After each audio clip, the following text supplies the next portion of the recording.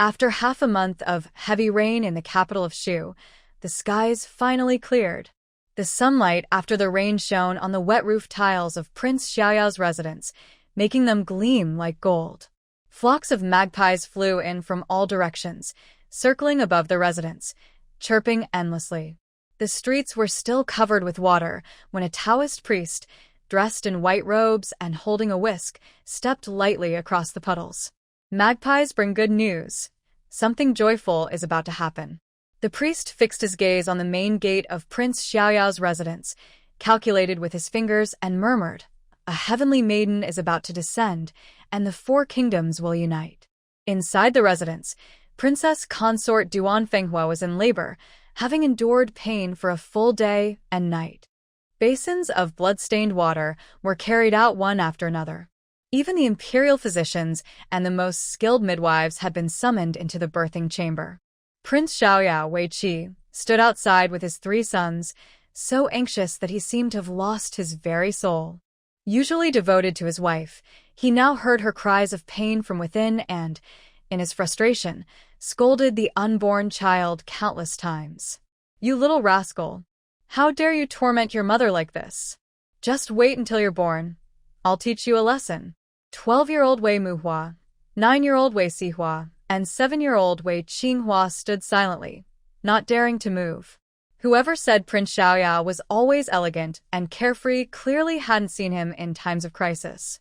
When trouble came, his face turned red, his words grew rough, and even his own children weren't spared from his temper. Poor unborn sibling.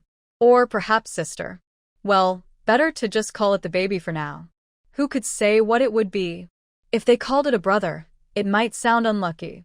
After all, the entire royal family longed for a daughter. But if they called it a sister, well, no girl had been born into the royal bloodline for 500 years. Even their own mother had given birth to 3 sons in a row. It seemed the Wei family was fated to have no daughters. Every pregnancy stirred the hopes of the entire royal clan. For 10 months, the expectant mother was treated with the utmost care. And yet, in the end, each child was still a boy. The brothers didn't believe their mother would be so fortunate as to truly give birth to a girl this time. "What are you standing around for?" Prince Xiaoyao's temper flared again, his heart burning with worry, not knowing how much more suffering his wife was enduring inside. The moment he looked up and saw his 3 sons standing stiffly, his anger almost burst out. "Every time I see you 3, I get annoyed. 1 boy, 2 boys, 3 boys. I could get a buy 3 get 1 free deal at the noodle shop on Juke Street." The 3 Wei brothers shivered and exchanged helpless glances. How could they control whether they were born boys or girls? Still, they didn't take their father's scolding to heart. He always repeated the same few lines, and they were already used to it. In this household, wives were treasures, while sons were treated like weeds. Everyone knew that. "Your Highness! Your Highness!" The steward of the palace came running in. He was over 50, a little overweight, and not very tall. Now, rushing into the courtyard with all his strength, he looked rather comical. Panting heavily, he said to the Prince of Xiaoyao, "Outside. Outside the gate, a Taoist has come," he said. He said magpies are bringing good news, that a divine maiden has been born and the 4 kingdoms will unite. "What?" The prince immediately forgot about scolding his sons. "Say that again. What exactly did the Taoist say?" "Your Highness," the Taoist said, "magpies bring good news. Blessings are arriving. A divine maiden has been born, and the 4 kingdoms will become one." The steward swallowed hard and added carefully, "Your Highness, that Taoist is right at the main gate." The gatekeepers saw him calculating with his fingers and heard him say these words themselves. Then he pointed upward and continued, "Your Highness, look. At some point, many magpies have gathered above our palace." "Could it be?" The prince followed his hand and looked up. Sure enough, flocks of magpies were circling in the sky, chirping cheerfully.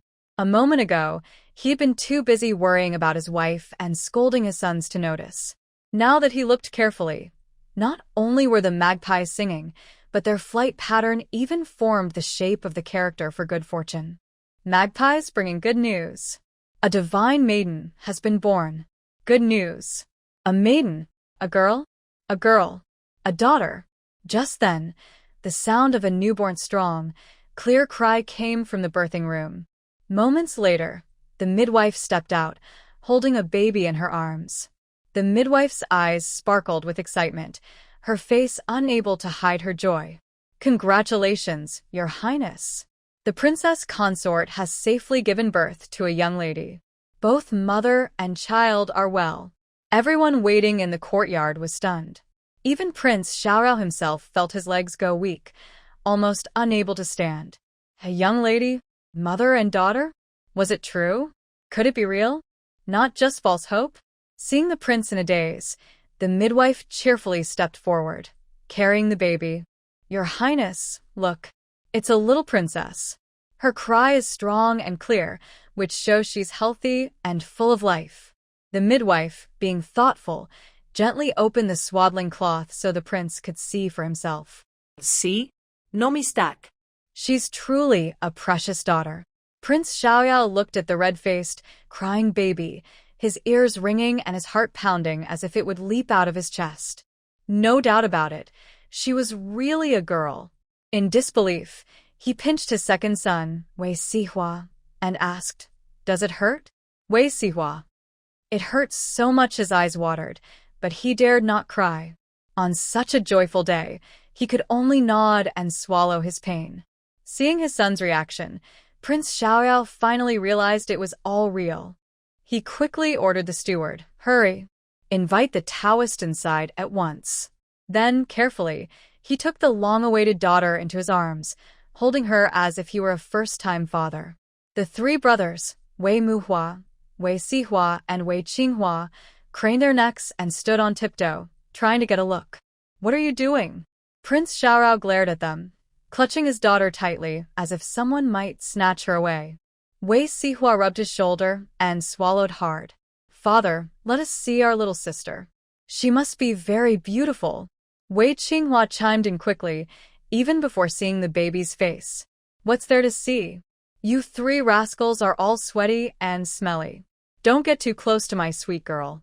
With a look of disdain, Prince Xiaoyao carried his daughter back toward the birthing room. The three brothers looked at one another, their faces full of sorrow. What just happened? Were they still the children of Prince Xiaoyao's household? Before, when they only had their mother, the three of them were like blades of grass growing together. But now that a little sister had arrived, it seemed they had been pushed down to the roots. Heartache. Such heartache. The princess consort of Prince Xiaoyao was lying weakly on the bed, being fed chicken soup spoon by the old nurse. Not far away, Prince Xiaoyao sat with his three sons, all gathered firmly around the baby's crib, as if they were admiring some rare treasure. Inside the crib lay a little girl who was hard to describe. Her skin was wrinkled and a bit yellowish, making her look like a tiny old lady. She was nothing like the storybook descriptions of little girls, round, soft, and as pretty as carved jade. But her eyes were truly beautiful, big, round, and shining like stars in the night sky. Just one glance made people like her instantly. "Father? Is this really my little sister?" The third son, Wei Qinghua, leaned his chin on the crib rail, full of doubt. "Why is she all yellow and wrinkled? Meng Yunhe's little sister is so pretty, fair and soft. But ours looks like a little monkey. What if she can't get married in the future?" Three sharp gazes immediately turned toward him. Prince Xiaorao said nothing. The eldest, Wei Muhua, frowned slightly, his expression saying, "Good luck with that." The second, Wei Sihua, directly knocked his younger brother on the head and gritted his teeth. "How dare you call my sister ugly? Even if she wasn't very pretty, you couldn't just say it out loud like that." "I didn't say that." Wei Qinghua tilted his head, holding his sore forehead, looking a little hurt. "But now I'll lose to Meng Yunhe." His voice was muffled, almost on the verge of tears. "Meng Yunhe's sister is beautiful." Meng Yunhe was the legitimate grandson of Prince Meng from another noble family. He studied together with Wei Qinghua. From the very first day, the two boys never got along. They were always competing and comparing, making trouble for each other. A few months ago, Manhwa's parents had a baby girl, and he had been showing off ever since. Every time they met, he would brag about how pretty his little sister was, like a porcelain doll. Wei Qinghua was secretly envious. With no sister of his own to boast about, he could only praise the family's white dog. But after repeating my dog is so well-behaved and pretty again and again, it really lost its power. Now, at last, he finally had a little sister of his own. But why did she have to look like a wrinkled little old lady? Wei Qinghua felt his whole world collapse. He didn't want to see Manhwa ever again. Watching his younger brother's reaction, the eldest, Wei Muhua, could only sigh helplessly. Even the princess, lying on the bed, felt troubled by her youngest son's innocence. But the second son, Wei Sihua, never spoiled his younger brother. He rolled his eyes at Wei Qinghua, thinking his brother was really too useless. Who said we lost? Just because he said his sister is pretty, you believe it? Have you even seen her? I can also say my sister is as beautiful as a fairy. Every baby looks wrinkled when they're born. When you were just born, you looked even worse than our sister. Second brother. Wei Qinghua's face grew even more upset after being scolded. Even you say our sister isn't pretty.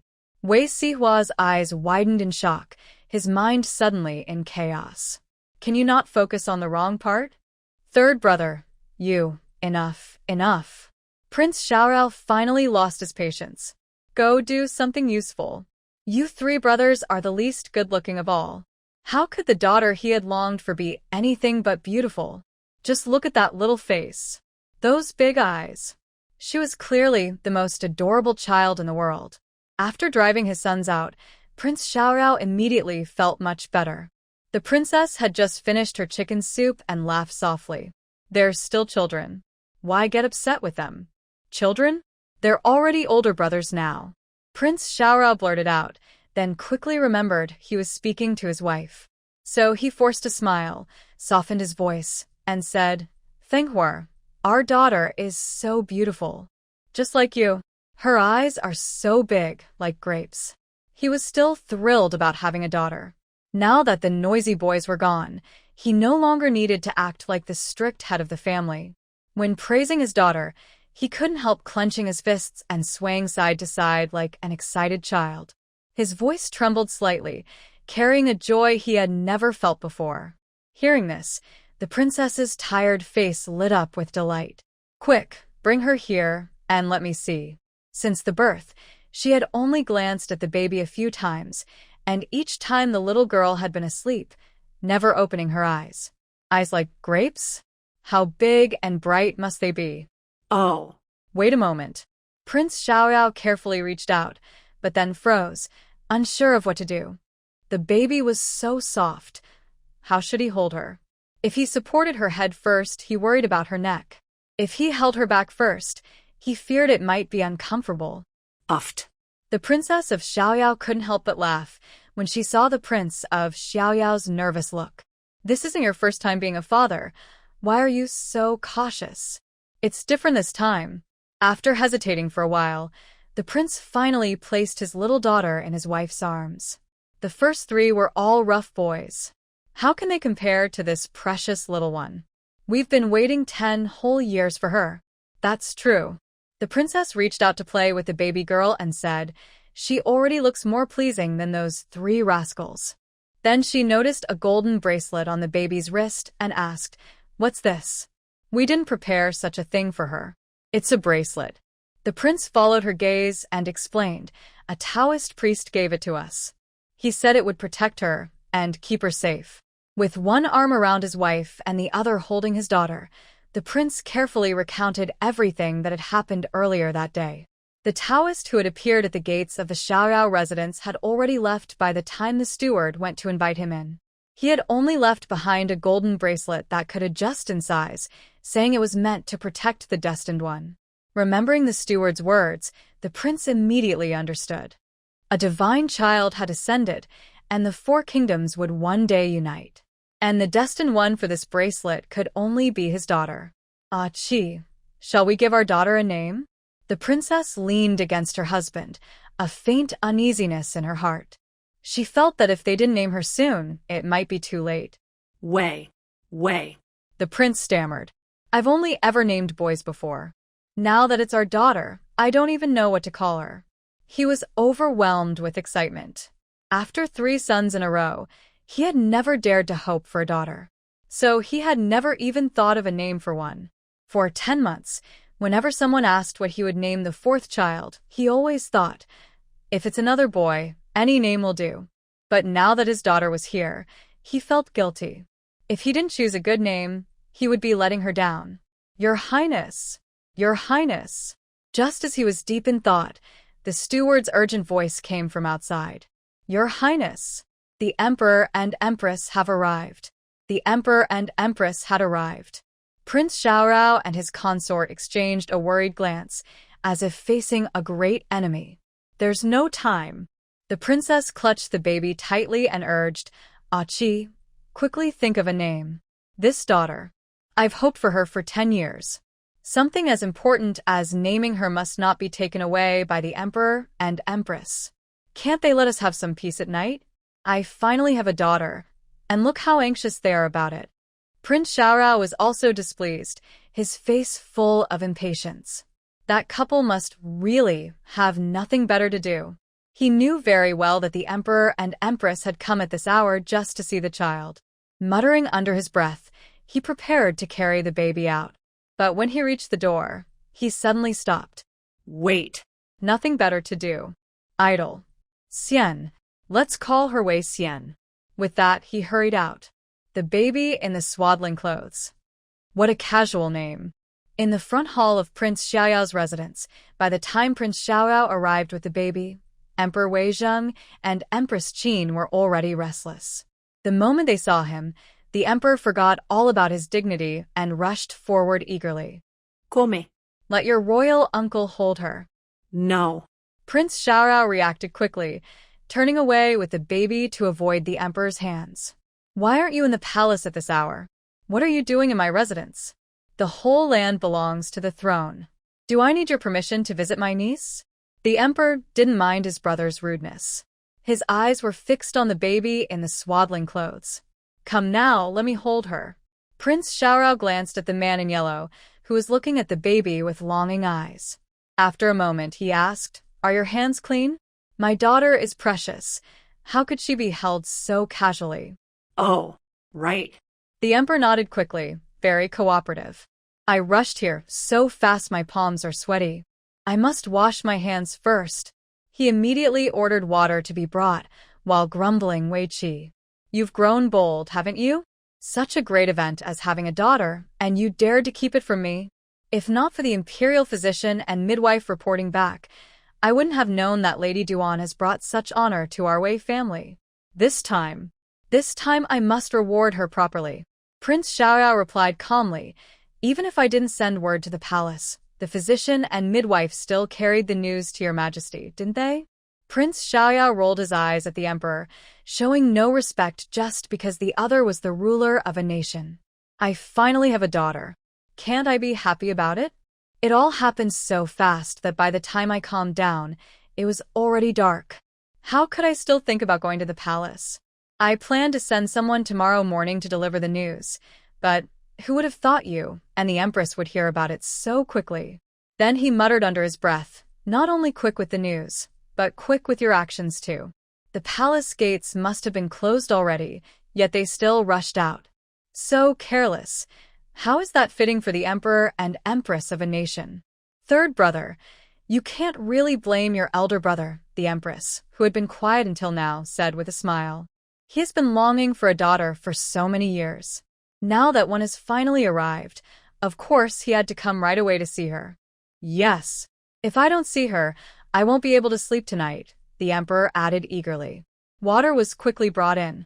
The emperor hurried to wash his hands, wiped them dry with a clean towel, and, his face glowing with joy, said, Come. Quickly. Let me hold her. Seeing the emperor so excited, Prince Xiaoyao couldn't help but feel suspicious of the couple's intentions. He instinctively held the baby closer. Hey, big brother, she's my daughter. Why are you so worked up? Hand her over. The emperor rushed forward, looking fierce, but his hands were gentle as he carefully took the baby. You're almost 40 years old, and you're still asking such silly questions. Why was he so excited? Did that even need to be asked? This little girl wasn't just awaited by one person. She was the treasure that the entire Wei family, and even the whole kingdom of Shu, had been waiting for. The Wei family had been hoping for a daughter for 500 years. Can you believe it? In all that time, not a single princess had been born into the royal family. Whether it was the consorts in the palace or the wives of the princes outside, not one of them had ever given birth to a girl. Emperors had come and gone, but still no princess. In other kingdoms, princesses were born one after another, so many that they could form teams to play polo. But in Shu, there wasn't a single princess. Take the emperor himself as an example. And Prince Xiaoyao, Wei Qi before today, he had 3 sons. The other brothers were the same. All sons, no daughters. Now, at long last, a little girl had been born. How could they not be overjoyed? At this moment, the emperor felt as if he wanted to pluck the stars and moon from the sky just to give them to her. Oh my, still staring at your royal uncle with those big eyes? The emperor held the little girl in his arms, his heart melting, his usual majesty fading away. Little one, are you a fairy who came down from the heavens? Did you come to our home to enjoy happiness? My, what beautiful eyes this child has. The empress was also delighted. She casually removed the jade hair ornament from her bun and dangled it in front of the baby to amuse her. The baby, wrapped in swaddling clothes, opened her big eyes, stared at the jade ornament and grinned. Hee hee, that looks valuable. Your Majesty. Look. She's smiling at us. The empress was so excited her voice grew hoarse, her heart pounding. This little one is so interesting. She doesn't cry or fuss. She's so well-behaved. The baby, I think the jade ornament in your hand is more interesting. Sister-in-law, she probably likes your ornament. Prince Xiaorao felt sour inside, as if he had swallowed a whole grove of lemon trees. Even my own daughter hasn't smiled at me yet. My daughter's smile should be worth something, not given away for free. That jade ornament is nice. Maybe I should trick it away later. She likes my ornament? The empress was surprised, shaking the jade piece again. The little one's eyes never left it. When the ornament moved left, her eyes followed left. When it moved right, her eyes followed right. She really does like it. The emperor exclaimed as if he had discovered something amazing. Give it to her. It's rare for her to like something. Then, rocking the child gently, he coaxed little one. Do you like shiny treasures? How about becoming your royal uncle's princess? Come to the palace with me, and all the gold and silver of Shu will be yours. My little princess. That's a wonderful idea. The empress quickly nodded, even pulling out a handkerchief to wipe the baby's drool. Let's raise her in the palace, in Cunning Palace. I'll personally. Dream on. Prince Xiaoyao reacted swiftly, snatching the child back. The emperor tried to dodge, but it was too late.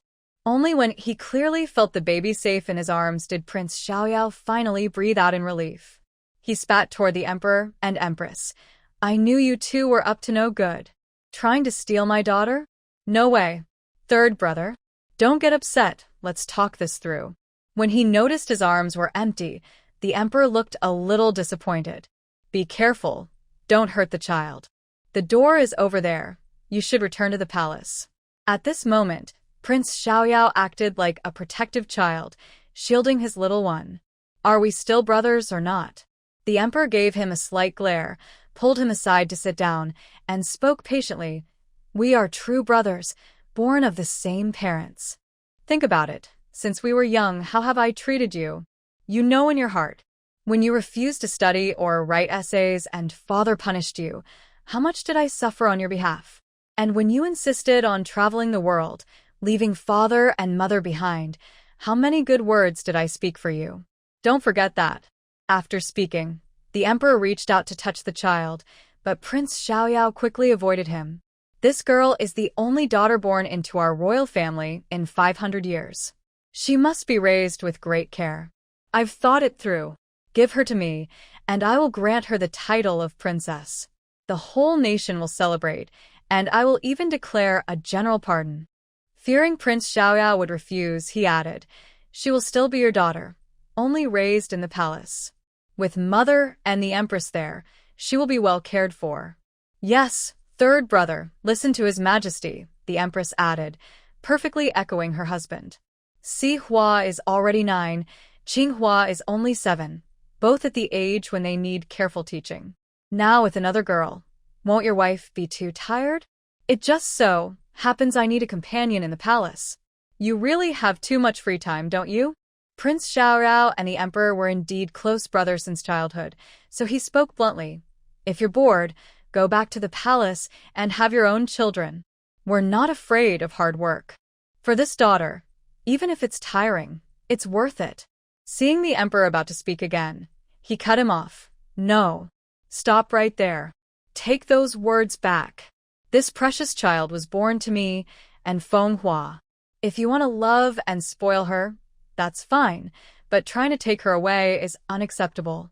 Then he muttered under his breath, "The mighty emperor and empress of Shu, trying to take someone else's daughter. What kind of world is this? Listen to me." The emperor tried again.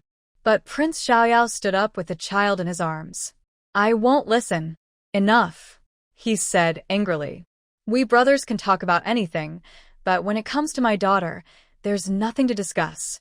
If this goes on, the child will be lost." The emperor grew annoyed at how stubborn Prince Xiaoyao was. Of course, he knew how precious this little one was, and he also knew it wasn't right to take someone else's child. But this was the first daughter born in 500 years. As her imperial uncle, he naturally wanted to give her the very best in the world. What's more, before leaving the palace, a message had come from the Empress Dowager, hoping the child could be raised in the palace. "Bringing the little one into the palace is not only my wish, but also mother's," the emperor said sternly. "Her mood has grown heavier these past years, and she longs for a child to keep her company." He fixed his gaze on Prince Xiaoyao, clearly meaning, "It's up to you, but you know what I want." When he was young, Prince Xiaoyao had spent years traveling outside and had not been able to serve the Empress Dowager. He always felt guilty about it. Since returning to the capital, he had done everything he could to fulfill her wishes. But to hand over the daughter he had longed for so much and let her be raised in the palace. Impossible. No one should even think about it. If pushed too far, he would take his wife and child and leave. Wah, wah. The baby in his arms began to cry. Just as her father was about to send everyone away and plan to explain things to the Empress Dowager in person the next day, she suddenly burst into loud sobs. Her crying made everyone panic. There, sweetheart, don't cry." Prince Xiaoyao gently patted her back, whispering to comfort her. The emperor and empress were also at a loss, as if they had never seen a baby before. They could only try to soothe her awkwardly. "Oh dear, don't cry, little princess, don't cry." Wah. She cried even harder. The emperor. The empress. Prince Xiaoyao's mind worked faster than anyone's. Hearing his daughter's cries and recalling the emperor's words, he quickly said, "Oh, don't cry, sweetheart. Daddy's little treasure, the little princess of our own home.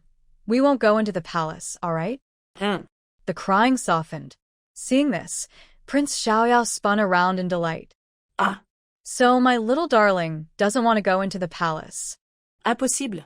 The palace has everything she could ever want. She must come to the palace. The emperor didn't believe it and leaned closer, saying, "My little princess." Wah. Before he could finish, as soon as the word princess came out, the baby started crying again. She cried loudly, her little face turning red. "No palace. I don't want to go to the palace." Prince Xiaorao panicked, looking at his daughter's flushed face, his heart aching. "No matter how good the palace is, we don't care. Our little Siener will stay here in the prince's residence, with her parents and brothers." The crying stopped. At that moment, the emperor and empress were completely stunned. What was going on with this child? A newborn, already making choices about her own future? While the emperor and empress were still in shock, Prince Xiaoyao quickly handed the baby to the nursemaid, telling her to take the child back to the inner courtyard. At the same time, he vented his anger at the emperor and empress. Are you satisfied now, brother and sister-in-law? Look how frightened my daughter is. It's not that I refuse to let you take her, nor that I disobey our mother. It's just that my daughter is thoughtful and devoted, and she doesn't want to leave her parents. Then he firmly dismissed them. It's getting late. Please return, brother and sister-in-law. Tomorrow morning, I will personally enter the palace to greet mother. I won't make things difficult for you. Well. The empress, who had been married to the emperor for many years, knew both his and Prince Xiaoyao's tempers very well. Now, seeing the emperor holding back his anger and Prince Xiaoyao with a stern face, she worried the brothers might fall out over this. So she tried to ease the tension. Then how about this? Why not let the emperor give his niece a name? If they couldn't take her to the palace, at least naming her would be fine. After all, this was the first daughter born in 500 years. The palace couldn't ignore it. But then a cold voice sounded again. She already has a name. She's called Wei Xian. He added, her mother endured a whole day and night of pain, nearly losing her life to give birth. Before fainting, she chose this name herself, Xian, meaning grace and elegance. What about a childhood name? The emperor asked in a low, restrained voice. Surely that hasn't been chosen yet? Prince Xiaorao didn't answer, only glanced at him.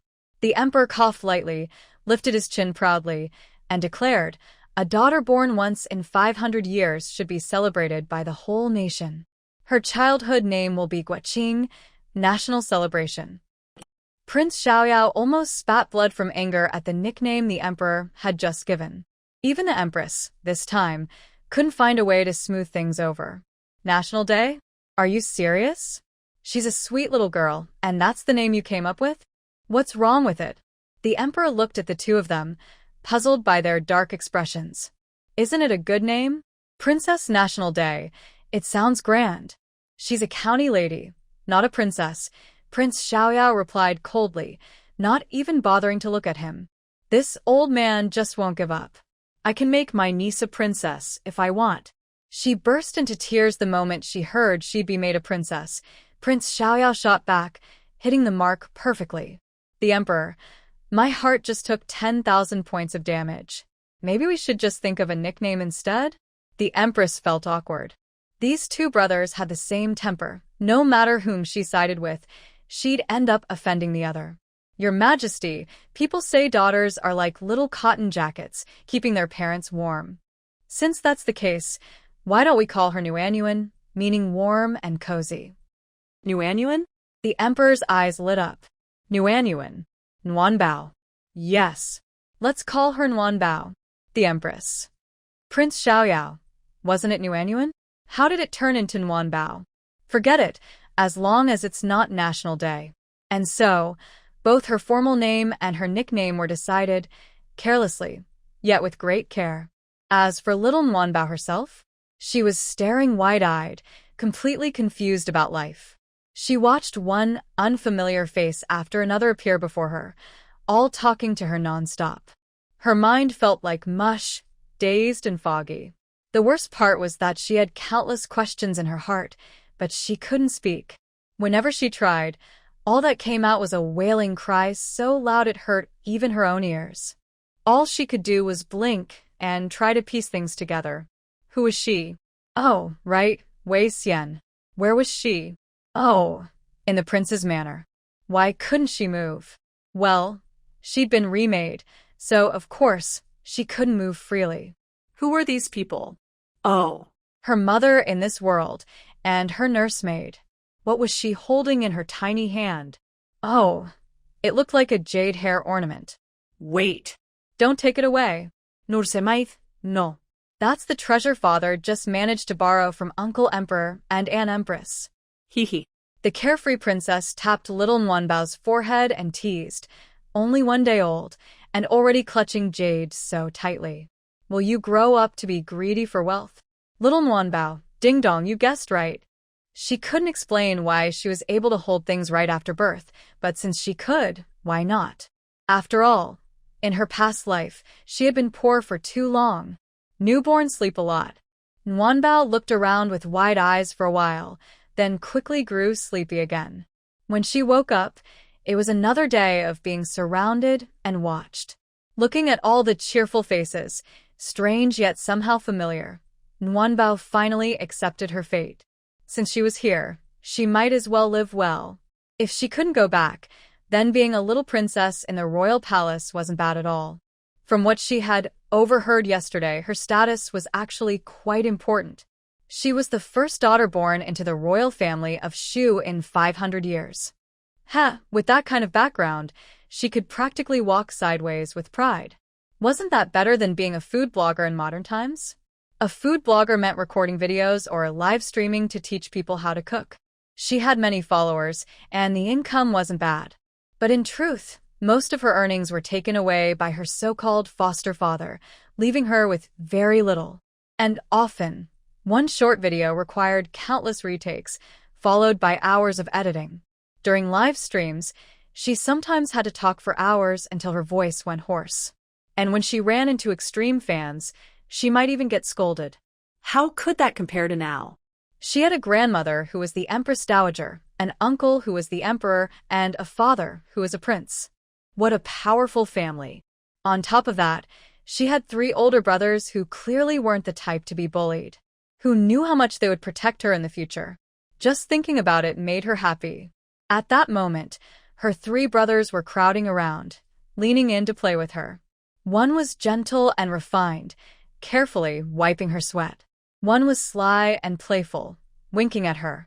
And one was a little silly, shaking a rattle as he asked, "Nwanbao, Nwanbao, does third brother's rattle sound nice?" "Nwanbao, my ears are going deaf." "Nwanbao, does it sound better when I shake it fast or when I shake it slow?" The third brother, Wei Qinghua, didn't notice her little pout and continued, "Or do you want to shake it yourself?" "But you can't yet. You're still too little. When you grow up, third brother will teach you." "Nwanbao, do I really look that unintelligent?"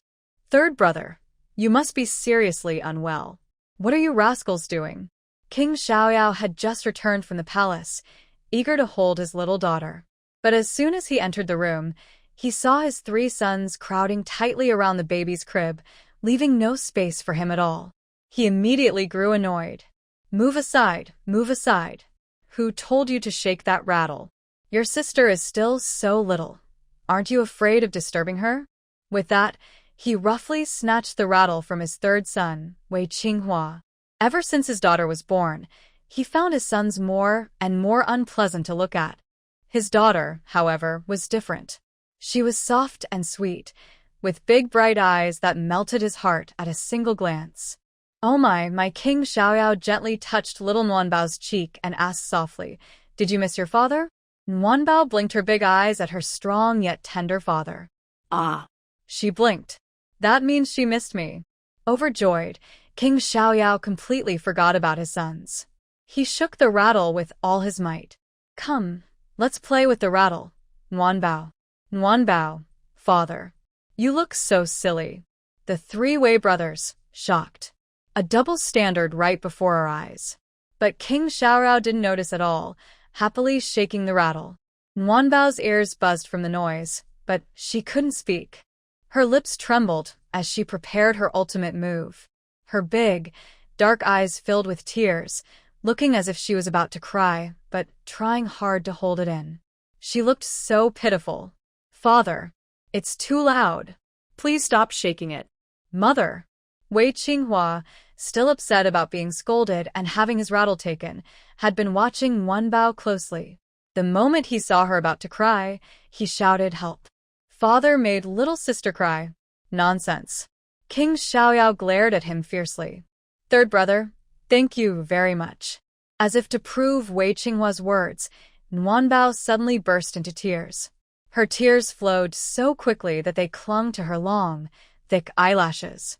The eldest, Wei Muhua, and the second, Wei Sihua, exchanged a glance and wisely stepped back 2 paces. Not their problem, better stay out of it. Meanwhile, The third son, Wei Qinghua, watched gleefully, waiting to see how King Xiaoyao would handle the situation.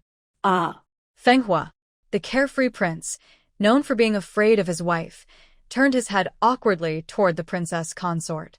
Eye out. The princess consort gave him a sharp look. If you make my little treasure cry again, you'll be in big trouble with me. For Nguanbao, being a baby was actually quite fun. Aside from not being able to talk, walk, or have freedom, there really wasn't much to complain about. When she was sleepy, she could nap. When she woke up, she could eat. After eating, she could watch the people around her compete for her attention. It was endlessly amusing. Especially those 4 silly brothers at home. They were clumsy but loved to play. Even though they were family, they always found ways to trick each other. In the end, they would inevitably get scolded by the princess consort, and only then would they stop. But sometimes, Nguanbao really felt troubled. For example, she couldn't control her own bathroom needs. Yes, very embarrassing, right? One moment she was smiling sweetly and smelling fresh, and the next moment, well, not so much. Whenever the adults came over to change her, they would always say things like, "Oh my, our little princess went again. That's good. It means she's eating well and growing strong. She'll be tall and healthy in the future." Sometimes they would even pat her chubby little bottom and say, "Look at our little princess, so soft and fair. Such a lucky child. I must touch her more to share in her good fortune." Nguanbao. She felt like something inside her had completely collapsed. Weren't ancient people supposed to be all about elegance and manners? Who would have thought they also talked so casually about such things? If she hadn't experienced it herself, she never would have believed it. All in all, Nguanbao felt helpless. She really wished time would pass faster so she could grow up quickly. At least then she could take care of certain things on her own, instead of relying on others for everything. Heaven only knew how desperate she felt every time she noticed that uncomfortable chill. So desperate that she almost wished she could go back into her mother's belly just to calm down. But for now, she couldn't even speak. Otherwise, she would definitely scold those old ladies who were taking care of her. Poop is just poop. If there's a lot, is that really something to praise? Washing is fine, but if you touch me while doing it, I can't resist. Still, is it really polite to talk about how smooth and soft I am? And another thing, isn't good fortune supposed to be seen in the face? I've only heard people say that a big bottom means you can have children, not that it means you'll have great luck. Nguanbao felt so upset. Those old ladies with nothing better to do just loved to tease the baby. Humph. Because of them, her second brother often said her farts smelled bad. And her third brother, he even said her bottom looked better than her face. Wasn't that hurtful? Her fragile little heart couldn't take it. But she wasn't in a hurry. All these small grudges, Nguanbao kept in mind. Later, she would find a way to deal with her second and third brothers. Don't forget, even though Nguanbao looked like a tiny baby, inside, she had the soul of a modern young woman in her 20s. Everyone thought she had just been born and knew nothing. But in truth, calling her a wolf in sheep's clothing wouldn't be wrong. Aside from the embarrassing fact that she couldn't yet control her own body, there was something else that troubled her. She had always thought that people in ancient times lived with no freedom. Especially in the palace, the royal mansions, and the homes of powerful families, surely there were endless rules. Because of etiquette, everyone must have acted very carefully. To meet someone, you'd need an invitation or a banquet. To have close, friendly relationships like ordinary neighbors seemed almost impossible. So she had secretly felt lucky. After all, she had 3 brothers. Even if it was hard to make friends, she wouldn't be lonely. But who would have thought? Nguanbao was quickly proven wrong. From the day she was born, she saw one unfamiliar face after another appear before her. First came the emperor and empress, then the empress dowager and some royal uncles and aunts whose names she couldn't even remember. There was also the crown prince, some noble ladies, and titled madams. One after another, they all came to the prince's mansion, crowding around to look at little Nguanbao as if she were some rare animal. Because of that, Nguanbao couldn't sleep well, and when she was awake, she couldn't play happily either. She spent all day giggling, just to make the visiting guests leave with smiles on their faces. After all, only when the guests were happy would they praise her. And once she was praised, her father the prince and her mother the princess consort would be pleased too. If her parents were happy, then she could do whatever she wanted in the future. Yes, whatever she wanted. Still, Nguyen found it strange that so many people kept coming to see her.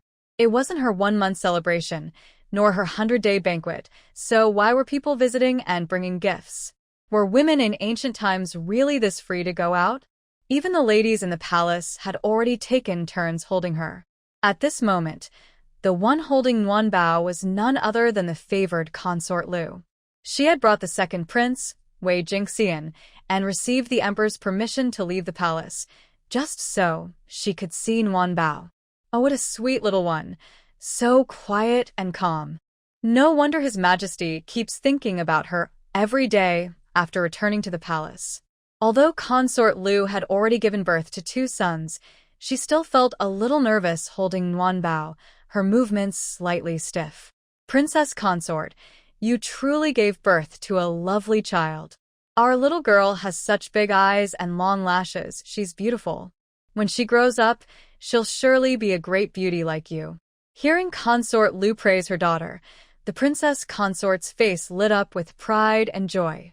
After all, consort Lu was known in the palace for being difficult to please and having very high standards. For her to openly praise someone was rarer than climbing to the heavens. I heard from His Majesty that the little one's nickname was given by the Empress? Consort Lu teased Nguyen as she asked. Yes, the princess consort replied with a smile, not hiding it. The Empress said our daughter is warm and caring, like a little cotton-padded jacket, so she gave her the nickname Nguyen. She actually had a reason for it? Consort Lu raised her brows, her eyes full of disdain. Manhwa? Everyone knows daughters are caring. Even without that name, she would still grow up warm-hearted. It would be better to give her a name with a deeper meaning, one that could bless her with peace and safety.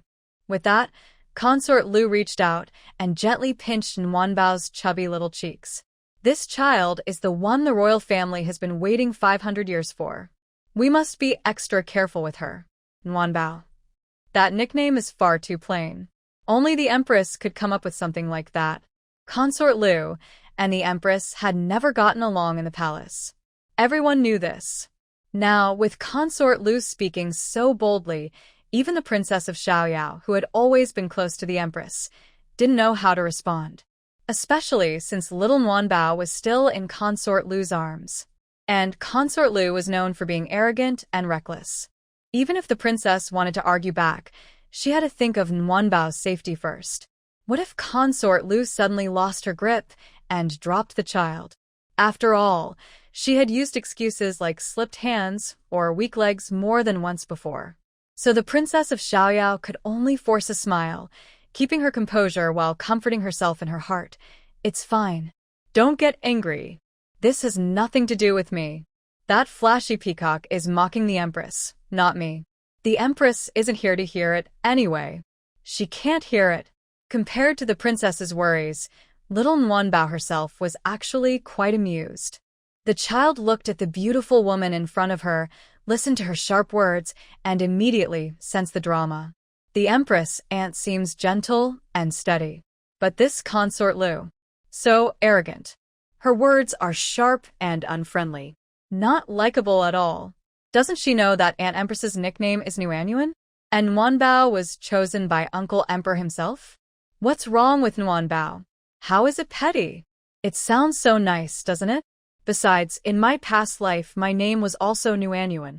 No one ever called me Nguyen, but I think it sounds precious and sweet. I like it. This consort may be pretty, but if she dislikes my name the first time we meet, then I don't want to be close to her. Let me enjoy myself for a while. After a few days of showing off, I'll behave properly again. Thinking this, Nguyen's lips trembled as she prepared to cry loudly. After all, in her past life, she had no one to love her and was always taken advantage of. Now that she had been reborn into a powerful family, she couldn't help feeling a little proud. But just as she was about to burst into tears, a gentle voice sounded beside her ear. What kind of name does Mother Consort think carries good meaning?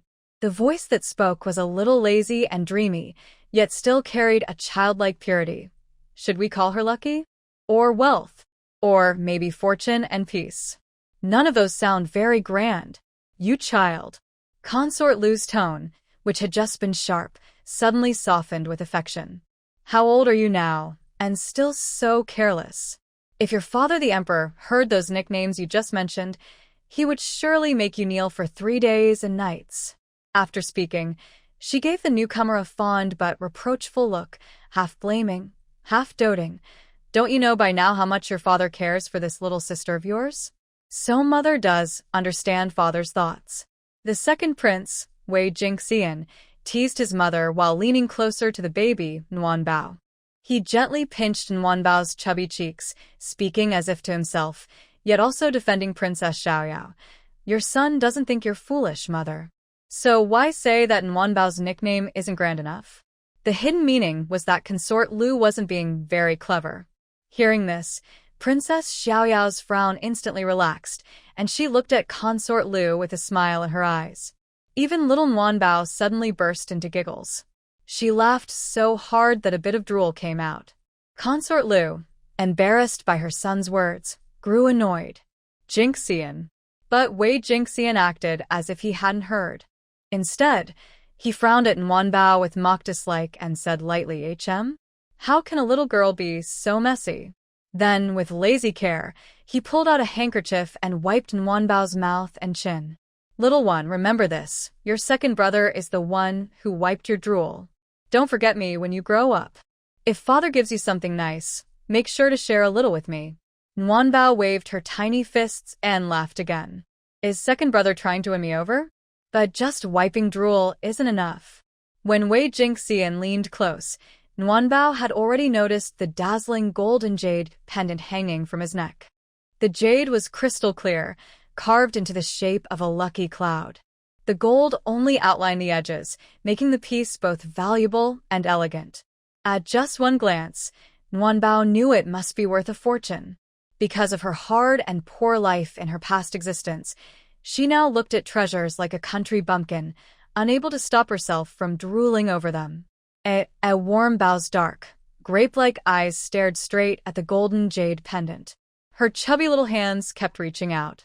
Hey, brother, pay attention. Hurry, and let me see that golden jade pendant. Nuanbao was a determined little girl who never gave up. What's wrong with this little one? Consort Lu noticed something unusual and broke into a sweat. Princess of Xiaoyao, come quickly and take a look. She keeps making these sounds. What does she mean? Saying this, she reached out and pinched Nuanbao's bottom. Did she make a mess? Where are the maids? Let them check. Please don't worry, Your Highness. The Princess of Xiaoyao stepped forward, took Nuanbao into her arms, and glanced at Wei Jingxian's golden jade pendant. She said, this isn't about that at all. It's clear that the second prince's pendant is so dazzling it has completely captured Nuanbao's attention. Holding her daughter close, the princess finally felt relieved. Good, good. At least she no longer had to worry about Consort Lu dropping her. Looking into Nuanbao's shiny black eyes, the princess couldn't help but laugh. This child looked as if her eyes were about to drip with drool. She gently tapped Nuanbao's little nose and said, You little treasure hunter. Always staring at shiny things. I wonder who you take after. Then she turned to Consort Lu with an apologetic smile. Nuanbao is truly unusual. When her 3 brothers were still babies, all they cared about was food and toys. But she's different. She only likes golden, sparkling, beautiful objects. Just a few days ago, when the Emperor and Empress came, she stared at the Empress's hair ornament the same way. In the end, the Empress had no choice but to place it in her hand.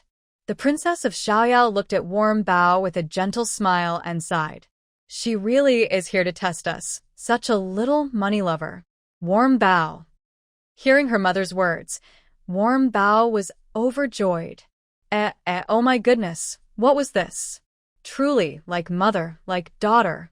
Nuanbao had thought only her father, the prince, would find ways to get her treasures. She hadn't expected her mother, the princess, to be just as amazing. She only glanced a few more times at the gold-inlaid jade, and they said she was a little money lover. The tone was helpless, yet enough to make others take notice. Consort Lu and the Empress had never gotten along, always wanting to compete with each other. At this moment, when the Empress's hair ornament was mentioned, as soon as the Princess of Xiaoyao finished speaking, Consort Lu's expression changed slightly. Is it that jade hairpin shaped like raindrops? The one His Majesty gave her on her birthday years ago?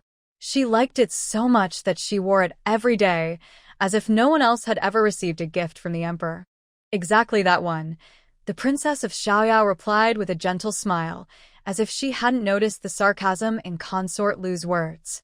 Not only you, your ladyship, but even people outside the palace know how much the Empress treasures that hairpin.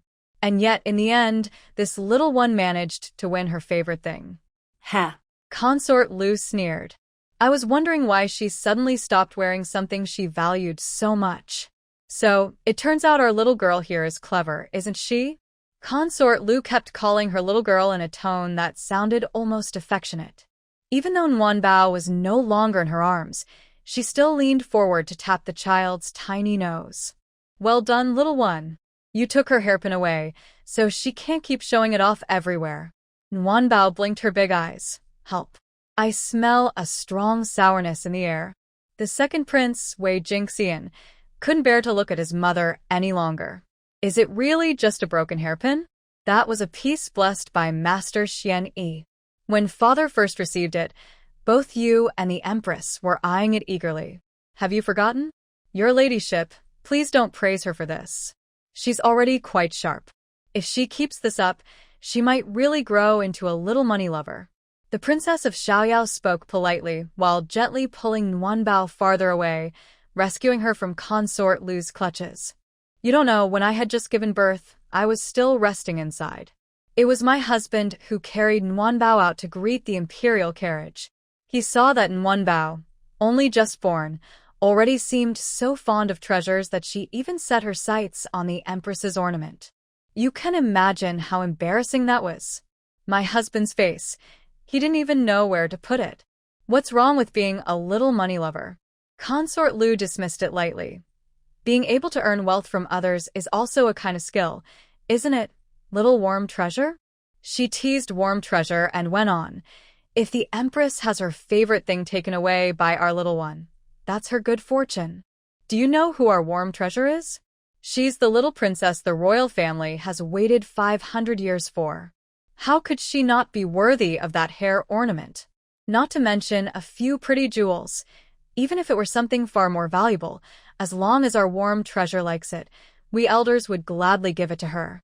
As she spoke, Consort Lu lifted her sleeve slightly and waved her slender, fair hand in front of Warm Treasure.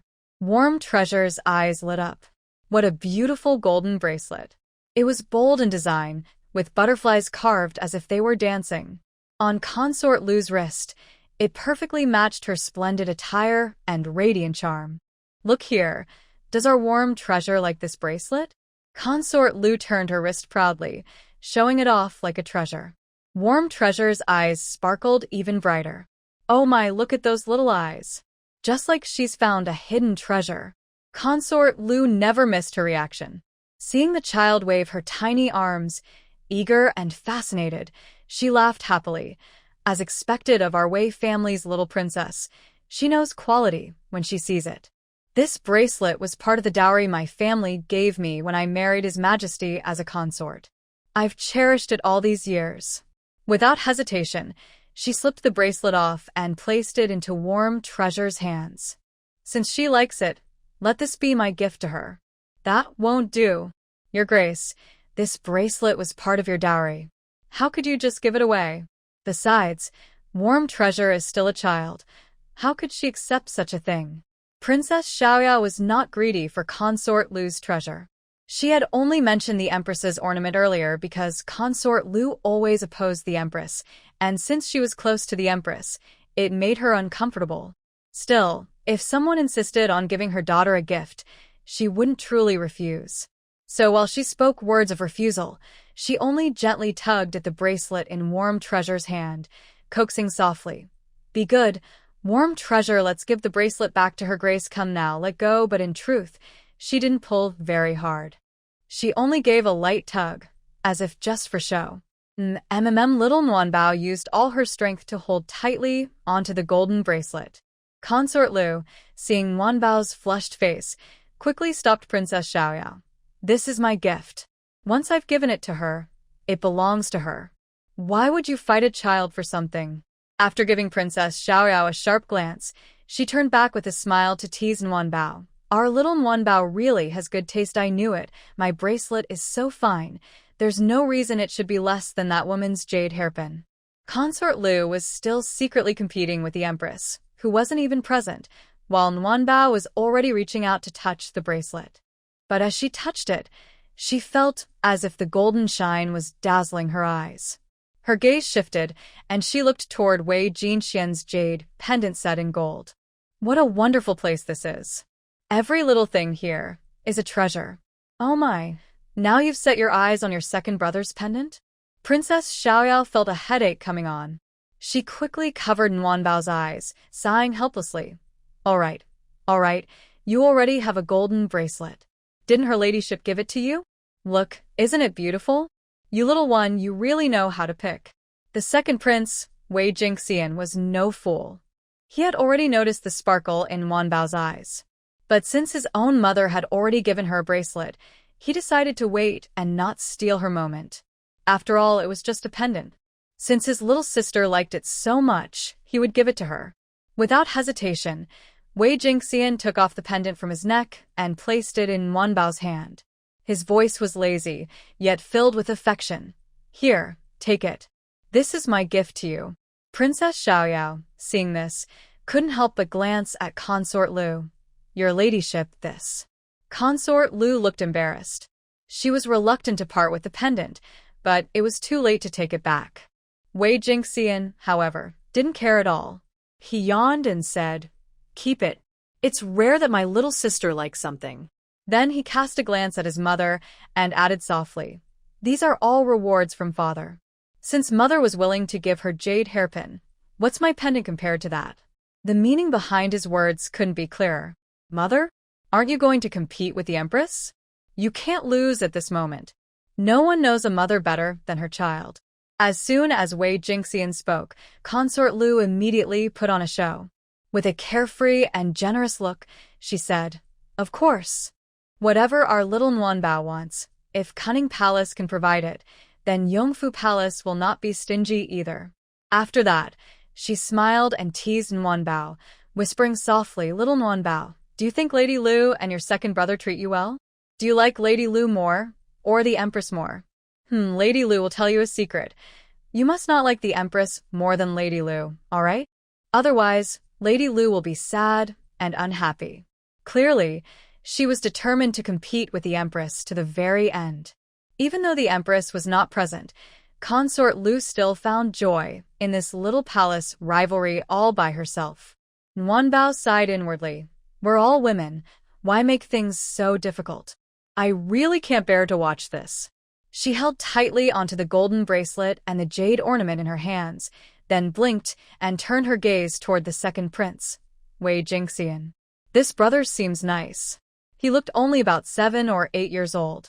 But what was rare was that he already had foresight. At such a young age, he could see the future struggles among siblings and knew to win her favor in advance. All right then, second brother. For the sake of this jade ornament and for bravely standing up to your mother, when I grow up, I'll definitely look out for you. Don't worry. After all, protecting such a handsome brother would also bring her pride. Wei Jingxian was extremely good-looking. He was so striking that Nguyenbao could only describe him with the word beautiful. At such a young age, his features were already delicate, and his eyes carried a natural charm. He was even more attractive than many young girls, enough to make them feel shy in comparison. Nguyenbao kept staring at him with a cheerful smile.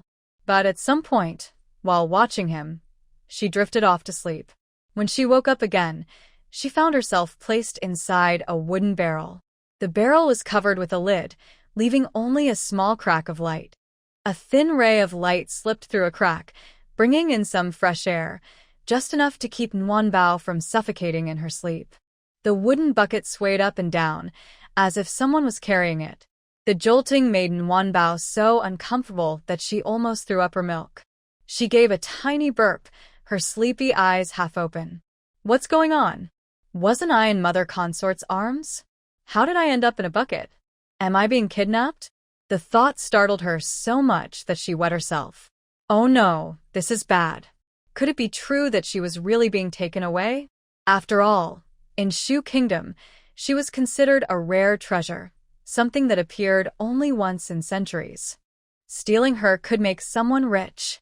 Was her journey through time about to get even more dramatic? Just thinking about it made her little heart race. But she was still so young. Even if someone wanted to take her, did they have to do it like this? She felt like she was going to be shaken apart. Third young master? What if we get punished for this? Suddenly, a familiar voice came from outside the bucket. Nguyen. Wasn't that Jiang, her third brother Wei Qinghua's study servant? Third young master. The little princess isn't just the treasure of our household, she's also cherished in the palace. If the prince and princess consort find out we secretly took her out, they'll skin me alive. Jiang, watch your words. Sure enough, Wei Qinghua's calm but firm voice followed. She's my own sister. How can you use the word steal? I'm just fulfilling my duty as a brother, taking her out to have some fun. Oh heavens! Jiang's voice trembled. Third young master, I beg you, let's not do this. Please take the little princess back to the manor. I'm scared. Wei Qinghua glared at him, his tone resolute. I'm not afraid, so what are you afraid of? You're even 3 years older than me. Don't worry. Father is at the palace having lunch with grandmother. With her endless chatter, he won't be back for at least 2 hours. Mother and the maids are all napping and won't wake up anytime soon. If we hurry, we can take little Nguyen to the drunken immortal pavilion before anyone notices. Meng Yunhe had already made an agreement with me today. We were going to compare our little sisters, and whoever didn't show up would lose. Don't worry, once the contest is over, I'll send little Nguyen back right away. No one will notice. Nothing bad will happen. He gritted his teeth and quickened his pace. What on earth is this little Nguyen eating? She's not even a month old, yet she's already this heavy. That Meng Yunhe, that rascal. Everyone says my sister is pretty, but he doesn't believe it. He insisted on making a bet to see whose sister is more beautiful, whose face is fairer. My sister will never lose. Even if her face isn't as pale as Meng Yunhe's sister's, she still looks lovely. If her face can't win, then I'll let her compare something else. Either way, I must win, so he'll stop bragging in front of me all the time. Wei Qinghua had long been driven half-crazy by Meng Yunhe's constant boasting about his sister. He made up his mind. He had to bring his own sister to the meeting. So, following the usual habits of the prince's household, Wei Qinghua chose a time when few people were around and secretly carried Nguyen out of the residence. Master and servant, carrying a wooden bucket, sneaked out through the dog hole in the back garden. They left the residence and hurried toward the drunken immortal pavilion. Jiang, timid by nature, was trembling with fear and kept trying to persuade Wei Qinghua to turn back.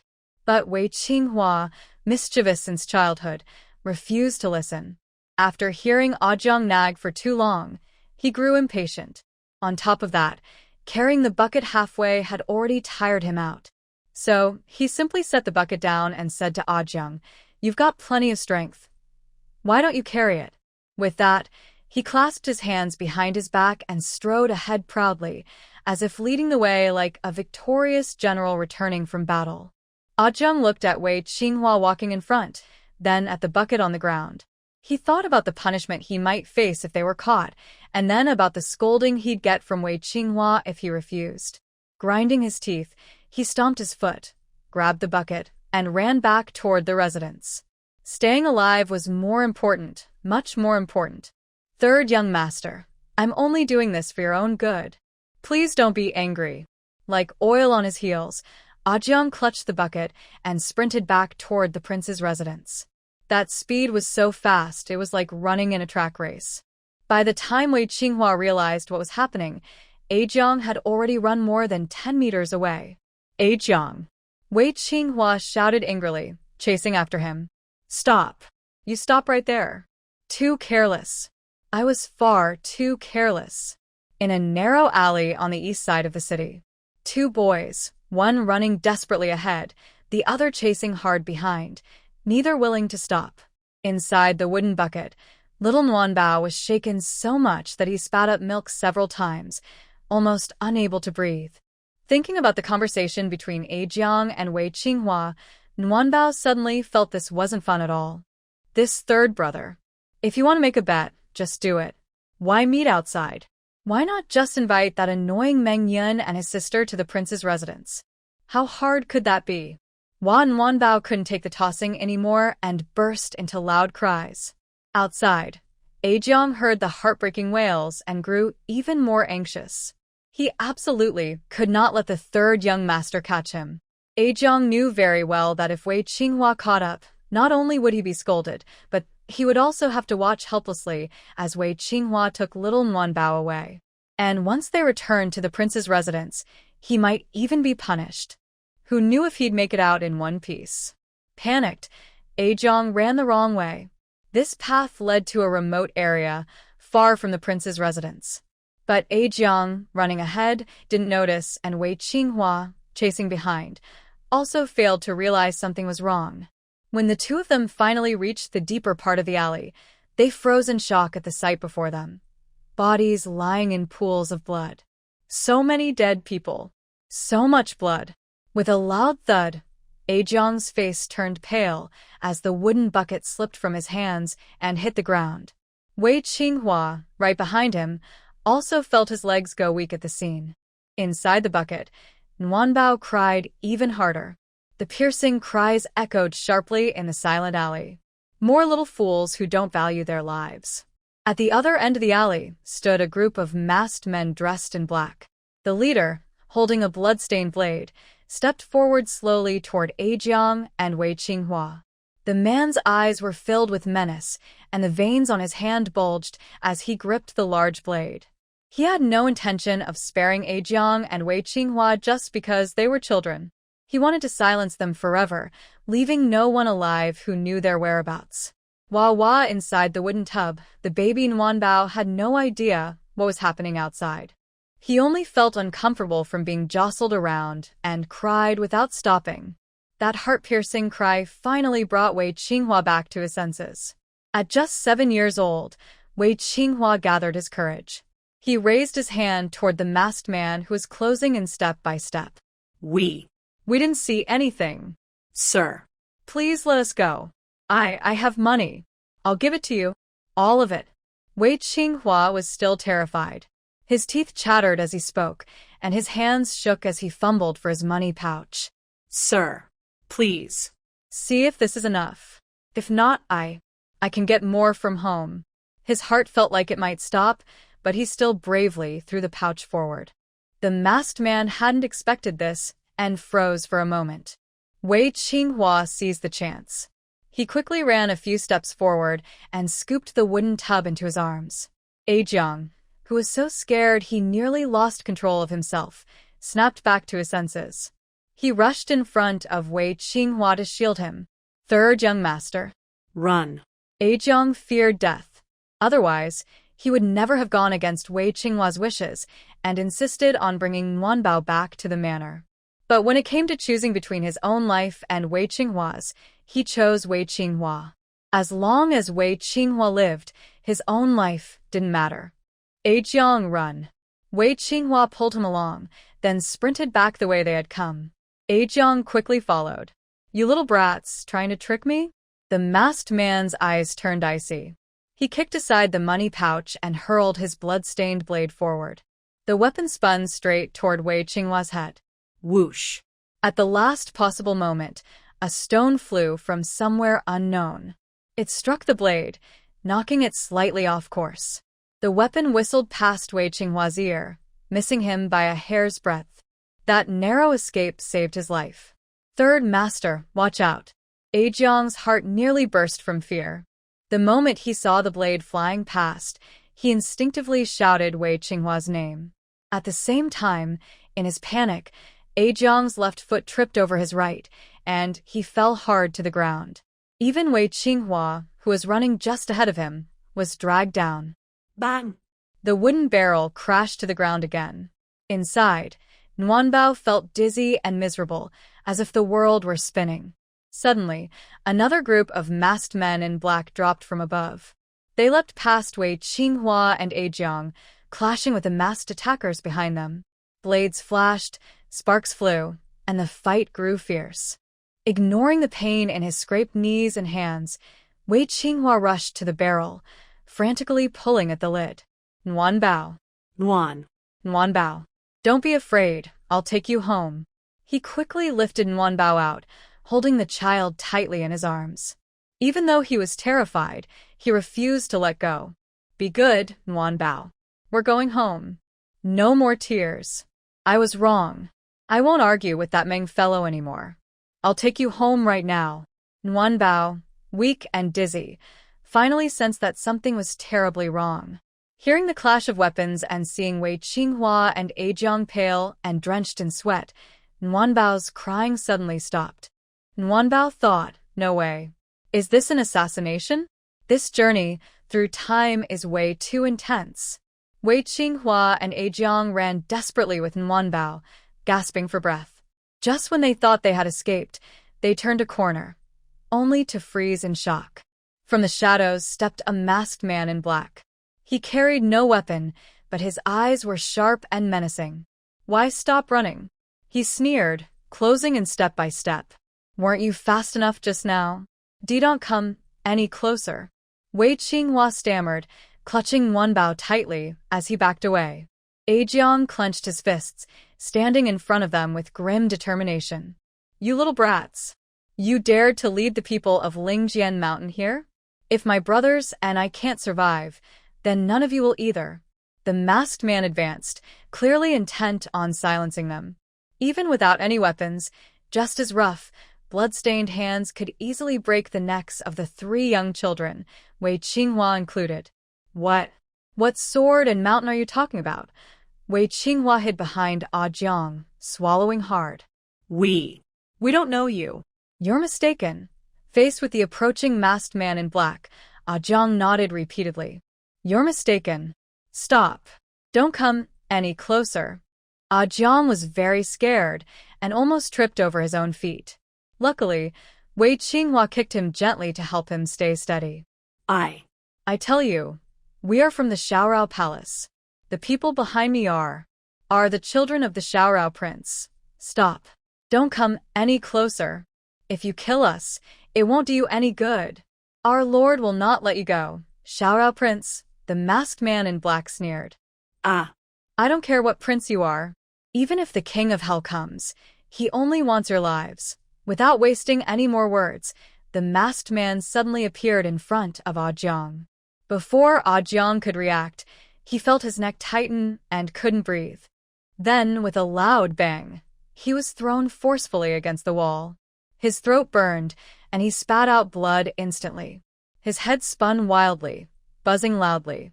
His internal organs felt shattered, and the pain made him afraid to breathe hard. Wei Qinghua's face turned pale. She hugged her warm treasure and ran backward, crying out, "Help! Help! Help me! Remember what the teacher said. An enemy's enemy is a friend. The person in front of us wants to kill them. But behind us? There's another group of masked black-clad people killing the villain's accomplices. If going straight ahead is dangerous, then go the other way." Wei Qinghua, though young, had never seen such a scene before. But now, to save herself and her sister, she had to think quickly and take a gamble. They say the most dangerous place is the safest. She decided to gamble. She bet that the masked black-clad men were more skilled than these villains. She hoped they would see that she and her sister were just children and help them block the villain's attack. They won the bet and happily returned home together. Fine. Then he is a sinner of the Wei family. to be forgiven in the underworld along with the ancestors. Brat, the masked man in black behind him didn't expect that Wei Qinghua, who looked young, was quite brave. Even at this moment, he dared to resist? Angrily, the man leapt forward and kicked Wei Qinghua as he ran. Big Brother's help. Humph. Wei Qinghua's legs were already weak, and he couldn't withstand such a kick. Before he could call for help properly, he fell heavily to the ground with a muffled cry of pain. His face, mouth, hand, back, and knees burned with pain. A salty, metallic taste filled his mouth, and red saliva dripped onto the baby's swaddle, along with a small broken tooth. Without hesitation, Wei Qinghua struggled to pick up the warm baby. But just as his knee touched the ground and he was about to support himself and the baby, the hateful masked man swept his leg again, kicking Wei Qinghua back to the ground. This time, Wei Qinghua felt like his neck was about to break. His ears buzzed loudly, and the sound of clashing swords in the distance seemed very far away. It's over. This time, he was really going to die here. He had no strength left to run, and even his bright eyes had lost their shine. He instinctively clenched his hands tightly, holding the warm baby close to his chest. He held on very tightly, so tightly that the baby almost couldn't breathe. But at this moment, crying wouldn't help Wei Qinghua. The poor baby could only hold back, face turning red from holding it in. Wei Qinghua was a mischievous boy, but he loved his little sister, the warm baby, very much. Even in the most dangerous moments, he never thought of abandoning her and running away.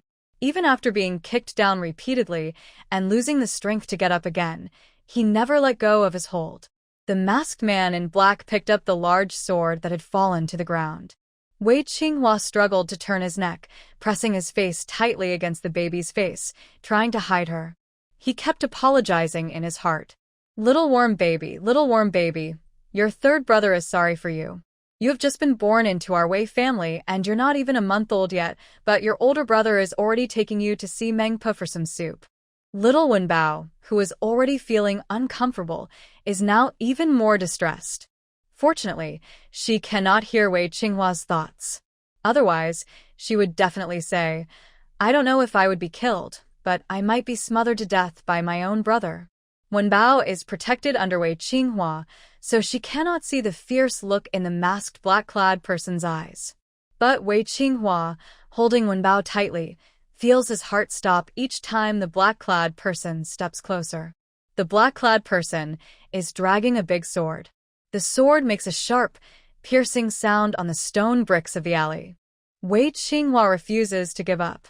Seeing the black-clad person about to kill without reason, he shouts loudly, "Ah, ah." As his cry breaks the sky, the black-clad person's sword swings straight at him. Frightened, Wei Qinghua quickly tightens his neck and closes his eyes. Suddenly, there is a clanging sound, like swords clashing. Then, a fight begins nearby. The noise is very close, right next to his ear. Wei Qinghua's heart races. He quickly opens his eyes. He sees a boy in white, skillfully swinging a long sword, fighting the masked black-clad person. The boy looks very fair and clean, about 5 or 6 years old, even younger than Wei Qinghua. But he dodges quickly, strikes swiftly, and is very good at light skills. Gradually, he forces the masked person into a helpless position. Finally, while the masked person falls to the ground, the boy stabs his sword into him. Wei Qinghua feels as if his ears have recovered. He hears the sound of the sword piercing flesh. The sword is pulled out, and blood flows from the masked person's chest. Wei Qinghua, who witnessed the whole scene, is stunned. He can hardly believe his eyes. He can't believe such a brave little brother exists in this world. Wei Qinghua is filled with admiration. Wow, this lifesaver's moves are so beautiful and quick. How old is he? He looks even younger than me. Oh my goodness, that sword is so soft and long. When it moves, it looks like a snake, and when it stands upright, it's almost taller than him. Despite that, he still easily pierced the masked black-clad person's heart with his long sword. Amazing! After some effort, Ah Jiang finally reached Wei Qinghua and warm treasure. He endured the pain and asked carefully, "Third young master? Are you okay?" Wei Qinghua's soul was brought back by Ah Zhang's voice. He then saw that the young boy who had just saved them had already gone into the crowd of black-clad people. In just a few moves, he had taken down several masked black-clad men. Ajahn, Wei Qinghua shouted excitedly. Look. That's our lifesaver. He's so amazing. Third young master, I saw it too. He's very brave. Ah Jiang also saw the white-clad boy's act of fighting. But right now, he was most worried about Wei Qinghua and Warm Treasure. But third young master, are you really okay? What's wrong with your neck? He reached out to help Wei Qinghua stand up. Wei Qinghua gasped in pain, tears suddenly filling his eyes.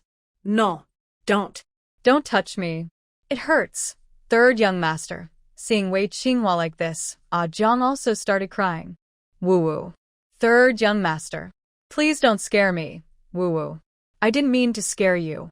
I just can't move. Ah Jiang. Ah Jiang, I think I'm going to die. I'm doomed. Woo-woo. What should I do? Wei Qinghua was also suffering in silence. After being kicked in the neck by that cursed masked man, his neck had been in terrible pain ever since. At first, he was overwhelmed with fear and numbness. Then a lifesaver appeared, and he immediately became a little fanboy. So he had been ignoring his neck. It wasn't until Ah Jiang touched him that he truly felt the tearing pain. He didn't mean to cry. As a young boy, how could he possibly cry? But his neck hurt so badly that his eyes couldn't take it, and tears flowed out. Woo-woo. I don't know what to do either, third young master. Woo-woo. Although Ah Jiang was a bit older than Wei Qinghua, he was not brave at all. What he experienced today had already drained him completely. Especially after the masked man in black swung his arm, he still couldn't stand up. When he heard that Wei Qinghua's neck hurt so much he couldn't move and that he had to stay half-leaning, Ah Jiang became even more worried. Third young master. Besides your neck, are you hurt anywhere else? Can you stand up? Wei Qinghua didn't answer. He cried while glaring at Ah Jiang, thinking this young servant was really foolish. His neck couldn't move, so how could he stand? Seeing Wei Qinghua's eyes, Ah Jiang cried even harder. What should we do? We can't go back. The prince and princess will definitely punish us. Before he could enjoy the relief of surviving, Ah Jiang started worrying about his own safety again. I'm so scared. Third young master. Boo-hoo. I peed myself. He instinctively looked at his pants. They were smelly and wet. Wei Qinghua sniffled and looked in the same direction. Soon, he also burst into loud tears. Why, I think I peed too. Warm Treasure was overwhelmed by the loud crying of these two, feeling dizzy. She thought Wei Qinghua was both clumsy and playful. Why cry? Peeing in their pants wasn't only their problem. She also peed. The masked black-clad men, who had been evenly matched with fewer people, gradually gained the upper hand after the young man in white joined the fight. The group quickly defeated all the masked men. Just as they were about to leave, they heard a heartbreaking cry nearby. The young man in white was momentarily stunned. This pause made him seem especially mature for his age.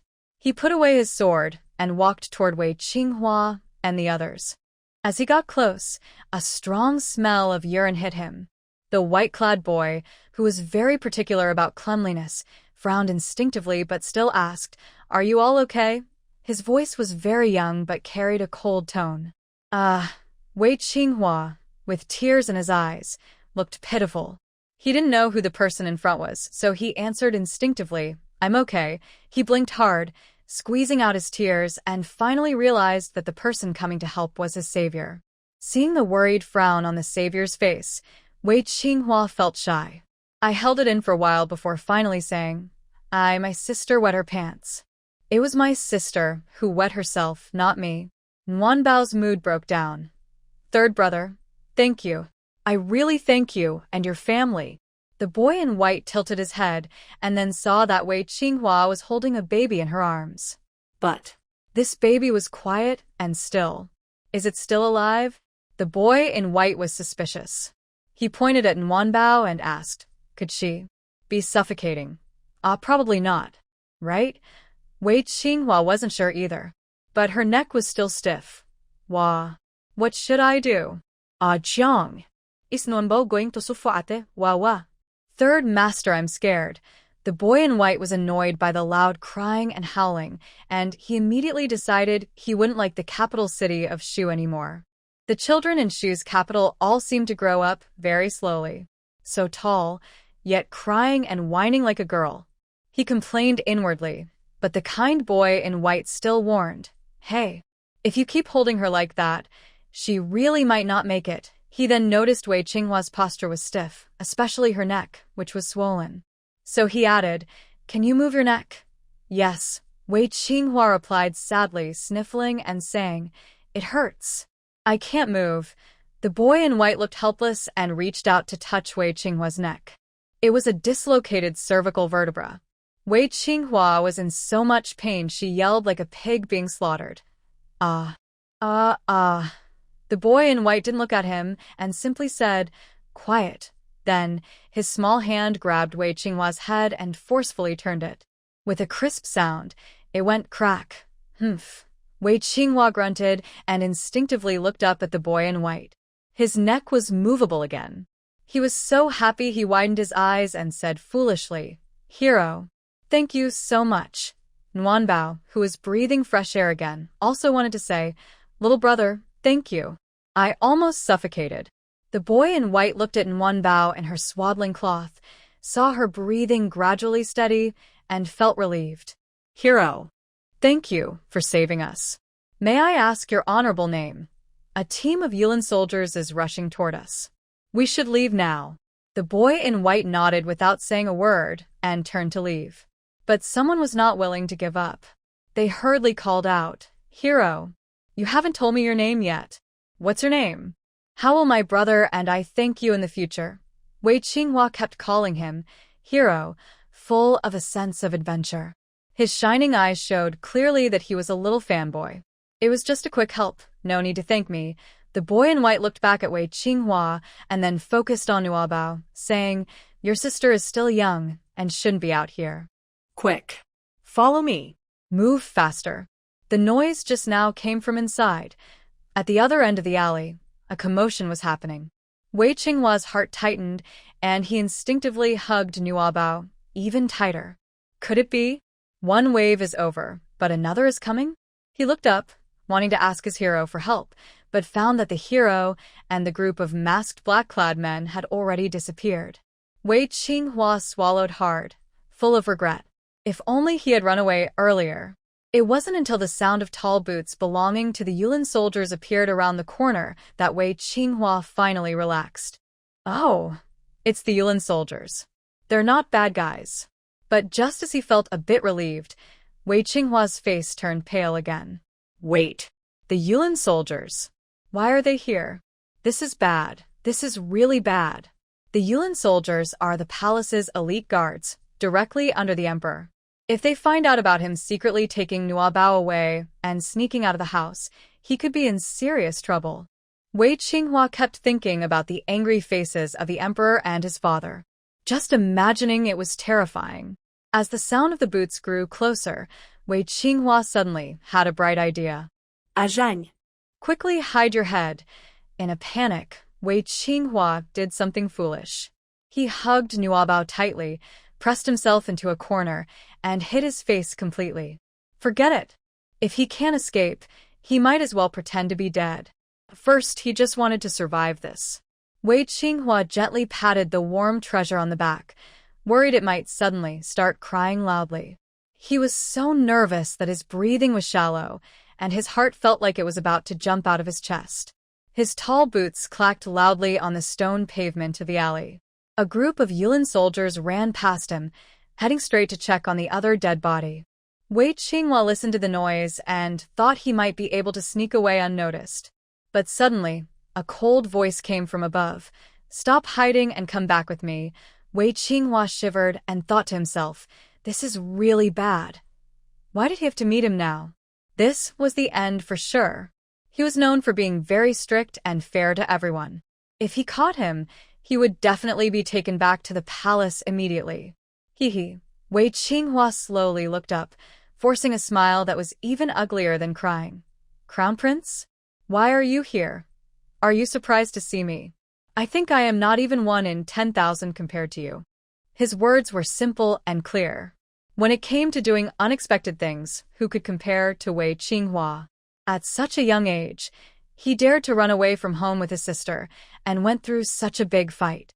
He was Wei Jinrong, the crown prince of Shu, the eldest son of the emperor and empress, and had been carrying the responsibility of being the heir since he was a child. Although only 13 years old, he was humble, eager to learn, and behaved steadily, earning respect from officials and brothers alike. The emperor valued him very much. To give him more experience, he often sent him on missions. Wei Jinrong's figure appeared frequently in various parts of the capital city.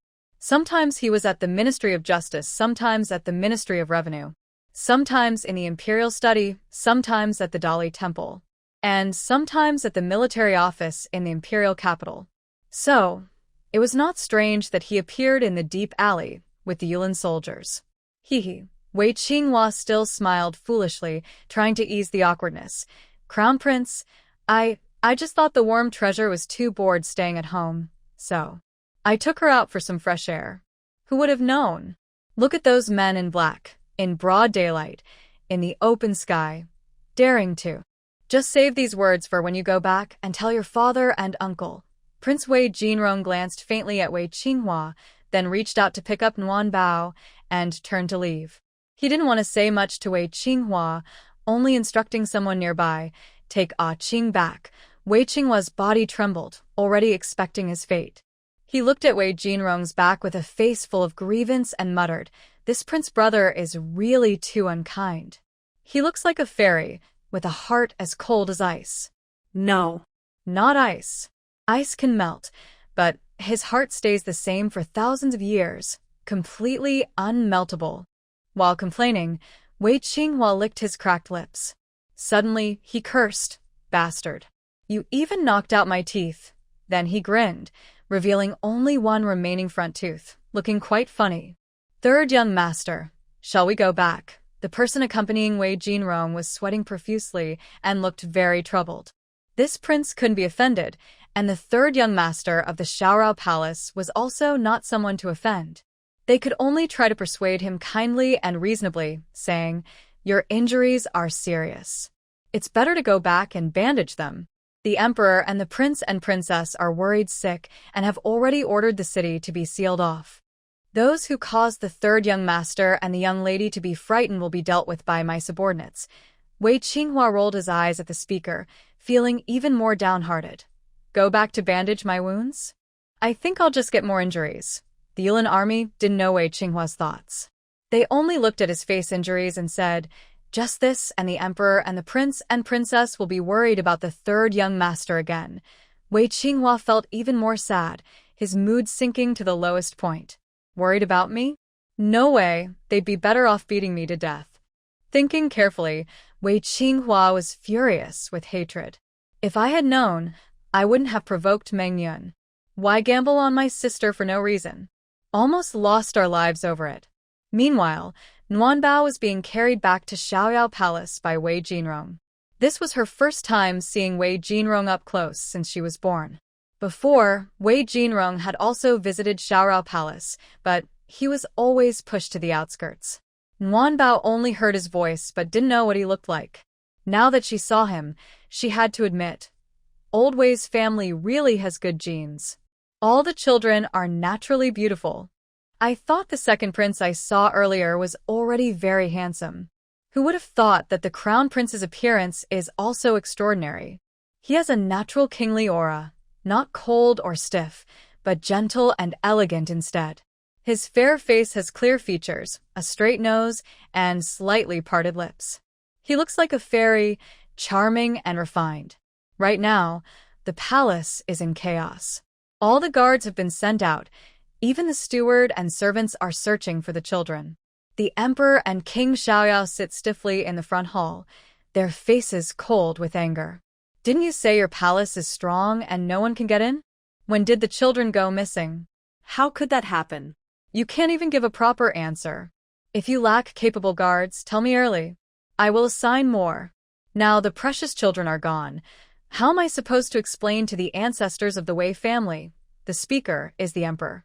He is very angry, holding back his fury for a long time. I told you both long ago to bring the children to the palace to be raised.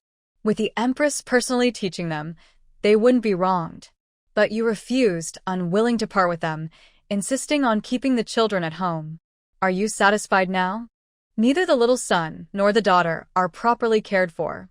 Have you said enough? King Xiaoyao is very anxious and angry too. His eyes are red, and the veins on his forehead, neck, and hands are bulging with rage. The children I lost are my son and daughter. Do you think I am not worried? And now, you're still talking about whether to bring the children into the palace or not. Let me tell you, forget about this idea. The children are my wife's hard-won children, and no one is allowed to take them. And don't think that just because you are emperor, you can take our beloved children away. Someone else has taken the children now, not me. The emperor has always been tolerant of King Xiaoyao, rarely losing his temper. But now, because the children are missing, he is no longer lenient. She is not only your blessing, but also a blessing for the Wei family and the entire Shu kingdom.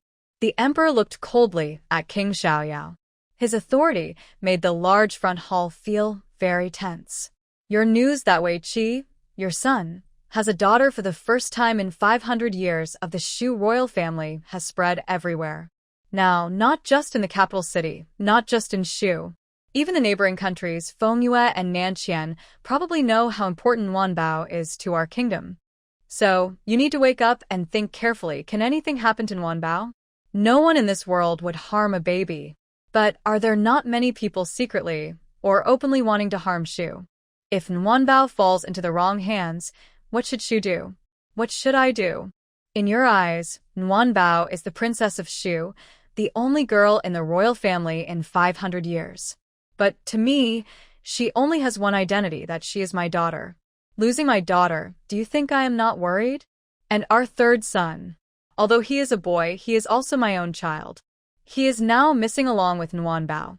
Do you think I feel good about that? King Xiaorao has been trying very hard to control himself. He still knows his place and understands the emperor's status. Otherwise, with his temper, he might have already beaten the person in front of him until his face was swollen. Yes, you are their uncle and also the emperor of Shu. I understand you worry about them and about Shu. But right now, I ask you not to cause more trouble. It's best for you to go back to your palace early, so I don't have to keep protecting you and delay my search for my daughter and son. Cause trouble? I abandon my mother and government affairs, and you say that's causing trouble? As emperor, I have my pride and dignity. I can love, favor, and indulge King Xiaoyao, but I cannot let him misunderstand me or speak against my conscience. Moreover, I consider the children of the Xiaorao family as my own. I am just as anxious as him about Nwanbao and her brother missing. But what about you, King Xiaoyao? You are a good brother. Not only are you sharp, but you also pick the most painful spots to attack. Finally, the emperor's face darkened with anger. He slammed his hand on the table and grabbed King Xiaoyao's collar. And what did King Xiaoyao do? He didn't back down. Instead, he threw a punch back. So, the two brothers, both over 80 years old, ended up fighting, each refusing to accept the other's opinion. Today, the emperor was originally dining with the queen mother in Sinang Palace, accompanied by the carefree prince. But unexpectedly, he heard the news that the warm treasure siblings had gone missing. The queen mother immediately became unsteady on her feet. He could still hold on, quickly leaving the palace with the carefree prince. At the same time, he ordered people to block the city of the capital and mobilized the imperial guards and the palace's elite soldiers. Prince Wei Jinrong personally led the search, determined to find the warm treasure siblings, even if it meant turning the entire city upside down. Because the messenger who brought the news was hesitant and unclear, the brothers didn't know the full details. So, after leaving the palace, they hurried back to the prince's residence to find out what happened. The carefree prince's wife, like the queen mother, fainted upon hearing about the missing siblings. She woke up later, but was trembling and crying uncontrollably, gasping for breath, making it hard to get any information from her. Only a few maids who cared for the warm treasure managed to share some useful clues, which reassured the emperor and the prince that the siblings hadn't left the city. The maids said that today, Consort Liu and the second prince visited. The prince's wife had been with Consort Liu, talking to her the whole time. It wasn't until the warm treasure fell asleep that she handed him over to the maids. After Consort Liu and the second prince left, the prince's wife was exhausted and went to rest. Before resting, she checked on the warm treasure's room, saw that he was sleeping soundly, and then felt relieved and returned to her own room. The maids stayed with the warm treasure for a while but soon grew tired, yawning repeatedly. Just then, Wei Qinghua went into the warm treasure's room, saying she wanted to play with him. Seeing that he was asleep, she was disappointed but didn't leave. She also said she wanted to fulfill her brotherly duty by watching over him. The maids tried to persuade her for a while but couldn't, so they let Wei Qinghua stay. Later, thinking that with Wei Qinghua watching, nothing bad would happen, she quietly returned to her own room, planning to take a short nap. It wasn't long, only about 15 minutes. When the maids returned to their rooms, they still felt uneasy. After all, Wei Qinghua was still a child and often caused trouble. They didn't want him to wake the warm treasure. So, after discussing, they pushed one maid forward to guard the warm treasure's room. The old woman didn't dare delay for even a moment and hurriedly rushed toward Nuabao. However, when she returned to Nuabao's room, it was already empty. Not only was Wei Qinghua gone, but even Nuabao in the cradle was missing. The old woman was frightened and quickly called for help, searching everywhere. She also ordered someone to notify the Princess of Carefree, not daring to hide anything.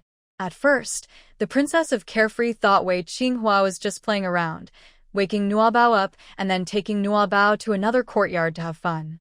But later, they searched the entire mansion and couldn't find Wei Qinghua and her brother. The guards at the main and side gates swore they had never seen Wei Qinghua leave the mansion.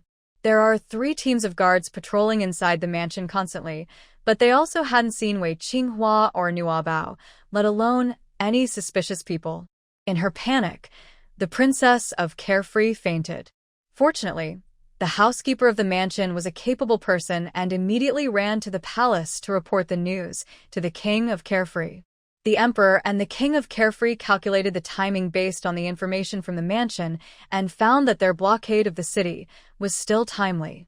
To avoid causing panic among the people of the city and for the safety of the Emperor, the brothers decided to wait for news inside the mansion. But who would have thought? The 2 brothers, usually very close, ended up fighting each other fiercely over a small disagreement at this moment and in this situation. When Crown Prince Wei Jinrong returned to the mansion holding Nuabao, the Emperor and the King of Carefree hadn't finished fighting yet. Because everyone in the mansion had gone out, only some old women and maids remained inside, unable to stop the fight, only watching anxiously from the side. By the time the children returned, they couldn't help but exclaim, "Wow! So exciting." Among them, Wei Qinghua was the bravest. This silly girl, upon seeing the Emperor and the King of Carefree fighting, forgot everything else. She simply asked, "Uncle Emperor? Father? What are you doing?" The Emperor and the King of Carefree heard the noise, stopped their moves, and looked toward the source of the sound. When they saw who was standing at the front door of the main hall, they couldn't care less about the other, and hurriedly rushed toward the door. "Noble." Daddy's little sweetheart, the King of Carefree moved quickly, rushing forward to hold Nuabao. The slightly behind Emperor saw that he couldn't find Nuanbao, so he hugged Wei Qinghua nearby and said, "Qinghua, you are finally back." Wei Qinghua took a deep breath and kept calling out, "Your Majesty. Your Majesty, it hurts." The Emperor, hearing this, hurriedly released Wei Qinghua. Only then did he notice that Wei Qinghua's face, hands, and legs were all covered with wounds. His clothes were dirty, and there were 2 tears on his knees and elbows. What happened? The Emperor's face showed concern and anger. His eyes were cold and sharp as a blade. He looked straight at the Yulin army behind him and asked, "Did you catch the thief?" I want to see who dares to be so bold. Who dares to kidnap a member of the Wei family? King Xiaoyao hugged Nwanbao tightly and also looked at the Yulin army. Where is the thief? Bring him here. I want to see him torn into pieces. Wei Qinghua trembled and instinctively took a step back. The returning Yulin soldiers had seen many battles, but they had never seen the emperor and King Xiaoyao fighting so fiercely. And today, the missing people were the third young master and the young lady of the Xiaorao Palace. The real reason for their disappearance was hard to speak about. So, the Yulin soldiers could only look cautiously at the Crown Prince Wei Jinrong. They wanted to judge by Wei Jinrong's expression. Your Majesty, Your Highness, the thief was not caught. Seeing the sweat on the Yulin soldier's face, the emperor didn't make things difficult for him. He turned to look at Wei Jinrong. What happened? In just a few words, his tone was cold and distant. It was as if he was questioning Wei Jinrong, why his brother and sister were found, but he couldn't catch the thief. This attitude was very strict, very different from how he treated Wei Qinghua earlier. Wei Jinrong stood straight, without any guilt or shame. In other words, he felt no remorse and didn't think he had done anything wrong in this matter. He wasn't sad because of the emperor's attitude. He just looked down at Wei Qinghua and said calmly, "Let Qing speak for himself. Big brother Crown Prince." Wei Qinghua instinctively called Wei Jinrong, and fear made his little face wrinkle into a small old man's. "Please no? You are the most respected older brother among your siblings. Are you really not going to help me? I might get hurt." Wei Jinrong clearly saw through Wei Qinghua's thoughts and said, "Our Wei family's bloodline has always been brave and responsible." At first, Wei Jinrong didn't expect Wei Qinghua to do what he did today. When he heard that Wei Qinghua and Nwanbao had both gone missing, he, like the emperor and King Xiaoyao, thought there was a thief sneaking into the palace and kidnapping the children. Until he arrived with the Yulin army in a narrow alley and saw Wei Qinghua and his servant hurriedly hiding, looking guilty, he finally understood. There was never any thief involved, nor was anyone kidnapped. It was just Wei Qinghua being playful, sneaking out of the palace with Nwanbao. Wei Qinghua later confirmed this himself. He admitted that he was the one who carried Nwanbao out. He didn't expect, however, that they would run into a fight among martial artists in a deep alley. Although Wei Jinrong was highly valued by the emperor, he was raised with strict discipline. The emperor had high expectations of him and wouldn't tolerate even the smallest mistake. So, he always clearly distinguished right from wrong. Plus, he was a qualified heir, putting the big picture above everything else.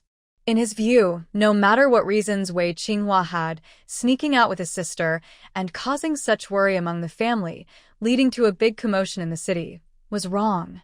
As a man, if you make a mistake, you must admit it bravely and work to correct it. Only then can you be worthy of responsibility when you grow up. Therefore, Wei Jinrong would never cover for Wei Qinghua. That's a lesson for his brother and a responsibility he bears. Wei Qinghua's personality was indeed too impulsive. At just 7 years old, he dared to be so reckless. If he wasn't controlled, he might cause even bigger trouble in the future. This time, Wei Qinghua was lucky. The martial artists fighting in the alley were on the side of justice, and they didn't silence Wei Qinghua and his servant after witnessing the whole fight. But luck like this isn't always on your side. Wei Jinrong knew this very well. If he helps Wei Qinghua this time because of his soft heart, similar incidents could happen again in the future. Then, if Wei Qinghua gets into trouble because of it, he, as her older brother, will surely regret it deeply. So, he must harden his heart now. No matter how pitiful Wei Qinghua looks at him, he acts as if he doesn't notice. It rained again in the capital. It rained from early morning until dawn, with no sign of stopping. The heavy rain pounded on the stone pavement, making a loud, splashing sound. Occasional thunder roared, and lightning split the sky, making the night feel especially lonely. Inside Warm Treasure's house, the strong man was crying, tears streaming down his face. "Warm Treasure, boo-hoo, your daddy's little Warm Treasure. You've made daddy so worried. Boo-hoo, our little Warm Treasure is so pitiful, probably scared out of her mind." Daddy feels so sad for her. The king of Carefree held Warm Treasure tightly, with no hand left to wipe her tears. Tears kept falling, wetting her face and mouth, salty and sticky. Warm Treasure felt very upset. She wondered how wonderful her dream had been just now. In her dream, she had learned to walk and grown teeth. She could run to the kitchen, pick up a whole chicken leg, and eat it happily, no longer needing milk. Not long after Wei Jinrong brought Warm Treasure back, she couldn't stay awake anymore and fell into a deep sleep. Even when she was fussed over, changed diapers, and bathed, she didn't wake up. In her tiny age, she even snored. But who knew, this sleeping little piglet Warm Treasure was finally defeated by her daddy, the king of Carefree's tears. The chicken leg flew away, and Warm Treasure woke up. She didn't cry or make trouble, just stared at the tearful king of Carefree, thinking to herself, little flowers need watering, but there's no need to use tears to do it, right? Acri? Don't cry anymore. You've been crying for over an hour. Seeing the crying king of Carefree finally stop, the queen of Carefree couldn't hold back her tears either. She wiped Warm Treasure's face while sobbing. It's good that Warm Treasure is safe and back. From now on, we just need to be more careful. Why do we need to be more careful? The King of Freedom was still feeling upset inside. Even though he was crying softly, he still scolded a few words. People say you should guard against danger day and night, but it's hard to guard against a thief in the house. Our family has a thief, and he even steals children. How am I supposed to be careful? Realizing his voice was too loud, he quickly comforted the baby in his arms. A warm baby, don't be afraid. Daddy is just scolding your older brother, not you, warm baby. Be good, your older brother is naughty, so we won't play with him anymore. Everyone in the house was anxious after such a big event. The eldest Wei Manhwa and the second Wei Sihua stayed nearby, afraid to speak. After all, the two brothers had grown up and had never seen the King of Freedom cry.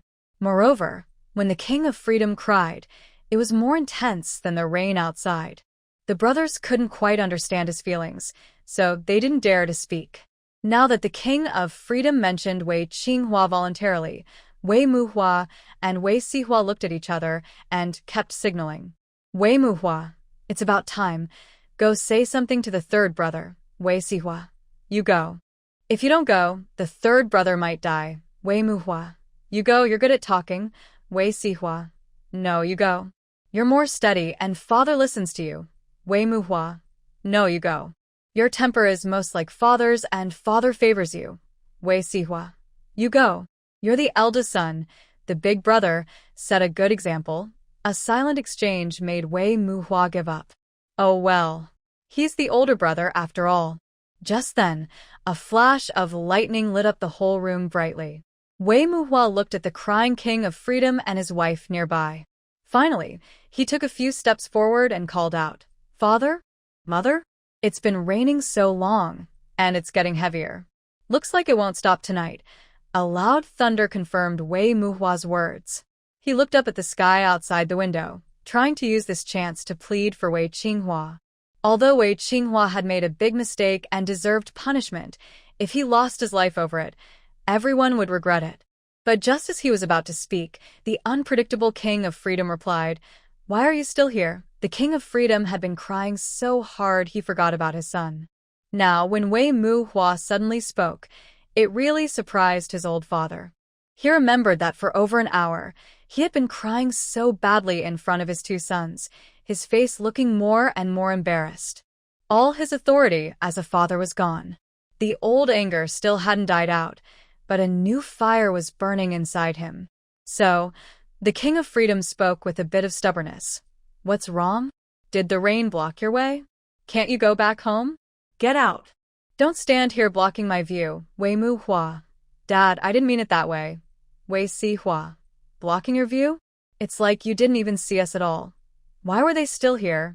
Had the old father forgotten something? Or had the brothers forgotten something along the way? How could he ask such a question? Wei Manhwa and Wei Sihua looked at each other with both helplessness and confusion. When Wei Qinghua and Warm Treasure weren't around, Wei Manhwa and Wei Sihua went out with the butler to look for someone. By the time they returned, the emperor had already gone back to the palace. Wei Qinghua was kneeling in the front yard, head bowed low, crying with his shoulders trembling. He was covered in injuries. Behind him, Ah Jiang, who had been whipped 20 times and couldn't stand straight, was kneeling, along with a few maids who had been sentenced to death. Seeing this terrible scene, the brothers didn't ask questions. They already knew Wei Qinghua had caused trouble this time. Sure enough, when they called the maids from the front hall to ask, everything became clear. Wei Qinghua, that guy, had caused not just trouble, but a big disaster. Without bothering to scold his brother, the brothers hurriedly went to Warm Treasure's side, wanting to see how he was. They had just entered the room and hadn't even touched Warm Treasure's hair when the King of Freedom shouted at them. "Go away. Stand aside. Don't come near my Warm Treasure. You little brats. None of you care about your sister. Stand over there. No one is allowed to touch my daughter without my permission." Wei Muhua and Wei Sihua obediently stood aside as told. The King of Freedom was angry inside. In front of his brothers, he cursed and scolded for a while. For a moment, he scolded Wei Qinghua for being brainless, saying she was too beautiful to be his daughter. Then he criticized the women in the household, saying they were lazy after eating well and warm, only taking their monthly allowance but not doing their work properly, and couldn't even look after a child. Next, he scolded the housekeeper, saying he opened such a big hole for the dog and still didn't send someone to watch it. Oh, and he also cursed the emperor a few times. He said the emperor wanted to take advantage of the chaos and bring the little prince to the palace. In short, he scolded everything and everyone he could. After scolding, he remembered that the little prince had just experienced life and death before turning 1 month old. He felt so sad he couldn't control himself and started crying. Wei Muhua and Wei Sihua, the brothers, watched all of this happen. They felt both angry and sad. They knew it wasn't easy for the Wei family to have a daughter. This time, Wei Qinghua was indeed in the wrong. So, no matter how fierce the words of the carefree prince, they could understand. But if they didn't exist, that was too much. The brothers stood in the room, and even if it wasn't for 2 hours, it was at least 1.5 hours. When they arrived, the carefree prince himself told them to stand aside.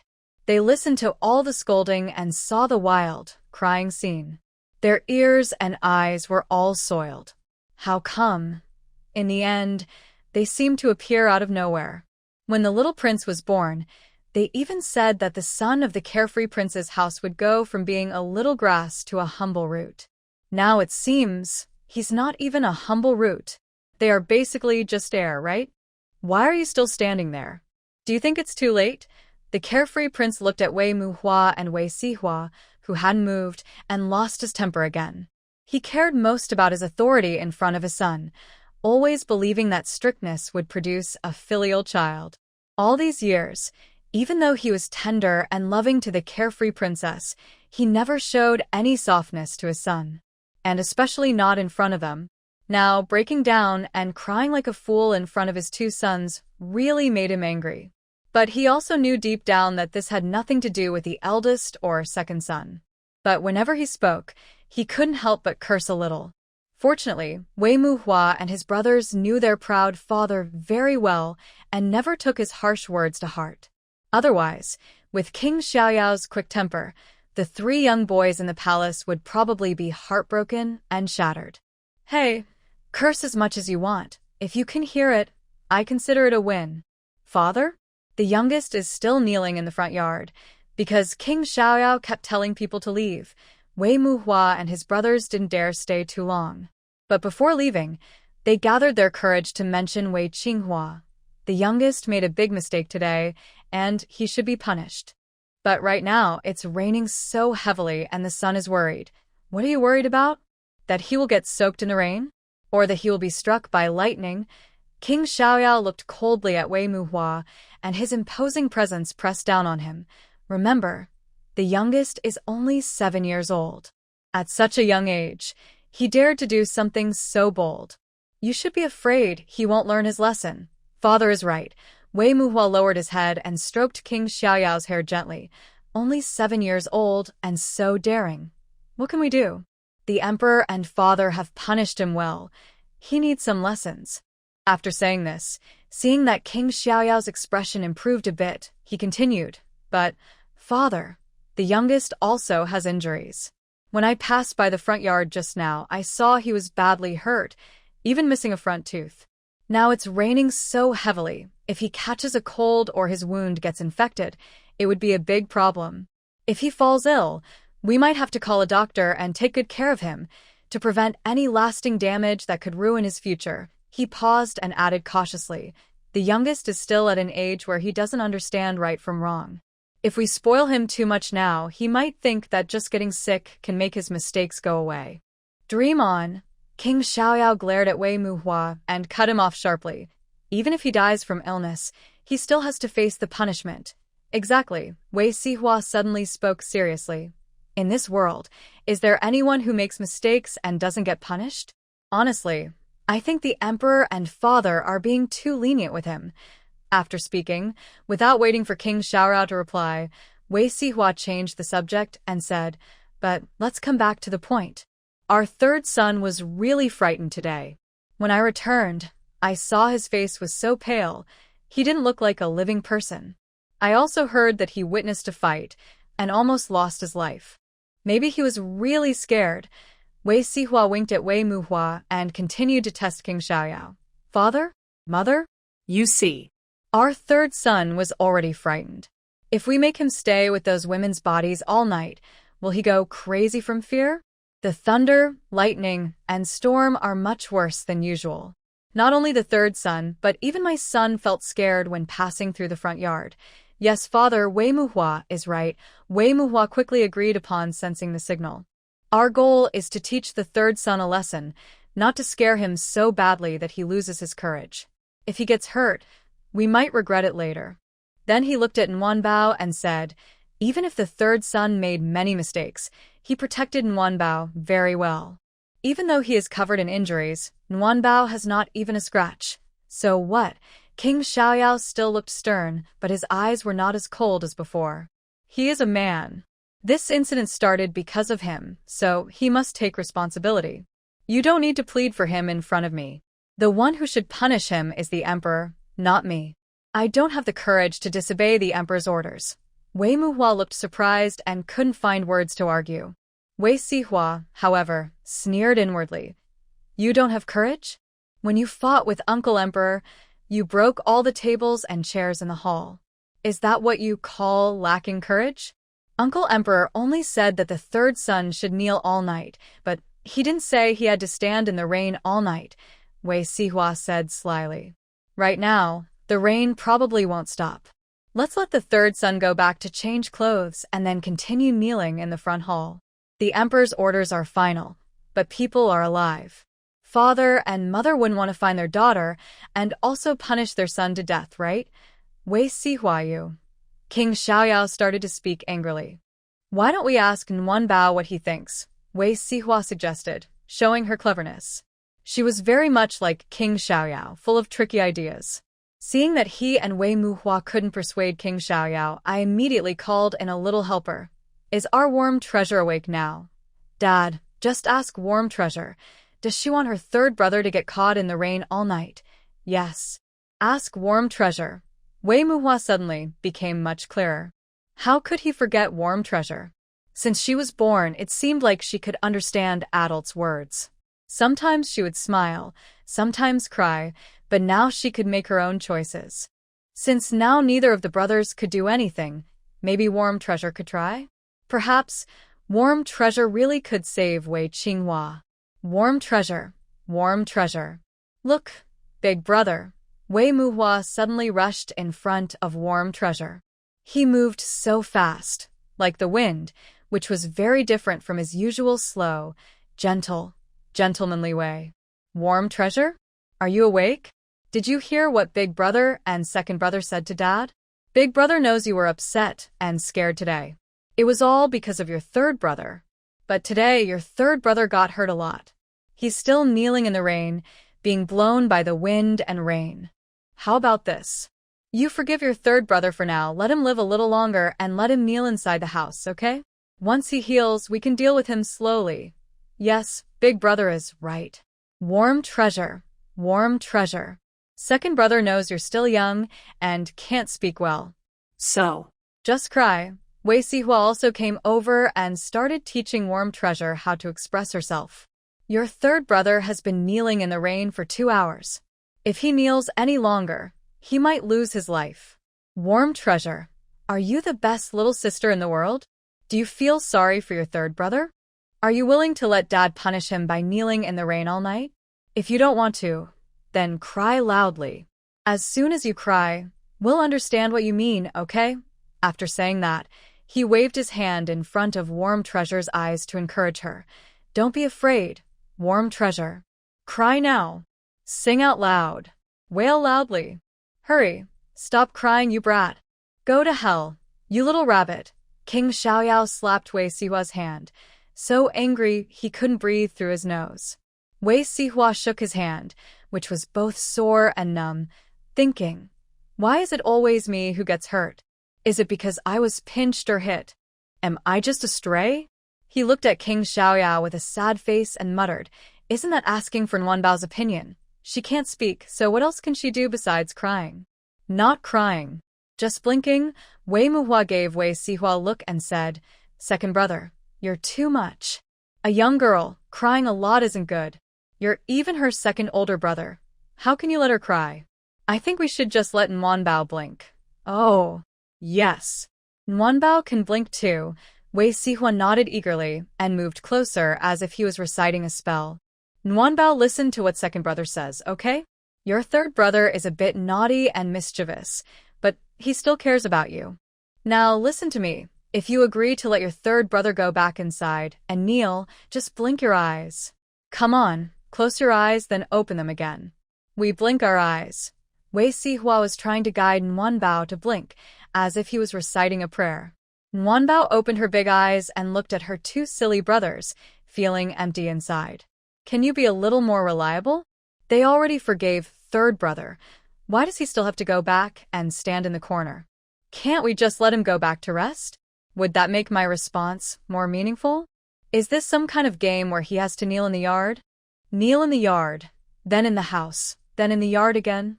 Nwanbao was tired and didn't want to bother with her silly brothers anymore.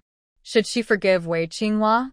Although today she almost lost her life because of Wei Qinghua's mischievous child, he truly cares for her. Wei Qinghua secretly took her out of the house, but he didn't expect to meet an assassin. Moreover, after meeting the assassin, Wei Qinghua protected her very well, not letting her get hurt even a little. Forget it. Just forgive him this once. After all, he's my real brother. This brother is a bit naughty. He needs to be disciplined. In her past life, Nwanbao had no family. Now that she finally had a home, she cherished it very much. So, she wrinkled her little nose, yawned, stretched out her soft, white little hand, and rubbed her eyes. Then, in front of her silly brothers, she used all her strength to blink. Wei Sihua was so happy she jumped up and shouted, Look, look! My sister blinked. She blinked. Nurongbao has forgiven third brother. Wei Manhwa was also very happy and quickly said to King Xiaoyao, Father, let third brother go back to his room and kneel. What forgiveness? How can he go back inside? King Xiaoyao still refused to agree and started acting stubborn. Oh. Nurongbao blinking means she forgives him? You two little rabbits. Just looking at Nurongbao makes you want to take advantage of her? Keep watching her. When does she not blink? Not to mention her. Even if I tell you both not to blink, can you hold back? Father, you're being unfair. Wah. She couldn't take it anymore. Just end this quickly. First, get rid of the two silly brothers, then send the crying father and mother away. Find a kind maid to wipe her face and let her calm down. She needs to go back to her dreamland soon and continue munching on her big chicken leg. Oh, Nurongbao, don't cry. Don't cry, Daddy's little treasure. Why are you crying? King Xiaoyao was very annoying and unaware of it. He was comforting Nurongbao while saying, You must be scared by your brothers, right? Big brother and second brother are naughty, we won't play with them. Nuronbeo felt very tired inside. No. I meant I forgave third brother, Daddy. Wei Muhua and Wei Sihua were even more speechless. Is this how you teach children? Picking fights between siblings. Daddy? I think Nuronbeo isn't scared by us. She just wants to tell you she forgave third brother. Why not try? Just say you also forgive third brother, and see if she still cries. Wei Sihua felt he had done his best. If he couldn't help Wei Qinghua anymore, he had no choice. But before his mood completely shattered, as the second brother, he still struggled a little. Fine. I'll make you all give up now. Maybe because he was fed up with his two sons, King Xiaoyao didn't want to argue anymore. He just hoped they would leave quickly so he could spend some time with his beloved daughter.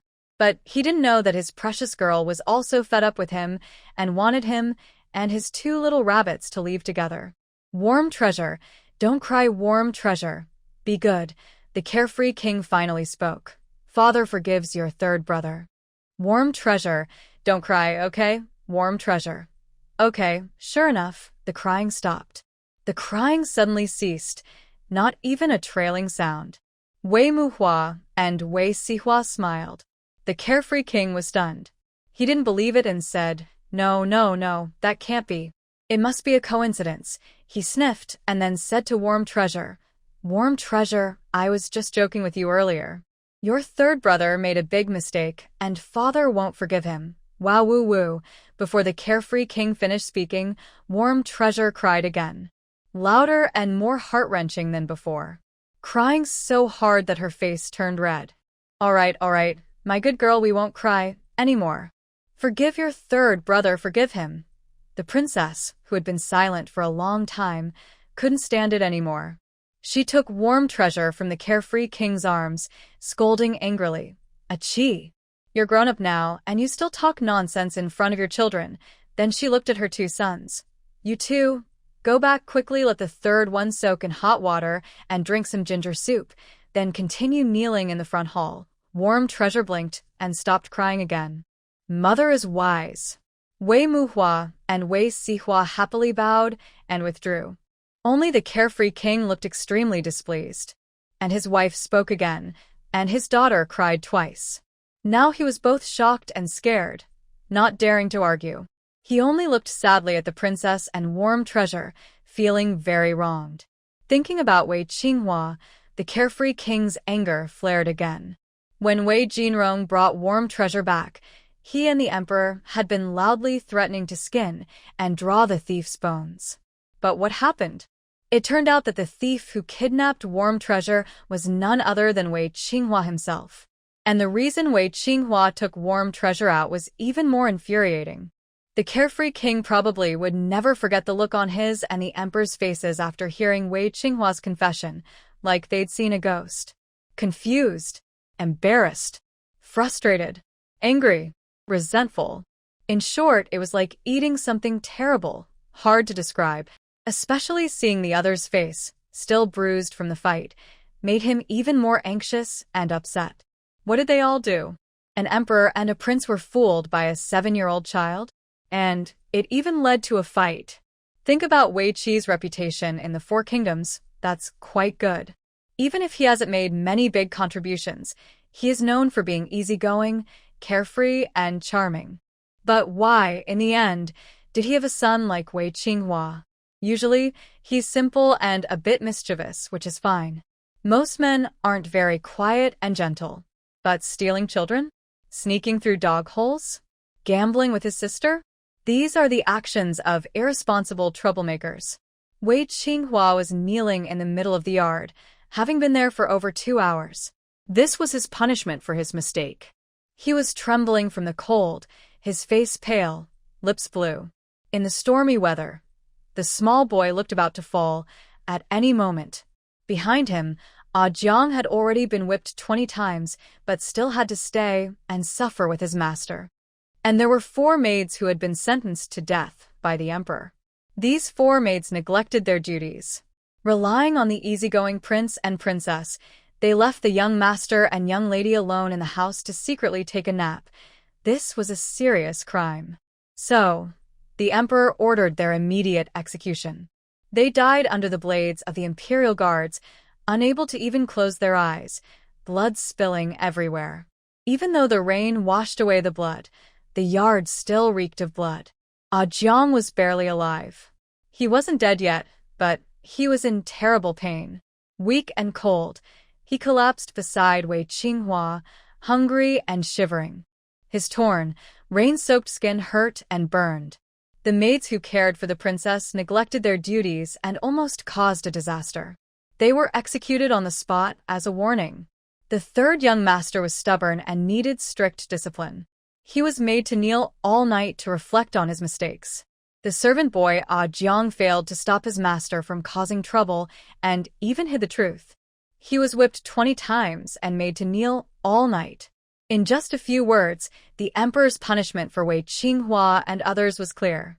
Even when the officials wanted to handle the maids' bodies, the emperor ordered, "Leave the bodies to dry, then throw them into the mass grave tomorrow. Let the third young master see clearly how capable he is." With just his own strength, he sent so many people to the afterlife. The emperor's tone was serious and cold, lacking the usual affection and tolerance. Yet, his face still showed some restrained frustration and helplessness, as if he was disappointed. The emperor and King Xiaoyao are biological brothers, and they have shared a close bond since childhood. Because of this, he always treats the children of King Xiaoyao's family as his own. No matter which child makes a mistake, he cares deeply, just like he does for King Xiaoyao. And this time, Wei Qinghua's mistake was a serious one. How could the emperor not know that Wei Qinghua didn't mean to do wrong? As Wei Qinghua's uncle, he knows her personality very well. But a mistake is a mistake. Whether it was unintentional or intentional, the responsible person must face the consequences. Even if it means sacrificing the child's innocence and purity, he is willing to do so. That's what it means to be part of the royal family. Young Wei Qinghua was truly frightened. Since meeting the masked person during the day, he had been very tense. It was as if something was holding him tight, and just after surviving a deadly crisis, he faced another difficult challenge. Lightning and thunder kept coming. In the storm, the child was silent even when crying. "Hold on. It's almost over." Wei Qinghua bit his lip, encouraging himself repeatedly. Even though he was dizzy and weak, he kept trying to stay strong. In his mind, images of the slaughter in the alley and the 4 maids being executed behind him kept flashing. But he persisted, refusing to fall. This was not only punishment but also a lesson he was giving himself. Wei Muhua and Wei Sihua hurried over, holding an umbrella above Wei Qinghua, finally shielding him from the fierce rain. Wei Qinghua looked up blankly, his nose feeling very sore. "Big brother. Second brother. Come on, let's go back to the house first." Wei Muhua looked at his weak brother with some concern, but mostly helplessness. He thought, this kid will probably be more obedient from now on. He and Wei Sihua helped Wei Qinghua, then ordered someone to carry Jiang back to the house. Wei Qinghua was still worried about Bao, even though his words were a bit unclear. He asked, "Brother, is Bao? Is she okay?" Was he scared to death? According to the adults, children are the most difficult to scare. Even if they don't have visible injuries, being frightened can often lead to a fever and talking nonsense. In more serious cases, it might even cause them to become mentally confused. Wei Qinghua caused some trouble, but he still loved his sister very much. He didn't want his hard-earned sister to become mentally confused. It's all because of him. "Bao is fine. You should focus on yourself first." Wei Sihua saw that the injuries on Wei Qinghua had been soaked and ruined by the rain. His words came out weak, and he frowned. "Annoying kid.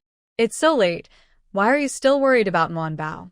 If I had known I should worry about Bao, I wouldn't have done such a thing. He as long as she's okay. That's good." Boo-hoo. "Big brother, I didn't mean to. I'm sorry." "Big brother, don't worry, I promise I'll be more careful in the future. I won't argue with Meng Yun or Ji anymore." Wei Qinghua half crying, half laughing, let his 2 brothers carry him back home. On the way, he kept apologizing, feeling confused. When Wei Muhua and Wei Sihua finally finished taking care of him, He had fallen into a deep sleep, seeing his face pale and even his body starting to feel hot. What could Wei Muhua and Wei Sihua do? In this situation, it was impossible to make Wei Qinghua kneel in the front hall. They could only sigh and give orders. Take the royal family's token to invite a doctor to check on the third young master and Jiang. Make sure no serious illness is overlooked. After speaking, the two brothers exchanged a look and, with a silent agreement, shrugged and headed toward the front hall. As soon as they arrived, they both knelt down to take care of their brother. Who asked them to have such a difficult younger brother? Nuanbao has been living quite a relaxed life lately. Since the thief kidnapping incident, King Xiao and his wife have been watching her very closely. Not only the noble ladies outside can't see her, but even her three brothers at home no longer have as many chances to get close to her as before. Especially the third brother, Wei Qinghua. He has long been blacklisted by the maids. Whenever he comes to tease Nuabao, no one is ever calm. They are all afraid that Wei Qinghua will take Nuabao away right in front of them. Because of this, Wei Qinghua feels very hurt. But Nuabao can't do anything. She can't speak yet. She can only quietly feel sorry for herself and pray to grow up quickly. That way, she won't be bored and biting her toes. Since the Xiaorao prince's residence closed its doors, Nuabao has been getting moldy. She has no chance to see the gossip from the ladies of noble families, and her brothers are not around to play with her. She can only chew on her toes when she's awake. At first, she was just biting her fingers. But the maids saw this and tied her hands, saying they were afraid her little hands would get hurt if she chewed for too long. Nuabao had no choice but to bite her little piggy toes. It's amazing how soft human babies are. She easily put her toes in her mouth. They are chubby and, luckily, tasteless. Nuabao, who has the mind of an adult, doesn't really want to do such strange things. But she can't control herself. She just can't help it. It's like how she can't control her need to go to the bathroom or fart. It's all natural reactions. Nuabao feels very anxious. What should she do? If she keeps biting her toes, will she become the toe-biting princess in the future? She misses her brothers so much right now. If she had another chance, she wouldn't mind Wei Qinghua's rattle anymore. In fact, she even secretly hopes for a playful fight between the Xiaoyao king and her brothers. That would make life more fun. But, looking at the current situation, it seems unlikely. Wei Muhua and Wei Sihua, her brothers, were punished because they secretly called a doctor for Wei Qinghua and even knelt all night for her. They are made to copy books countless times every day and are exhausted. Although they are not blacklisted like Wei Qinghua, they still need to visit her sometimes. Nuabao's first-month celebration has been cancelled. They said that since Nuabao has just gone through a life-and-death experience, holding a full moon celebration might attract too many people to see her, which could scare her again. They decided to wait until her 100-day celebration to do a big party, saving trouble. See? Such a good reason. Even the palace officials only nodded in response. But in fact, only Nuanbao knew the truth. The reason why King Xiaoyao and his wife didn't want to hold a full moon celebration was to avoid the emperor. Nuanbao is a precious gift that took 500 years to acquire in the royal family. She is no longer just the treasure of the King Xiaoyao's residence, but a treasure of the entire Shu Kingdom royal family. If they held a full moon celebration, it would have to be in the palace. They would also need to invite all the officials and their families. The emperor has long been eager to take custody of Nuanbao. Since her birth, the emperor has changed from a calm ruler to someone rushing to claim her. Although he was clearly refused and didn't mention it for a while, King Xiaoyao, as her younger brother, knew the emperor's thoughts. That cunning old fox? He is best at retreating to wait for the right moment. Coincidentally, their mischievous third son caused a big fuss, giving the emperor a perfect opportunity. In broad daylight, he secretly moved his sister out of the mansion in a wooden barrel through a small hole, risking his life outside. Every time King Xiaoyao and his wife think of this, they feel very scared. They also feel guilty, thinking they didn't do enough. Plus, on the day Nuanbao was taken away by Wei Qinghua, the emperor brought up old issues again, mentioning whether Nuanbao should enter the palace or not. So, King Xiaorao and his wife are naturally worried that the emperor might use their negligence in caring for Nuanbao as an excuse to keep her in the palace. Under such circumstances, they dare not hold a full moon celebration. They would rather postpone or avoid it altogether. Recently, they have been staying away from the palace as much as possible. No one mentions Wei Qinghua's daring act of stealing her sister. Once this matter settles down, the King Xiaoyao's residence will take good care of Nuanbao, making her healthy and chubby. Even if the emperor is eager, he has no reason to interfere. Our little girl has been wronged. King Xiaoyao looked at Nuanbao, who is getting fairer, with a look of concern. Our little one was born into our family, and she didn't even get a full moon celebration. Then he became a bit angry. Our family isn't incapable of holding a full moon celebration. The precious daughter of the king of Xiaoyao and Shu, if she wants a lively full moon, we have to think carefully. As a father, I really feel helpless. What a fuss about nothing? Just talk nonsense. Keeping the warm treasure close to us is the most important thing. The Princess Xiaoyao was sewing a bib for the warm treasure, radiating maternal warmth and kindness. She smiled and comforted the king of Xiaoyao. I think our little girl is very sensible, so she won't feel wronged. When the time comes, we will make it up to her. The king of Xiaoyao sighed. A full moon banquet. It could be a good chance to save some dowry for the warm treasure. It's a pity to miss it, which court official's gift for the full moon is light. Moreover, our warm treasure is the only girl in the royal family. Even if they dared, they wouldn't dare to give a trivial gift for her. Missing the full moon banquet means missing out on a lot of gold and silver treasures. The Princess Xiaorao found it a bit funny. Seeing her husband's worried look, she said nothing. But inside, she thought, early to talk about dowry? As if you would willingly let the warm treasure get married someday. The king of Xiaorao didn't know what his wife was thinking and was still regretful about missing the full moon banquet. He touched the warm treasure's face and muttered, "Our girl is so greedy for wealth. Better not be too stingy." Then he carefully looked at the warm treasure's little face. He complained, "What a sad world. Who would be parents like us? Giving birth to a daughter, but not having full control over her. Thinking about it, it's really frustrating." Sometimes, he wondered whether it was good or bad that the warm treasure was born into the royal family. In short, the king of Xiaoyao felt he was quite unlucky now. They finally had a daughter, and she was so beautiful, yet there was nowhere to show her off. Too tragic. The warm treasure eagerly waited and waited. Chewing on her milky little feet, she finally got a playmate. It was the handsome and generous second prince, Wei Jingxian. This made the warm treasure very happy. Especially when she saw Wei Jingxian wearing a new jade pendant today, shaped like an icy gourd, shining softly in the sunlight. Wow, so beautiful. Quickly let me touch it.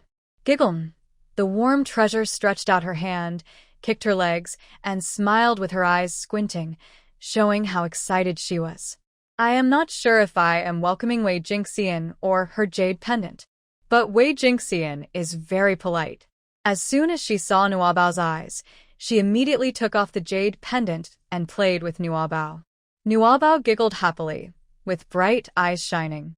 She waved her hands and danced, quickly grabbing the jade pendant. Wei Jingxian didn't try to take it back. She chuckled softly, "Here you go, second brother gave this to you. But you can't eat it or put it in your mouth." The pendant was small, not like the golden laid jade before. Wei Jingxian was worried that Nuabao, being so young, might swallow it by mistake. Nuabao rolled her eyes and looked at her mockingly. "Second brother, do you think I'm stupid?" Wei Jingxian was momentarily stunned. "What's going on? Was it just my imagination? Did I say something wrong? Why does Nuabao seem to mock me with a sneer?" Wei Jingxian cleared her throat and, seeing Nuabao busy playing with a pendant, casually changed the subject. "Auntie? It's been a while. Nuabao has grown a lot." Her skin had become much whiter, her face chubby and rosy, glowing with health, unlike a few days ago. Wei Jingxian remembered the last time she saw Nuabao. She was pale and thin, with only her eyes standing out. Was her mother's compliment about her beauty sincere, or just flattery? Did her conscience hurt? Now she looked much better. At least she could look at her without feeling uncomfortable. In the future, even if she visits often, a little sacrifice of her personal wealth would be worth it. She's already 2 months old. How could she not grow? The carefree princess consort didn't know Wei Jinxian's thoughts and ordered someone to bring fruit, snacks, and warm milk. Jinxian, come sit over here. Don't keep staring at her. Then she asked, how is the empress lately? Are your studies heavy? Her tone implied. Why do you have time to come to the palace? Wei Jinxian patted Nuabao's face and then sat happily beside the princess consort. Thank you for your concern, Auntie. Mother is doing well. It's just that the fifth brother has been quite troublesome lately. I don't want to stay in the palace, so I came to see Nuabao. After a moment, she added, Auntie knows my mother's personality. She can be quite strict. Plus, with the fifth brother around, life isn't peaceful at all. Besides the imperial uncle and auntie here, I have nowhere else to seek refuge. Faced with the elder's questions, Wei Jinxian responded easily. But when it came to studies, he naturally avoided the topic. Why talk about studies? Isn't it more interesting to discuss other things? Like the snacks at Drunken Immortal Pavilion, or the latest popular small items in the city that could make some money. He couldn't compare to the crown prince, nor did he bother to try. With a keen eye for valuable things, earning some silver to pass the time sounds more fun, doesn't it? Why are you here? The carefree prince returned from outside, initially happy. But as soon as he saw Wei Jinxian, his face immediately darkened with a look of dislike. Seeing this, the princess of the carefree prince scolded him with a glance. Jinxian is here to see Nuanbao. What's so interesting about that? The carefree prince still looked stern, showing no friendliness. Isn't it just 2 ears, 2 eyes, a nose, and a mouth? Haven't seen each other in a while, so what could have changed? Wei Jinxian was silent.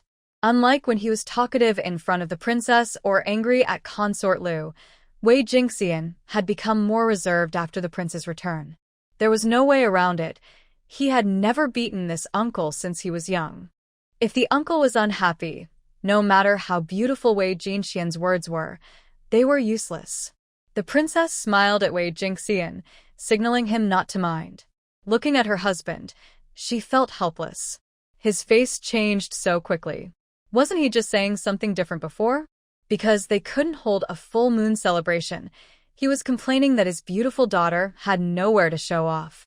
Now, why isn't he happy that his nephew came to see his sister? Shouldn't you go back to the palace?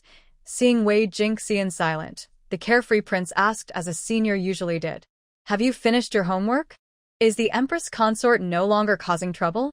Has the fifth son become obedient? You're so idle. No wonder your name is Jinxian. Wei Jinxian was speechless. As expected, Father Emperor was right. Whenever it involved Nuanbao, the uncle was even more difficult to deal with than before.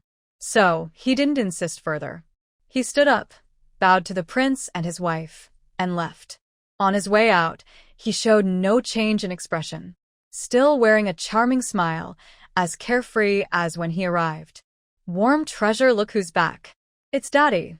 The once stern-looking King Xiao Yao immediately turned into a doting father. He happily picked up warm treasure from the cradle, kissed and sniffed him. Does our little treasure miss Daddy? It's been a while since you saw him. Oh, you miss him? Daddy misses you too. Warm treasure frowned, looking like a little old person. He had more saliva on his face, which made him uncomfortable. Are you thinking of Daddy? Humph. No. Warm treasure doesn't want Daddy. Daddy is mean. He chased away my lucky brother. The Queen of Xiaoyao saw this and quickly took a handkerchief to wipe Warm Treasure's face. She also muttered, "What were you doing just now?" Jean Xian is still a child, just came to see his sister. Look at your face. Then she looked a bit confused. You're supposed to be an elder. Usually, you're quite caring about the emperor's children. Why now? Ask our good emperor brother. What is he really planning? King Xiaoyao was angry and said to his wife, he thinks he can use the children as a cover, but I see through his tricks. A few days ago, Jean Rong came to the palace, and today Jean Xian did too. What's going on? Are the crown prince and the second prince just bored? I know our emperor brother well. cunning and tricky, full of schemes. I believe Jin Rong and Jin Xian are sent by him. Trying to steal my warm treasure? Humph, not a chance. The queen frowned, thinking hard. Did Jin Rong come a few days ago? I didn't know. And when did the crown prince come? Warm treasure blinked. Yeah. I don't know either. Did the crown prince come like a fairy? King Xiaoyao was very proud, like a stubborn ox. At that time, you all were taking a nap. I chased him away. The queen of Xiaoyao. Soon after, even the usually weak fourth prince, Wei Jinliang, was brought over by his quiet and unobtrusive mother, consort Zhang. Everyone who came claimed they were here to see warm treasure and to keep him company.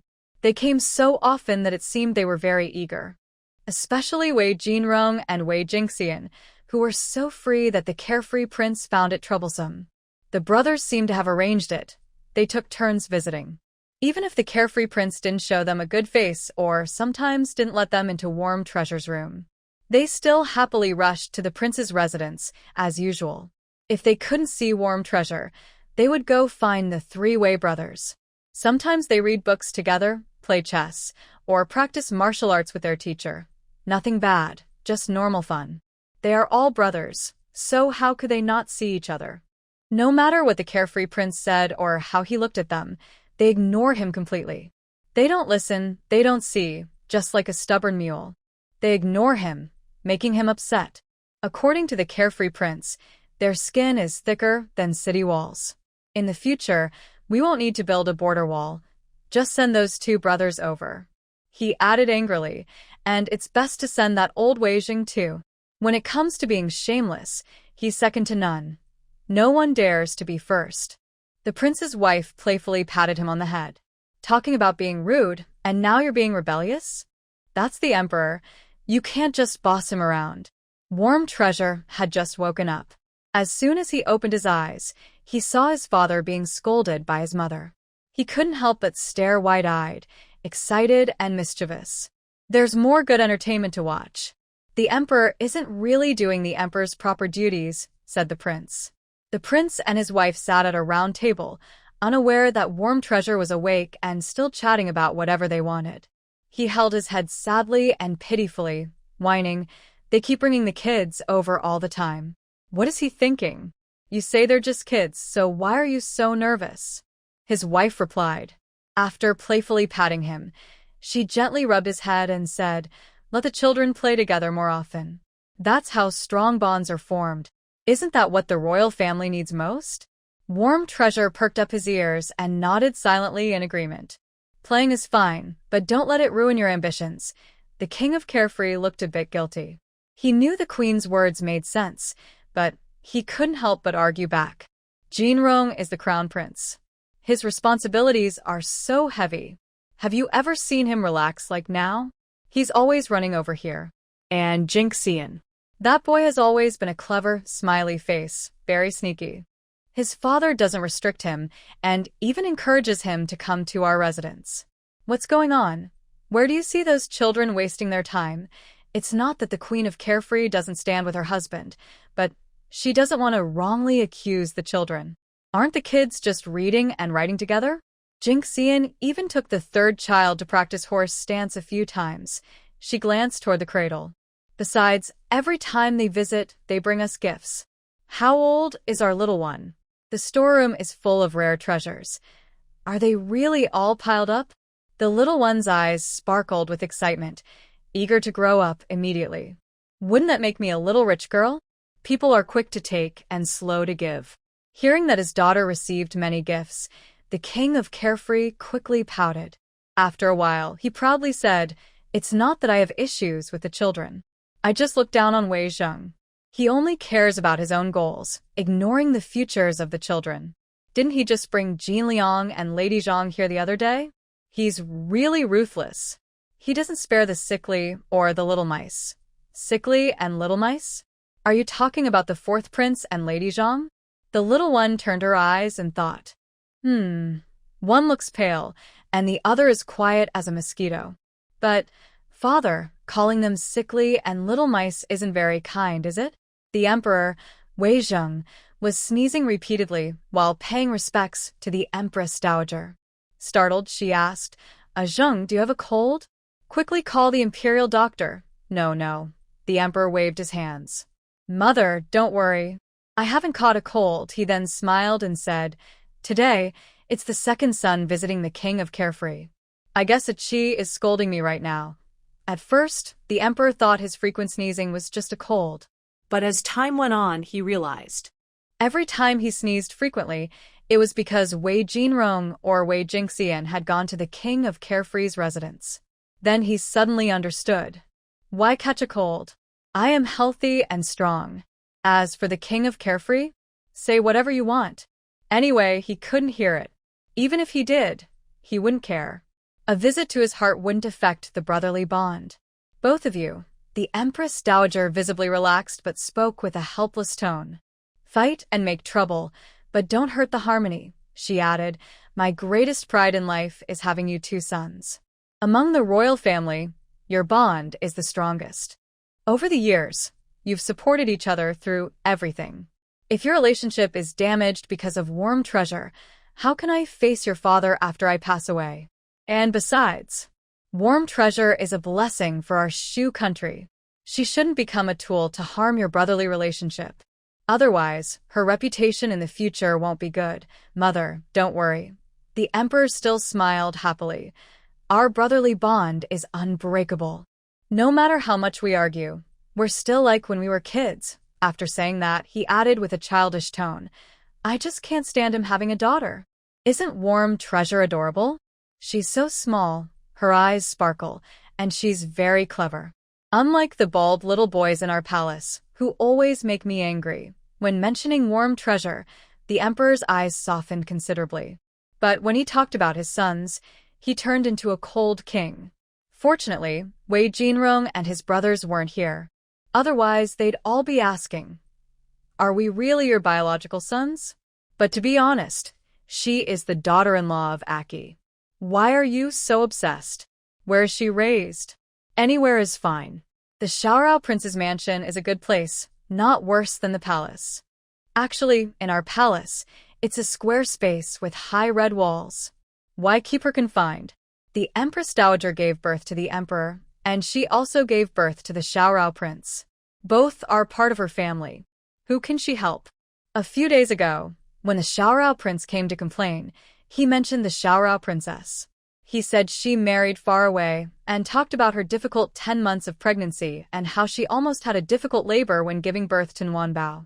He described all her hardships, and the Empress Dowager couldn't bear to hear more. Remember, the Empress Dowager is also a woman. When she married, she just moved from her family home to the palace, and she was lonely for many years, always thinking about her parents and siblings. And the Xiaorao Princess was married from the southern country of Nanqian. She also asked herself honestly, if she had just given birth to the emperor or the Xiaorao king, and someone wanted to take her children, she might go crazy. Azeng. The Empress Dowager thought for a long time from the perspective of the Xiaorao Princess, then finally spoke to the emperor. You love Nuanbao, I know. But you also need to think more about Aki and his wife. Aki's wife is the Princess of Peace from Nanqian, and she was loved by many in her homeland. She left her country to marry your younger brother, which is not easy. This girl, not only you're hoping for her, but they are also hoping for her. You are the emperor, able to control everything. No one can stop you. But Zheng, you are also a brother. When it comes to Nuanbao, you should consider their feelings. Yes. Mother, I understand what you mean. Seeing the Empress Dowager become serious, the emperor also became serious. He said, I won't hide from Mother. I love Nuanbao, and I also love Aki. How could I let them be disappointed? At first, I really wanted to bring Nuanbao into the palace to raise her, and I told Aki about it. Mother, isn't it the same for you? When Nuanbao was born, you were the first to mention it. If you hadn't spoken, I wouldn't have been so anxious. On the day Nuanbao was born, I immediately went to get her. The Empress Dowager was speechless. Did I? Was it me? How could I forget? She turned her eyes to look at the emperor, who was smiling and staring at her. Oh, all right. Maybe I am getting old and can't remember things. The Empress Dowager looked a bit shy, quickly took a sip of tea to hide her embarrassment. Ha ha ha, the Emperor saw this and laughed out loud. The Empress Dowager glared at the Emperor. Such a mischievous boy. He doesn't think before taking the children, and now he's coming to cause trouble for me? It's a pity. Our mother and son wanted to have warm treasure, but it didn't work. She couldn't bear to part with him, and we couldn't take him away either. The Emperor leaned back slightly, speaking casually. He doesn't agree. What can I do? Just let him be. Can't they even have a serious fight with their brothers? If you really want to let it go, I'll be at ease. Nothing is more important than our family's peace and harmony. The Empress Dowager didn't want to see her son, like children from other royal families, fighting each other. But Since you've made up your mind, why do you keep sending the children to the free and easy prince's residence? It's caused Chi to file complaints twice. Let's not talk about Jean Xian. That child is always very restrained. But Jean Rome? You are usually very strict with him. You should ask your good son. Chi, the Emperor replied helplessly, feeling very humble. Ever since Warm Treasure had that accident last time, that boy hasn't shown me a good face. When he comes to court, his eyes aren't eyes, and his nose isn't nose. I worry about Warm Treasure, but I can't go visit him. I was thinking of holding a full moon celebration for Warm Treasure, but he keeps making excuses. He really thinks I don't know? He just doesn't want Warm Treasure to enter the palace.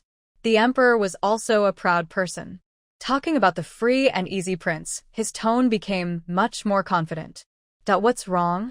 The precious daughter of Shu Kingdom can't enter the palace?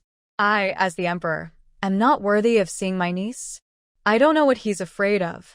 Even if I want to give Warm Treasure a princess title, he still gets angry. After saying this, the Emperor snorted softly. Humph. It's only because I am generous and don't argue with that boy. I can't see Warm Treasure, but it's fine for the children to visit him, right? I just hope that when the children come back, they can tell me, has Warm Treasure gained weight? Is he obedient? That's all I wish for. what? He even went to complain to Mother? Children are the easiest to develop feelings for. Maybe they'll see each other a few more times. When the little one grows up, maybe some older brothers will take him to the palace, and I can hold him again. Thinking of this, the Emperor smiled slyly. Humph. I'm just waiting for that day. Seeing the Emperor's clever and scheming look, the Empress Dowager also felt a headache. The younger son said the older son was wrong. The older son said the younger son was wrong. From her many years of raising children, she knew that when this happens, no one should say who is right or wrong. The wise Empress Dowager was not in a hurry to respond to the Emperor. Instead, she raised an eyebrow and asked, "He didn't give you a good look. Did you talk to him first?" Almost instantly, the Emperor replied proudly, "No, hitting the face. Last time, he hit my eye so hard it swelled, and I had to rest for several days of court sessions." Me softening up to him? Dream on. Only because Gao Deshan delivered a message, I was generous enough. After saying this, he added, "Let him be for now. When he realizes his mistake, I'll talk to him." The Empress Dowager, feeling a bit suffocated and dizzy. So, the real problem was here? She felt helpless yet amused. She didn't understand what was wrong with these two sons. The older they got, the more childish they seemed. Especially the older son. A ruler of a country, and still so mischievous. The Empress Dowager wanted to tell the Emperor, "He hit your eye so hard, and you also hit his forehead until it turned blue?" Turtles and turtles, they're all family. She even wanted to curse.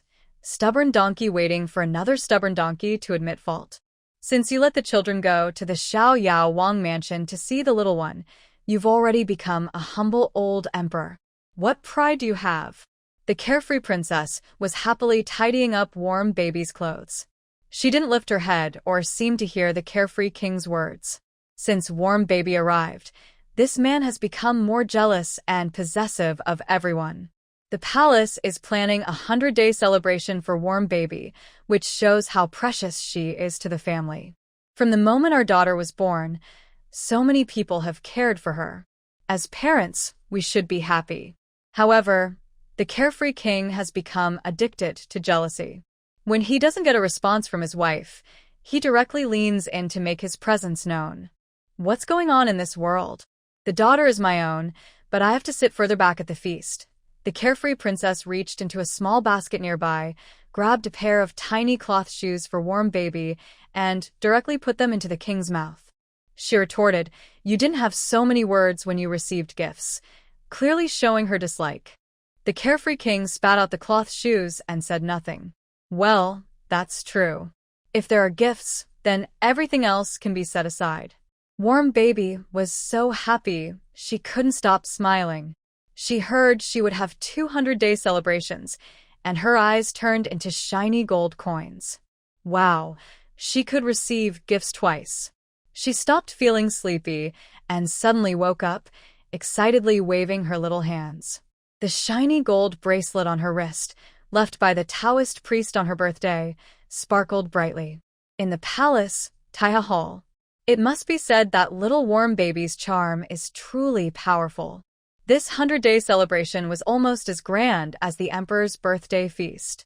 The Empress Dowager, the Empress, palace consorts, and princes all dressed in festive, elaborate clothes. Civil and military officials brought their important family members, hoping to share in the joy of the young princess and to make more useful friends for their families. Before the feast started, the emperor kept talking about official matters. He said that the royal family of Shu had waited 500 years and finally had a little girl. He praised how adorable she was, how the Shu royal family had fulfilled their wish, and how King Xiao and his wife had contributed. He talked on and on, making warm baby sleepy. Ugh, so boring. Even the always smiling King Xiao couldn't help but roll his eyes secretly. Seeing her proud and happy look, it was as if my daughter was her own child. Finally, the emperor finished his speech and announced that the feast could begin. Inside the Hall of Supreme Harmony, everyone was drinking, singing, and dancing happily. Nguanbao tilted her ears to listen, her eyes wide with curiosity. Why haven't I grown up yet? I also want to go play. Soon, Nguanbao's energy faded again, because she suddenly turned into a small ball, being passed from person to person. Grandmother Empress held her, then Grandfather Emperor held her. Grandfather Emperor held her, then Grandmother Empress held her. Grandmother Empress held her, and after that, many other little grandmothers lined up to hold her. Each little grandmother was dressed beautifully. The scent on them was so strong it almost made Nguanbao feel dizzy. Nguanbao's head was buzzing, feeling overwhelmed by all the love. Can someone from the human world hold me? At least their scent isn't so strong. Just as she was feeling hopeless, it was finally her turn. It was Zhang Guifei, who had visited the king of Carefree's residence before. Zhang Guifei had a lovely jasmine fragrance, very pleasant, unlike those ordinary women. As soon as Nguanbao was in her arms, she burst into laughter. Hee hee. Yeah. Look. I like Lady Zhang. Please, don't pass me around anymore. Let Lady Zhang hold me more. Her thoughts were sweet, but reality was harsh. Who is this? Have you finished holding her? Give me a turn. Suddenly, a beautiful woman with a charming face, covered in a lot of powder, pushed forward. She didn't look at Zhang Guifei but stared at Nguanbao and shouted, "Quick, give me the little princess. I want to share some of her luck." Zhang Guifei's expression changed slightly. She looked at the soft, sticky rice ball in her arms and felt a bit reluctant. She had just held her for a little while, and her hands hadn't warmed up yet. So she softly said, "Lady Jia, I just held Nguanbao for a short time. Please let me hold her again." "Oh? It's Lady Zhang?" I thought someone so inconsiderate would just refuse to let go after holding the little princess. Seeing that the person holding Nguanbao was Lady Zhang, the woman immediately frowned. She sneered and said, "People should know their place, right? If I were you, I definitely wouldn't rush to hold the little princess." After saying this, she sneered and paid no attention to Zhang Guifei, who was of a higher rank than her. Ha! Everyone in the palace knows? The young princess is the one everyone has been waiting for 500 years to see. Holding the young princess will bring good luck. With this luck, she might even become a princess next year. Everyone takes turns holding her so that the good fortune can spread to all. But you insist on holding on to the young princess all the time. Don't you think, no matter how long you hold her, what's the use? With your weak body, can you even give birth? Zhang Guifei's face was already pale. Now, after hearing Lady Jia's words, her face turned even whiter with anger. Oh, I forgot. Maybe you can give birth. After all, Dr. Zhang, who is a famous doctor, is your uncle. But what does it matter if you can still have children? Do you have the emperor's favor? How many times has he come to your palace recently? Lady Jia was known for her sharp tongue and loved to argue.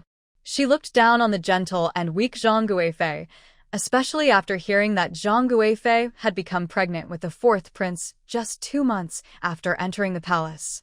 Thinking about herself, she had been in the palace for over half a year, but still no pregnancy. This made her jealous. Every time she saw Zhang Guifei, she would step on her sore spot. I think since you already have a son, you should stop thinking about having a daughter. Focus on taking good care of the fourth prince. Why are you still holding on to the young princess? Give her to me. She reached out to snatch her. Nguanbao quickly slapped her hand. It just happened to slap Lady Jia's face. Lady Jia was stunned. The women watching the scene also suddenly fell silent. Only Nguanbao's hand was still waving. Yay. yay. It was clearly an accidental hit out of excitement. Seeing this, Lady Jia hesitated for a moment and then stepped forward again. Nguanbao slapped her again. But after the slap, she kept talking, giggling. Yay, yay. This lady is too fragrant. I don't like her. Her mouth is sharp, not cute. She's scolding our Lady Zhang. She should be taught a lesson. Oh, just give Nguanbao to me. The Xiaoyao princess had long wanted to take her daughter back.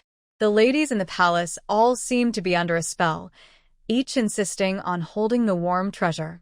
At first, she didn't understand why. She thought that on such a happy day, it wouldn't be good to upset everyone, so she endured it.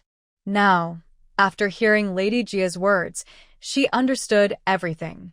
It turned out they all wanted to have a daughter, so they were eager to hold her warm treasure. How could they do that? Stealing my warm treasure's happiness. What will happen to my warm treasure in the future? The carefree princess took her warm treasure back into her arms and refused to give it to anyone else.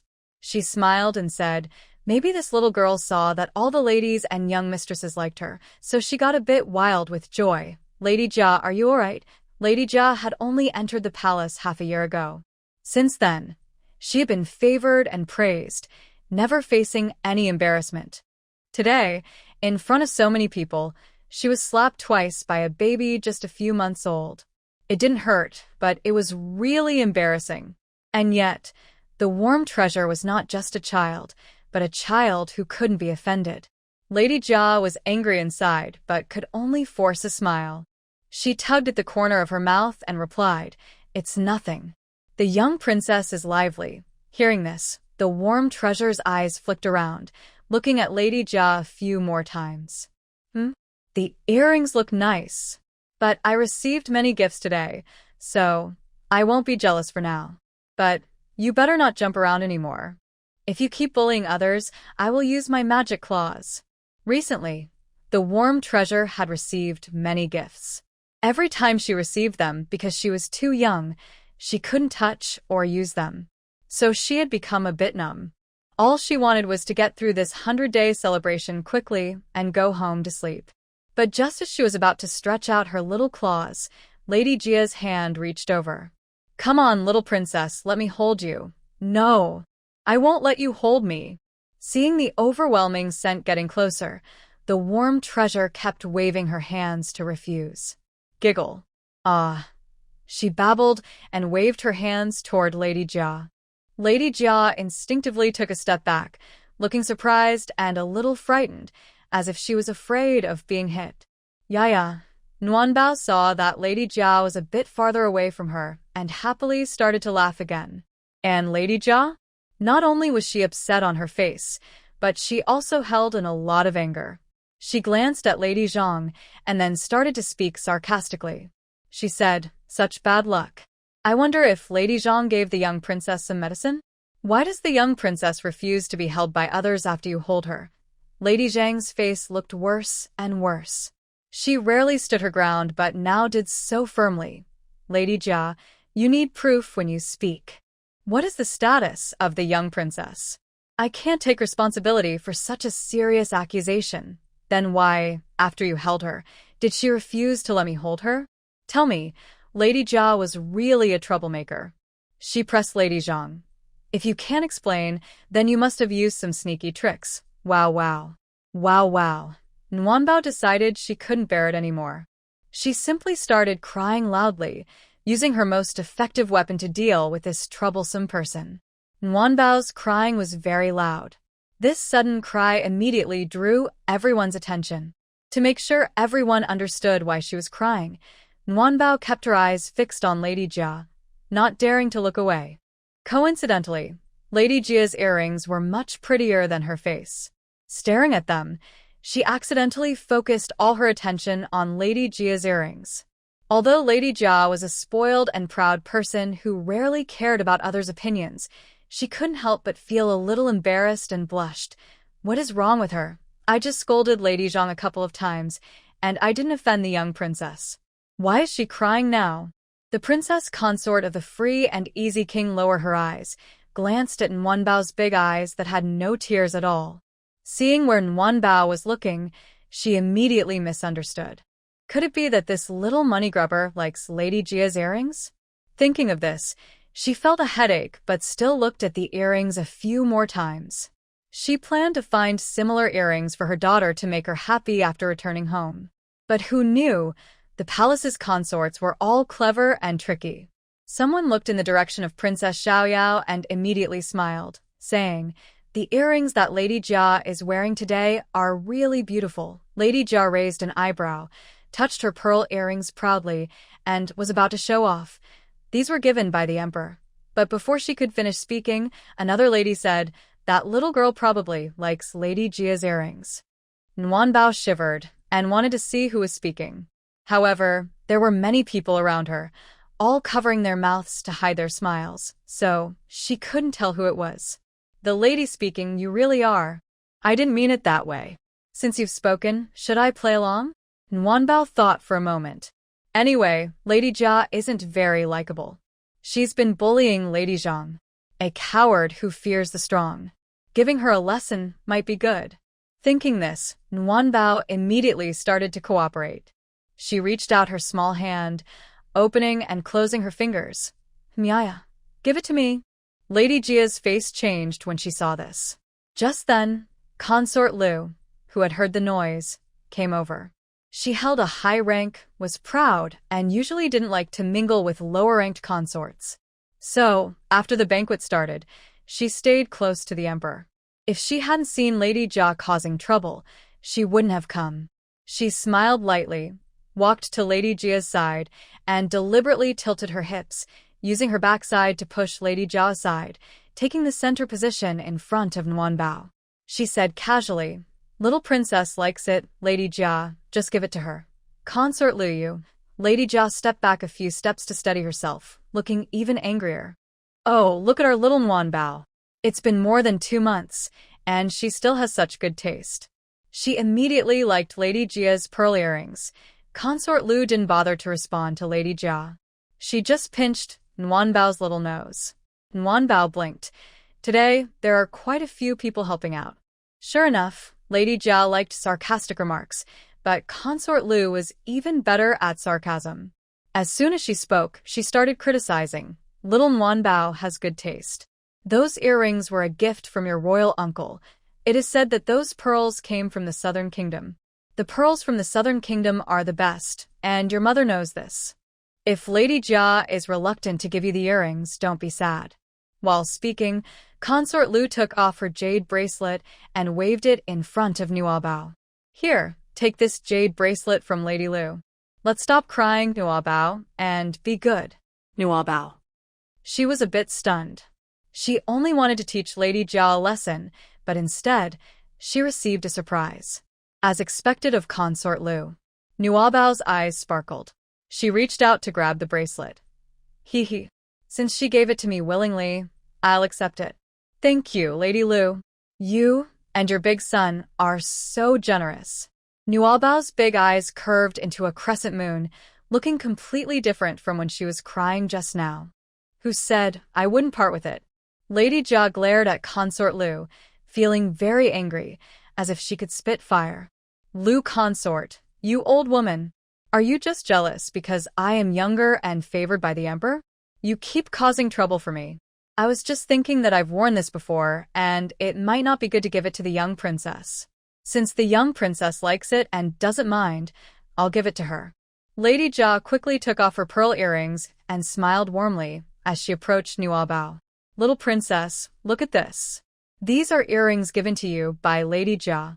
Do you like them? Nuabao blinked and accepted the gift respectfully. Wow, such big pearls. Seeing Nuabao happy, Lady Jia asked casually, does the noble consort treat you well? Do you like her? Nuabao was focused on playing with the pearl earrings and didn't even look at Lady Jia. Everyone held back their laughter. We don't know if the young princess likes you, but she definitely likes these pearl earrings. Your Majesty and Lady Jia are both too polite. Her own daughter was still young, curious about everything, and would accept anything given to her. But as Nuabao's mother, the queen, she had to follow basic manners. She smiled and declined. These things are too expensive. Nuabao can't take them. How could she refuse? Lady Lu Guifei glared at the carefree princess and said, what is our little warm treasure's status? Even if the moon in the sky wants something, we must find a way to get it for her. But those are just worldly possessions. She can't even afford them now, she then added. Don't forget, even young Master Jin Xian says that warm treasure is our precious little one, worth the best things in the world. Carefree princess, you shouldn't be so polite, said Lady Jia confidently, competing to speak. When the little princess had her first month, I didn't prepare any gifts for her. Now, at her 100-day celebration, it's right to give her something extra. This implied she had already prepared a gift for warm treasure, and the earrings she was wearing were a separate present. Your Majesty, the young ladies misunderstood. I wouldn't say this girl can't afford anything, said Lady Jia with a smile, patting warm treasure's back. I'm just worried everyone is spoiling her too much and she might get used to it. She is our little princess of Shu country. Isn't it right to spoil her? This time, Lady Jia took the lead. She secretly competed with Lady Lu Guifei and moved closer to warm treasure. Little princess, look at your mother. Are you afraid Lady Jia will spoil you too much? She said. So what if she spoils me? She's our own little princess. We're happy to spoil her for a lifetime, right? Warm treasure finally looked up at Lady Jia. Her voice was so sharp and high that it seemed like she wanted everyone to hear. Warm treasure pouted, feeling uncomfortable with the loud noise. This necklace is pretty too. Stay away from me, or you'll hurt your little treasure. Thinking this, warm treasure buried her head in the carefree princess's embrace to escape the overwhelming scent. But Lady Jia was too persistent and insisted on holding her. She even reached out and said to Lady Lu Guifei, let me hold the little princess. Hearing this, warm treasure's heart sank. She quickly shook her head, loosened her pearl earrings, and reached for Lady Jia's neck. Taya. Run away quickly. Don't come closer. If you come any nearer, I'll take your things. The little warm treasure was so innocent and pure. Her original intention was just to scare Jia Guiren away. After all, she had already lost her pearl earrings, so Jia Guiren probably didn't want to lose anything else. But who knew Jia Guiren was like a simple-minded person. Just now, when she was bullying Zhang Guipin, she was fierce and aggressive. Now, when she was with Nuabao, she acted like a sweet and innocent girl. She looked surprised, thinking Nuabao wanted to hug her. She quickly reached out her hand, as if trying to grab her, saying, little princess is so well-behaved. Everyone in the palace said that the little princess was a lucky star. Hugging the little princess could bring a daughter. Today, I must hold the little princess. Wow. Wah. I don't want you to hug me. Your scent makes me uncomfortable. Please don't touch me. If you do again, I will cry for you. Nuabao started crying loudly again. When Jia Guiren's hand touched her, she immediately used her tricks again. Jia Guiren was so frightened she withdrew her hand, looking at the carefree princess with a scared face. Is she crying again? The carefree princess also felt a headache. Thinking about how Nuabao reached out just now, she misunderstood her daughter again. Could it be that this girl has her eyes on something else? This time, the carefree princess was not polite either. She thought Jia Guiren was really out of line. So, to scare her away, she deliberately said, She probably has her eyes on the jade flower necklace around Jia Guiren's neck. Nuabao stopped crying. She looked at the carefree princess with big, beautiful eyes. No. Mother, what are you thinking? Didn't you say that only a mother truly understands her daughter? Although your daughter loves money, it's not that much. It really isn't. The jade flower necklace Jia Guiren wore was worth much more than pearl earrings. It was carved from jade into tiny flowers, edged with gold, and strung into a beautiful necklace, the most luxurious accessory. No one among the women spoke. They all smiled politely, waiting for Jia Guiren's reaction. Especially Consort Lu. She happily teased Nuabao, not even glancing at Jia Guiren. She just cast a beautiful, fiery-eyed glance. Little troublemaker, weren't you quite capable usually? Relying on the fact that you look somewhat like me when I was young, you always compete for my favor and disrespect me. Now, I want to see how you'll handle little warm treasure, this clever little spirit. Empress Lu became more and more pleased as she helped Warm Treasure pick up the pearl earrings and jade bangles, handing them to the maid from the Xiao Yao Palace. She also said, "Good girl, Warm Treasure Lady Lu is helping you free your little hands. Your Lady Jia's jade flowers and ornaments are heavy. Only both of Warm Treasure's hands can hold them." When Lady Lu spoke to Warm Treasure, her tone was quite loud, showing her excitement couldn't be contained. Yay. Warm Treasure looked at Lady Lu, unsure how to act. Lady Lu, you really are good at helping out. Okay, Lady Jia forced a smile, feeling both bitter and sour inside. Since the little princess likes it, I'll give it to her. She slowly took off the jade flowers and ornaments, intending to put them on Warm Treasure. But before she could even touch Warm Treasure, Lady Lu scolded. Oh, you've never had children, huh? Do you know how heavy that jade ornament is? How old is little Warm Treasure? Can she carry this weight? As she spoke, Lady Lu snatched the jade ornament and handed it to a maid nearby. She also cheerfully said, "Be good, little Warm Treasure. Lady Lu will keep your jade ornament safe for now. When you grow up and have strength, we can play with it again, okay?" Yay. Warm Treasure blinked and casually responded to Lady Lu. "Whatever you say, I'll just go along with it, since I'm just a tool now. You fight your battles. I'll just find some unexpected joy." The music and sounds of strings and flutes in the Hall of Supreme Harmony continued. Warm Treasure felt more and more tired. After yawning, her eyes wandered listlessly. Suddenly, she noticed that Lady Jia standing in front of her seemed a little upset. Huh? Upset? Why? Just now, in front of Lady Zhang, she was quite domineering. Even though Lady Zhang's rank is higher, she didn't show much respect, and she's the same with Lady Lu, like she's not afraid of anything.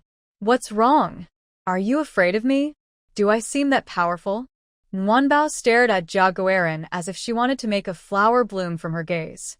Jia Guiren looked at Nguanbao with suspicion and instinctively moved aside. Somehow, whenever she saw Nguanbao staring at her, she felt nervous. "Little Nguanbao, what are you looking at?" Empress Lu was very cunning. She already saw Nguanbao as her weapon, and when dealing with Jia Guiren, she was never gentle. Oh. Is Nguanbao eyeing Jia Guiren's hairpin again? Nguanbao. What hairpin? I wasn't even looking at her hairpin. Well. Our little Nguanbao has good taste. That hairpin is quite pretty. Empress Lu smiled at Jia Guiren, pretending to be innocent. Wow. It's a pearl hairpin, just like the pearl earrings earlier. They match well. Although this hairpin's pearls are smaller, it's very delicate. Jia Guiren, don't you think? Jia Guiren felt like crying. What kind of trouble have I gotten into? Nguyenbao also found Empress Lu a bit noisy. She yawned and rolled her eyes several times before noticing the hairpin on Jia Gairen's hairdo that Lu Guifei mentioned. Yes, it is very delicate.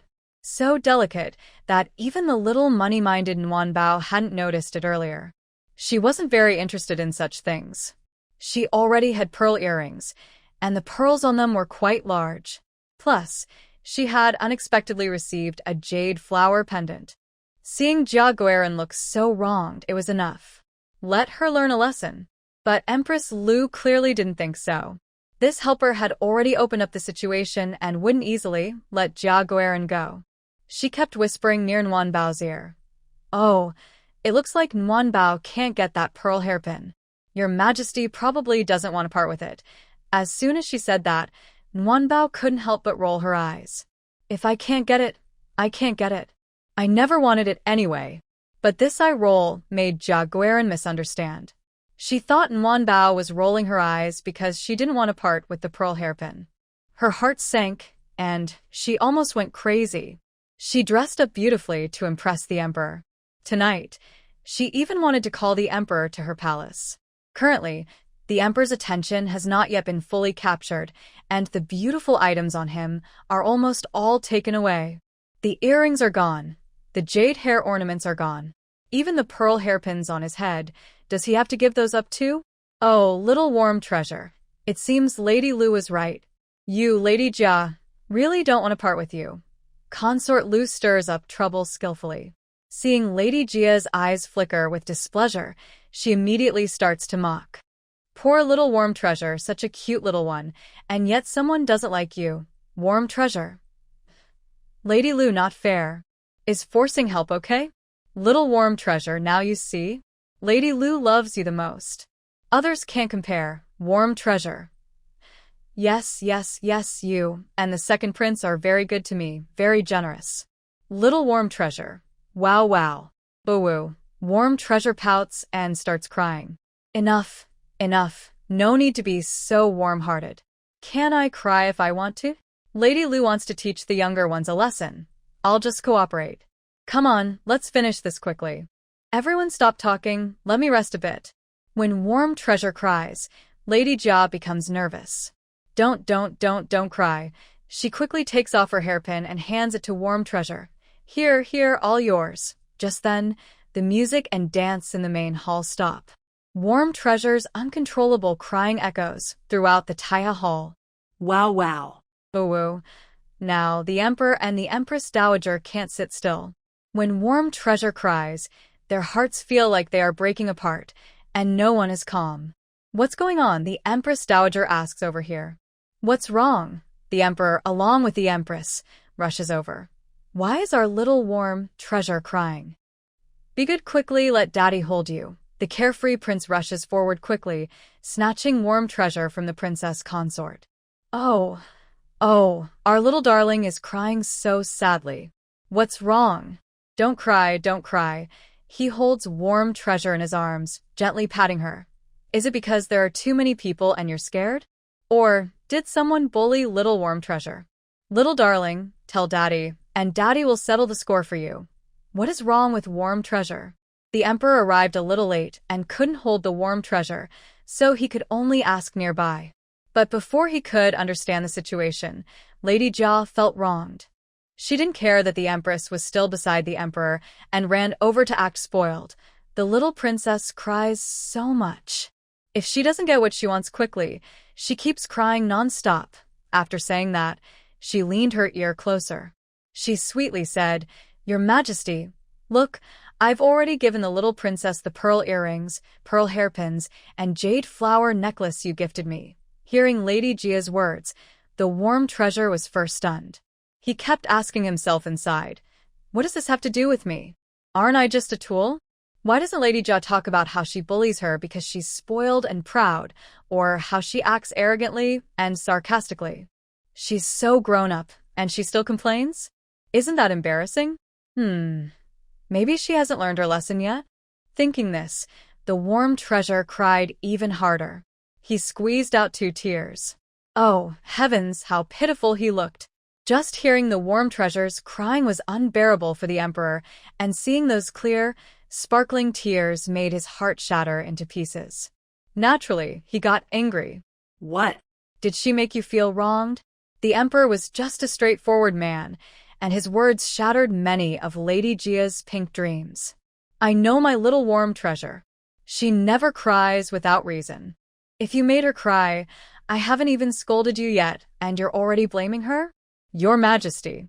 Lady Jia's face turned pale with fear, and she dared not speak further. Her beautiful eyes were misty, but she didn't dare to cry openly. That pitiful look was very touching, but the emperor just glanced at her as if he hadn't seen her. He coldly said to the surrounding consorts, "How old are you all? How old is warm treasure? If she wants something, just give it to her. They're just some material things, and it's not worth making our little darling cry." Isn't that shameful?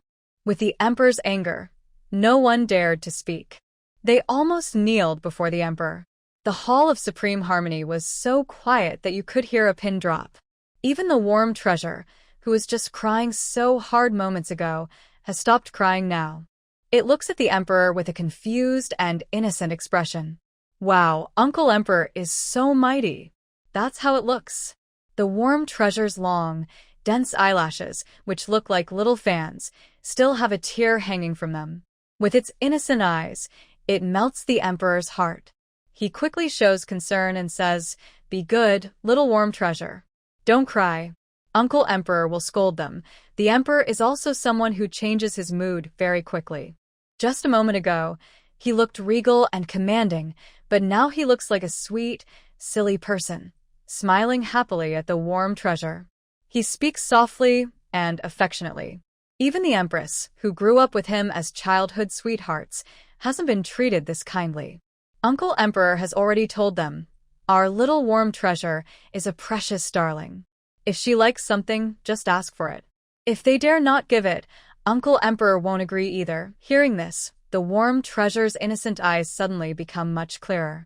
Like a fireworks burst, each flash of light is full of surprise. It's not exactly like the emperor said, that she can ask for anything she likes, but with the emperor's words here, the warm treasure feels very happy. Such happiness is beyond words. After all, many people in this world are loved. Some are favored too. But reaching her level, there's really no one else. The banquet continues, and only then does the little warm treasure feel like it's celebrating a birthday. The tiredness suddenly disappears, and it feels so lively that it wants to dance. Yay. Yay, yay, hee hee. The warm treasure wiggles excitedly, waving its little hands and kicking its feet.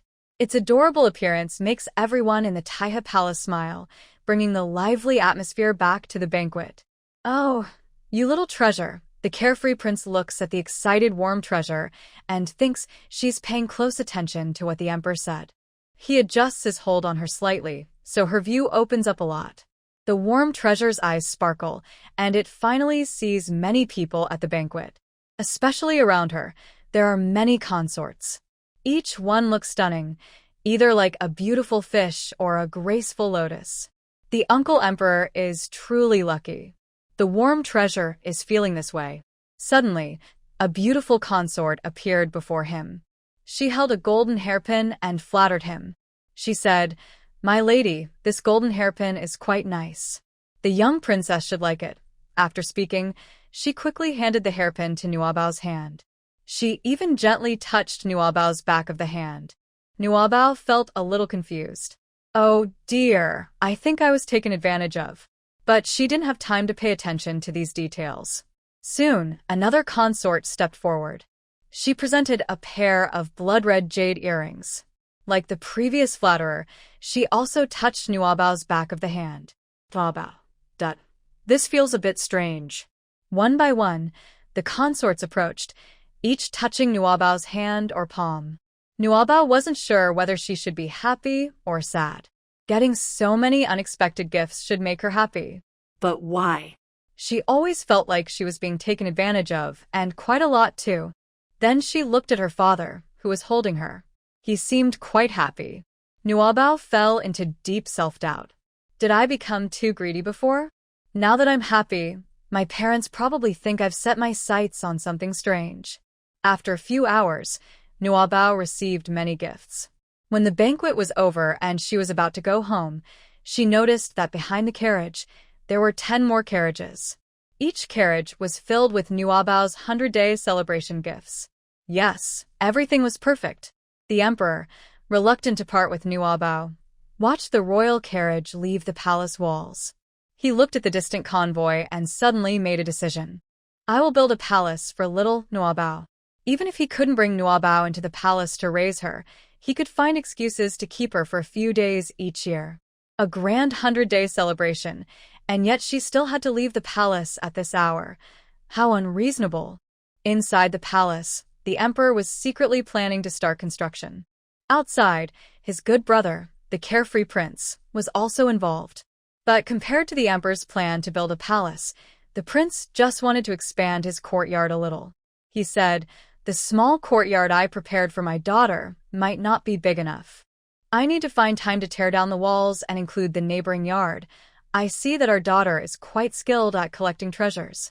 We should quickly turn that yard into a storage room just for her to keep her valuables." Then, I reminded her, "Manhwa, you must watch over the 3 naughty boys at home. They are not allowed to touch our sister's things." The carefree princess nodded in agreement, very supportive. Yes. Achi, you're right. All these treasures belong to our daughter. If the older brothers or the third one dare to touch them, they won't be able to marry in the future. He spoke confidently and with firm belief, as if the sons weren't truly his. Fortunately, Wei Muhua and her brothers were in another carriage, so they didn't have to hear these harsh words. Otherwise, they might have immediately gone to perform a stunt like breaking a stone on their chests. Thinking about the treasures they received today, the carefree princess felt a bit sad. Our daughter worked hard to earn these treasures today. She cried several times. That's right. The carefree king also looked pained, saying, "My heart feels like it's breaking. We must protect her treasures well. When she grows up, we will give them to her in perfect condition." Of course. No one is allowed to touch them. The carefree king nodded seriously and then looked at the little one in his arms, saying, "Little darling, did you hear what Daddy and Mommy said? Rest assured, we will help you keep your little treasures safe. You need to grow up quickly so you can take care of your own wealth, maybe a little slower." The princess mother looked at her daughter with love. A girl should grow up and get married. Hearing this, the carefree king suddenly lost his mood, his nose feeling a bit sore. Damn it.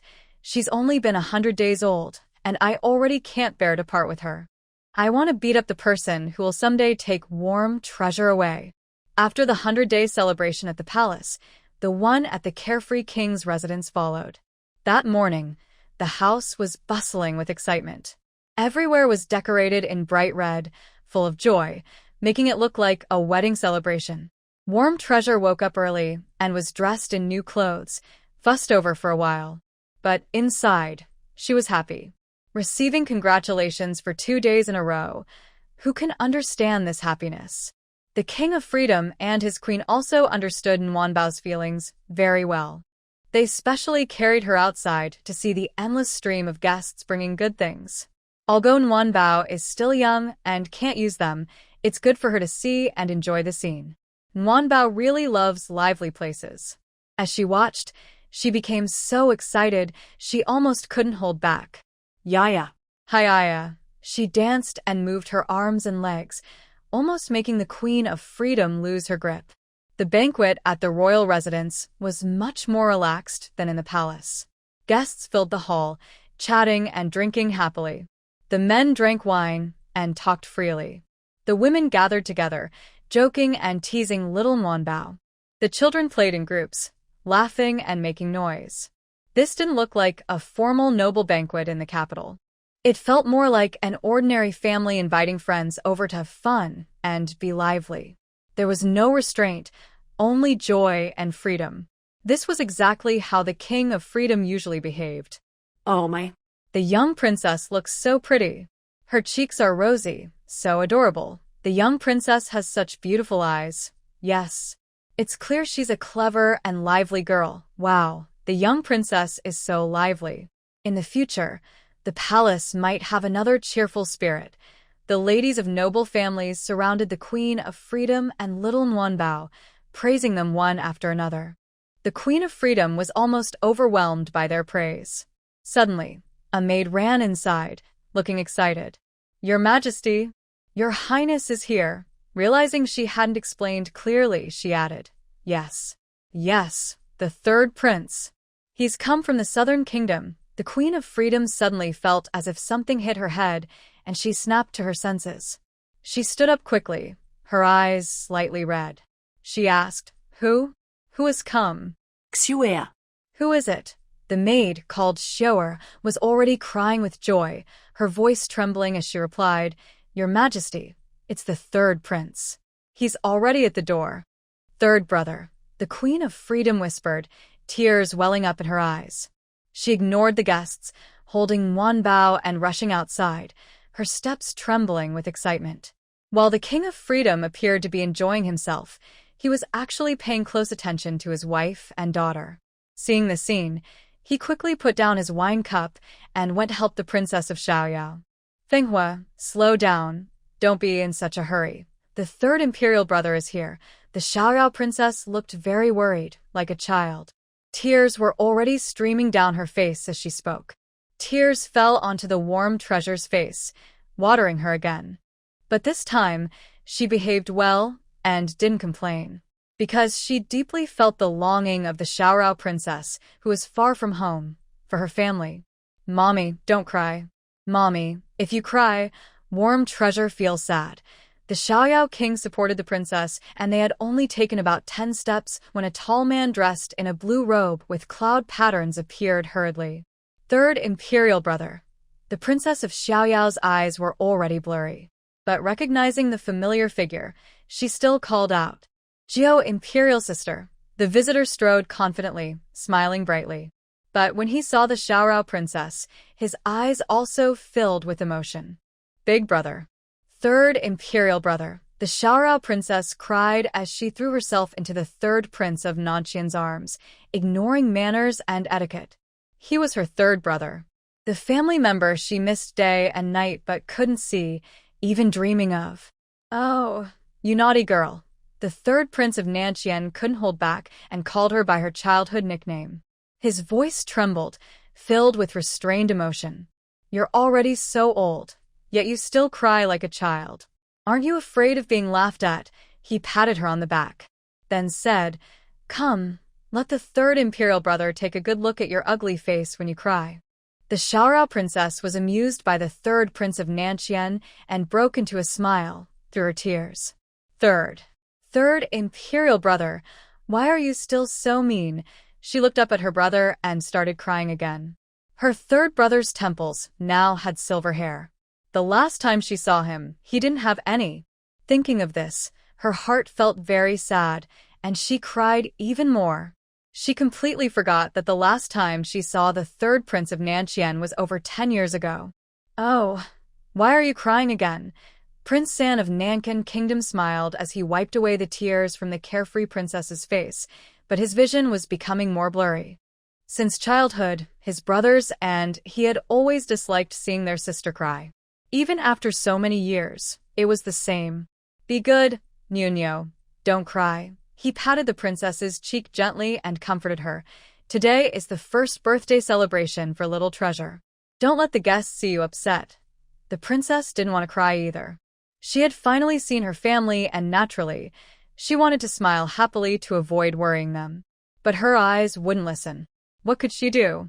She bit her lip and held back her tears, then finally asked, "Third brother, how did you come here?" "She sent a letter to the southern capital," he replied.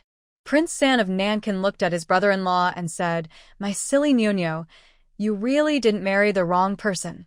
Hearing this, the princess was slightly stunned. Turning to look at King Xiaoyao, she couldn't help but start crying again.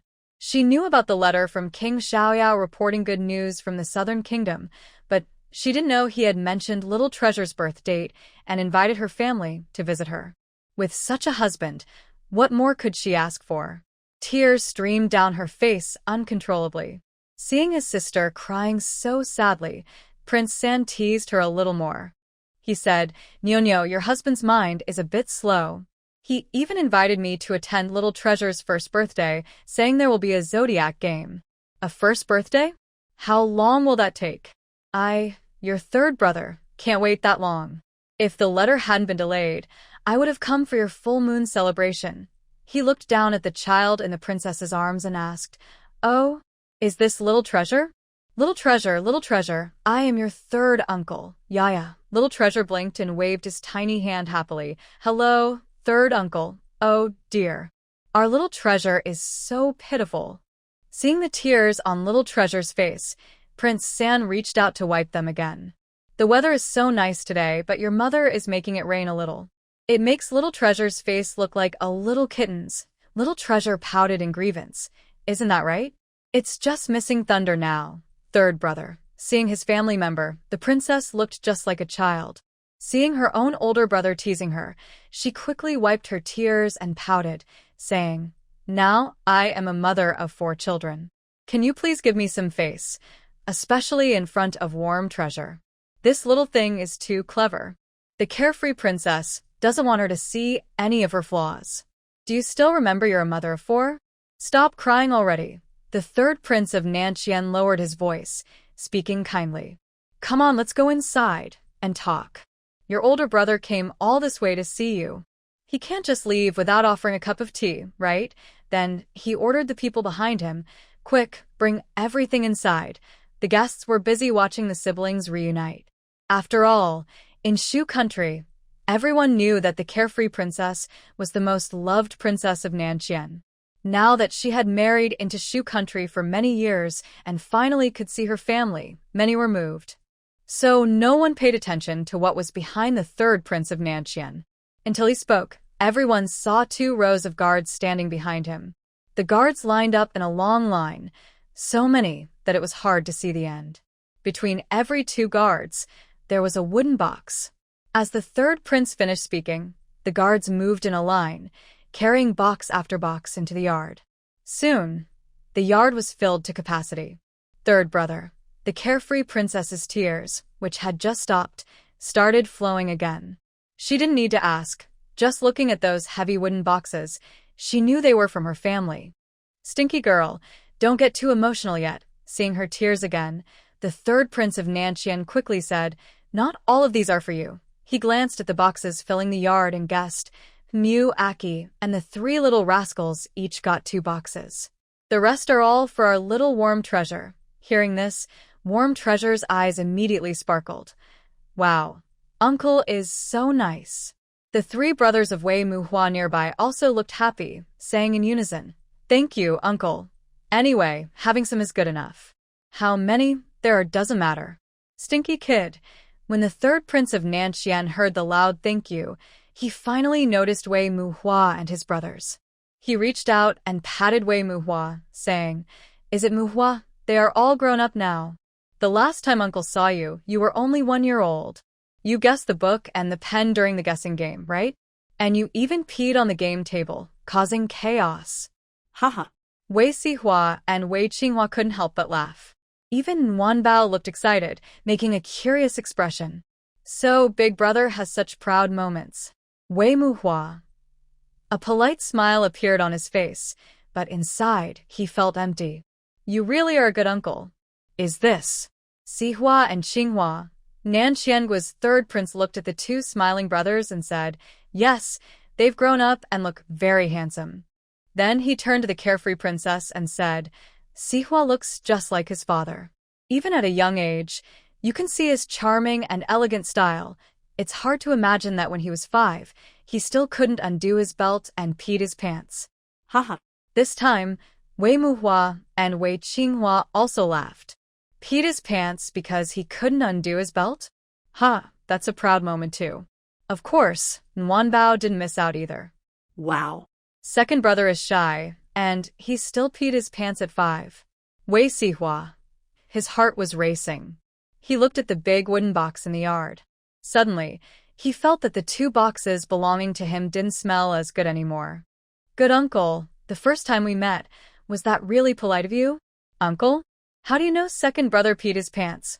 Wei Qinghua. the youngest of the three brothers and the most mischievous, often got scolded by Wei Muhua and Wei Sihua.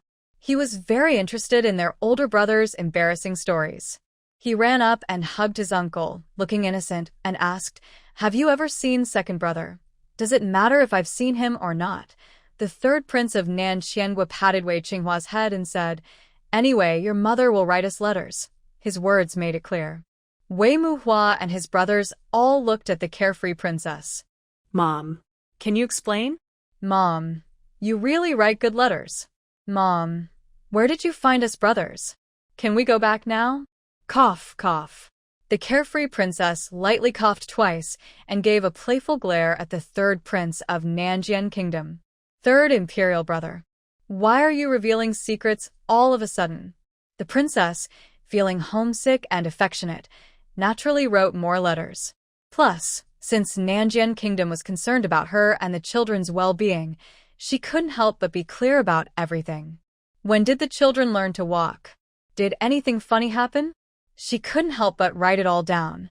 She always wanted her family to feel at ease, as if she hadn't married far away and was always with them. But who knew that this person had such a good memory? It's been so long since those events. How can he still remember? Cough, cough. The third prince of Nanjian Kingdom received his sister's signals and felt he had said too much. After all, the children had grown up. So, he tried to change the subject of the letter. Chihua? He looked at Wei Chihua and asked, "What's wrong with your front teeth? Why are some missing?" Wei Chihua instinctively made an ah sound and quickly covered her mouth. Then, she looked at the third prince of Nanjian Kingdom with an annoyed expression. "Humph. Naughty uncle. You always bring up things you shouldn't. I won't talk to you anymore." Wei Chihua ran off in a huff, feeling upset. What about Wei Muhua and Wei Sihua? They wanted to laugh, but were afraid it would remind the carefree princess of something from the past, so they held back tightly. As the saying goes, the world is a cycle, and heaven spares no one.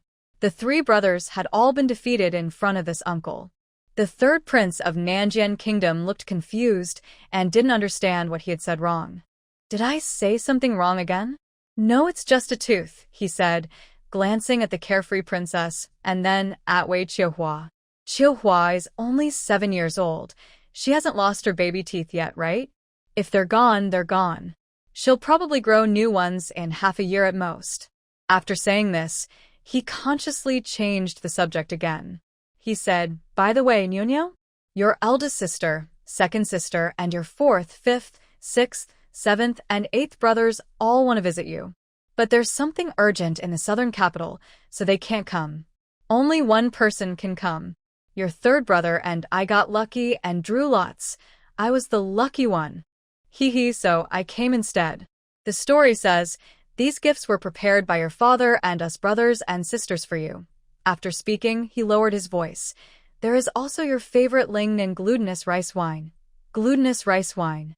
Before the carefree princess could react, Warm Treasure already made a popping sound with her lips. "Wow, glutinous rice wine tastes so good." She drooled a little, then quickly wiped it away. This made the third prince of Nanjian country laugh loudly. "Haha, this little girl looks just like her mother. Even at such a young age, she already loves her wine." The third prince finally entered the room. He looked tired and dusty. After having a sip of wine with everyone, he didn't rest. He simply told the person beside him, "Open the box so our little Warm Treasure can see her gifts." Warm Treasure shivered with excitement. She had been waiting for this moment. "Come on, show me." At the command of her master, the guards outside started opening the boxes. Seeing how excited Warm Treasure was, the third prince of Nanjian country couldn't help but smile. He bent down to tease her. "Be careful, little one. Uncle brought you many gifts. For your full moon and 100-day celebrations. All together. Be good, okay? Listen to your uncle. Don't cause trouble for your mother, and don't make her too tired. Be good, and uncle will give you all the nice things." Ay. Warm Treasure blinked repeatedly. Okay, uncle. I'll be good." As each wooden box was opened, the singing announcer's voice came from outside.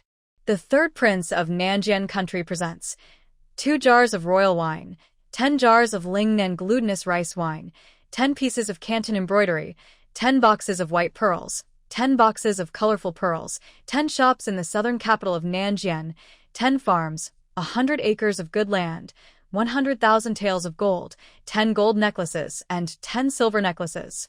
The announcer read the long list from start to finish. By the end, he was almost hoarse. All the guests present were amazed and admired the third prince of Nanjian country's gifts. Let's not talk about the other gifts, just the pearls. Everyone knew that the pearls from Nanjian country were excellent. Even yesterday in the palace, Lady Jia was reluctant to part with her pearl earrings and hairpins because they were so rare. And now, just one day later, the young princess Nanxian from the southern kingdom received 20 boxes of pearls from her maternal grandfather. 20 boxes in total. 10 boxes of white pearls and 10 boxes of colorful pearls, each filled to the brim. Every pearl is large, full, and shiny. Such pearls are enough to make a few beautiful pieces of jewelry, which would make anyone happy. If lucky enough to get more, making a bracelet would be an amazing achievement.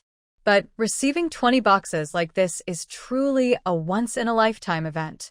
As for the shops and farms in the capital city of the Southern Kingdom, they are also rare and precious. Everyone knows that the economy of the Southern Kingdom is excellent, always ranking first among the 4 kingdoms. The capital city, Nandu, is very lively and prosperous, just as one can imagine. Getting 10 shops in Nandu is a dream for many people. What's most surprising is that this gift includes not only rare and valuable items, but also heartfelt love. For example, some wine and a box of eggs. Although the Southern Kingdom is a neighbor of Shu, the journey is still long. Transporting all these items safely over such a distance must have taken a lot of effort. Third brother. The carefree princess, after hearing the gift list read aloud, felt both touched and a little sad. Traveling such a long way, bringing so many gifts, Manhwa truly. Don't thank us out loud. The third prince of the Southern Kingdom knew his sister very well. If she started thanking, she might start crying again. So he quickly stopped her and said, I told you most of these gifts are from Little Warm Treasure, so they're not for you. Even if you want to thank, wait until Little Warm Treasure can speak properly, then she can thank herself. You don't need to do it for her. After saying that, he smiled and teased Warm Treasure.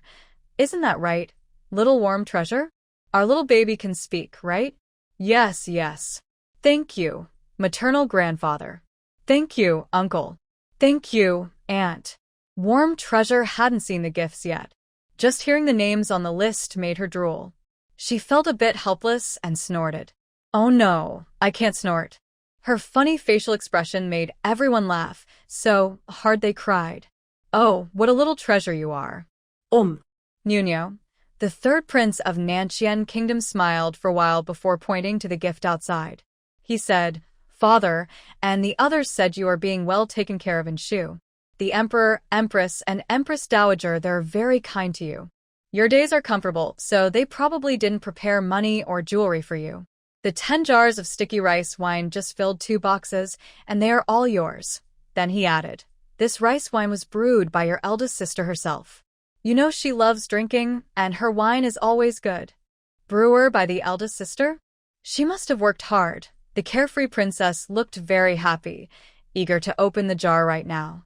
But after thinking for a moment, she held back her excitement. Maybe it's better not to? There are so many guests, and I can't bear to share. To Aki, I brought 2 boxes of fragrant taro from Lixian. The third prince of Nanxian looked at the carefree princess and suddenly found his brother-in-law a bit less likable. Even though his sister is doing very well now, he sometimes likes and sometimes dislikes the man who took her away. So he casually said, he doesn't lack anything either. I really don't know what to give him, so just make do. Hearing this, the carefree princess smiled happily and said, thank you, father and sister and brothers. I love the fragrant taro from Lixian the most. Her eyes sparkled. That sneaky look was like a bigger, cuter version of Bao. This brother-in-law is really stubborn. Back in the day, when the carefree princess was in Nanxian Kingdom, her favorite food was always taro. At court banquets, She even snatched fried taro from the fifth prince's table. Everyone in the royal family knew about this. It was obvious she loved taro so much that they brought it from far away, but she still refused to admit it. Uncle, what about me? Wei Qinghua, who had been sulking earlier, now clung to the third prince of Nanqian. Grandpa, aunt, and uncles, what did they prepare for me? Her shiny black eyes flicked around eagerly. Wow, I can't wait. The third prince of Nanqian tapped Wei Qinghua's forehead and said, Go look outside yourself. Then he yawned. There are only 2 boxes of wood, and they are all for you, Wei Qinghua. He immediately pulled back his leg after stepping forward. Wood? Then forget it. The young boy was quite determined. When he heard it was wood, his spirit sank. Maybe I shouldn't look. They might all be sticks meant to hit me. How? Still not impressed with wood, Prince San of Nankin Country raised his voice happily.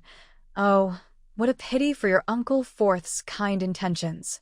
He's been working day and night for days carving wooden swords, windmills, and more. Before he finished, Wei Qinghua disappeared. In the yard, a small figure was busy moving around a wooden box, muttering to himself. Where's the wood? Where is my wood? Wei Muhua and Wei Sihua looked at each other with some disdain.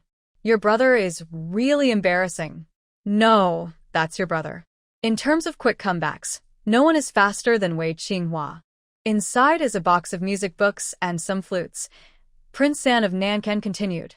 Your mother said in her letter that you, like your father, love music. So we collected some music books and made a few flutes for you. There's a jade flute, bamboo flute, stone flute, wooden flute, and even a bone flute. Try them out and see which one you like best. Sihua's face lit up with joy. Yes. Thank you, grandfather, aunt, and uncles. No need to thank us. If anyone should thank, it's yourselves. Prince San waved his hand. Such a lucky kid, ending up in your mother's belly, everyone. This Prince San of Nankan is quite humorous. Oh, and Muhua. After finishing with Sihua, he turned to Muhua. Here's a box of ancient books and some brushes and inkstones for you. Prince San looked at Wei Muhua and said, You love reading, and you're probably very interested in studying history and old stories. This time, we've gathered all the ancient books we could find from Nankan. After speaking, he added, All the brushes were made personally by your uncles, and the inkstone was your grandfather's favorite from when he was young. It is still in perfect condition today. Your grandfather said these are not rare or valuable items, but what matters is the thought behind them. Yes. Thank you, grandfather. Thank you, aunt, and thank you, uncles. Wei Muhua felt warm inside and was deeply touched. For Muhua, the care and love from family are the most precious things in the world. Among the 3 brothers, Wei Muhua is the oldest and naturally more sensible. He understood the meaning behind what his uncles brought him. Yes, you're right. You little guy, that makes your uncle very happy. The third prince of Nanqian Kingdom looked at Wei Muhua with admiration. Your grandfather just wants you kids to know that even if your grandfather is far away in Nanqian Kingdom, he still cares about you and your mother. Ah. Uncle, what is this? Suddenly, outside the courtyard, Wei Qinghua's shout was heard. Everyone looked over and saw Wei Qinghua holding a wooden wolf fang club, looking hopeless. Where are the wooden sword and windmill? Why does he still have a stick? Just a stick is fine, but why is it a wolf fang club? Wei Qinghua, though a bit mischievous, still had some self-awareness. Seeing the wolf fang club, he immediately thought of being beaten. His little bottom clenched instinctively, and he quickly threw the club back. Can't we just pretend this thing doesn't exist? He secretly glanced at the third prince of Nanqian Kingdom in the hall. Can this uncle also disappear? Oh, a wolf fang club. The third prince of Nanqian Kingdom saw the club and turned to look at the carefree king and queen. He said, That thing is quite good. I specifically asked your 4th imperial brother to make it. Qinghua, if you listen, you can practice with it. If not, you all can practice with it. Anyway, it has many uses and won't be idle. Haha. Everyone burst into laughter.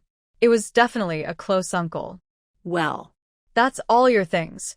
Prince San of Nanqian Country looked down thoughtfully and said, The remaining things, those farms, shops, pearls, and gold, are all ours, little warm treasure. Hearing this, Warm Treasure's eyes widened. Wow, I've become rich. Those 2 jars of Emperor Brew wine were made personally by Father Emperor. Prince San pointed to a very noticeable golden wooden box. He said, this was Father Emperor's first attempt at brewing wine. He learned from the eldest sister for a few days. Father said the wine might not taste good, but it's a gesture of kindness. After you 2 finish your work, find a good place to bury it. When little Warm Treasure gets married in the future, you can dig it up again. After speaking, he turned to the Queen of Xiaoyao and said, Father Emperor has always regretted that when you were born, he couldn't personally brew you a special red wine. Now that you have a daughter, it's like making up for it. Father Emperor. Is he still healthy? The Queen of Xiaoyao hadn't seen her father in a long time. So much, so that when she mentioned Father Emperor, she couldn't help but get emotional. He's doing well. Prince San of Nanqian smiled at his sister and said, right now, the affairs at court are all managed by your 7th brother. Father Emperor only holds a few morning court sessions each year, and he reviews about 4 or 5 petitions. Most of the time, he stays in the palace retreat, raising chickens and ducks, digging the land to grow vegetables, living quite happily. He then pointed to another conspicuous red wooden box and said, see that? That box contains eggs. All from the chickens Father Emperor raised. Full of eggs. He said, when little Warm Treasure turns 100 days old, she'll eat red eggs. Other eggs aren't as good as his chicken's eggs, so he insisted I bring them. But he's worried they might spoil after boiling, so I could only bring them raw. I was so nervous on the way, I almost had to sleep holding them. Prince San's words made everyone fall silent. Among the guests, some women who had married far away were already teary-eyed. It's said that since ancient times, royal families are often cold and unfeeling. But what they saw now was a deep, heavy love. Even little Warm Treasure, with her big eyes, listened intently, enchanted. Really want to meet my grandfather and those aunts and uncles. They are so loving. But then, a doubt crept in. Why are your maternal grandparents so free? Do they raise chickens and ducks, brew wine, or do woodworking? They seem so relaxed. Time flies quickly. In the blink of an eye, Warm Treasure is already 1 year old. Over the past half year, she has learned to act cute, flatter, and please others many times. The 3 brothers from the Wei family can now openly come to visit their sister. It's not because King Xiaoyao suddenly changed his mind and stopped stopping his sons from seeing Warm Treasure. It's because Warm Treasure is growing up and her acting skills are improving every day. When her brothers come to see her, she laughs happily, reaches out her hands to be hugged, and is very joyful. When facing King Xiaoyao, she pouts her lips, tilts her eyes, and looks sad. Sometimes, she even softly complains to King Xiaoyao, Daddy, I want to invite Guagua. After repeating this a few times, King Xiaoyao almost felt overwhelmed by his daughter's rejection. Daddy is mean? Want brothers? Boo-hoo, Daddy's little treasure Warm Treasure doesn't like Daddy anymore. Although he felt a bit upset for his daughter's happiness, King Xiaoyao decided to compromise. Once the brothers got permission, they rushed to Warm Treasure's side eagerly. They visit her 3 times a day, morning, noon, and night, never missing a single one, like clockwork. Our little sister has grown up and looks more and more beautiful. King Xiaoyao, who was ignored by Warm Treasure, said, Do I need you to tell me? Our family isn't blind. Does my little sister's eyelashes seem longer than before? Just like Mom's, so pretty. Unhappy King Xiaoyao replied, No, she looks more like your dad and me. Oh. My little sister bit me. King Xiaoyao, full of joy, exclaimed, My girl is teething. How can she not bite? If she bites you, that's your good fortune. View my little sister's face is round, plump, and rosy, finally not like when she was just born, looking like a little old lady. Wei Qinghua stared at Warm Treasure for a long time and suddenly said something that was very out of place. King Xiaoyao couldn't hold back anymore. He threw a toy at her. You're the little old man. When you were born, you were pale, thin, ugly, and wrinkled, so unattractive. Then he cursed, "You're 2 years old now, and you still look ugly, like a stinky monkey." Daddy, stinky monkeys are also born by you. Wei Qinghua quickly hid behind Wei Muhua and bravely responded, "Hee hee, I have an older brother. What am I afraid of?" Wei Muhua straightened up and slowly moved to the side. "If you cause trouble, you have to deal with it yourself. I won't help you, big brother." Wei Qinghua stared in shock at the disappearing shield of flesh in front of him. "Are you still my real brother?" Just as he was thinking, another toy head was thrown over. It hit Wei Qinghua, making him feel a bit dizzy. "You little monkey, if you keep talking nonsense, I won't acknowledge you." Hee hee hee. Warm Bao, sitting on a wool blanket and licking a sugar figurine, showed his cute little teeth. Sad monkey. No. Stinky monkey. Wei Qinghua rubbed his forehead and quickly ran behind Warm Bao, using him as a shield. "Hee hee, now Dad probably won't throw things at me, right?" Warm Bao repeat after third brother. "Come on, stinky monkey." Wei Qinghua crouched down and looked at Warm Bao, seriously teaching. "Stinky monkey." Warm Bao pouted and gave Wei Qinghua a resentful look. "Of course I know I'm a stinky monkey. But once I open my mouth, I change. Gua sad gua. Is a sad monkey." Warm Bao, feeling a bit stubborn, imitated the carefree king and started attacking Wei Qinghua. But once she said it, she couldn't help but find it funny. So she happily twisted and danced around, forgetting about the sugar figurine in her hand. "Sad gua. Is a sad monkey, hee hee." The sugar figurine was tossed around and broke apart. With a plop, it fell to the ground. Warm Bao looked at her hand in confusion. "Oh no, only the stick remains." It's truly a case of joy turning to sorrow. Wei Qinghua shrugged and looked at Warm Bao with a smile, teasing, "Oh dear," which little girl twisted and turned so much that she broke her sugar figurine. "Look at this sugar figurine, so sad. Now there's nothing to eat, right?" Warm Bao. The sugar figurine is already broken, and now you're making fun of me?" The little girl looked at the wooden stick in her hand and then lowered her gaze to her little feet. Finally, he reached out and picked up a piece of broken sugar figurine from the footboard, bringing it close to Wei Qinghua's mouth. "Gogos. Sweet candy." Her big eyes blinked eagerly, full of anticipation. "Third brother, eat the candy. It's delicious." Wei Qinghua's mouth twitched, and she froze completely. "Why are you so mean to me? You're really my little sister." At this moment, the second brother, Wei Sihua, who was watching the fun, said, "Hurry up and eat. This is from your sister." Wei Qinghua looked resentful and glared at Wei Sihua. Wei Sihua ignored her and said, "Third brother, don't be ungrateful. The sugar figurine from your sister, anyone can eat it? She gives it to you because she cares." Wei Qinghua. "If she cares so much, do you want it?" Meanwhile, the carefree prince looked at him with a gloomy face, making him afraid to refuse. So, he had no choice but to lean in and open his mouth obediently. "Just eat it. Sister's footboard shouldn't smell bad." Wei Muhua and Wei Sihua exchanged a knowing look and secretly smiled. But just as the smile was still on their faces, they heard the carefree prince say, "Give 2 pieces to your older brother and second brother too. Don't waste them." Nguanbao looked at the gloomy yet mischievous prince. "Indeed, can't waste them."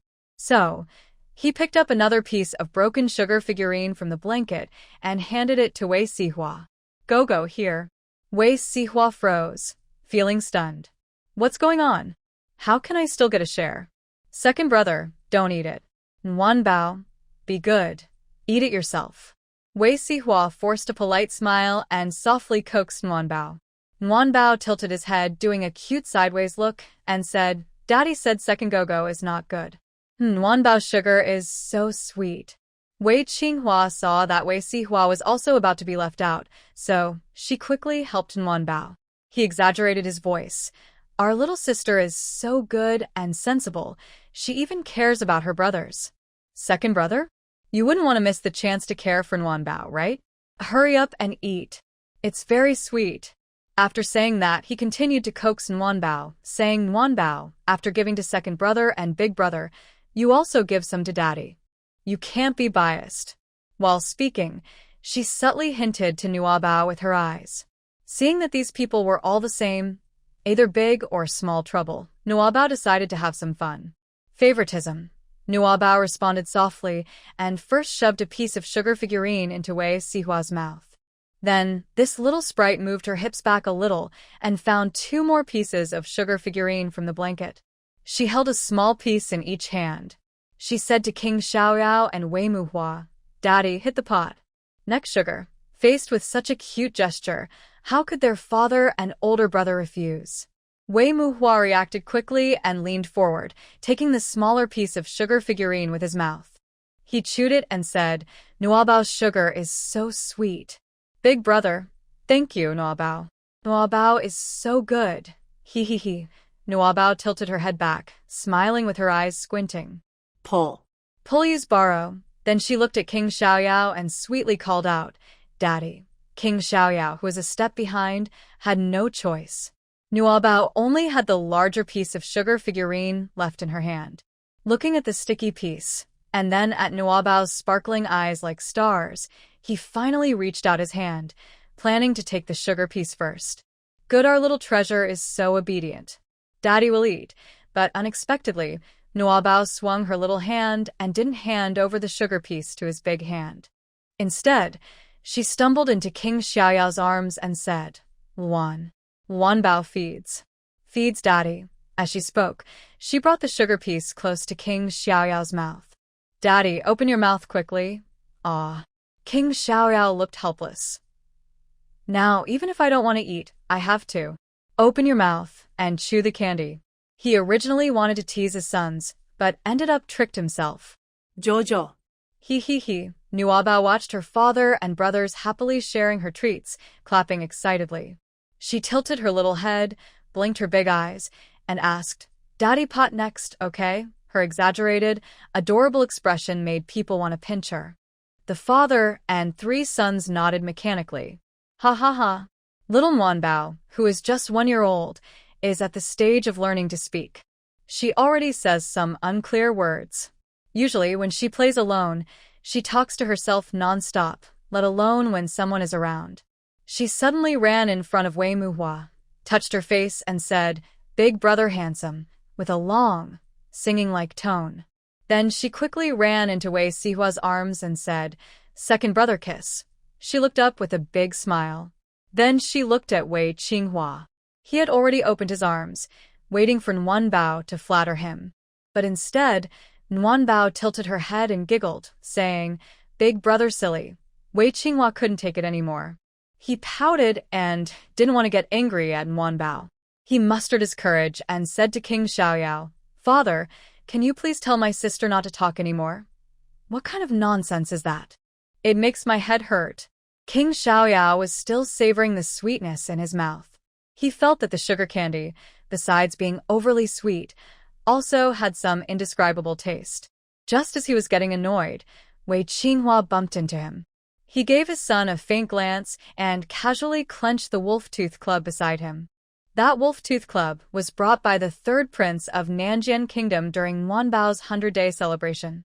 He said that if Wei Qinghua behaved well, he could use it for practice. If he didn't, it would be used to train Wei Qinghua. But in reality, whether Wei Qinghua listened or not, he never got to hold the club. Right after the 3rd prince of Nanjian Kingdom left, King Xiaoyao took the club away. He even said, "What a pity. Such a good wolf-tooth club, but the teeth aren't made of iron nails." He was truly a father.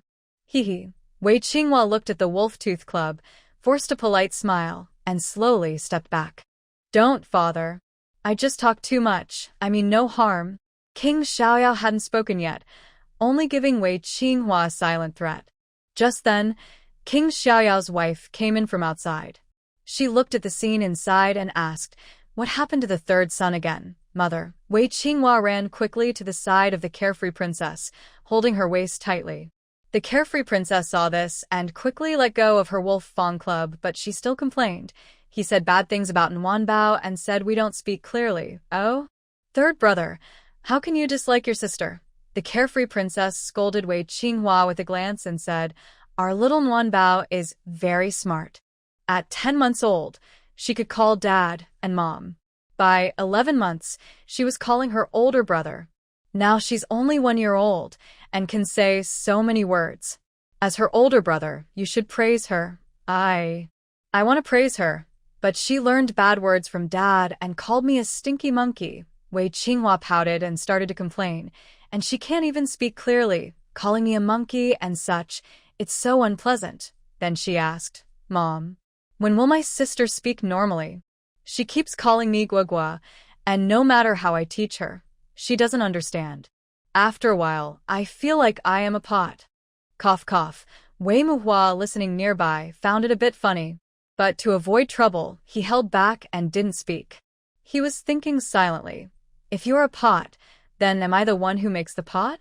Even Wanbao felt a little upset. Third brother, I am speaking normally. It's just because I'm still young, my tongue gets tied. Fortunately, the carefree princess never let Wanbao down. She seemed to ignore Wei Qinghua's complaints and only heard his dislike for Wanbao. She said, You little brat, stop joking about your sister. When you were young, you spoke even less clearly. After saying that, she asked the carefree princess and Wei Muhua, Do you remember? When third brother was a child, I think he was 1 year and 3 or 4 months old before he called Dad and Mom. 1 year and 4 months. The carefree princess replied without hesitation. He was a little late, half a year behind Wanbao. I thought he was a little mute. Yes. I remember that. Wei Muhua also spoke with a smile. Dad and Mom said I started talking at 1 year and 2 months old. The second brother was probably 1 year and 1 month old. So by the time of the third, we all thought he wouldn't speak. Wei Sihua also nodded thoughtfully and asked, So, why does he now dislike Nuabao's unclear pronunciation? Shouldn't he be upset with himself instead? Wei Qinghua. He truly felt hopeless. He slowly released his hold on the carefree princess, scratched his head in despair, and fell into deep thought, asking several questions in a row. Why does he dislike Nuabao? Why did he go complain to his mother? Why did he bring up this topic? Why did he humiliate himself? He. Little troublemaker. Come here for a hug. Nuabao looked at Wei Qinghua's gloomy face, feeling both amused and helpless. He hurriedly climbed up and stumbled toward Wei Qinghua, hugging his leg tightly. Third brother, don't be sad. Boys usually start talking a few months later than girls. The carefree prince's residence held another banquet. This time, it was for Nuabao's first birthday. This birthday celebration should have been held half a month ago. Unfortunately, this summer's rain was even more fierce than last year's. The storm was so heavy it seemed like the sky was leaking. Rain poured down for several days, without stopping. The streets were flooded, turning into flowing rivers. It was hard for people to go out normally, so how could the prince's residence hold a banquet? Wouldn't that bring bad luck to Nuabao? So, everyone waited patiently. Finally, when the rain stopped, they chose a good day and held Nuabao's birthday celebration. The celebration was at the prince's residence. No one knew what tricks the prince used, but he managed to persuade the palace to give up hosting this event. In any case, everyone in the residence was very happy. Like the previous 100-day celebration, the place was decorated with lanterns and full of joy. But this time, the guests invited were fewer than at the 100-day celebration. Only close friends and royal relatives were invited to come and watch Nuabao's grab the lucky object game. People say children are petty. The previous 100-day celebration was grand enough, so holding another big event for the first birthday might be over the top and could affect Nuabao's luck, possibly hindering his future growth. This is similar to the saying that children need to be raised modestly to be easy to care for. Giving too much of anything often backfires. The warm treasure is a precious gift that everyone has been eagerly waiting for. Since her birth, everyone has been very careful about her growth. Not only a cough, but even a sneeze could cause a stir in the palace and the Xiaorao prince's residence. Now that they know the saying, when the moon is full, it will wane, they can't help but pay more attention. After discussing with the Xiaorao king and queen, they decided to keep things low-key, just a simple gesture. After all, the old traditions must be respected. On her first birthday, They must hold a celebration to help determine her personality early.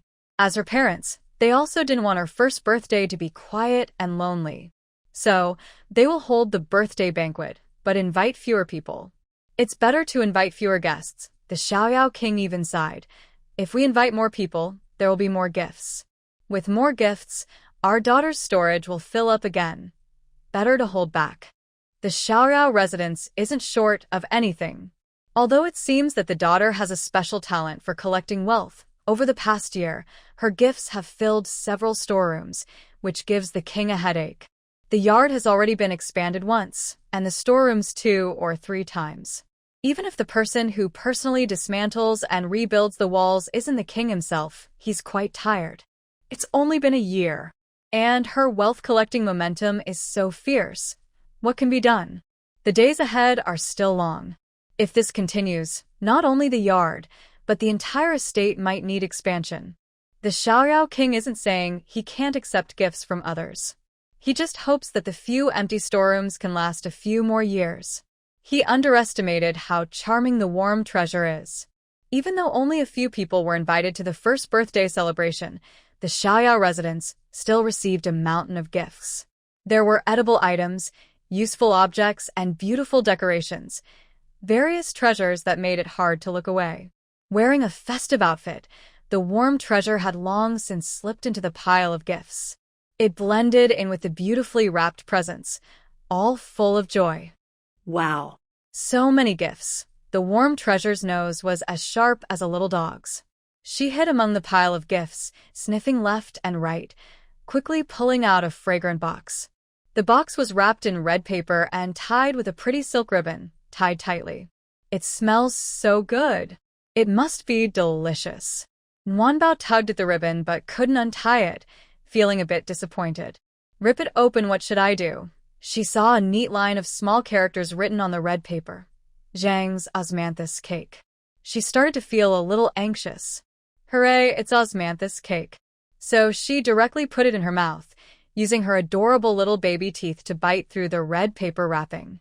Then she used her tiny finger to poke at the box, finally breaking a small hole and scooping out a tiny bit of osmanthus cake powder. Looking at the powder, Nguanbao swallowed hard and quickly put her finger in her mouth. She licked it, eyes shining. Yummy. It was fragrant and sweet, melting in her mouth. Poke a little more. The osmanthus cake was soft and fluffy, unable to withstand much force. Nguanbao kept poking back and forth several times, each time only getting a tiny bit of powder, which was very difficult. In the end, she got tired of poking and set the osmanthus cake aside, moving on to another box. She rummaged through and took out another box. This one smelled like milk, but she didn't know what it was. Turning it over, she was about to bite it. Suddenly, she saw some small characters written on it, big prairie milk tablets. Nguanbao paused. Could it be milk tablets? Did they have this in ancient times? Thinking this, she sent her teeth army to work. Finally, she managed to take out a round little milk tablet. Yummy milk tablet. Nguanbao was so happy. She hurriedly put it in her mouth. The rich milk aroma spread instantly across her mouth. Sweet and delicious, it was wonderful. She put down the milk tablet box and started a new round of searching for food. This time, she was smarter, because she found that any wrapped item in red or colorful paper always had the name of what's inside written on it. And the writing style in this world was not much different from modern times. Nguanbao recognized every character, and as long as she followed the item name, she could always find something tasty. Soon, Nguanbao found a box labeled dried beef from the Great Plains. She set it aside and kept searching for other items. After a while, she found a box of Zhangji chestnut cake. Then, she found Zhangji green bean cake. What are you smelling? Like a little puppy. Why are they all cakes? Nguanbao felt a bit disappointed. Cake. Nguanbao doesn't want it anymore. Remembering how she had to work so hard just to get a tiny bit of powder earlier, she didn't want to touch cakes anymore. Her little teeth were tired too. Why did ancient snacks only include cakes? Nguanbao missed modern snacks so much, like meat floss buns, crispy seaweed, crunchy noodles, chocolates, fish-shaped cookies, bubble tea, spicy duck necks. Gurgle gurgle. Her stomach made a few noises. The more she thought about it, the hungrier she became. Before her saliva could drip out, Nuabao quickly found some milk candies and shoved them into her mouth. She lay weakly on the pile of gifts, feeling exhausted. She didn't even look at the other presents. Right now, Nuabao was in a greedy mood. It didn't matter if she was from another time. Her body was here and she was craving sweets and snacks. She couldn't help it. Just like now, she wanted all kinds of sweet things. She couldn't control herself. But the king of leisure and his wife kept her on a tight leash, saying too many sweets were bad. They only gave her a small piece of candy or cake each day, which wasn't enough to satisfy her cravings. Nuabao felt bitter inside. She secretly snuck over to these gifts, hoping to find some sweet treats. But for now, only the milk candies seemed okay. As for the valuable items among the gifts, Nuabao didn't care much. She was too lazy to look at them. She was already a little rich girl. She couldn't be too greedy. So, even though she was lying on a pile of gold and silver treasures, she didn't have the energy to open them. All she could think about was eating. While chewing her milk candy, she asked herself, what if she hadn't traveled here? Would she still be a food-loving blogger? Every day, she plays and fights with her brothers who are also adopted, and she also outsmarts her cute but bossy little sister. To complete her monthly task smoothly, she records tasty food videos and also has to go live on time. She cheerfully shouts, "Welcome, friends." Double tap to like 666, she also tries to get sympathy, saying, "Little sister hasn't eaten meat in days. Is there a kind friend who can send a rocket gift?" Even if she doesn't like this lifestyle, under the pressure from her so-called adoptive father, she has to work hard to become a money-making machine. This is the only purpose for these adopted children. Or maybe she will die on that deserted island? Before crossing over, her adoptive father suddenly signed a big contract. According to the contract, he would send her and her siblings to different deserted islands for a month of survival live streams. Before going to the island, each person had a day to buy what they needed. On her way home after buying supplies, she was struck by lightning. She hadn't done anything wrong, but she was hit and burned on the outside and inside. This meant she didn't even get to go to the island. Her vision went dark, then bright again, and she became a beloved little princess. They say good luck and bad luck often come together. Although she lost her life from the lightning strike, she escaped from her vampire-like adoptive father and gained many loved ones who held her in their hands. She has as much gold and silver as she wants and no longer needs to beg fans for gifts during festivals. But she feels a little sad. She wonders how her brothers, who grew up with her, are doing now. And what about the supplies she bought? Why didn't they get struck by lightning with her? Such a pity. Little Yen is so adorable, she muttered, her big eyes full of deep helplessness. Huh? The milk candies are finished. Time for another one. Just then, a worried voice called out. Where is the little princess? Where did she go? Someone. Quickly, find the little princess. The caller was Xiaoer, who used to serve beside Princess Xiaoyao. As she learned to speak and walk, this child became even more difficult to handle. The child kept moving from one place to another, making it hard to keep an eye on her. The carefree princess was worried about Warm Treasure, so she moved Xiaoer to stay with the maids and take care of Warm Treasure. Xiaoer is from the southern Qian kingdom. When the third prince of southern Qian first visited Shu to see the carefree princess, he brought Xiaoer along, saying she was a foundling. She looked pitiful, but was quite clever, so the princess kept her.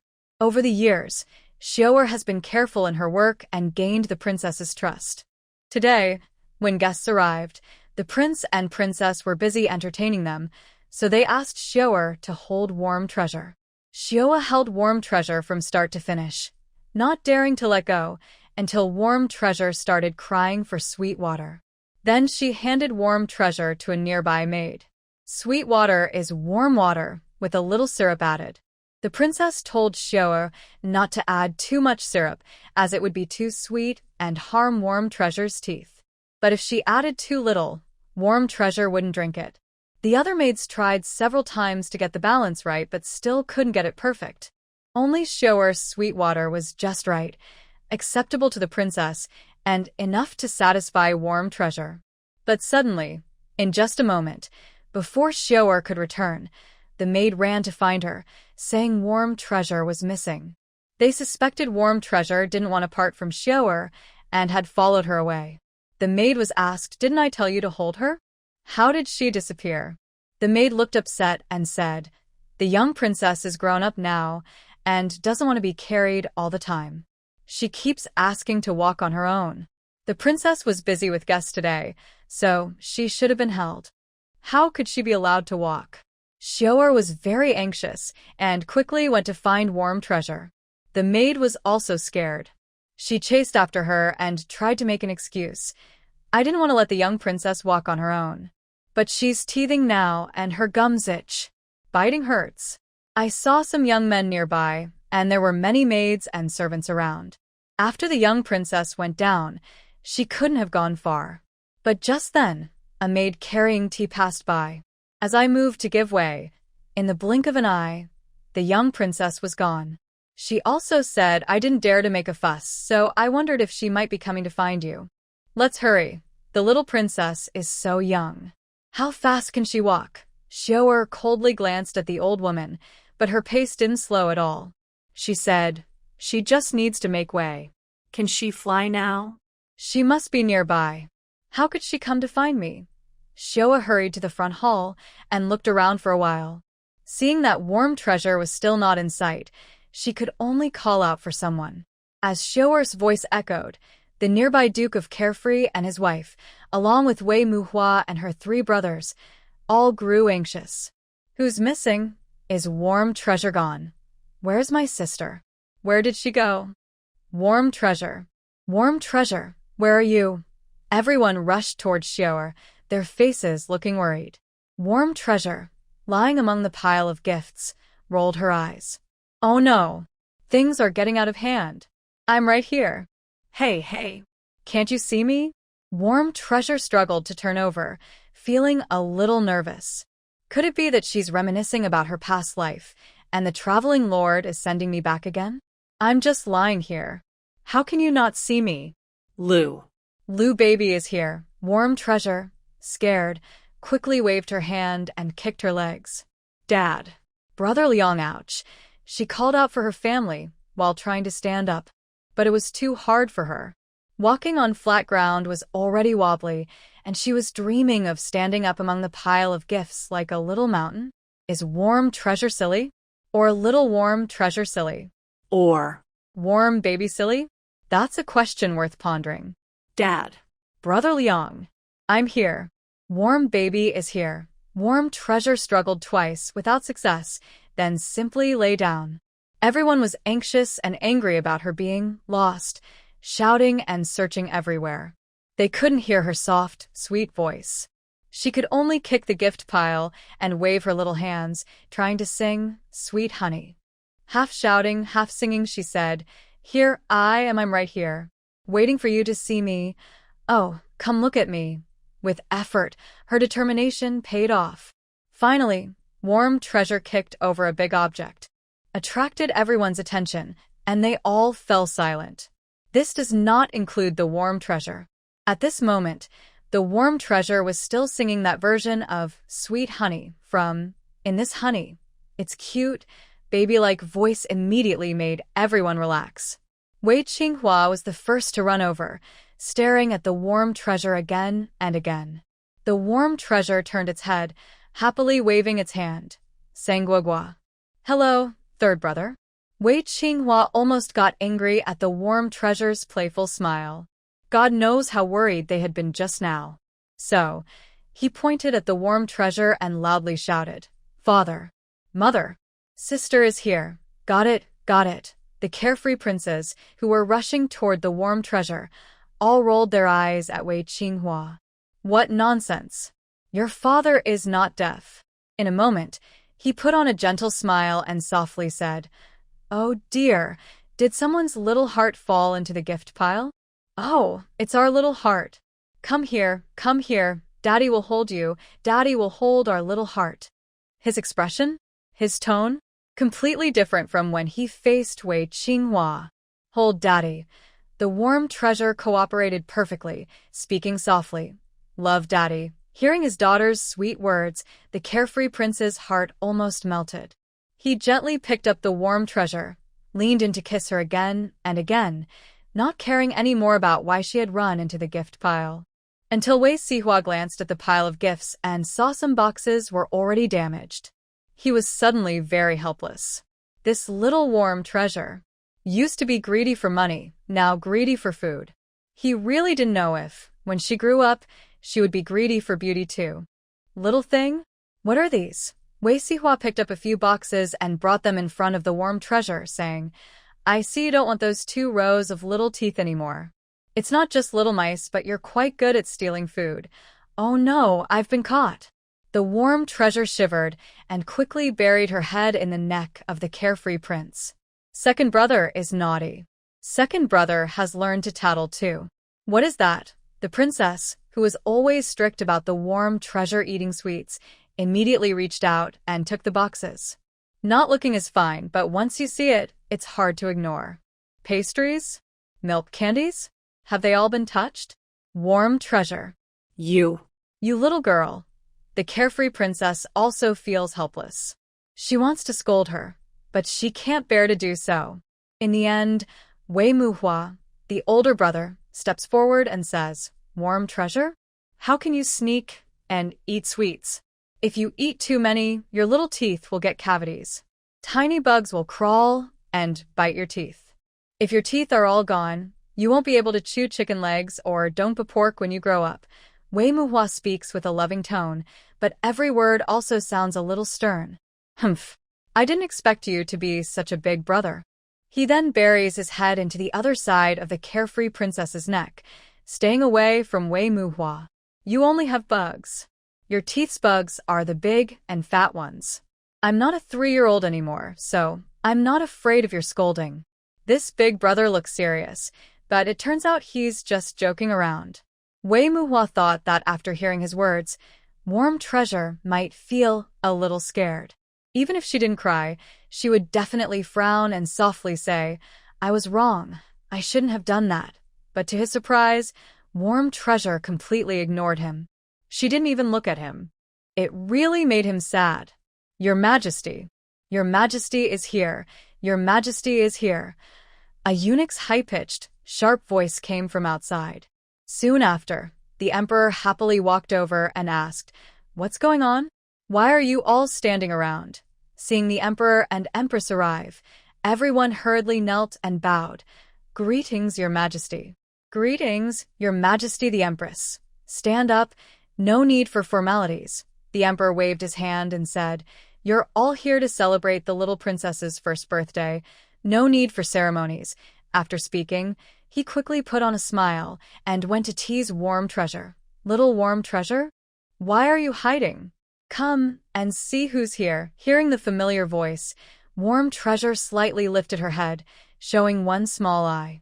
When she saw the emperor, she immediately acted like a little drama queen. Wow. Emperor Bobo. The tiny child started crying instantly. Those big tears came rushing out, as if they had a mind of their own. She reached out her hand, insisting on being held by the emperor. "Hug Bobo, hug Bao."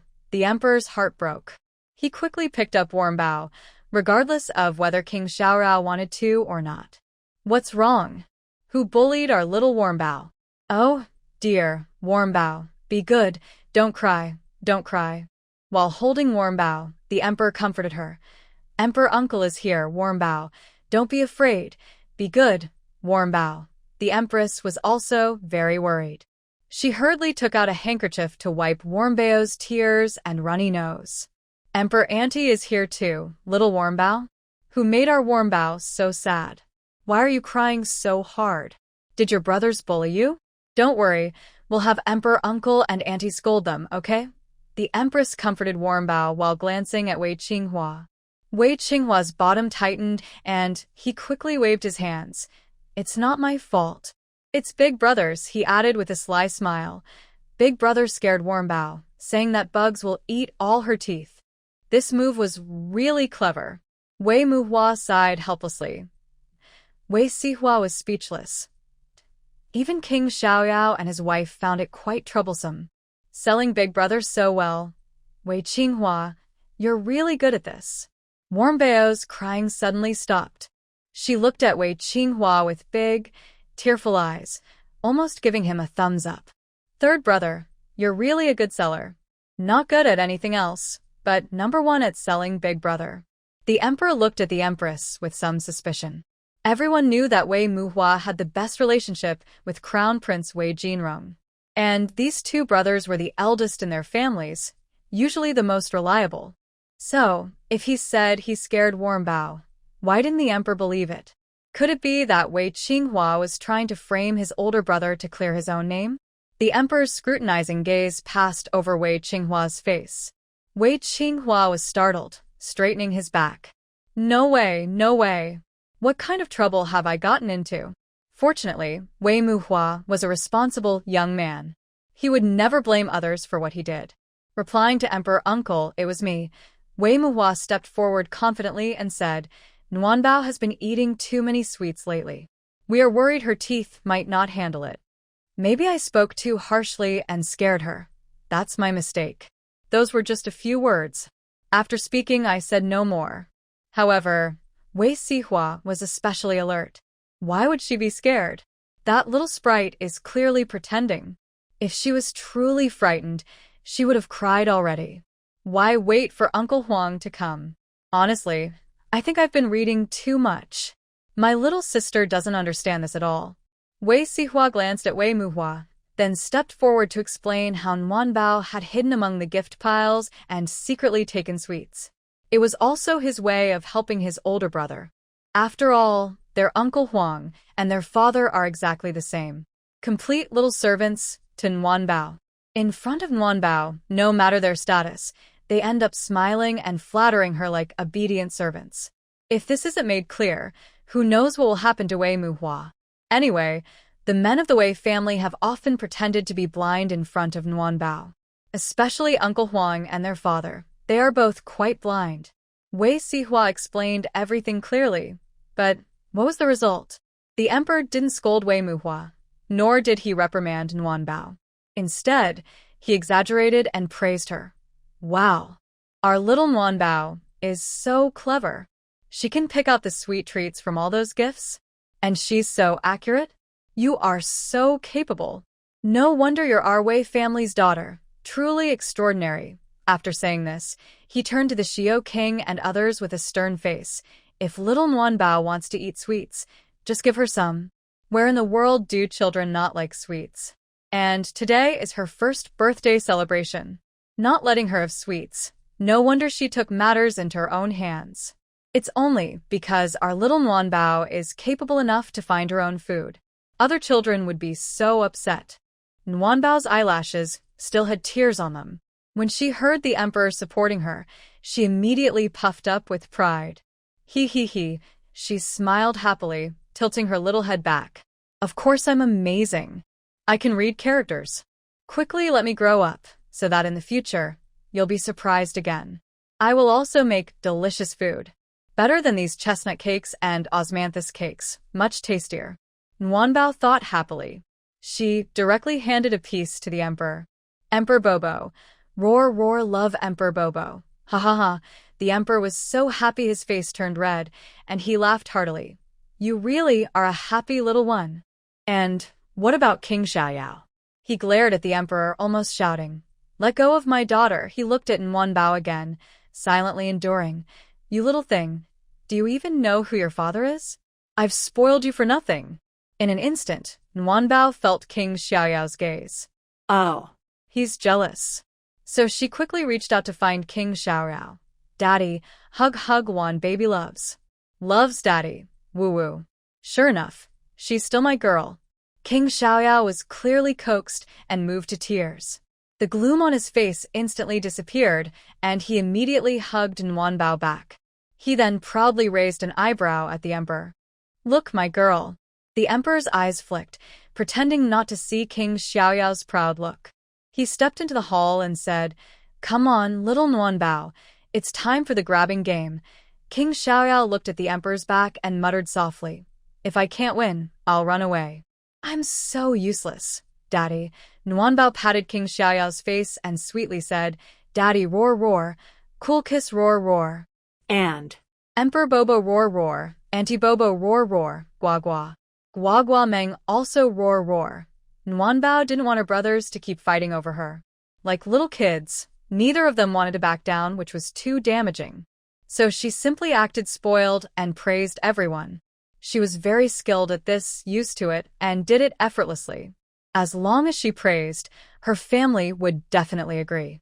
Since tasting success, Nuanbao had tried this many times.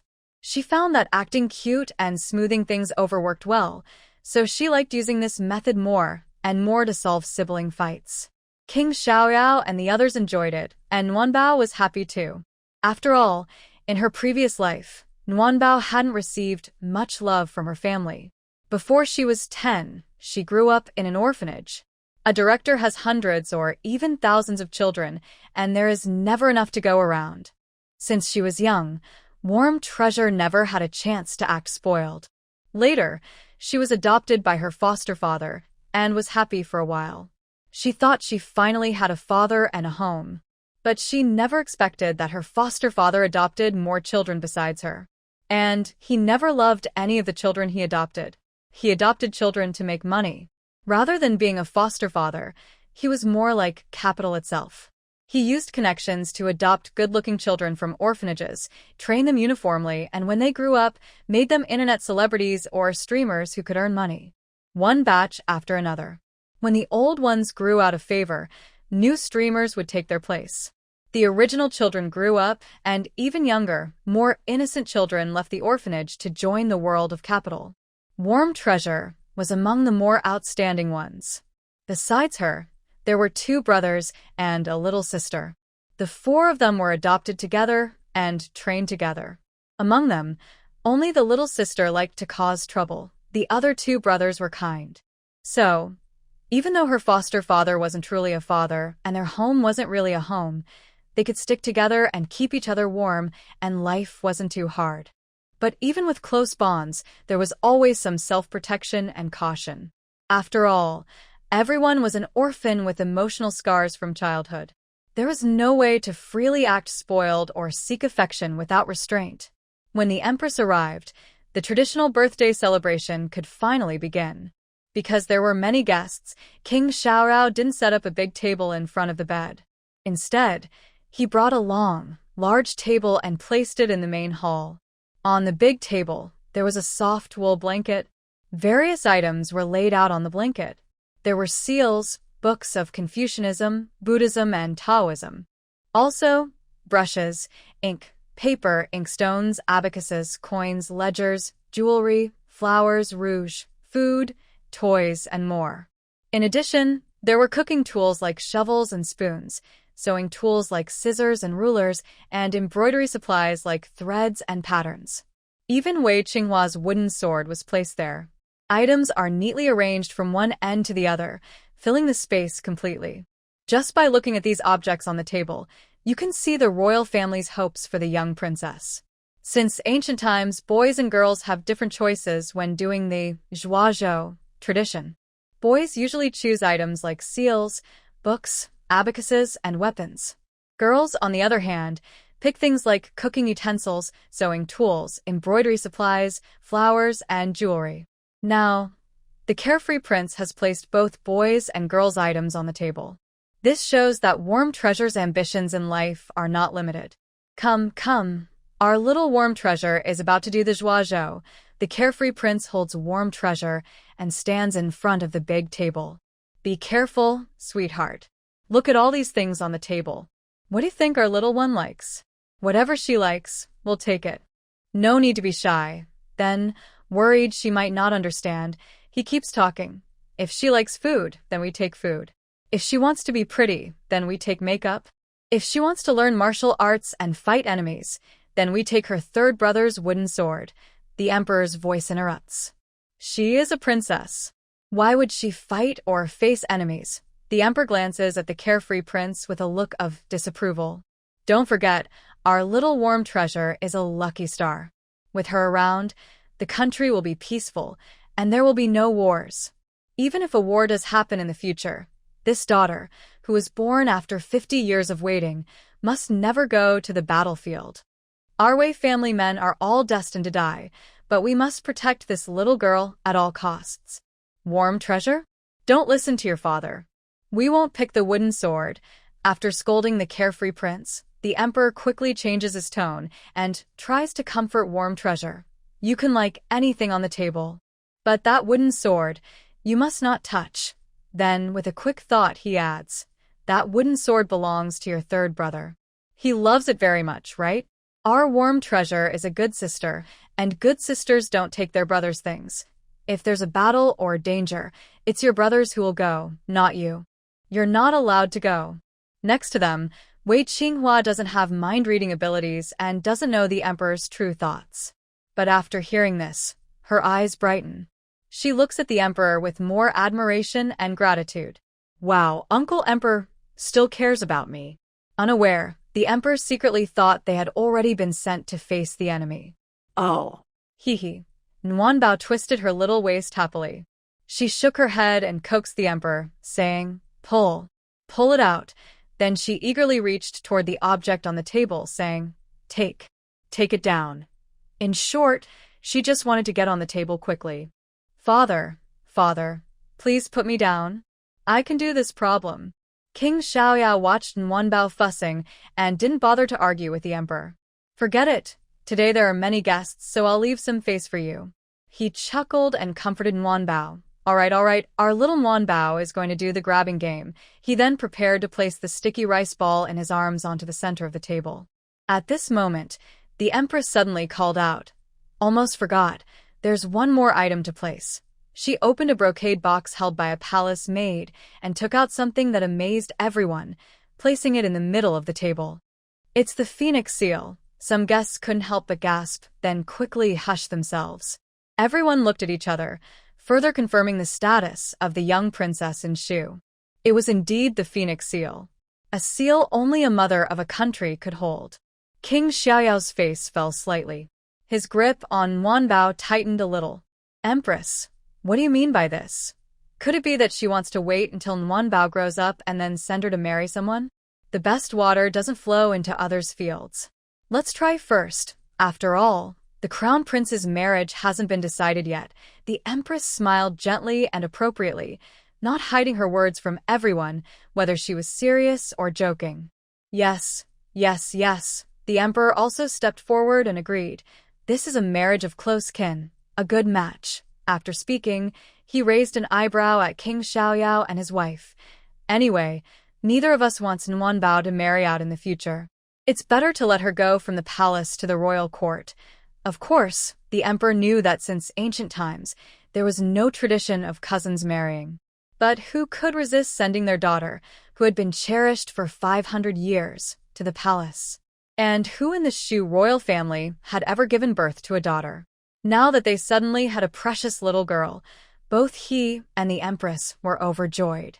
Over the past year, I have often dreamed of keeping the Warm Treasure close and teaching it.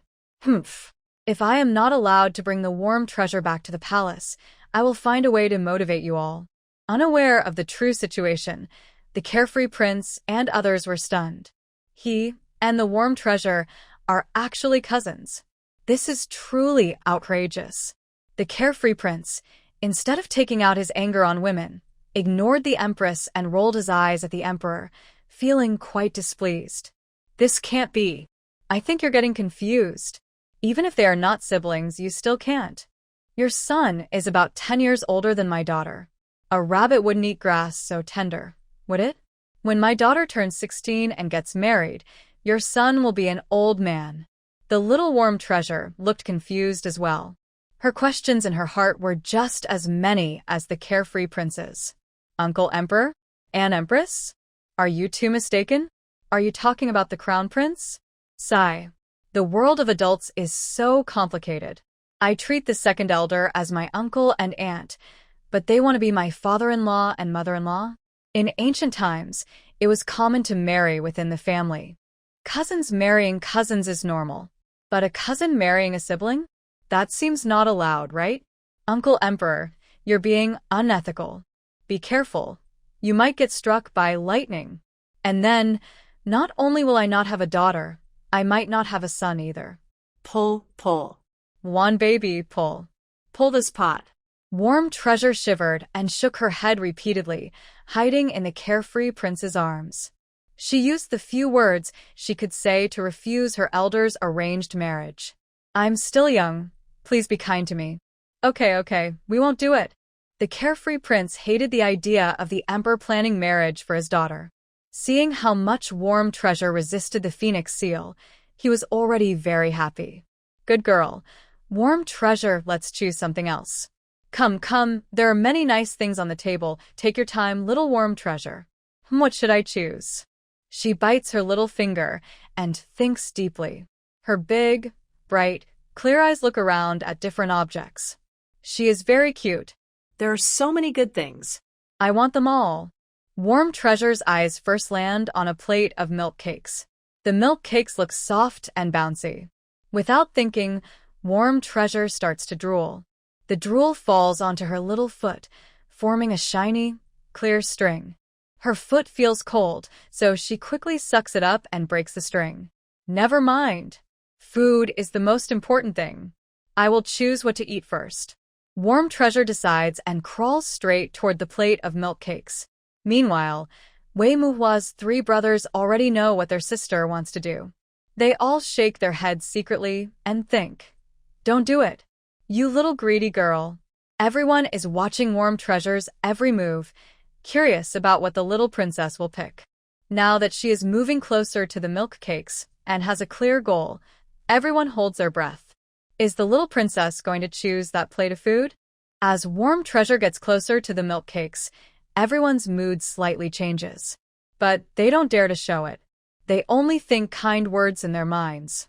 They wonder, if the little princess really takes the food later, how should they praise her so that the emperor and the Duke of Xia won't be embarrassed? Sweet, sweet cake. Warm Treasure's hand reaches out to the milk cake, grabs a piece, and puts it in her mouth. Wow. It smells very milky and tastes delicious. Good. Seeing this, the emperor claps his hands and cheers. No need for others to praise, he starts praising first. Our little Warm Treasure is so clever. She picks a tasty one. It seems that when she grows up, she will be very lucky with food. Yes, the little princess is lucky with food. Congratulations. First, congratulations to the emperor and congratulations to the prince. The guests follow the emperor's words and start to praise. Warm Treasure, who just took a bite of the milk cake, is a bit confused. Congratulations? What for? I haven't finished choosing yet. Sigh. The world of adults is really hard to understand. Warm Treasure, still confused, doesn't care about everyone's congratulations, because she quickly noticed the rouge and jewelry nearby. Looks are justice.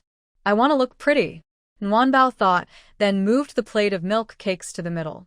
Next, she crawled toward the rouge and jewelry. After she successfully carried both over, she looked at the coins and abacus, starting a new round of grabbing. What to choose? Only adults make choices. Kids can take everything. Coins? Yes.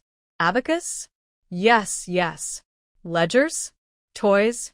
Yes. Small shovels? Small spoons? All. Want. Everyone was still happily focused on Nguyenbao choosing the milk cake, unable to stop. But Nguyenbao was already busy carrying things, sweating from the effort. Nguyenbao, what are you doing? Wei Qinghua was so focused on her wooden sword that her eyes never left Nguyenbao. Seeing her almost piling everything together, she finally couldn't help but remind her, you can only pick one, not everything. She reached out to help put things back. Nguyenbao, with a fierce look, hugged her chosen items tightly. In her hurry, she accidentally said two words she had never spoken clearly before. Nguyenbao's eyes widened. She couldn't believe it. Oh my! I said I even said no. She quickly straightened her tongue and carefully repeated, would be you. Why doesn't it work again? Nguyenbao looked confused, staring at Wei Qinghua. One more time. Would be a Yao. It was fine just now. Everyone was drawn to the conversation between Wei Qinghua and Nuanbao, turning to look at the table. All the items, coins, jewelry, food, toys, had been almost completely taken. Only a few books, stamps, Wei Qinghua's wooden sword, and the phoenix seal brought by the queen were left scattered around. The phoenix seal, which was originally placed in the center, had somehow been pushed in front of the queen. It looked like it was trying to go back to where it came from. Who pushed it? Of course, it's the clever little worm treasure. No matter how greedy she is, she wouldn't accept the phoenix seal. Instead, she treats it like an annoying stone and dislikes it.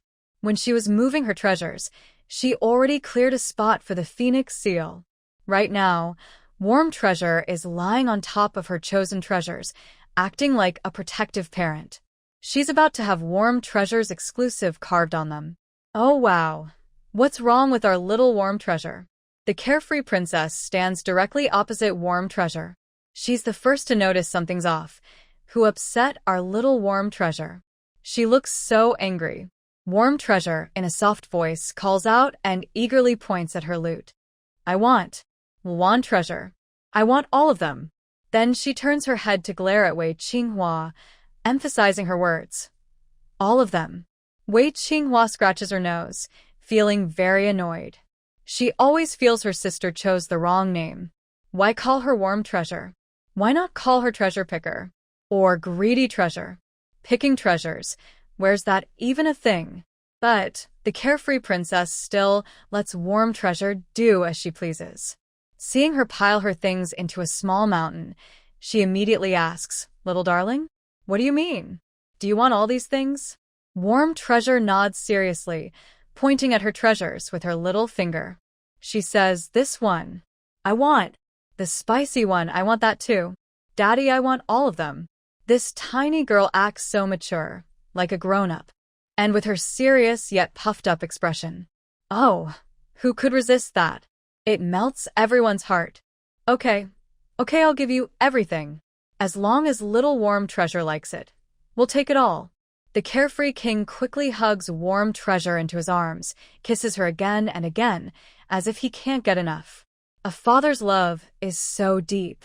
It's so deep that Worm Treasure frowns and pinches his chin, saying sternly, Daddy, mustache hurts. Daddy, you should shave your beard. Come. He placed the worm pack back on the table and said, Let's see what treasures our little worm pack has picked out. Worm pack has a good memory. When she heard the carefree prince ask, she hurriedly ran toward her treasures. Papa, look, she proudly brought out the arranged items. Money, sweet cake, flowers. Oh, our little worm pack has chosen so many nice things. The carefree prince's expression was exaggerated and very dramatic. His face showed a look of surprise, which made his features look a bit twisted. But Worm Pack was used to it. Other children might have been scared into tears. TSK, this is amazing. My daughter is truly extraordinary. The carefree prince casually picked up a spoon and said to everyone, Look at what my little worm pack has chosen. A shovel and a spoon. What does this mean? It means she will grow up to be good at managing household chores and taking care of the family. She will be a capable and responsible girl. Oh, the young princess is truly remarkable. Congratulations, Your Highness. Congratulations. Everyone quickly praised Worm Pack after hearing the prince's words. After all, children like Worm Pack, who can pick almost all the items during the game, are rare to see. The carefree prince was very proud when he saw everyone praising his daughter. He looked down at Worm Pack and made funny faces at her. Worm Pack felt a bit helpless. She thought to herself, Dad, you've misunderstood. I just want to learn good cooking skills. The carefree prince had no idea what Worm Pack was thinking. Suddenly, he picked up a pair of scissors. Look at this. Isn't this scissors? And there are needles and threads too. It seems that in the future, my little Worm Pack will be very good at needlework and sewing. Worm Pack rolled her eyes at him. Dad, I only noticed that the scissors and needles are made of gold, and they're valuable. Should Worm Pack learn embroidery? Maybe not. Although she's only 1 year old now, she has a strong sense of self-awareness. What embroidery? She's better at drawing flowers. If she had free time, Wouldn't it be more fun to play, earn money, or watch handsome men? She definitely doesn't want to be sewing in her room. Oh, and there's ink, paper, and inkstone too. The carefree prince was so proud of praising his daughter that he kept going.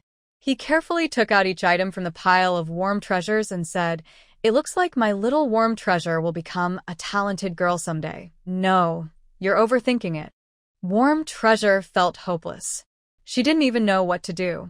After all, her reason for taking these things wasn't because she loved studying. She simply liked how soft the feather of that pen was and thought the inkstone looked very valuable. As for the paper and ink, she just grabbed them casually. But what about King Xiaoyao? He didn't seem to understand. This old man was perhaps being too confident with his words. It gave Warm Treasure a headache. "Someone, please save little Warm Treasure. Is there anyone who can shut my dad's mouth? I'm really worried he'll keep talking and embarrass himself." Warm Treasure felt very distressed and helpless. Seeing King Xiaorao talking nonstop, she really wanted to hide in a hole. Just then, another voice was heard. "Why didn't sister choose a book?" Warm Treasure looked up and saw that the speaker was her usually quiet older brother, Wei Muhua. It's unclear whether her drooping had caught Wei Muhua's attention, or if he simply loved reading so much that he only cared about books. Under King Xiaoyao's endless praise, Wei Muhua picked up some books from the corner, Confucian, Buddhist, and Taoist classics. That shouldn't be right. Warm Treasure is quite greedy. How could she pass up such good books? Wei Muhua looked at Warm Treasure with a puzzled expression. She must have missed them. Then, smiling, he stepped forward and waved the book in his hand. "Warm Treasure, look at this. Did our little Warm Treasure forget to pick her books? Warm Treasure." She felt even more hopeless than before. "Big brother, can you be a little kinder?" But Wei Muhua didn't realize it. Seeing Warm Treasure silent for a moment, he thought she was tired. He took a few more steps forward and handed her the book. "Come on, big brother will give it to you." Take the book. Oh no! Warm Treasure scratched her head and quickly hid her hands behind her back. Her awkwardness was quite funny. Everyone saw this and couldn't help but laugh. This little princess is really interesting. Only Wei Muhua couldn't understand. "What's wrong?" He slightly frowned and said, "You chose your writing tools and paper, but didn't pick a book. That won't do. Children should read more books, you know? Reading helps you learn more." "Then can I not learn anything?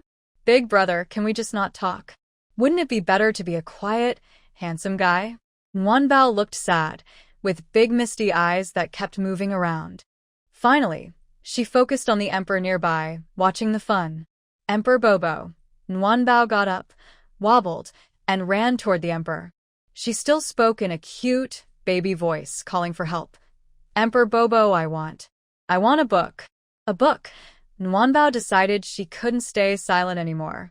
Although silence is golden, she couldn't bear her father and big brother making trouble like this. Okay, we won't take the book." The emperor happily took Nguanbao into his arms. He softly comforted her. "As long as Nguanbao doesn't like it, we won't take it." Then, he shot a quick glance at King Xiaoyao. "See? When it really matters, our little Nguanbao still needs me." King Xiaoyao's face turned green at this. His earlier excitement seemed to be completely cooled down by a cold shower. He glared at Wei Muhua. "Why did you speak up?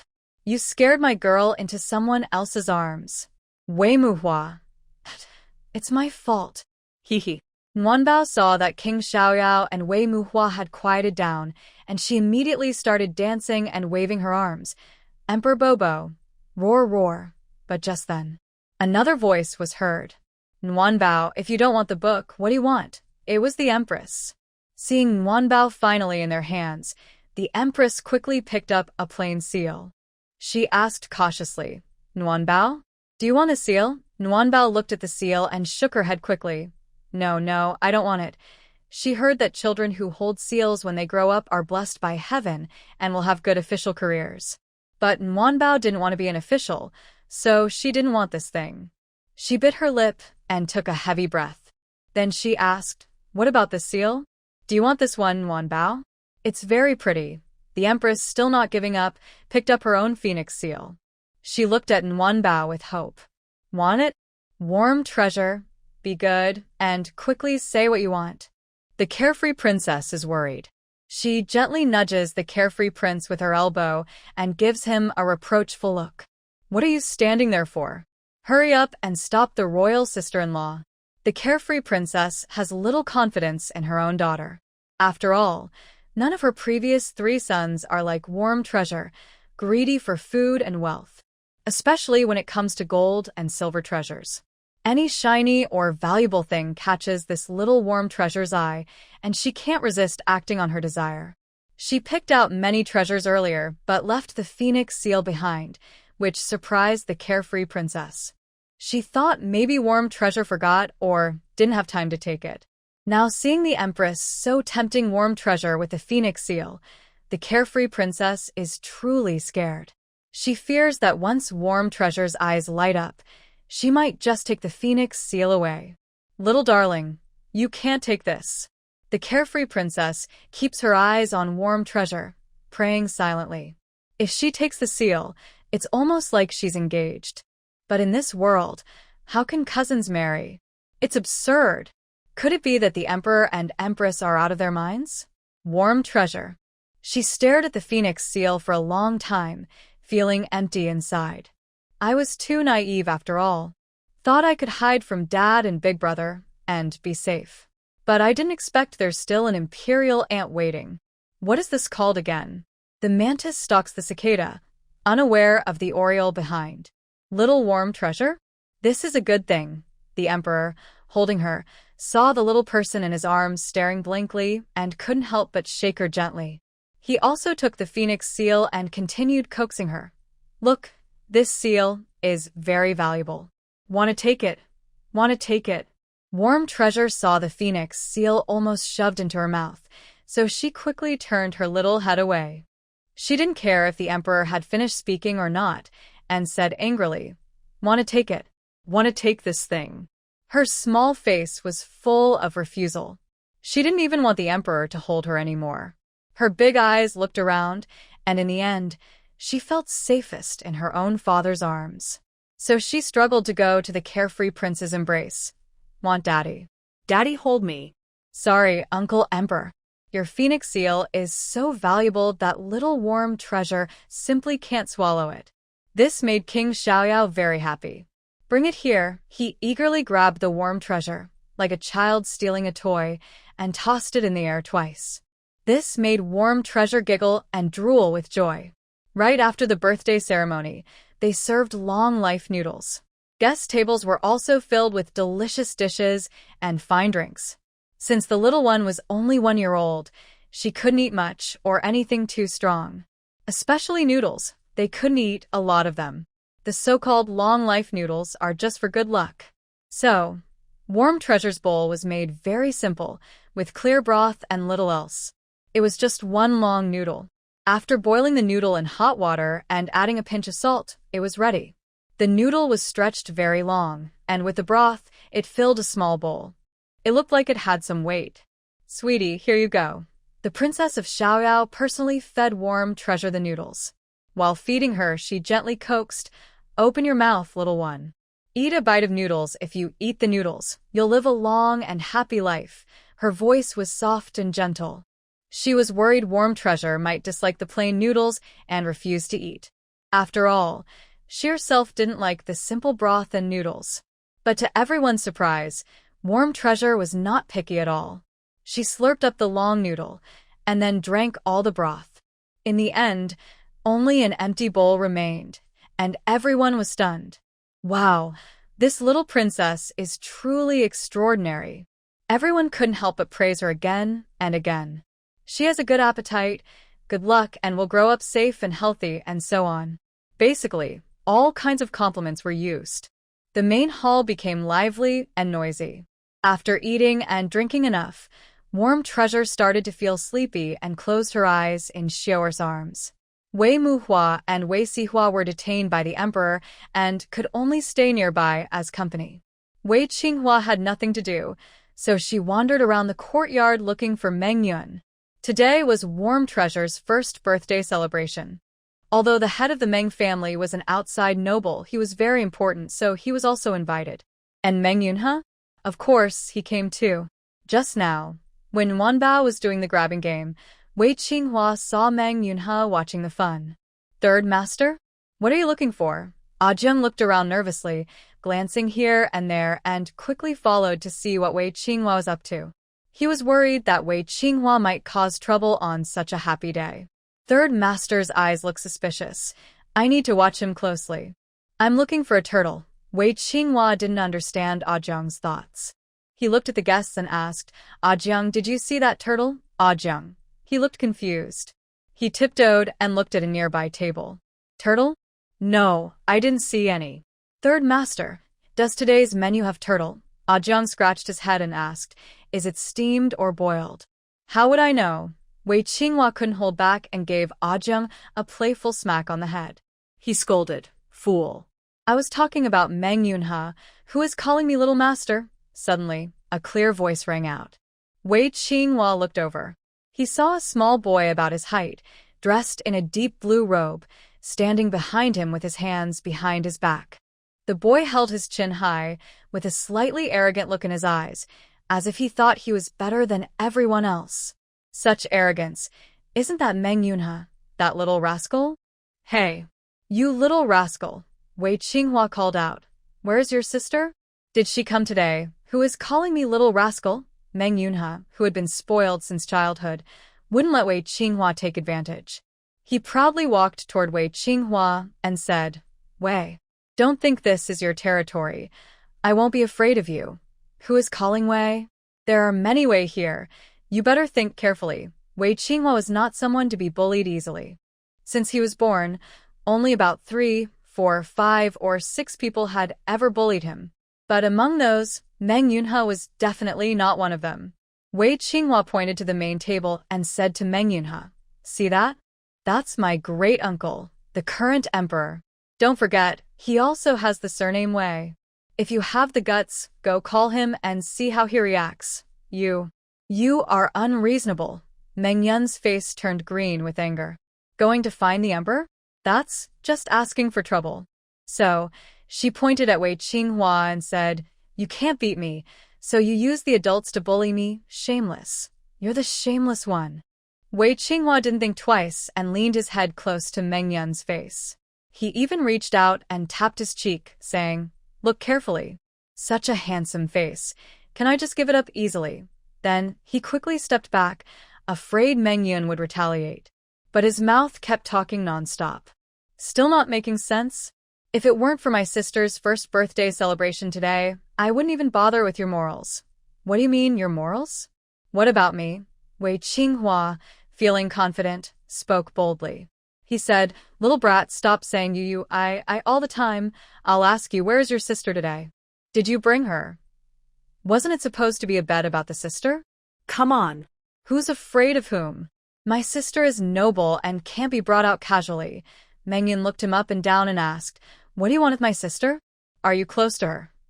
No. Who's close to your sister? Don't spread rumors. Wei Qinghua rolled his eyes at Meng Yun, acting proud. Just look at what kind of status I have. Everyone knows me. That darn little brat, always trying to make connections. Besides my mother and warm treasure, I don't get close to any girl. My mother said, it's not good for a man to be too familiar with girls. When I get married, my wife will be angry, and she won't be easily comforted. Wei Qinghua thought about it and suddenly imagined the scene of the king of Carefree teasing his wife. That's really complicated. He shivered unconsciously and forced himself to stop thinking. Then he looked at Meng Yun and said gloomily, hey, you didn't bring your sister, so how can we bet on her?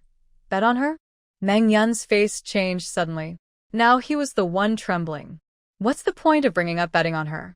Hey, old Wei-san, do you have some big problem? It's been so long since that happened. Why are you still holding on to it? Meng Yunhe looked at Wei Qinghua as if he was looking at a fool. When they agreed to bet on the sister, Warm Treasure was not even a month old. Now almost a year has passed, and suddenly this old matter is brought up again? What kind of move is this? A gentleman's promise lasts 10 years. 10 years is not too late. Wei Qinghua raised an eyebrow and said seriously, "Besides, our bet hasn't even been a year yet. Then why didn't you say anything before?" "I thought you forgot." Meng Yunhe looked like he saw a ghost. In the past year, they had met many times. Every time they met, it was chaotic, and they always compared everything. But when it came to the word, sister, both of them were very discreet and never mentioned it again. So why today? Shut your nonsense. Wei Qinghua glanced at the guests around and lowered his voice to curse. Such an important matter. Do you think I could forget? I just don't have my sister with me, so I dare not bring it up. Wei Qinghua, this kid, may be playful, but sometimes he is quite clear-headed. He knows his temper is impulsive and he can't stand others stirring trouble. If the topic of betting on his sister comes up, Meng Yunhe and that bastard would definitely try to get him to steal warm treasure. If he refuses, Meng Yunhe would say he's cowardly and not a real man. If he agrees, pfft, no way he would agree. Is he crazy or what? Still daring to steal his sister? In any case, Wei Qinghua has learned his lesson deeply. Bringing his sister out of the house again is impossible. But betting on his sister in the prince's residence? That's no problem. It's just the perfect timing, place, and people. Hey, what are you standing there for? Hurry up and bring your sister here. Wei Qinghua saw Meng Yunhe silent for a long time and hurriedly urged, "Let's take this great opportunity today and bet on your sister. I want to see whether your sister is better or my sister is better." After saying that, he muttered, "So I don't have to listen to you all day about how your sister is beautiful. Your sister is a little fairy.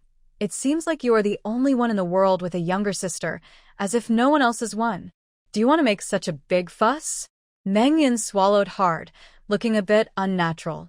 "Wei Lao-san, are you not afraid of being scolded by your uncle and father at the same time?" "Not afraid. I am actually worried. Last time, we agreed to meet at Drunken Immortal Tower to gamble for my sister. I even sneaked her out, but you didn't show up at all. Because of that, I had to go home feeling embarrassed. First, my father scolded me, then my grandfather did too." Thinking of this, Meng Yun took a deep breath. He instinctively touched his butt. He always felt that his butt was burning hot and not very tough. Then, his clever eyes flickered. He decided to challenge Wei Qinghua's confidence. "I heard that last time you went out through a dog hole and met some dangerous fighters. Not only did you lose your front teeth, but when you got home, no one cared about you. Especially your uncle and father. They made you kneel in the rain for 3 days and nights." "Stop joking." Wei Qinghua refused to let others laugh at him. When he heard Meng Yun's words, he immediately said, "Who spread that rumor? If I find out, I'll make him regret it." He clenched his fists and showed his teeth, looking ready to fight. Third young master, a Jiang, standing behind, was worried and quickly tugged at Wei Qinghua's sleeve. "Take it easy. Your front teeth just grew back. Don't break them again." The Empress said, "Those teeth aren't baby teeth anymore. If you damage them again, they won't grow back. Go away." Wei Qinghua was caught up in his argument with Meng Yun and didn't care about a Jiang. He shook off his sleeve and said, "Today, I've decided to gamble for my sister." Then he turned to Meng Yun and said, "Meng, don't just talk about me. Don't think I don't know. You didn't get a good deal after you went back either. Let's not talk about past bravery. Just pretend those things never happened. But today, I want to ask you, are you afraid? Are you not willing to gamble anymore?" "Who said I'm afraid? Don't forget, I was the one who first suggested gambling for my sister. If I were scared of you, would I bring this up?" "But, just. Meng Yunhe was also stubborn. Even though he was nervous inside, he absolutely refused to bring his sister to the King of Leisure's residence. But when facing Wei Qinghua, he still insisted stubbornly. So, after a moment, he said bluntly, "Hey, Third Wei, your head isn't small, but why didn't you put your brain in? Can't you understand what I mean? I already said that my sister is very precious and noble. She won't show herself easily. Are you trying to bet on my sister today? That's probably not going to happen. It's over. As soon as Meng Yunhe said this, Ah Zhang's head started to hurt. The servant boy from Meng Yunhe's side also looked worried. Both families' masters are good in every way, with no big faults, but they just can't meet each other. If they bump into each other, it won't end well. If one steps forward and the other steps back, it would be fine. At most, one would mock the other, and the other would be upset, secretly cursing. But now, clearly, Neither Wei Qinghua nor Meng Yunhe was willing to back down, even though Meng Yunhe clearly said they wouldn't bet on his sister today. But his words carried a lot of tension, and Wei Qinghua wouldn't accept that. Wei Qinghua made a face at Meng Yunhe. Haha, I think you're just afraid. Afraid of what? Afraid your sister will lose. Wei Qinghua stared wide-eyed, looking proud. Some people, praise their sister as if she's an angel. what? What fair skin. Looks beautiful, smart and clever. Haha. They praise her all the time, but no one has actually seen her. Wei Qinghua shrugged and said, seeing is believing, hearing is deceiving. Do you understand this? You always talk about your sister, but no one has seen her true face. Humph. To be honest, who knows if your sister is a little cutie or just a stinky monkey? Hey. Third way, your mouth is really. Learn from my big brother. Brother Meng. Wei Qinghua didn't care what Meng Yunhe said. He just took the chance to tease. Being a person, the most important thing is to stay low-key. Constantly praising your sister, but never bringing her out to meet people is quite annoying. Look at me. I don't usually boast about my sister like you do. But today, everyone sees how wonderful my sister is. You say your sister is good? What's so special about her? Meng Yunhe feels hurt. It's not that I don't like my sister, but Wei Qinghua's comment brother Meng really stings. What brother? I'm a year older than you. It's just 2 eyes and 2 nostrils, right? Same as everyone else. And honestly, you should be more sensible. If it weren't for your sister being a little princess, who would praise her? Oh. So, you're not happy about that? Wei Qinghua raises an eyebrow, looking annoyed. Seeing people praise my sister, you say she has a nose for everything. And what about your sister? You praise her every day. Is it because she has 3 eyes and 4 nostrils? Otherwise, why do you keep saying your sister is better than everyone else's? That no one in the school can compare to her. You. Cough, cough. Meng Yunhe can't argue with Wei Qinghua. In his hurry, he even choked on his own spit. Anyway, my sister is definitely better than yours. That's impossible. Wei Qinghua keeps arguing. Does your sister have the wit my sister has? When she was choosing her lucky item, what did she pick? You saw my sister's lucky item, right? She took everything except what she didn't like. My uncle Huang and my father said it means my sister will grow up to be a very powerful person. Nonsense. Meng Yunhe refuses to admit it. Your sister is greedy. Such a young girl. Already so greedy for money. Who knows what she'll be like when she grows up? Money is a good thing. Only fools don't want it.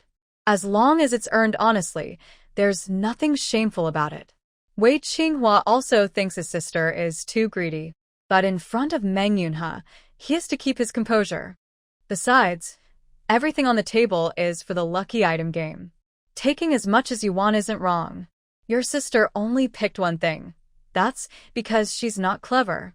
You. Dare say my sister is not clever? Meng Yunhe is furious. Pointing at Wei Qinghua's hand, everyone was a little scared. But Wei Qinghua was so angry that she didn't care. She asked confusedly, isn't that right? No one said I couldn't grab a few things. If your sister is smart, why did she only take one item? You. Meng Yunhe was so angry that he didn't want to look at Wei Qinghua anymore. He turned his head and looked at a big stone in the yard. Much easier on the eyes. He took a deep breath and said, anyway, you said it yourself, your sister is also greedy for money. Being greedy for money is normal, right?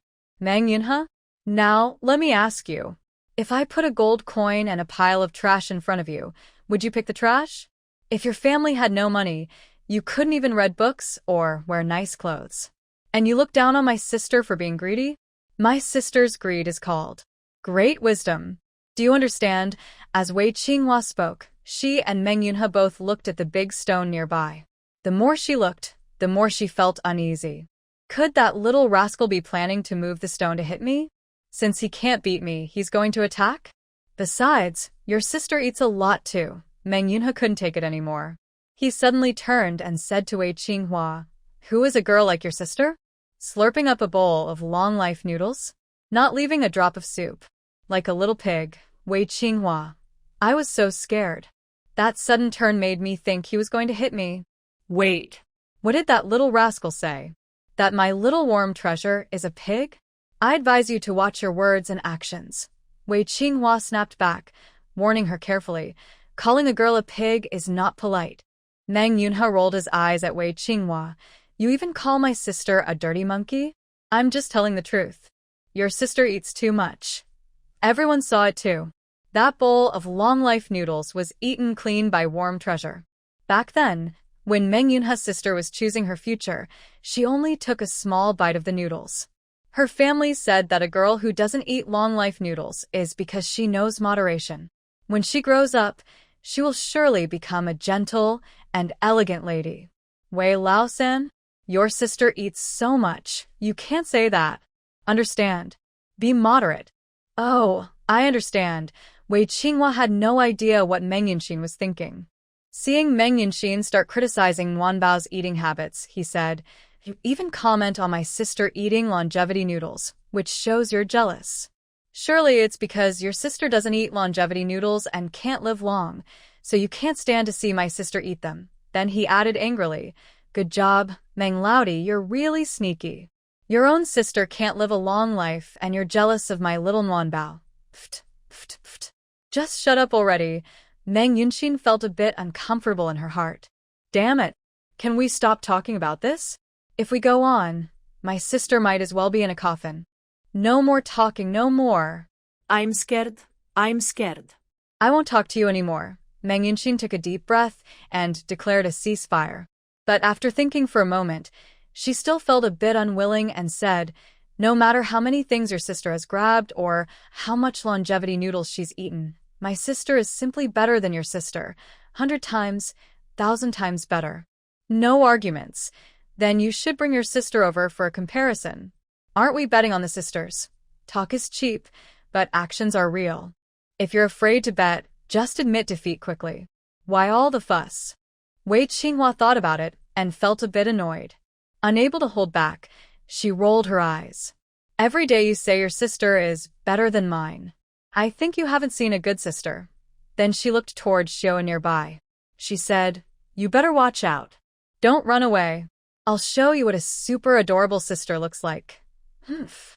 I'm afraid that after seeing my little Wanbao up close, you might look down on your own sister. Wei Qinghua said this and ran off quickly.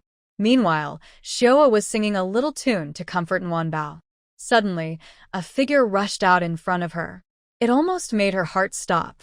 "Xiao Gigu." Wei Qinghua grabbed Xiao's hand, excitedly saying, "Quick, come with me over there." "Third young master, what are we going over there for?" Xiao was confused and said, "The young princess just fell asleep." "Please don't wake her up." "I won't wake her up," Wei Qinghua confidently replied. "I just want Meng Yunha to see what a beautiful little sister looks like." Then she looked pleading and said, "Auntie Xiao, Please. you don't know how much Meng Yunha dislikes us. He said our little warm treasure isn't as good as his sister, and even called our warm treasure a pig. It's so frustrating." She continued, "I don't care. We're betting on the little sister. Auntie Xiao, please hold warm treasure and go with me. I must make him admit defeat, Xiao." She listened to Wei Qinghua's words, feeling both helpless and amused. Is this a rivalry? It's been almost a year since the betting on the little sister, so why bring it up again now? "Young Master San, maybe it's better to forget it," Xiao advised earnestly. "Today is the young princess's first birthday celebration. Please be calm. If things get out of hand, the emperor and the prince will be angry." Auntie Xiao, Wei Qinghua was anxious. She even raised her voice quite a bit. "Just go with me once." Xiao frowned and quickly hushed her. She was about to stop Wei Qinghua from waking warm treasure, but the little one in her arms stretched lazily. Seeing this, Wei Qinghua gave up and asked happily, "Little warm treasure? Did third brother come to play with you?" Warm treasure rubbed his sleepy eyes and called out, "Loud pot, you woke warm treasure from asleep. Third brother is here. Wei Qinghua looked very eager. Be good, warm treasure, don't sleep now. It's broad daylight. Why sleep?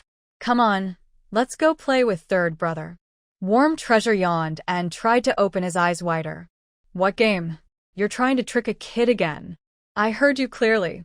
You want to take me to a contest. But, I'm actually quite interested. Let's go play, Loud Pot. Warm treasure thought, reaching out his hand to Wei Qinghua for a hug. He wanted to see Meng Yunhe. After all, if it hadn't been for Wei Qinghua and Meng Yun agreeing to compete at Drunken Immortal Tower to see who was the younger sister, she wouldn't have been placed in a small wooden barrel and nearly lost her life. My third brother's enemy. I must see what he looks like. Wei Qinghua successfully obtained the warm treasure and immediately returned to the battlefield. And what about Meng Yun? He's also stubborn. He really didn't leave. He just waited patiently for Wei Qinghua to come back. Brother Meng. Quickly look at my sister. Wei Qinghua, holding the warm treasure, jogged over to Meng Yun. I'm worried you might not see clearly from far away. Now that I've brought my sister over, you better take a good look. After saying that, he shook the warm treasure, but suddenly felt it was quite heavy. Forget it. Better not hold it. If I drop the warm treasure, I'll get scolded again. So, he turned to look at Xiaoer, who had come along and said, Auntie Xiao, you hold her. I need to carefully introduce the little warm treasure to Xiao Wangba. Oh, I mean Meng Yun. It's better if I hold her. I'm not good at handling her. All right, give the little princess to me. Xiaoer couldn't wait to have Wei Qinghua hand over the warm treasure. Quickly reaching out, she took the warm treasure into her arms. Warm treasure. She opened her big eyes, looking at Wei Qinghua. This third brother is really unreliable. He hasn't even warmed me up and already abandoned me. Obviously, he thinks I'm heavy. And he's got a pretty good reason for it. Watch carefully. Wei Qinghua indeed started to introduce the warm treasure, just like a street vendor at a market, showing off their goods. He first poked the chubby little face of the warm treasure with his finger. He said, Meng Yun, didn't you say your sister has fair skin? And you're telling the truth, right? But look at my sister. Her skin is as white as snow, soft and delicate, much more impressive than your so-called fair skin. Then he pointed at the warm treasure's eyes and continued, You said your sister is pretty. Well, look at mine. My sister's eyes are like big grapes, black and shiny. Her eyelashes are long like fans, thick and dense. Wei Qinghua praised the warm treasure, not forgetting to interact with her. Come on, baby, blink your eyes. Okay, third brother. Warm Bao responded very happily, blinking big eyes at Meng Yun. It looked a bit like electricity and had a lively aura. You see, when quiet, your face is like a beautiful painting. When blinking, it's like stars shining.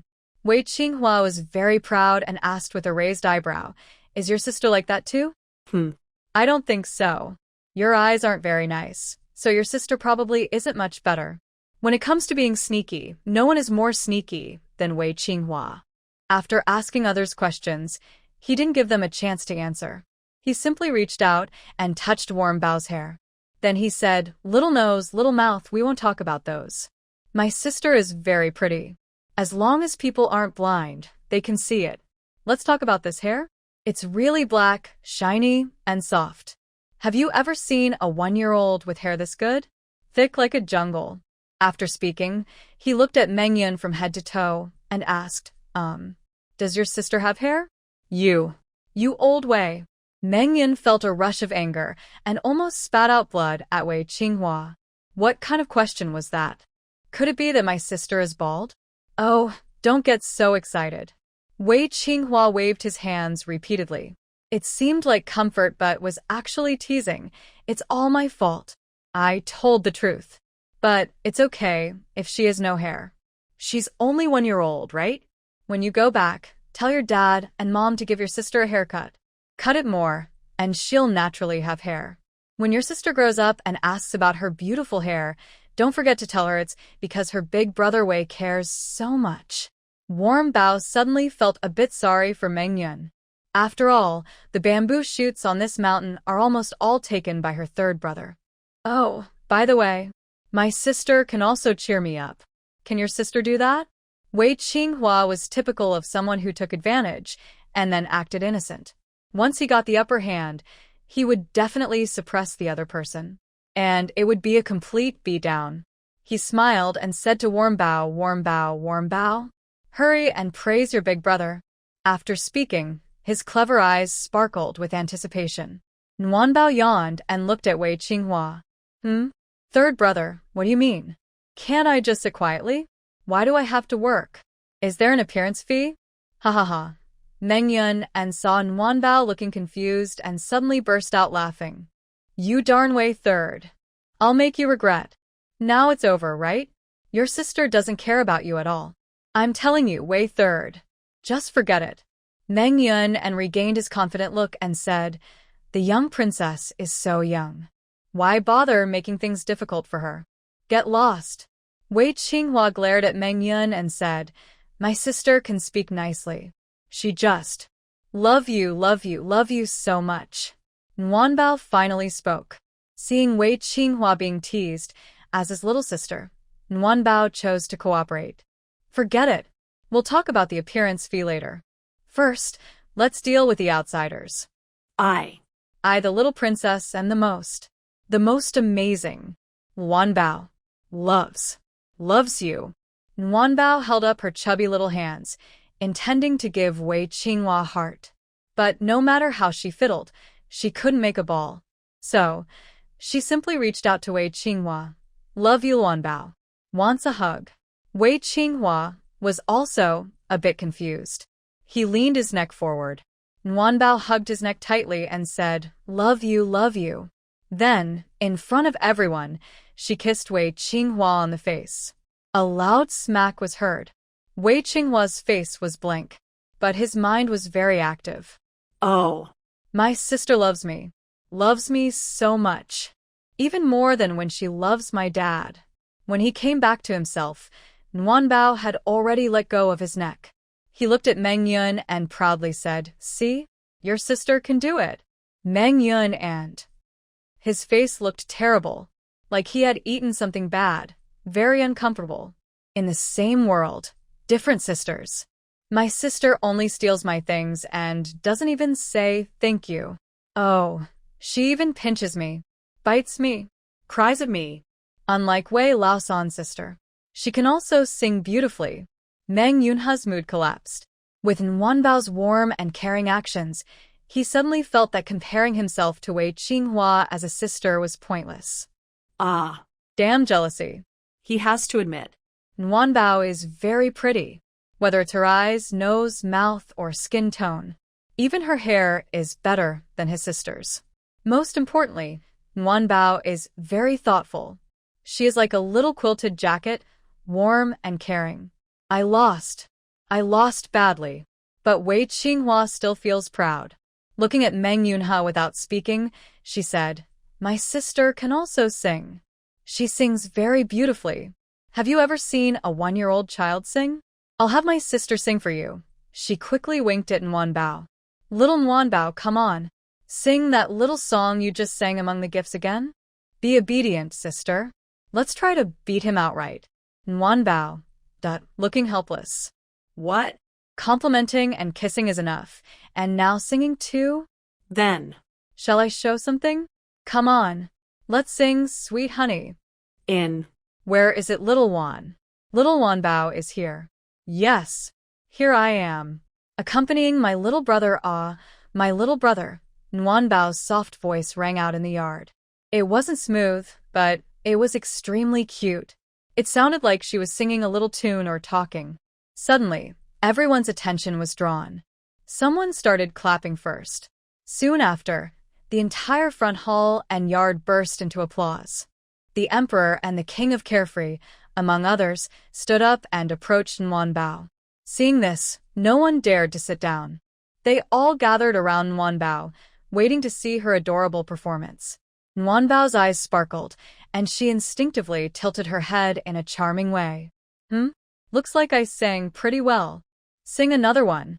Let's go with the Smurfs. I am Nguan Bao. I am Nguan Bao. I am little treasure cough cough. Nguyenbao was choked by saliva and took a moment to recover. Never mind, keep singing. Luan baby loves to bang the pot. And also loves the goose pot. After loving the goose pot, she loves her daddy cough. She was choked again. She loves daddy. And loves her cool little sister. Warm baby is clever and lively. While singing a little song, she waves her small hands. Seeing that her daddy, mommy, and brothers are all loved by her, she starts to love the emperor and empress. Oh, I love the emperor. Yay, I love the emperor. The emperor is cool. After loving everyone, she doesn't forget to dance and praise herself. Hee hee. She giggles happily, shakes her head and says, "One baby roars. Roars so cute." Hee hee. Everyone laughs happily at this. Oh heavens, she really is a bundle of joy. Come here, let me hug you." The emperor is very happy and reaches out to hug the warm baby. Wei Qinghua doesn't follow. Instead, she winks at Mengyun. "See? That's my little sister. Go away. What's there to be proud of?" Mengyun and Bai roll their eyes at Wei Qinghua. Lowering her voice, she says sourly, "Why get so full of yourself? People are praising your sister, not you. Why are you so proud? Look at that little tail, it's almost in the sky." Humph. Anyway, I won. Wei Qinghua, feeling proud, leaves these words behind and walks away. My sister is lovable. I am proud and confident. Humph, I'll make you mad. The little princess is so charming that everyone loves her. Have you ever seen a 1-year-old sing a little song? Before they finish speaking, they start humming a tune. People say she hums it quite well, especially the words of the song, which are unheard of. It's not really words, just baby talk. But with that special tune, it's extremely adorable. She loves her father, then her mother, then her older brother, and after that, she loves the emperor and empress. She doesn't miss anyone. Oh my goodness! Is this true? Our little princess is so clever. That's why they say daughters are like warm little quilts. The little princess is so cute. Just hearing her wonderful stories makes me want to sneak into the king's residence to see the children. Shall we go together? Anyway, we can't have a daughter like her ourselves. In just one night, every corner of the capital city is talking about how clever and adorable Warm Treasure is. Some people, upon hearing about Warm Treasure, hurried home during the day and closed their doors, wanting a daughter like her. Others keep joking about stealing children to show how much they love Warm Treasure, this little rice ball. Some ordinary folks, who usually favor boys, even bought candied hawthorn sticks for their daughters, hoping to exchange one for a daughter as sweet as Warm Treasure. As the cotton-padded coat trend spread in the city because of Warm Treasure, the Xiaoyao King's residence had another happy event. The Xiaoyao Queen is pregnant. Everyone in the palace was overjoyed and busy with preparations. Some were making nourishing soups and calming medicines for the queen. Others were busy replacing spices, soft pillows, and quilts for her. Some couldn't wait to find brushes, ink, paper, and inkstones to write a letter to the country of Nanjian on her behalf. Even little Warm Treasure was dancing and singing happily. Pregnancy is coming. Spicy hot pot pregnancy is coming. This made everyone laugh heartily. Only the soon-to-be parents, the Xiaoyao King and Queen, looked worried, with sad faces, unable to smile. It seemed they had many worries in their hearts. Papa, Warm Treasure, clever as ever, could already sense the adult's feelings. Seeing the 3 older brothers around the queen, she hurriedly ran towards the Xiaoyao King. He ordered, "Smile quickly." "Daddy, smile." He looked fierce and commanding, like a little housekeeper. "Good little one." King Xiaoyao hugged Nguyenbao in his arms and asked, "Why are you so happy?" Nguyenbao tilted her head, looking at King Xiaoyao as if she didn't understand. "Mother's pregnant. Shouldn't I be happy?" "Big sister," Nguyenbao, in a soft voice, said to King Xiaoyao. "I want to be big sister." "Be a big sister?"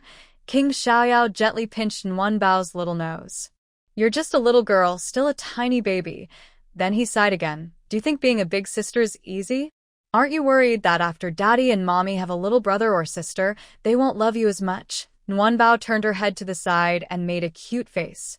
They won't love me? They can't bear to part with me. Nguyenbao is so adorable. Look at your 3 brothers. They get scolded every day. King Xiaoyao said, glancing at Wei Muhua's 3 brothers, who were busy serving the princess. He suddenly snapped. What are you all standing there for? Hurry up and get out. Your mother is pregnant and needs to rest. Don't stay here and be a nuisance. His tone was cold, and his eyes looked fierce. It seemed he wanted to show Nguyenbao that being a big sister isn't easy. Nguyenbao shivered. Daddy is so scary. But her desire to be a big sister didn't fade at all. Daddy is fierce. Fierce and cute. She gently patted King Xiaoyao's face and scolded. Guagua is shouting at Guagua. Nguyenbao and Guagua are learning to be big sisters. To be big sisters, King Xiaoyao. This girl, how bold she is. Seeing Nguyenbao blinking her big eyes, looking innocent and confused, she wasn't afraid at all, but looked very hopeful. King Xiaoyao couldn't help feeling a bit annoyed. He looked up at Wei Muhua's 3 brothers and shouted again, Are your ears deaf? Or are your legs broken? Do you want me to kick you out? Wei Muhua's 3 brothers looked confused. What just happened? Did we do something wrong? Old Wei must be really angry today. The princess gently shook her head at King Xiaoyao. The 3 brothers, Wei Muhua, took the warm treasure out to play. He then said, I know you're feeling upset. After speaking, a delicate, fair hand gently covered the back of the King of Carefree's hand, and they held fingers lightly together. The Queen of Carefree also felt helpless. She sighed and sat beside the king, saying, Ah, yes, the little girl is happy. Since she found out I was pregnant, she hasn't sung her little songs. And those 3 naughty boys. I haven't even told them whether it's a brother or sister, and they're already talking about naming the baby. They're happy about it. The King of Carefree glanced at the children playing outside and said, They have no idea that giving birth is like walking through a dangerous place. Then, he looked at his wife with concern. His mind couldn't help but recall a year ago, when his wife almost had a difficult labor because of the birth of the warm treasure. Her crying out loud, the buckets of blood she lost, he would never forget that moment in his life. That old Zhang, that scoundrel. The King of Carefree was angry and cursed through clenched teeth. He didn't even bother to avoid pregnancy with his medicine, and he dares to call himself a top doctor. Tomorrow, I must go to the Imperial Hospital and smash his desk to vent my anger. The Queen of Carefree glared at him. All you do is fight and smash things every day. Your impatient temper is almost as bad as General Zhang's.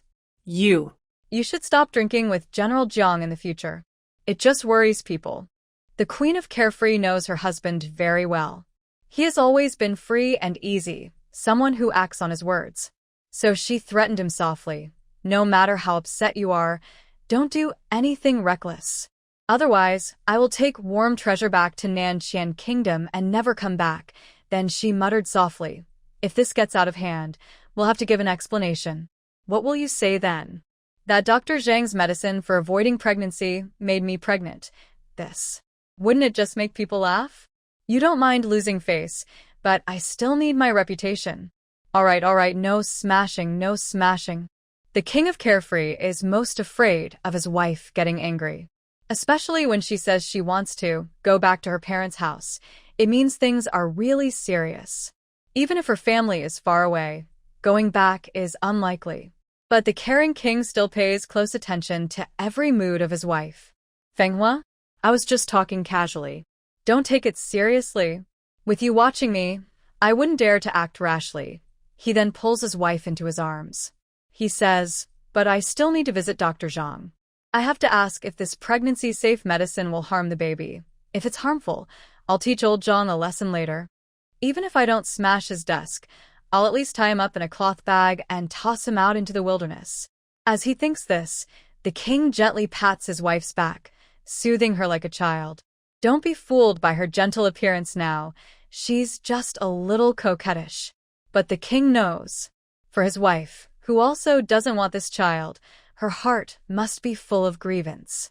What a sudden accident. Who made this happen so unexpectedly? The wife finds comfort in her husband's arms. She glances and softly asks, "What if I secretly drink the pregnancy medicine and give up the baby?" Hearing this, the king's head jerks up sharply, staring at his wife with wide eyes. "What did you say?" He glares at her, eyes bloodshot. "That's just nonsense." His wife, seeing his reaction, nervously swallows. After a moment, she continues, "I mean, if we handle this accident, can we tell the children?" After all, the children are quite happy. Especially Nwanbao. He's probably thinking about how to be a good older sibling. The king, "So you haven't thought about me? Only the children?" He feels a little hurt inside. Even though the baby was an accident, and he didn't really want it. But at least, I am still a father to my children, right? Now that my wife is thinking about taking medicine to prevent pregnancy, the first person I worry about isn't myself. Never mind. I will endure it for now. After I soothe my wife later, I will go out and find my 3 sons to vent my anger. Manhwa, you must not do anything reckless. The carefree king's large hand rested on his wife's belly. Taking that medicine is bad for your health. You can't drink it randomly, but ever since we had Nwanbao, we never thought about having another child. If we had, we would need to go to Dr. Zhang for contraceptive medicine. The light in the carefree queen's eyes gradually dimmed. Thinking about having another child gave her a terrible headache. I always thought Nwanbao would be our last child. But now, Nwanbao is only 1 year old, and the heavens have played such a big joke on us. The carefree queen is the youngest among her siblings. She has no brothers or sisters behind her. Since she was young, she knew being the youngest was the happiest and most loved. Older siblings, on the other hand, often face some unfairness. So, after having Nwanbao, she and the king decided not to have more children. With Nwanbao, their daughter, they felt very content. Moreover, the palace still has 3 sons, 3 boys, and 1 girl. That's enough. Chi, you know me best. I have no other wishes. The queen looked at the king with concern. I just want Nwanbao to grow up healthy and happy, protected by us and her 3 brothers. If we had a son, it wouldn't be a big deal. I'd just suffer through another childbirth. But if it's a girl, then what about Nwanbao? Girls are naturally more delicate. Having a younger brother or sister makes a big difference. Don't be fooled by Nwanbao's cheerful face now, wanting to be the older sister. But if she had a sister who shared her parents' love and took some of her favor, she might feel very sad after a while. Since Nwanbao was born, she's been especially sensible. Having a sister would make her a good older sister, loving and caring for her. But as a mother, the queen really doesn't want to see her daughter grow up too understanding. Her daughter should just be innocent, cheerful, and happy. It's okay if she's a little stubborn or willful. A sensible child? Children who are too sensible often feel more hurt, just like her eldest sister. As for the baby in her belly, it's not that he's not her own child. But this unexpected pregnancy is different from one that was eagerly awaited. And the boy and girl are also different. To raise a boy to be successful, he needs to be brought up a bit rougher, to experience more and be tested, so he can become independent. But a girl is very sensitive. Even a small mistake can lead her astray. The carefree princess has already had so many children, and she knows how hard it is to teach them. Honestly, she doesn't have much confidence in being able to raise both daughters well at the same time. Manhwa, don't overthink. The king of Carefree knew what the princess was worried about. He held her hand and said, "You feel sorry for Nwanbao, and I do too. But the baby in the belly is already here. We can't just be executioners, right? Yes, this pregnancy was unexpected and sudden, but it's still our child and a gift from heaven. Take good care of yourself and don't worry too much. Let's hope that when the time comes to give birth, everything goes smoothly, just like with our older children. It's better than drinking bitter medicine now, which not only harms your health but also makes the baby pitiful." After saying that, he asked, "And besides, the children are so happy. Can you bear to disappoint them?" "But there's no but.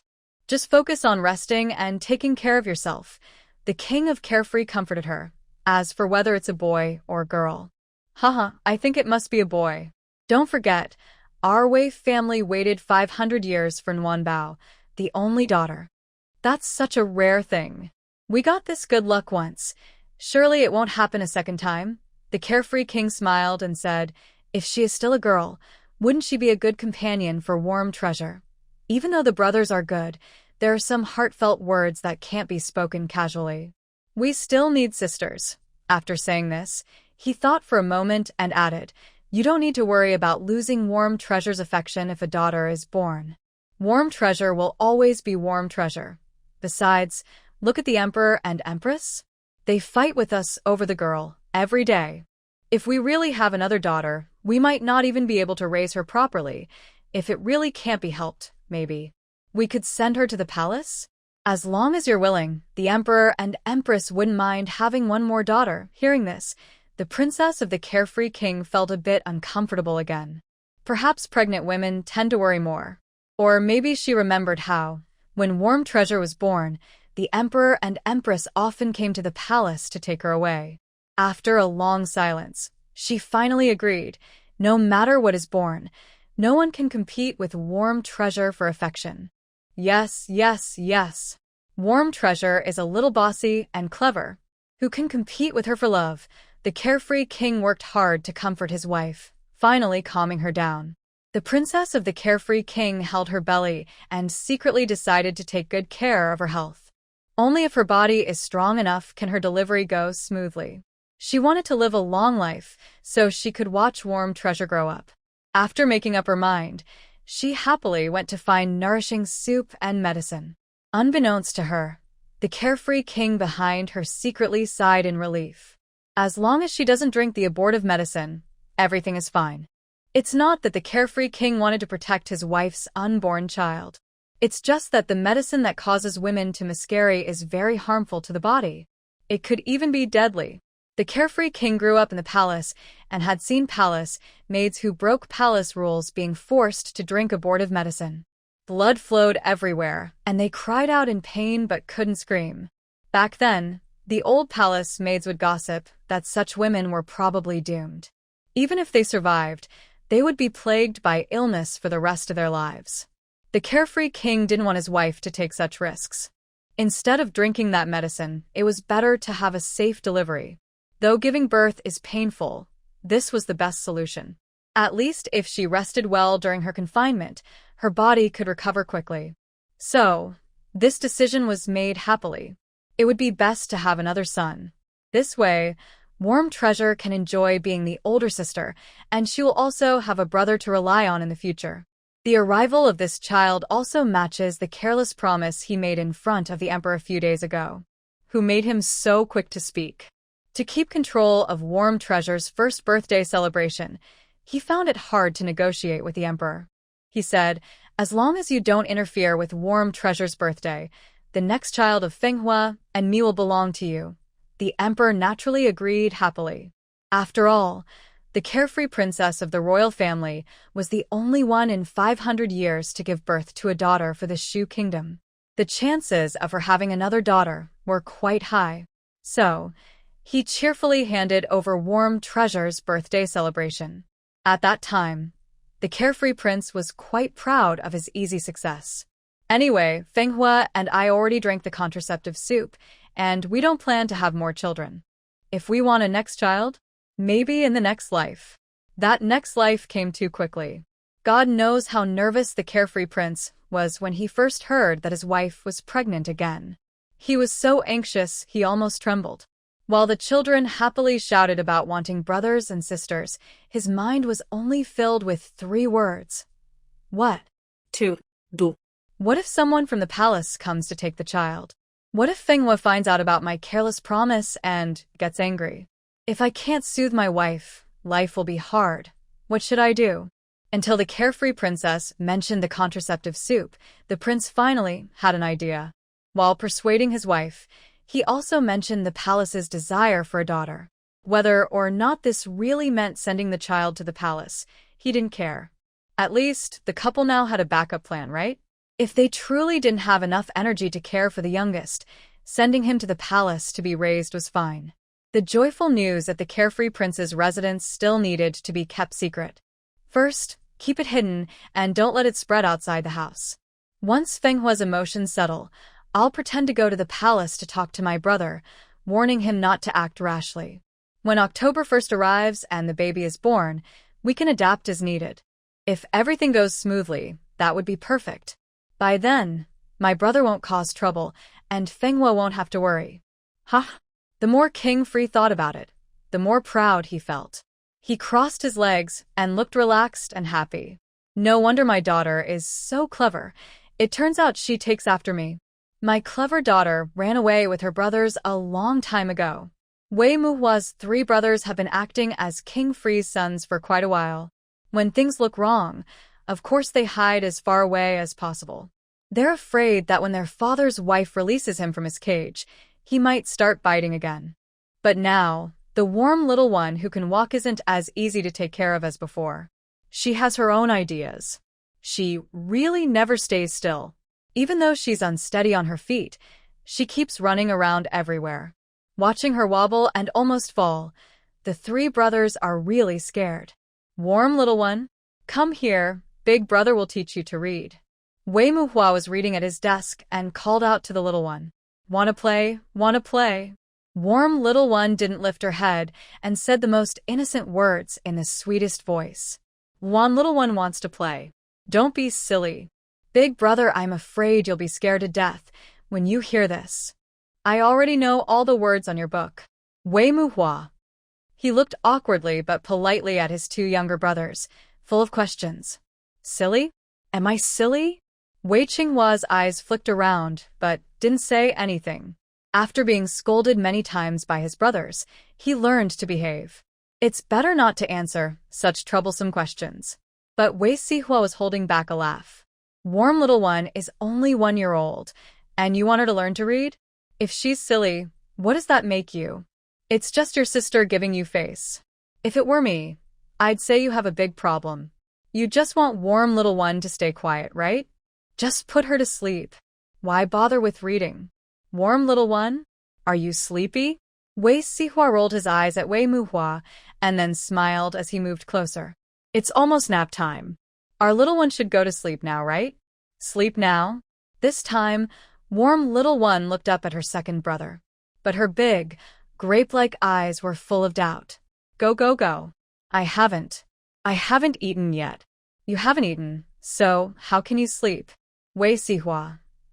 He glanced at the remaining soft cakes and minced meat porridge on the wool blanket, then looked at Nuabao's round little belly. Wei Sihua fell into deep thought. Is this still not considered eating? He was worried Nuabao's belly might burst. Goose pot play and play. Seeing Wei Sihua silent, Nuabao grabbed his hand, wanting him to play together. Time to sleep, no more sleep. No future. Little pot. Family pot. As he spoke, he pushed a cloth doll into Wei Sihua's hand. Then said, Niece. She is Luan baby's little one. Uncle takes care of the little one. Little one, really, words that shock you. Wei Muhua, Wei Sihua, Wei Qinghua, each had different expressions. One burst out laughing, his book now covered in saliva. One was startled, coughing so hard his face turned red and neck thick. The other looked confused. Wei Qinghua carefully put down his wooden sword, looking at his 2 brothers and little sister. What happened? Did I play with the wooden sword wrong again? But that innocent little Nuabao didn't realize how shocking her words were. She kept urging Wei Sihua, hug. Hug her, don't drop her. Wei Sihua was holding the cloth doll, almost turning to stone. Since he was a child, besides holding Wei Qinghua and Nuabao, he had never held anyone else. And especially not a cloth doll. He forced a dry laugh, not urging Nuabao to sleep anymore. He quickly put down the cloth doll. Nuabao, you play by yourself, okay? Second brother still needs to clean his flute. The flute is dirty. Uncle Gua, hug. Before Wei Sihua finished speaking, Nuabao accused him fiercely. She is Luan baby's little one, goose pot. Uncle Gua can't just throw her away. She then shoved the cloth doll into Wei Sihua's arms and ordered, hug her. Wei Sihua. He dared not move. He looked to Wei Muhua for help. Big brother, save me. But Wei Muhua slowly looked away. Can't provoke her. And Nuabao had become addicted to being a mother. Pressing her small head against Wei Sihua's face, she comforted the doll in Wei Sihua's arms. Baby, be good. Uncle is here, and I'll take care of you. Sleep well. She acted quite convincingly. Wei Sihua felt hopeless. Whose child is this? Someone come and take her away. Little Bao, you're only 1 year old. How can you act like a mother? No. Is this girl really just 1 year old? Who has a 1 year old that talks so much and acts like her? Wei Sihua was very suspicious. Suddenly, a clear, bright voice came from outside. A few children looked toward the sound. They saw 2 young boys, one tall and one short, walking happily through the courtyard gate toward the study. One was gentle and refined, full of spirit. The other had a charming, mischievous look. Wei Sihua's eyes lit up. Help has arrived. When little Bao saw the visitors, she forgot about her doll. Dai Guoguo. Goose Emperor Guogua. It's the handsome crown prince and the beautiful second prince. She threw her doll aside and immediately ran toward the door. She stumbled and almost scared everyone. Wei Qinghua was the first to react. He put down his wooden sword and shouted, heart pounding, Little Bao, don't move. Be good. He ran after her and pulled her back. Seeing her want to go out, he revealed his straightforward personality. Just wait for them to come in. Why are you running? Your legs are so short you can't cross the door, Little Bao, that the door threshold of the study was a bit high. But those words, they hurt quite a bit. She glared angrily at Wei Qinghua. How could he say that about her sister? She's only 1 year old. But Wei Qinghua wasn't afraid. Seeing Little Bao so angry, he thought she was quite cute. He reached out and pinched her chubby face, saying, Why are you glaring at your brother? Can't you cross the door? Little Bao. Forget it, maybe third brother isn't very smart. Let it go. Thinking this, she squatted down. I won't give up. I must go out. In front of her brothers, Little Bao climbed onto the threshold. She flipped herself over and successfully got out. Wei Muhua's 3 brothers were so scared their hearts almost stopped. I was about to go check if Nuabao was hurt, but Nuabao suddenly said, Wan baby is here. Silly gourd is clumsy. Then she happily ran around. She wobbled toward Wei Jinrong and Wei Jingxian, calling out, 2 gourd goose emperor gourd. Catch me. I'm coming. Prince Wei Jinrong immediately crouched down. Nuabao bumped into Wei Jinrong and cheerfully pouted, Wan baby. Mrs. Gourd. She also rubbed her arm against Wei Jinrong. The prince is so special, with such a nice smell. Her words sounded just like Wei Muhua's. Next time, don't climb over the threshold. Wei Jinrong carried Nuabao back to the study and scolded, Be careful not to fall and get hurt. Nuabao pouted. I'm so capable. Why don't you praise me? Humph. Take back what you said about Nuabao missing her brother. Why do you look like an old man? Wei Jingxian found a seat and glanced at Wei Jinrong. He said, I've never seen you scold anyone in the palace, but now that you're with Uncle Huang, it's different. He's not afraid of Uncle Huang scolding him. Does Nuabao think it's okay to eat dirt in Uncle Huang's eyes? Climbing over the threshold is nothing. Why are you all here? Wei Sihua was good at livening the atmosphere. Seeing Wei Jingxian start talking and making Wei Jinrong uncomfortable, he quickly took out a flute and stepped forward. Come listen to me play the flute. How do you know I recently learned a new tune? Here to bring Nuabao a gift. Wei Jinrong usually didn't argue with his brothers, but seeing Wei Sihua joking around, he ignored Wei Jinxian's words. A few days ago, Nuabao turned 1 year old, and we didn't get a chance to come out. Today, we happened to be free, so we came to visit. He then took out a silk box. Nuabao, do you like it? Before the box was opened, Nuabao answered very confidently. She nodded eagerly, cutely flattering herself. Prince Gourd gave. The treasure, I love it so much. The prince brother gave it, so it must be good. Ha ha ha. You little flatterer. The brothers couldn't help but laugh when they heard this. They didn't know what chow chow meant. but everyone knows what it means to like something deep down. Come, take a look at how much our little warm treasure loves this.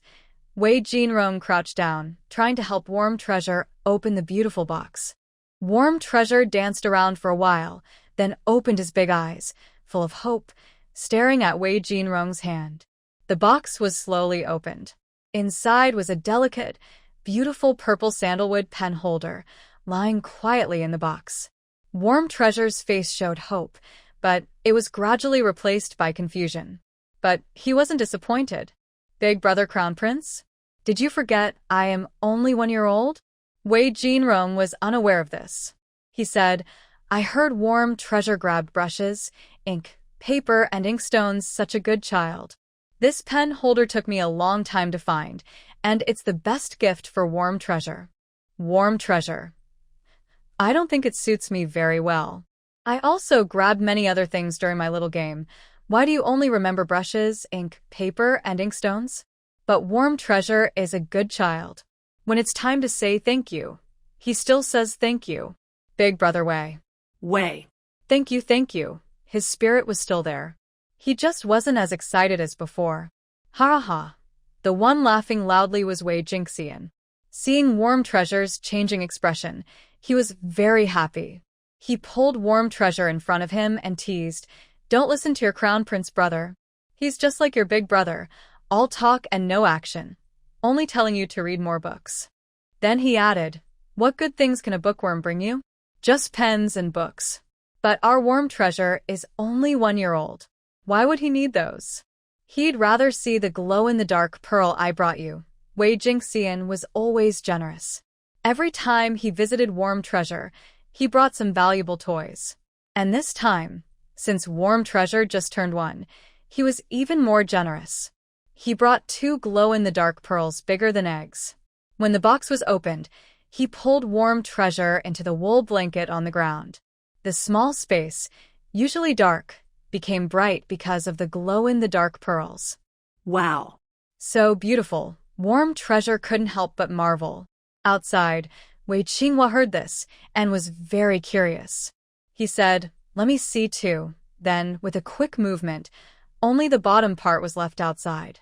Wow. It's really beautiful. Wei Qinghua's surprised exclamation followed right after. Her hesitant tone and unclear words actually sounded quite similar to Nuan Bao. Wei Muhua and the others looked helpless. Just because it's pretty, what are you showing off? So flirtatious, it's making my skin crawl. Glancing at the little bottom sticking out from under the wool blanket, Wei Sihua started moving her ankles. She was ready to deliver a quick, unseen kick to Wei Qinghua at any moment. Of course. At this moment, Wei Jingxian climbed up further. The things given to our little sister, how could they not be beautiful? He spoke lazily, with a slight upward tone. It didn't sound overly proud, but he couldn't hide his pride. In my mother's jewelry box, there are 4 night pearls. I chose the 2 biggest ones. At night, they can be placed in Nuanbao's room, so no need to turn on the lights. After saying that, he added, the other 2 are too small, about the size of quail eggs. For Nuanbao, that's a bit stingy. Mainly worried that the night pearls are too small, and Nuanbao might swallow them by mistake. Bigger than an egg, so no worries about swallowing. Nuanbao let out another surprised gasp. And then, she licked her lips. I suspect you're showing off. Second Prince, I am also about to have my birthday. Wei Qinghua looked at Wei Jingxian with envy, her eyes full of eager anticipation. Wei Jingxian responded with a sound but didn't say anything more. He just reached out and patted Nuanbao's head, asking, Little Nuanbao, do you like night pearls? Like, Nuanbao answered softly and cutely. Shining with the light of the night pearl, she looked at Wei Qinghua mischievously. Pot. Bot. Bot. Bot. Ching. Ching. Likes. The Goose Emperors. Bot. And Luan. Luanbao can give. Give 1 too. To the pot. She picked up a night pearl and asked Wei Jingxian. Third brother is her real brother. Second prince is silly and rich. I need to help third brother trick second brother. Wei Jingxian's eyes flickered slightly, showing some confusion. Why is this girl being so generous today? While thinking, Nguyenbao's voice rang out again. Oh. If Quoz gives a pot to the Zongwa, then Nguyenbao only has one pot left. There is just a tiny bit of hesitation. What should I do? She pouted her little mouth and looked around with big eyes. She looked very troubled. Wei Jingxian. He immediately understood what Nguyenbao meant. Haha, so the little girl was waiting for me here? At such a young age, she already knows how to set traps. No wonder she's someone I've gone to great lengths to please. Then he raised an eyebrow and promised, I still have 2 more. When the time comes, I'll give those 2 to your third brother. Thank you, second prince. Second prince is the best brother ever. Wei Qinghua was also clever. From the moment Nguyenbao spoke, he knew there was a chance. He had already thought of what to say to thank her. Before Wei Jingxian finished speaking, his sweet words slipped out naturally. Nguyenbao was also happily nodding and shaking her head, constantly flattering Wei Jingxian. I love the emperor's pots. Pots are so caring to brothers and sisters. She said this with a cheerful smile. I have brewed a night pearl.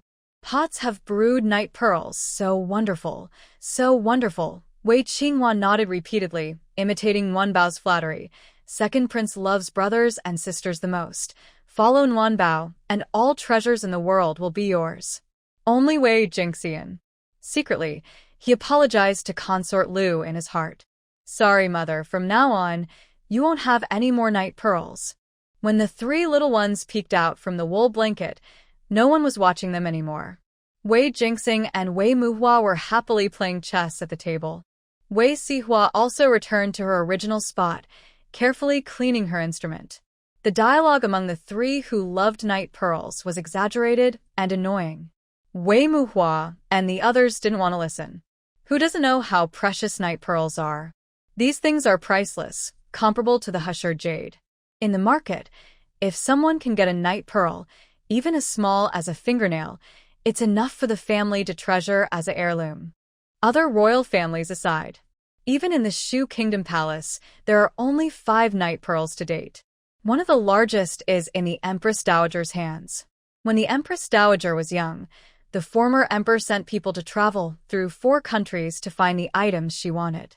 The remaining 4 pearls are in the hands of Consort Lu. Consort Lu has many brothers. At least 2 of them travel through 4 countries doing business. Because of this, she has countless valuable things. It's not surprising that she can hold 4 luminous pearls in one hand. But Wei Jingxian. He brought out a luminous pearl larger than an egg to show to the little one, and then he took out 2. The little one's appetite has been raised by him.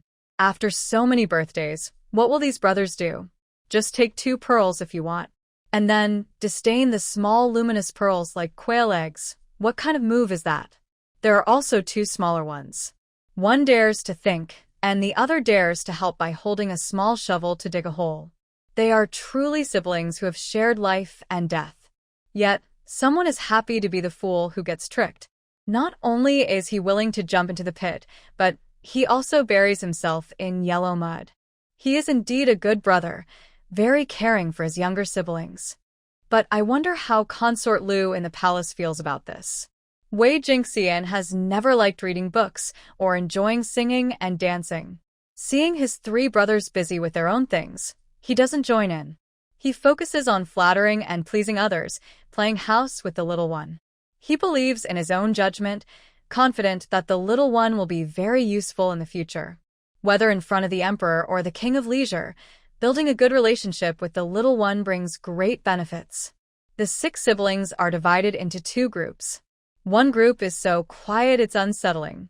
The other group is making noise from inside the house to outside. Especially the little one. After getting tired of playing with dolls, she started playing with mud. She didn't look for a stick. She just used her hands to scoop out mud from the flower beds in the yard. Wei Qinghua. Watching the little one's dirty hands, he felt a headache coming on. Little one, you're a girl. You can't play with mud. He said softly, come with brother. Let's wash our hands. No, the little one shook her head seriously. Nguyenbao. We'll make cake for Gogo. Wei Qinghua glanced at the mud, feeling like his mind was about to break. At that moment, Wei Jingxian also said, Nguyen is so well-behaved. She even knows how to make snacks for her brothers. After speaking, he didn't forget to glare at Wei Qinghua. He said, let her play and be happy. As a young lady, it's good to be a bit lively. It's better than Meng Yunhe and that younger sister, who act so grown-up and pretentious at such a young age. That younger sister? Wei Qinghua's eyes lit up, and he no longer worried about Nguyen playing with mud. And Nguyen? She put down her mud and looked at Wei Jingxian. Second prince? Have you met Meng Yunhe's younger sister? Wei Qinghua leaned closer to Wei Jingxian, very curious. What does her younger sister look like? Fair or dark? Soft or tough? Smart or not? Then he asked again. How many eyes does she have? How many mouths? Is she a fairy? What's the matter? Wei Jingxian tilted his eyes and looked at Wei Qinghua from top to bottom. Are you planning to propose marriage to Meng's family? That's too early, Wei Qinghua quickly denied. Who wants to propose to Meng's family? I dislike Meng Yunhe and that little rascal so much. Why would I want to marry his sister? After saying that, he turned his eyes and awkwardly added, besides, I'm still young. You also know you're still young. Wei Jingxian saw Nguyen stop playing with mud, took out a handkerchief, and helped her wipe her hands. He didn't forget to tease Wei Qinghua a little. At such a young age, what are you curious about? About someone's sister? Even if you're worried you won't find a wife in the future, you shouldn't be so nosy. Wei Qinghua. He just wanted to know if Meng Yunhe's sister was really as good as Meng Yunhe said. Where did he go wrong? She's definitely not his biological sister. With my family background and my handsome face, how could I fail to find a wife? I'm just worried I'll be too popular in the future and chased after by girls. And besides, my parents already made a verbal marriage agreement for me, okay? Wei Qinghua pouted, feeling unhappy. He was about to explain, but after thinking carefully about Wei Jingxian's words, he suddenly felt happy. He asked mysteriously, is she really that bad? Wei Jingxian rolled his eyes at Wei Qinghua. What's wrong with this kid? There are still many brothers ahead of him who haven't proposed yet, but no one is as anxious as he is. 2 eyes and 1 mouth, normal person. Wei Jingxian thought about the girl he saw before. He said, fair skin, tender, looks pretty. But compared to our little Nguyen, she's still far behind. After a pause, he added, as for her personality, that's even more obvious. She's only half a year older than Nguyen, but raised in the Meng family to be dull and lifeless. At such a young age, she acts very proper and old-fashioned. Not likable. Wei Jingxian knew he was being blunt. Describing a 1.5-year-old child as old-fashioned and dull isn't kind. But he couldn't help it. The lively spirit a child should have is completely missing in Meng's daughter. Give up. She's not suitable for you. Wei Jingxian misunderstood Wei Qinghua completely. After thinking carefully about Meng's daughter, he said, your personality is lively. Even if you don't find a cheerful and interesting girl in the future, at least find one gentle and calm. Meng's daughter is too serious and strict. She might hold you back. To Wei Jingxian, being old-fashioned and rigid isn't fun. It's very different from being gentle and calm. Meng's daughter looks quiet, but she doesn't really match the words, gentle and calm. I don't know if her proper appearance is because she was well-taught or just pretending. Wei Jingxian stared at Nguyen's innocent face and thought deeply. Nguyen is already clever enough. But Meng's daughter, at less than 2 years old, acting like that. It's really scary. If she was taught to behave that way, Meng's family must be quite capable. If she's pretending, then she has many bad intentions. Wei Jingxian withdrew his gaze and didn't want to think about it anymore. Anyway, just don't let them cause trouble for the Wei brothers. Then he looked at Wei Qinghua again. Still a bit worried, he advised, your girl is 6 or 7 years old. She should understand some things. Wei Qinghua looked helpless.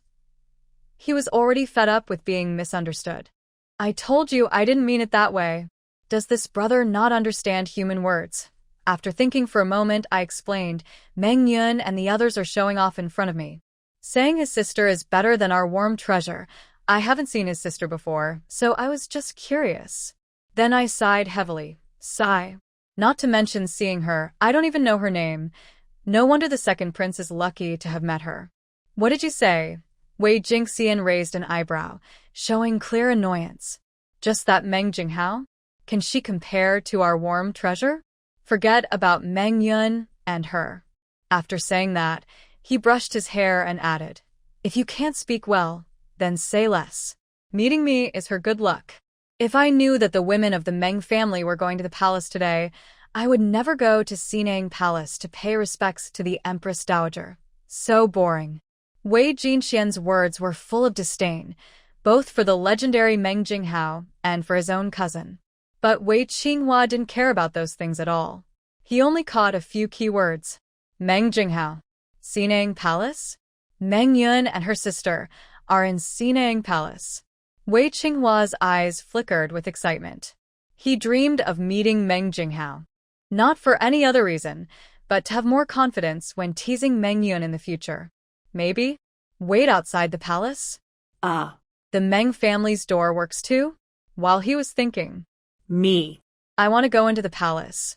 Warm Treasure suddenly said this. Wei Qinghua immediately saw hope. He couldn't hide his surprise and asked with a smile, Warm Treasure, what did you just say? Say it again, Lu. Lu Bao wants to see the royal pig. Go into the palace and look. Warm Treasure knew exactly what Wei Qinghua was thinking. She wanted to see her sister, not just today. She also had this idea. She wanted to see which little cutie was like her, being brought to the gambling table by her brother. Then, blinking her big adorable eyes, she started to act cute. The emperor wants to go take me to play. Wei Jingxian shivered. He instinctively glanced toward the study. His mind went blank, and he felt a little happy inside. Warm Treasure wants to go into the palace. Wei Jingxian lowered his voice and asked softly. Yes.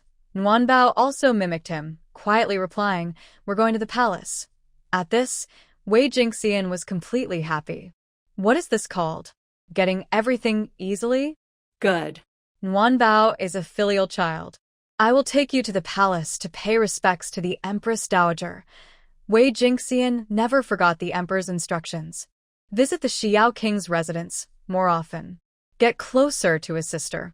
Try to bring his sister into the palace to play more. Not only did he do this, but he also cleverly tricked Nuanbao into helping. Nuanbao. If your father finds out about going to the palace, what will you say? Because Nuanbao is going. She's going. Good. Very obedient. A few people confidently left the residence and got into the carriage heading to the palace. Why? Because Wei Jingxian held two trump cards. One was the adorable Nuanbao, who could easily influence everyone with just a blink. She waved her little arms, walked on short legs, and proudly led the way. As soon as they reached the gate, she hugged the gatekeeper. In a sweet voice, she said, This guard, I want to go to the palace. Who cares who he is? A sweet-talking child will get treats. If she can't reach the thigh, she'll just hug the leg. The gatekeeper, who always knew how to read the situation, was stunned. He stared blankly at the tiny bundle by his leg, afraid to breathe too hard. If asked whether he felt touched, he definitely wouldn't dare to move. Like a stone statue, only his eyes kept blinking. Oh my! Could it be that my family's ancestral grave is emitting green smoke? The little princess is actually hugging me. Guard. Nuanbao looked at the silly gatekeeper and raised her curious little head. Why is this gatekeeper brother so silly? He looks more suited to blacksmithing than guarding the door. Otherwise, bad guys might have already entered while he's daydreaming here. You who listen up. Nuanbao let go of the gatekeeper's leg and waved her small hands in front of him. She reaffirmed, I'm going to pay respects to my royal pig mother now. I am tired of this nonsense. I will go tell my father directly I need to go into the palace. My dad is tricking me. Wei Jingxian and Wei Qinghua, they really want to curse, but they are afraid. Little girl, no one is tricking you into the palace, but you are revealing your own plans. Count. Princess, the gatekeeper finally recovers, looking terrified. He wants to reason with Nuanbao, but fears Nuanbao won't understand.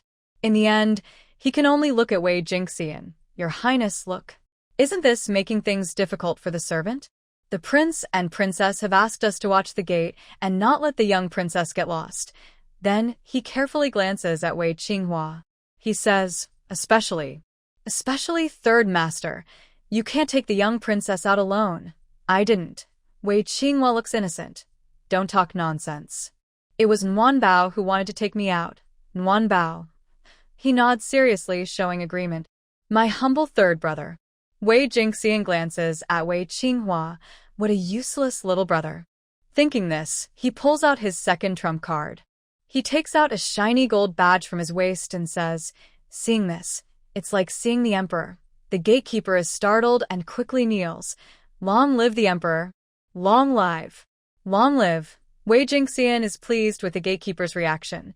People in the uncle's household are indeed worldly wise. Then he steps forward and takes Nguanbao's hand. He says, it's rare for the young princess to show filial piety at such a young age, and she wants to pay respects to the Empress Dowager. Seeing this, I am truly touched. Now I will take the brother and sister into the palace. He looks at the sky and adds, tell Uncle Emperor that I will bring them back before dark, so no worries. Wei Jingxian holds the gold badge tightly and speaks very elegantly. The gatekeeper has no courage to argue and can only watch helplessly as they get on the carriage. The horses' hooves lift, and the carriage slowly heads toward the palace. Seeing this, the gatekeeper dares not delay and quickly goes inside to deliver the message. On the carriage, Nguanbao is snuggling in Wei Jingxian's arms and refuses to get down. Wei Jingxian. What has this kid been eating to grow so big? It's really not a little bit heavy. Be good, warm treasure. Wei Jingxian lowered his voice, trying to soothe him. Come down now. Ha ha ha. Warm treasure kept shaking his head. Not only did he refuse to sit down, but he also hugged Wei Jingxian's neck even tighter. The carriage is safe, warm treasure. You won't fall. Wei Jingxian couldn't understand why warm treasure clung to him as soon as they got on the carriage. He thought maybe the little girl was scared because she rarely rode in carriages. So he patiently tried to comfort him. Look at your third brother. He sits so steadily. He was about to lift warm treasure down. Not want to get down. Warm treasure shook his head and struggled. In the end, he stuck to Wei Jingxian like a sticky patch. Wei Jingxian tried to soothe him several times, but to no avail. His patience was almost gone. This clingy little one. Just then, warm treasure spoke. Goose Emperor's pot. Your Goose Emperor's pot is going to be crushed by you. Spicy pot, let me see it. Just look, okay. Warm treasure in a soft, coaxing voice pouted. Just look for a moment, okay? It's so cool. Wei Jingxian was surprised and a bit confused. He asked, what are you looking at? The best thing on me is my face. Don't you want to look at it more? Spicy pot. It's just a spicy pot, right? Warm treasure couldn't remember the name of the object and just gestured with his small hand. Small. And round. Wei Jingxian frowned, thought for a moment, then suddenly understood. You mean the gold medal? Yes. Warm treasure nodded excitedly, almost drooling. Medal, it's just a medal. Wei Jingxian. That. You want to see the gold medal? Warm treasure. You should have told me earlier. Get down first, sit properly. Wei Jingxian took the opportunity to lift warm treasure away and then took out the gold medal from his waist. He held it out confidently. Here, take it. Warm treasure snatched the medal eagerly and asked, is it for me? Seeing this object, it's like seeing the emperor. So cool. Wei Jingxian. His facial muscles twitched slightly. He really wanted to take the medal back. Give it to you. Dream on. This is my secret weapon to take you out of the royal residence. Let me show you. He shook his head helplessly. If you want it, you need to ask your Uncle Emperor. Oh, don't bite. After Wei Jingxian got into the carriage, he didn't stay quiet for long. He hadn't even finished speaking when warm treasure started causing trouble again. Seeing warm treasure already biting, Wei Jingxian felt both amused and helpless. He reached out and patted warm treasure's little head. He used just enough force to be playful, not hurtful. That's dirty. No biting. He. Warm treasure giggled happily, showing 2 rows of cute little baby teeth. Who should I ask? Ask your Uncle Emperor. Wei Jingxian said as he took back the gold medal. This thing can't be made casually. I still want to stay alive. Thinking about it, he added, your uncle Emperor has many of these medals. They're very useful. Later, when you go to the palace, go find him and get one, okay? Warm Treasure opened her big eyes and nodded seriously. First, I will go give the Imperial Pig Mother some peace, then go find Imperial Uncle Bobo. She looked at Wei Jingxian with sparkling eyes, pointing at his waist. Ask Imperial Uncle Bobo for a gold medal. Wei Jingxian looked at Warm Treasure's eyes and suddenly felt like he had achieved something again. Go ahead. As long as you speak, the Emperor will definitely give you a medal. He even hopes you take the medal into the palace to find him yourself.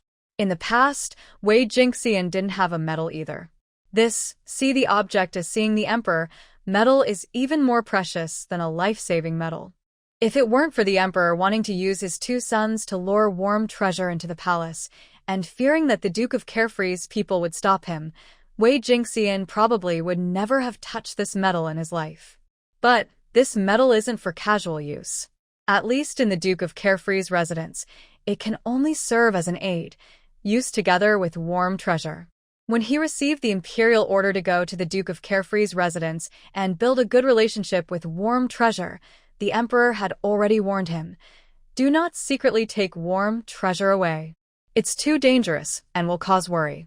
Do not compete with the imperial uncle and aunt for the doll, because you can't win. Do not misuse the medal. Otherwise, there will be family discipline. You need to learn patience, hide your talents, and let the Emperor's uncle and aunt relax their guard. Take things slowly. When the little one can talk and walk on her own, it will be easier to guide her. In the end, the Emperor is still quite afraid of provoking the carefree prince. This younger brother is very difficult to handle, and sometimes even the Emperor can't manage him. So, he can only secretly use the child. It's not good to directly bring the little one here, so let her come on her own. As the saying goes, one thing can subdue another. As long as the little one wants to come, no one can stop her.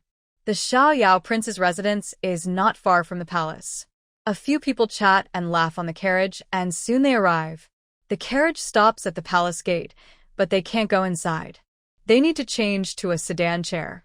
This is the first time the little one has entered the palace since she started walking. From the moment she stepped through the palace gate, she felt like her soul was uplifted. Wow, this is the Imperial Palace. It's grand and magnificent. Even the bricks on the ground look like they could be taken away. Excited, she has never experienced the pain of running around until she's exhausted, just like a lively girl exploring a big garden.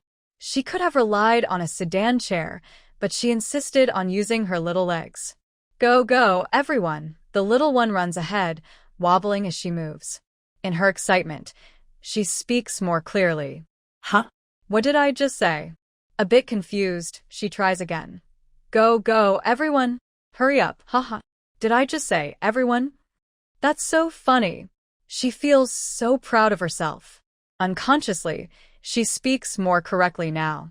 She can't help but talk to herself. Muttering softly, it sounds like she's singing or talking. Open the door, everyone. Come on, everyone. Let's open the door. Wow. Looks like the palace is a wonderful place. I should come here more often. Before, she couldn't walk or talk, only being carried around by others, which was very frustrating. She spent all day lying in her cradle. When no one came to see her, it was very quiet and boring. When someone visited, she would chatter and be carried around, but she didn't like it. Occasionally, if I entered the palace, I had to worry and fear with the adults, praying not to be confined inside the royal palace. It was very difficult. But now, everything is fine. I successfully open the palace map, can express my needs with words, and run using my little legs. I am so happy. I am so happy I feel like spinning. My steps become more and more charming. A straight road, and I stubbornly run out the shapes of the letters S, Z, and C. Wei Jingxian and Wei Qinghua, who are following behind, are almost stunned. They look at each other, feeling all kinds of emotions inside. Wei Jingxian asks, "Is that a bird just out of its cage?" Wei Qinghua shakes her head. It looks more like a wild horse running free to me. Wei Jingxian frowns slightly and asks again, does she know the way? Wei Qinghua glances at her cousin and says, what do you think? Then you'd better chase after her. Wei Jingxian is so anxious, he stomps his feet. Usually lazy and elegant, slow and steady, he suddenly runs far ahead. I say, little sister, wait for me. Little sister has already forgotten her brothers. She thought they would follow her closely. The small child is happily playing, changing her tune again and again. For example, now she is immersed in her own happy world. What's that? Wake up quickly? What's that? Wake up quickly. One baby is bringing you to explore. Ah, yo, wake up quickly. One baby's lips. Lips are 66666. Phew, I'm exhausted. Little sister jumps around for a while and finally feels tired. She plops down on the steps to rest. Wei Jingxian, who is chasing after her, finally sees her, breathes a sigh of relief, and rolls his eyes. After rolling his eyes, he suddenly realizes something is wrong. He quickly looks around. There are not many people around. Phew, what did I just do? How could I be so impolite, rolling my eyes in public? I am a charming and elegant young man. I can't ruin my good reputation. Cough, cough. Wei Jingxian clears his throat twice, tidies his hair, and then slowly walks toward little sister. These days, everything depends on maintaining a good image. You absolutely must not let your reputation fall. However, who would have thought? Nguanbao is actually a person who shatters illusions. Seeing Wei Jingxian walking over slowly, she immediately said, Elder Queen, why are you in such a hurry? Are you tired? Take your time. No need to rush. Don't make your eyes roll so much. They might pop out. She even imitated it on purpose. She tilted her small head up, blinked quickly, and rolled her eyes a few times. Wei Jingxian. At this moment, he even felt like hiding. Who can tell him what kind of fairy or demon this little girl is? Or is she some kind of monster? She's only 1 year old. Where did she learn these clever tricks? Elder Queen, why are you in such a rush? Are you tired and flying around?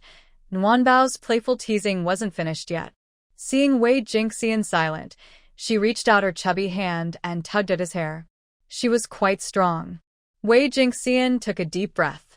Before he could speak, Nguanbao said again, On the carriage, I pulled your hair, and it flew away.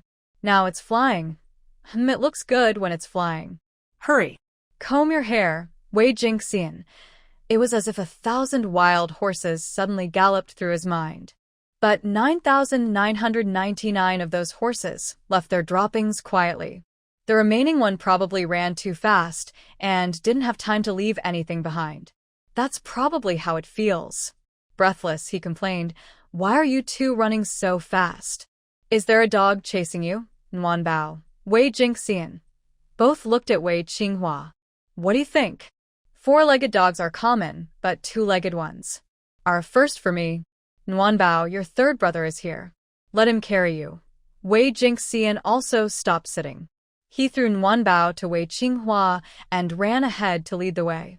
Wei Qinghua looked confused. Carry? Why should I carry her?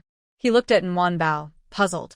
This girl seems to be having fun running around. He also looked at Wei Qinghua from top to bottom. Well, forget it. He quickly got up and ran after Wei Jingxian without looking back. Third brother doesn't seem to be doing well. Better find someone reliable. Gu semperori. Go. Nguanbao hurriedly ran toward Wei Jingxian, shouting, Hug. Hug. Go find your third brother. Wei Jingxian called out but slowed down a bit, waiting for Nguanbao. Nguanbao stumbled and directly hugged Wei Jingxian's leg. I want Goose Emperor Jigogo to hug me. My third brother looks too tired. I can't wear him out. Wei Jingxian looked down at the little girl, feeling helpless. He reached out and picked her up. Wow, she feels heavier than when she was in the carriage. Yo, hey, hug time. Nguanbao leaned on Wei Jingxian's shoulder and waved at Wei Qinghua behind. Quickly, go. We're going to rest and find the royal pig. She danced and waved her arms as she spoke. Wei Jingxian held her tightly, afraid of dropping his sister. In just a moment he was sweating. The sweat reached his lips and stopped. Wei Jingxian felt uncomfortable and licked his lips with his tongue. Just then, two palace maids came walking toward them. Seeing Wei Jingxian and the others, they hurried to the side. Second prince, Wei Jingxian's mood collapsed again. His face looked a bit grim. As expected. As long as Nguanbao is here, I, Wei Jingxian, can forget about being elegant. The palace is really big. A few people wandered around, climbing stone steps, passing through palace alleys, and walking along corridors. Finally, they arrived on a large open space where they saw a chubby, white, round little ball of a child. The child looked about 4 or 5 years old, bigger than a warm baby. At this moment, he was sitting happily on a small wooden cart. A little push car. Warm baby's eyes lit up with excitement. It was a toy push car similar to modern ones. It had a board for sitting, a round handle for steering, and 3 wheels, 1 in front and 2 in the back. The handle looked like a ball with handles on each side, quite different from a modern steering wheel. But when the little ball of a child grabbed the handle and shook it, the wheels underneath the cart would turn, making the child twist and turn with it. Because it was made of wood. Both the handle and the wheels were made of wood. So, when carrying a person, it sometimes jerked or jolted quite a bit. But you have to admit, ancient people's wisdom was very deep. Warm baby watched for a while, her eyes wide with amazement. Warm baby wants to play? Wei Jingxian, as if seeing a great savior, quickly shook the warm baby in his arms. That's your 5th prince brother. I'll take you to play with him. The 5th prince, Wei Jinmin, who was happily playing, had already noticed Wei Jingxian. He moved his little push car over, clattering along. When he saw Wei Jingxian still holding a small baby, he immediately looked unhappy. Who is she? Why is second brother holding her? No. Second brother is mine. Wei Jinmin hurriedly got out of his push car, ran over, and tugged at the hem of warm baby's clothes. Get down. Come down quickly. Warm baby blinked her big eyes and cutely said, I'm warm baby 5th prince, little brother. As soon as she finished speaking, warm baby paused. Because she realized. Her speech was a little clearer again. So she quickly said, don't you recognize warm baby? Warm baby is your little sister. Not just a little clearer, but much clearer. Hee hee. Warm baby was very happy and didn't want Wei Jingxian to hold her anymore. She struggled to get down. She needed to step on the ground more to enjoy this blessed place. After entering the palace, her speech had become much more fluent. 5 emperors, so many pots, I love playing with you. So cute and adorable. After Warm Treasure got down from the bed, the first thing he did was go to Wei Jinmin. He pinched his hand, then his face. Chubby and soft, it felt really nice. What are you doing? Wei Jinmin pushed Warm Treasure away. I don't care who you are. Don't touch me.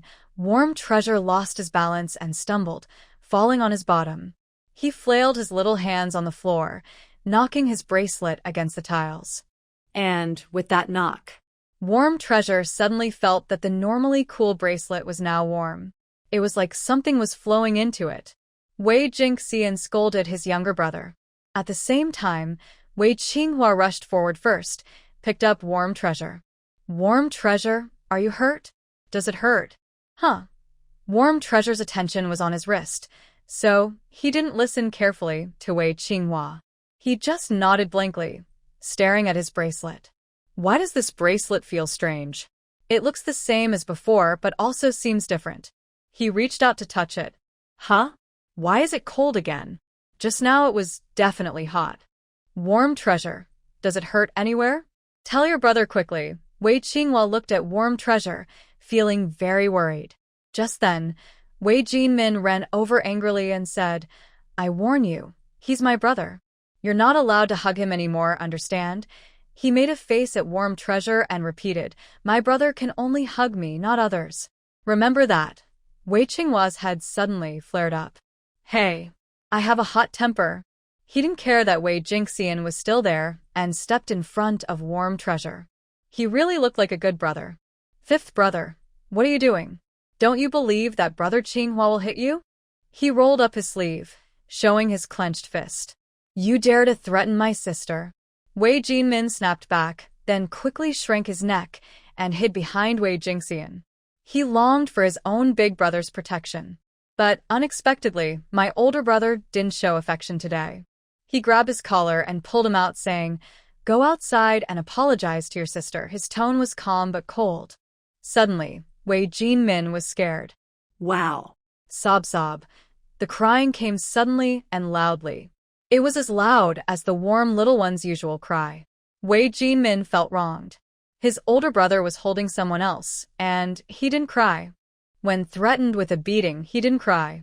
But now, seeing his older brother helping someone else and ignoring him, he couldn't hold back. Am I not my brother's precious little brother anymore? While she was busy studying the gold bracelet, she finally noticed Wei Jinmin crying. She pulled at Wei Qinghua in front of her and peeked out a small head from his feet. She watched carefully, curious. What happened? Why is the chubby one crying? He's crying so sadly. Did someone bully him? Thinking this, she was about to go comfort him. Suddenly, a tense voice came from nearby. What's going on? Why is Jinmin crying? Everyone looked up.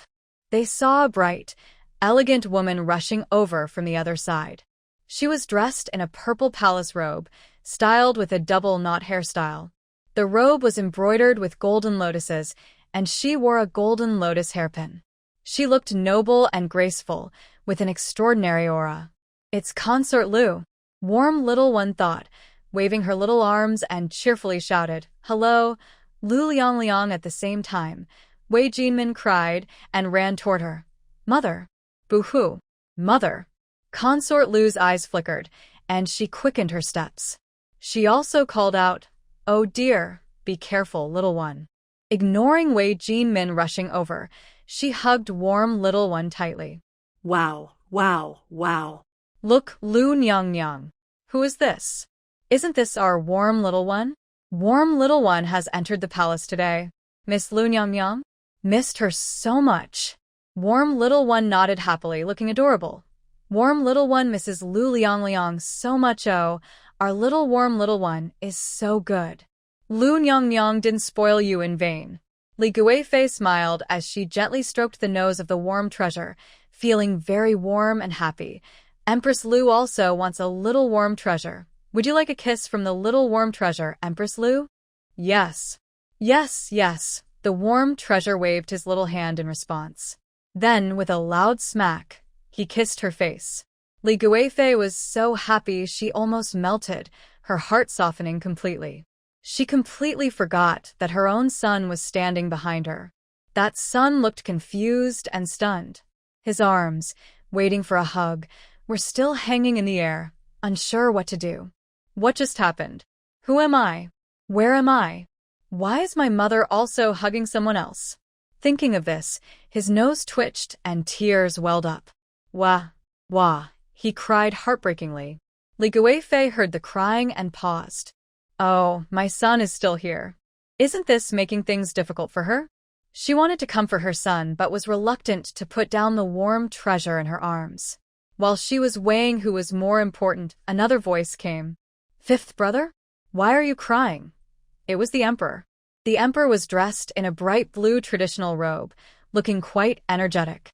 Seeing his youngest son crying, he asked, Did you do something wrong again? Did your mother punish you?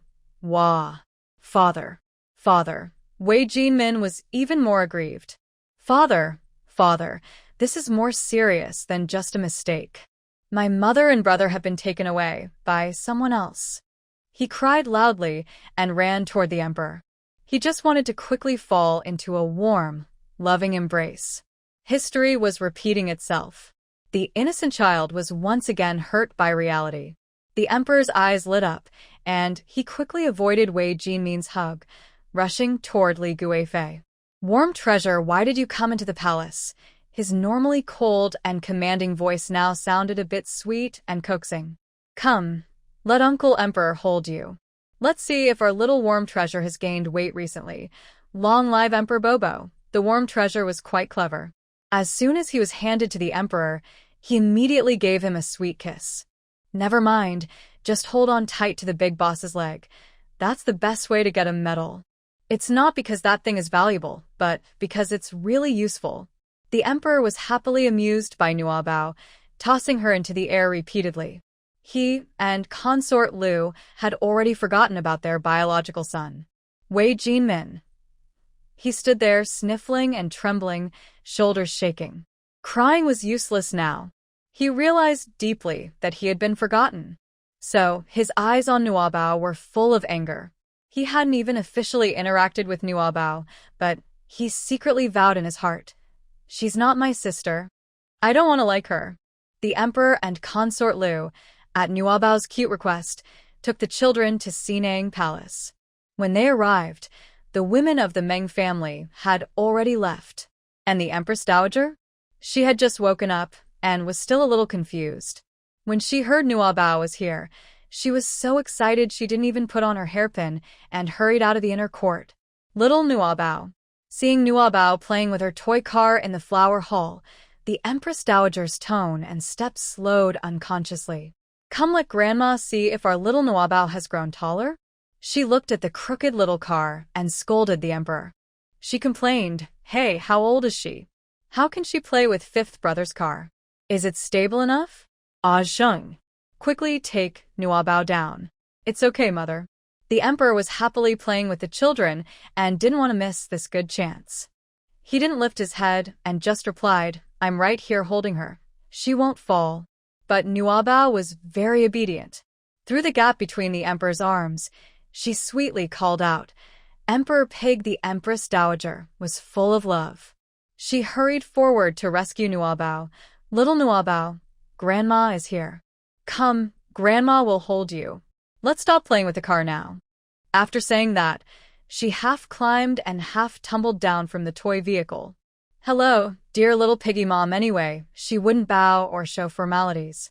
So she simply hugged the Empress Dowager's leg and coquettishly said, "Warm Treasure is here to give the piggy mom a big hug." Oh, little Warm Treasure is so obedient. The Empress Dowager's heart softened, and even her bones felt warm. Ignoring her age, she quickly picked up Warm Treasure and held her in her arms. The emperor and consort Liu, standing nearby, broke out in cold sweat and hurriedly protected her. They were afraid she might hurt her waist or drop her precious girl. The Empress Dowager sat down with Warm Treasure in her lap and then noticed only the emperor, consort Liu, and a few grandchildren in the flower hall. Where are Ah Chi and his wife? Why aren't they here? Her expression changed slightly, and she glared at the emperor. "How can you let your mother scold you like this? You're grown-ups now. Do you have to fight with your younger brother again?" The emperor looked a bit wronged. He wasn't afraid of fighting again, but he didn't want his mother to scold him like a child. So he quickly glanced at Wei Jingxian and Wei Qinghua. "Little brat, come out and speak." Wei Jingxian understood the signal and hurriedly said, "Great-grandmother, Warm Treasure was brought here by my son and Ah Qing." The Empress Dowager was slightly stunned upon hearing this. She was about to turn and scold her grandson. Warm Treasure spoke up. I just want to see the piggy mom." She kissed the Empress Dowager's face and said, "Grandma said that the piggy mom misses Warm Treasure. Warm Treasure also misses the piggy mom, so let the servants bring Warm Treasure here." After saying that, she looked at the Empress Dowager, who seemed a bit doubtful, and added, "I told Daddy too." "Isn't that lying?" "Actually, I did tell Daddy. Though I used someone else's words, hee. The Empress Dowager looked at Warm Treasure's clever face and decided not to pursue it. Like a little kid, she playfully played a game of touching foreheads with Warm Treasure, full of affection. She then ordered her attendants to quickly prepare some snacks that Warm Treasure could eat, so she wouldn't go hungry. "Forget it. Who cares? I'm already this old. How many times can I see my little grandchildren? Since they're here, let's play first." Warm Treasure giggled happily in the Empress Dowager's arms. Laughter sounded like silver bells, clear and pleasant. And what about Wei Jinmin? He watched Warm Treasure giggle happily in the Empress Dowager's arms. His heart felt bitter, like bitter medicine when sick. Ugh. Wei Jinmin, who was about 4 years old, was like a lemon tree, very sour. Humph. Warm Treasure is a naughty little sister. He angrily ran off to play with a toy car. The toy car spun around in the spacious flower hall, turning left and right. Warm Treasure watched the toy car and also wanted to play. So she climbed down from the Empress Dowager's lap and happily ran toward Wei Jinmin. Fifth Prince, let's play together. It must be said, Warm Treasure was very social and outgoing. And very typical of her. Wei Jinmin's face was already so sour it looked like it might explode, almost writing, Warm Treasure and dogs are not allowed close, but Warm Treasure still had a bright smile, like a flower, and leaned toward Wei Jinmin. She knew very well that Wei Jinmin was angry, and she understood why he was upset. That's exactly why she wanted to get closer to him. Don't be fooled by Warm Treasure's current babyish appearance. Her every move was like that of a child over a year old. But in reality, her soul was very mature. She was already an adult inside. She knew how to see through children's little thoughts. She kept her mature soul hidden to avoid unnecessary trouble. In this unfamiliar world, where her words and actions were limited, she couldn't afford to be too unique. In her past life, she was an orphan living a very hard life. That made her want to truly live again, loved by her family. From the day she was born, growing up slowly, she wanted to live carefree once more. Her family's love was so warm. Even now, as a small child, she couldn't handle it. Even if she was still a 20-something adult at this moment, she might melt under all this love, becoming more childish in her words and actions. Warm Treasure knew well that misunderstandings could happen even between children. And to clear up misunderstandings, she couldn't run away. She had to keep working to understand each other better. Wei Jinmin was the youngest son of the emperor. Before Warm Treasure was born, he was known as the little tyrant of the palace, spoiled and pampered. Now, with the arrival of the Warm Treasure, everyone's attention on Wei Jinmin has decreased a lot. Wei Jinmin feels a bit disappointed, which is understandable. The Warm Treasure doesn't mean to compete for affection and understands the little ball's feelings. Naturally, she doesn't mind his grumpy face. When Wei Jinmin hides a little, she moves closer by a little. When Wei Jinmin glares at her, she shows her cute little teeth and smiles. In the end, Wei Jinmin, unable to resist, asks angrily, "What do you want to do?"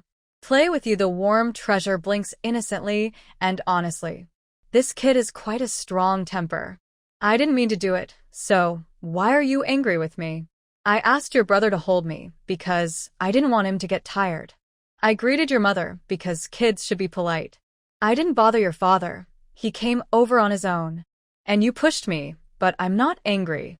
I forgive you." "I really don't understand why you're crying. You look so ugly when you cry, and now you're still mad. Go away.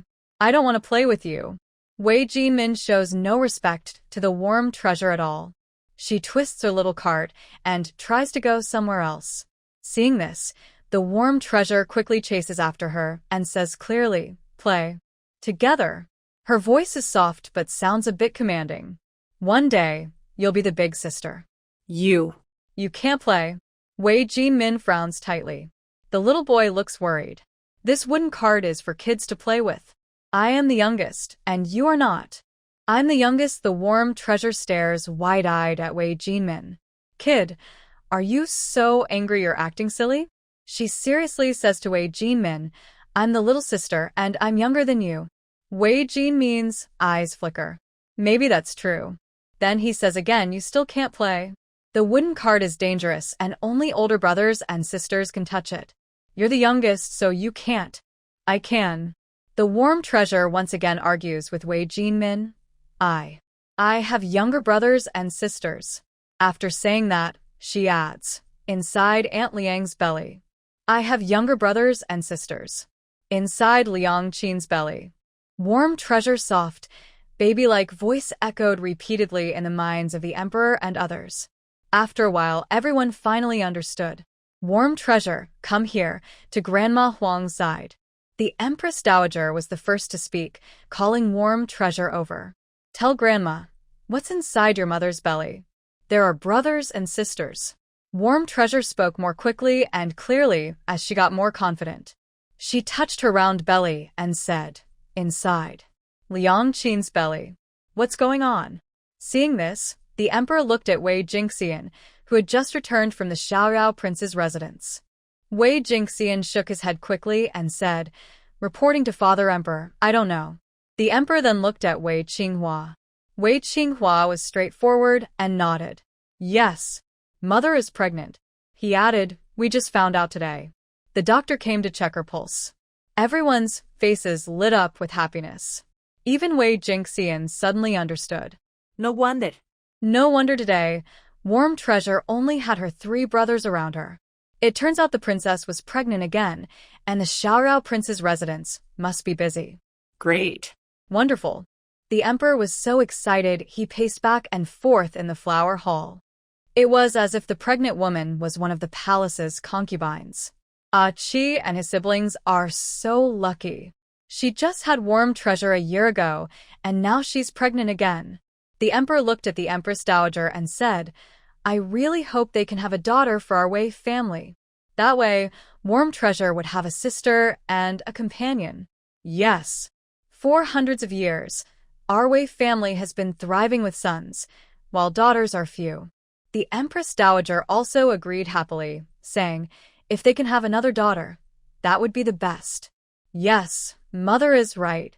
The emperor nodded repeatedly, but secretly had some plans. Having a daughter is definitely good. Qi made a promise to me. His wife's next pregnancy must be brought into the palace to raise. Thinking this, the emperor was eager for the Xiaorao princess to give birth immediately. He gently picked up the soft and warm little one and said, "Oh, our little warm little one is going to be a big sister. Are you happy?" "Happy without much thought," Warm Little One replied. "Warm Little One wants to be a big sister." "Oh, Warm Little One wants to be a big sister." Consort Lu also came over and asked, "Does Warm Little One want a brother or a sister?" Children's words are very honest. Whatever they say they want usually comes true after about 10 months. The Empress Dowager and the Emperor saw Consort Lu being so clever and nodded approvingly. Then they looked forward to Warm Little One's answer. This time, Warm Little One needed to think carefully. She blinked her big, pretty eyes and thought for a while. Finally, she said, "I want." Warm Little One wants a brother. Everyone was a bit surprised to hear that. They hurriedly asked, "Why a brother? Don't you like sisters?" Warm Little One. Warm Little One doesn't have a brother yet. Warm Little One looked innocent, but her tone was very serious. Warm Little One has many friends, but I still don't have a brother. She knew very well what the adults meant when they asked if she wanted a brother or a sister. They all wanted a daughter, and they wanted to hear her say she wanted a sister. Actually, she was okay with either a brother or a sister. And she couldn't decide whether it was a boy or a girl. But thinking about her previous life, when she was adopted along with a very difficult little sister, she felt a bit scared. Too troublesome. Not peaceful at all. But Warm Little One also doesn't have a sister, right? The emperor was still not giving up. He gently shook Warm Little One in his arms and asked, "Does Warm Little One really not want a sister?" Emperor. Forgot. The emperor had a pimple on his nose. Warm Little One reached out and picked at it, then softly said, "Warm Little One is a little sister." This soft and sweet answer was very lovely. In an instant, everyone's hearts melted. Especially the emperor. It was as if a light was turned on in his heart, suddenly clear and bright. Yes, we already have Warm Little One. If this baby is a girl, that would be great. If it's a boy, it's okay too. Having a child is just for fun. We can wait a few months and see. Nuabao is right. We are like sisters now. The emperor held Nuabao tightly, reluctant to let go, and his smile couldn't hide his happiness. Seeing this, Nuabao felt it was the right time. She reached out and tugged at the emperor's earlobe, straightforwardly asking, "Does the emperor still have the gold medal?"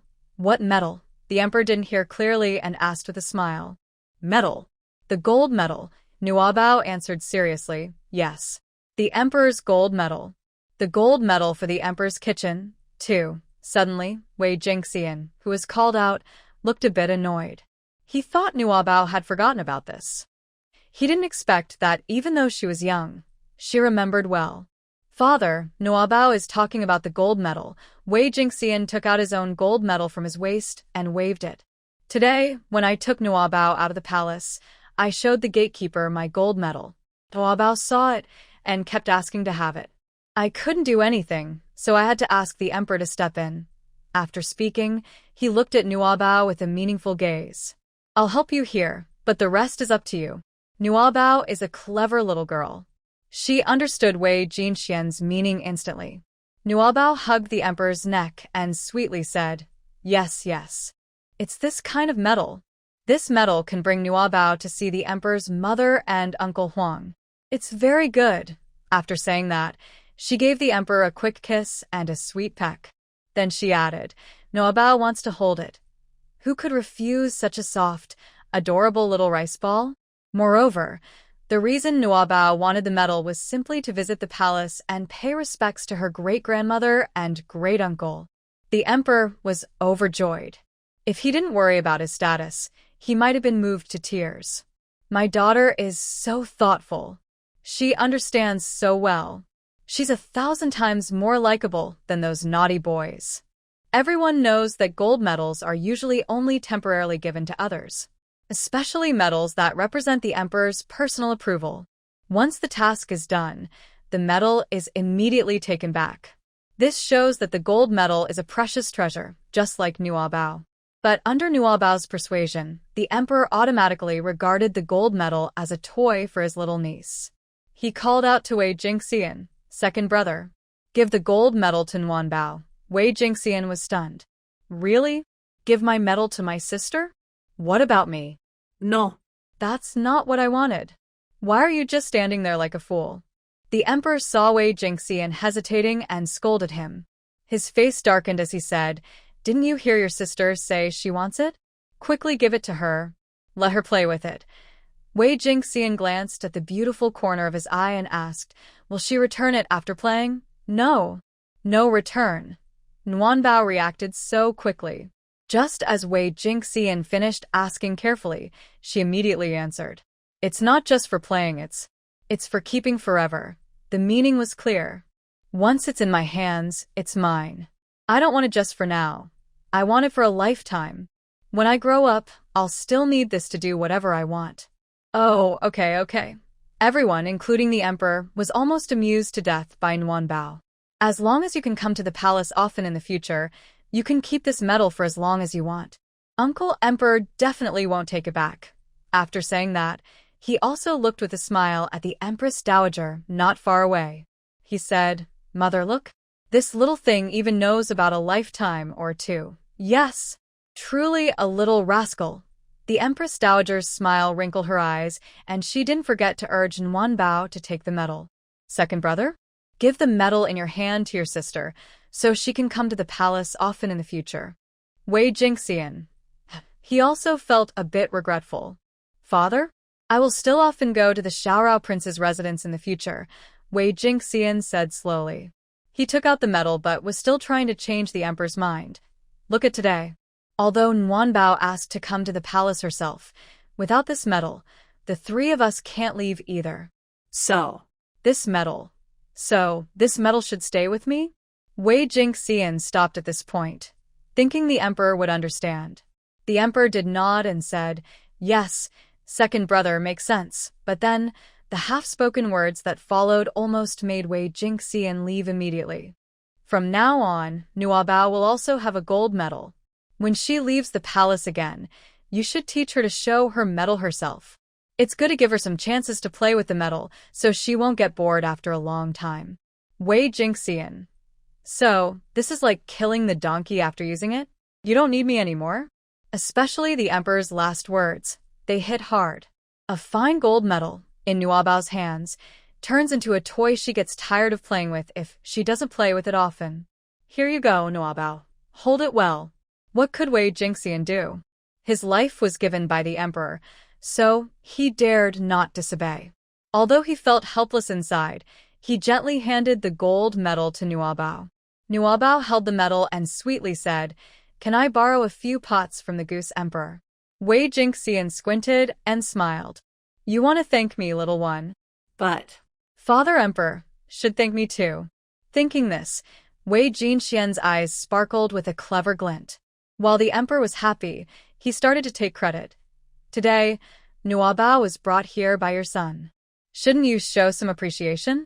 Enough, I know what you want to say. Hearing Wei Jingxian's first words, the emperor immediately guessed the rest. Only a father knows his child best. Don't worry, I'll give you 1,000 taels of silver. Spend it as you like. Wei Jingxian. Yes. Thank you, Father Emperor. That's better than nothing. But only a father knows his child best sounds a bit awkward. Is it really true that only a father knows his child best? When you mentioned the medal just now, I didn't see you understand your son's feelings. Looking at Nuabao, who was now cheerful and lively, Wei Jingxian suddenly felt that maybe Nuabao was his nemesis. After all these years, he always thought he was clever. Whether in front of elders or brothers, he was always smooth sailing, the one who took advantage. He had only ever tricked others, never been tricked himself. It's truly a bitter feeling. Nuabao played happily in Sinang Palace until the end of the Shan hour, then politely asked to go home. The emperor was a bit reluctant and wanted Nuabao to stay overnight in the palace. The palace built earlier for Nuabao had been tidied up a few days ago. It was temporarily named National Day Palace. If Nuanbao doesn't like it when she grows up, then it can be changed. Anyway, the emperor thinks this name is good. The whole country celebrates together, National Day. Isn't it a nice name? Very festive? Full of meaning? Don't go, Emperor Bobo. Next time, Nuanbao will come to see you again. Nuanbao is clever and wouldn't lose big for small things. She waved her hand to refuse the emperor's kindness and said, Nuanbao wants daddy to kiss her.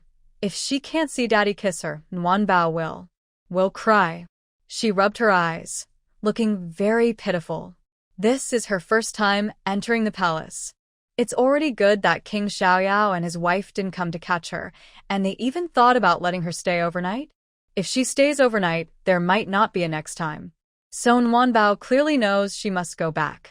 Not only to soothe her parents' hearts, but also to make it easier to come out and play next time. The emperor felt sad seeing Nuanbao frown, especially when she rubbed her eyes and looked like she was about to cry. He quickly sent palace servants to prepare a carriage and also ordered a team of Yulin soldiers to follow, determined to safely send Nuanbao and Wei Qinghua back to King Xiaoyao's residence. Because the wife of King Xiaoyao is pregnant. So, the most trusted maid, Rong Mama, and the most prominent eunuch, Gao Gonggong, also brought gifts and went along. The carriage slowly headed toward King Xiaoyao's residence. The setting sun shone through the curtain of the carriage, casting a warm glow inside. Nuanbao playfully lifted the curtain and saw a bright red cloud hanging in the sky.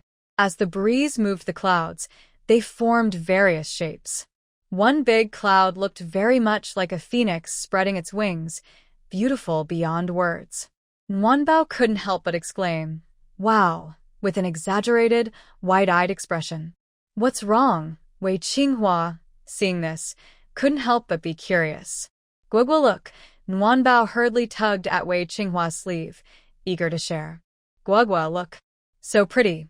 Wei Qinghua moved closer to Nuanbao and leaned his head outside to look. And what he saw was truly amazing. He exclaimed, "Hero." His mouth was right next to Nuanbao's ear, almost making her dizzy. "What hero?" Nuanbao blinked her big eyes, only seeing the beautiful sunset. "Yun Yun." She angrily glared at Wei Qinghua and said, "That's not right." "He's my benefactor." Wei Qinghua snapped out of her thoughts, then directly pulled back the curtain in front of her and went to the front of the carriage.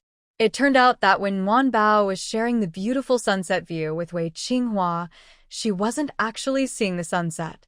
Instead, she saw a boy in white standing not far away. Wei Qinghua ran to the front of the carriage, holding the frame and shouting back. Her actions were quite dangerous. The frightened eunuch driving the carriage quickly tightened the reins. At the same time, the guards on both sides, the Yulin army, had already drawn their swords and surrounded the carriage, thinking there was an assassin attack. Third young master. Hurry and get into the carriage. It's dangerous outside. The leading Yulin soldier stepped forward to protect Wei Qinghua, worried she might get hurt. But unexpectedly, Wei Qinghua reached out and turned the soldier's head aside. She said, "Don't block me. I want to find my benefactor." Then she looked carefully again. Where was that boy in white? The spot was empty, nothing there. Poor thing. Nguanbao, curious, poked her head out and asked, "What's wrong? Did she see someone? Her benefactor? Could it be the little kid who saved us in the alley a year ago?" "Brother is fine." Nguanbao, go inside first. Wei Qinghua forced an awkward smile and softly comforted Nguanbao. In a moment, her face changed to one of helplessness, and she scolded the Yulin army. "It's all your fault. I can't find my benefactor." Her quick change of expression was faster than racehorses in the racecourse. The Yulin soldiers were stunned, feeling wronged. Did she just offend the third young master of the Xiaorao Palace? Wei Qinghua looked back and forth, still not seeing that small white figure. So, she could only retreat back into the carriage. The carriage continued to move forward. Nguanbao saw that Wei Qinghua looked very tired and lacked spirit. She quickly snuggled into Wei Qinghua's arms, soft and sweet. "Poor thing?" What? What did you see? Who is? "Is that your benefactor?" The words benefactor seemed to be a switch for Wei Qinghua's spirit. As soon as Nguanbao mentioned it, her eyes immediately lit up. "Your benefactor is just your benefactor. He is a very impressive person who once saved both me and my brother's lives." After saying that, Wei Qinghua held Nguanbao more securely and started telling her sister a story. "Anyway, he's a big brother who is a few years older than you. He knows martial arts and he's really good at it. When you were very little, you almost got hurt by some bad people. But this hero saved you." Seeing Nguanbao's confused look, Wei Qinghua didn't mind. She continued, "In short, this hero is very amazing, very impressive. He holds a sword, swish swish. He swings it left and right, and the bad guys all fall down." Wei Qinghua was completely enchanted. While talking, she gestured with her hands.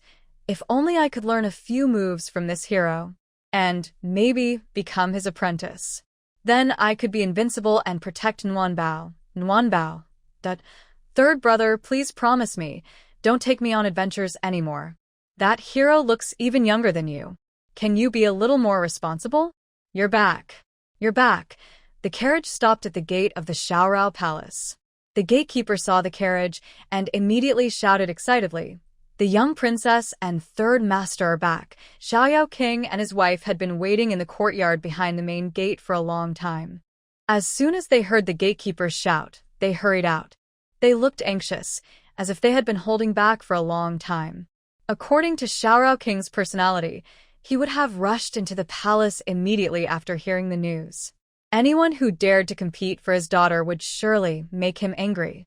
But today, Xiaoyao Queen stopped him.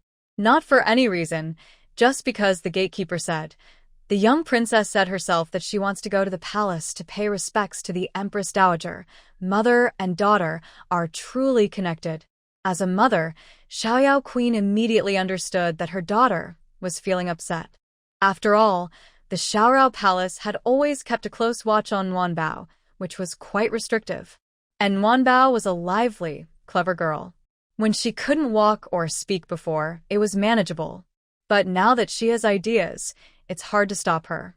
If they keep restricting her, they might make her more upset. So, Xiaorao Queen thought that instead of limiting Nguanbao, it would be better to give her some freedom. Wei Qinghua's reckless younger brother is unreliable, but Wei Jingxian is quite dependable. With Wei Jingxian present and riding in the palace carriage, nothing serious will happen. As for the emperor, as long as Nguanbao doesn't want to stay in the palace for long, even if the emperor forces her to stay, he can't keep her. With her own wife nearby persuading him, King Xiaorao doesn't want to endure it, but has to. A few hours felt like several years. Fortunately, Nguanbao finally returned, and King Xiaorao could finally breathe a sigh of relief. Dad Liangqin, Nguanbao was carried down from the carriage by Nurse Rong. Seeing King Xiaorao and his wife looking worried, she quickly started to sweet-talk. She anxiously reached out her little arms. I want a hug from Dad. Nguyenbao Mrs. Dad, King Xiaoyao was originally full of anger. But hearing Nguyenbao's sweet words, most of his anger immediately faded.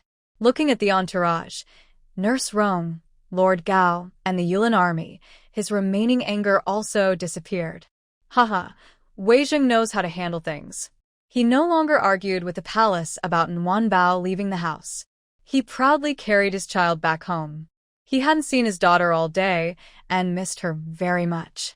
Papa Liangqin, seeing his parents' softened expressions, Nguyenbao quickly added, I really like the Goose Emperor and the other two little ones. Why do you like him? King Xiaoyao felt a bit jealous and looked down at Nguyenbao. Don't you like Papa? Yes, I do. Nguyenbao nodded happily and giggled. I like Papa. And Liangqin the most. The Goose Emperor and the others are also very good. Nguyenbao wants to stay safe, so he will take them along. After saying this, she added, when Nguyenbao is tired. The Goose Emperor and the others will hug Nguyenbao. To prevent her parents from resenting Wei Jingxian, Nguyenbao was very thoughtful. Cough, Second Prince, you don't need to thank me. Just pretend I accidentally took your gold medal and apologize to you. Why is the Second Prince holding you? King Xiaoyao glanced sideways at Wei Qinghua behind him. What about your third brother? Why isn't he hugging you, Wei Qinghua? My body stiffened, feeling that this question was a bit strange. Father's sarcastic tone finally arrived, though a bit late. Hold you tight. Nguyenbao blinked her big eyes, looking adorable. Even the little pot needs a hug. But I love the little pot, and I'm worried it's tired. Tired, you know? Hee. Nguyenbao smiled so much her eyes squinted, then coaxed. Huangji is someone else's child. I'm not tired of others' children. Only my daddy's child. I'm not tired of him. Nguyenbao's flattery was so good. Not tired of others' children? Not tired of daddy's children? Though these words sounded strange, King Xiaoyao felt very pleased inside. Especially that word, others, which made his heart feel sweet and proud. Wei Zheng? In my daughter's heart, you're just another person. Can you still compete with me? King Xiaoyao's face lit up with happiness, and his gloom disappeared. Even Wei Qinghua, who was planning to vent his anger, was temporarily useless. The queen beside him also looked happy, smiling like a flower. Seeing how clever Nguyenbao was, she couldn't help but doubt herself.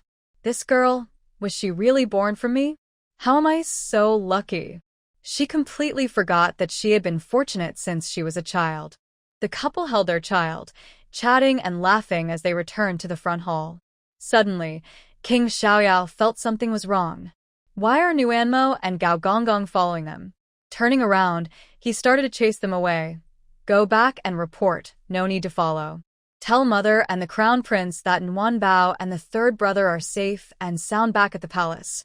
After saying this, he glanced at the jewelry boxes in their hands, thinking they must be gifts from the palace for Nguyenbao again. He said, This is for Nguyenbao, right? Just give it to the people below. Thanks to Mother and the Crown Prince. When you're free another day, Nguyenbao can come to the palace to pay respects. As soon as King Xiaoyao finished speaking, Rong Mo stepped forward with a smile. She said, My lord, you misunderstood. This is a gift from the Empress Dowager for the Queen. For the Queen? King Xiaoyao was surprised, turning to look at the Queen. She also looked a bit confused. Is this for me? But it's not a festival or a special occasion, and there's no big celebration. Why did Mother suddenly give a reward? For some reason, the carefree princess suddenly felt a bit uneasy. At this moment, Gao Gonggong spoke up. Your Highness, the gift in my hands is also for the lady. This made the couple more confused. Their son and daughter went into the palace, so why were the rewards given to the adults? And there were two gifts at once, until Nanny Rong opened the brocade box in front of everyone, revealing a thick, large ginseng root. She said, Your Highness, this is 100-year-old wild ginseng recently obtained by the Empress Dowager. It's very good for calming the mind and boosting energy. The Empress Dowager said that the princess has worked hard to help the prince expand the family line. This wild ginseng will stay in the Prince of Carefree's residence. After the princess safely gives birth, it can be used to strengthen her health. I also have 100-year-old polygonum root here. Gao Gonggong took over and said, the emperor said that polygonum root is best for calming the pregnancy, and it can help. This time, the Prince of Carefree didn't give Gao Gonggong a chance to finish. As soon as he heard the words, calm the pregnancy, his heart sank. What do you mean, calming or not calming the pregnancy? You must be mistaken. Quickly, take your polygonum root and ginseng away. Our residence doesn't lack anything. Prince, you're making things difficult for me. Gao Gonggong refused to leave. His task wasn't finished yet. Neither of these brothers was easy to deal with. If he had to pick one to upset, it would be the one farthest from him. Gao Gonggong, seemingly fearless, handed the polygonum root to the princess. He said, Princess, please accept this. The emperor is very happy to hear you're pregnant again. He said you are a great contributor to the Wei royal family, so you should be rewarded. But since the Prince of Carefree's residence has everything, the emperor could only give this pregnancy-related gift. The Empress Dowager is also very happy. Nanny Rong smiled and handed over another brocade box. Her Majesty's meaning is the same as the emperor's. You've worked hard and made great contributions, and the Empress Dowager has seen and appreciated it. The Princess of Carefree is generally a reasonable person. Seeing the two of them like this, I could only smile and accept it. Please thank Her Majesty and the Crown Prince for me, Lord Gao and Lady Rong. After saying that, I looked at the expression on King Xiaoyao's face.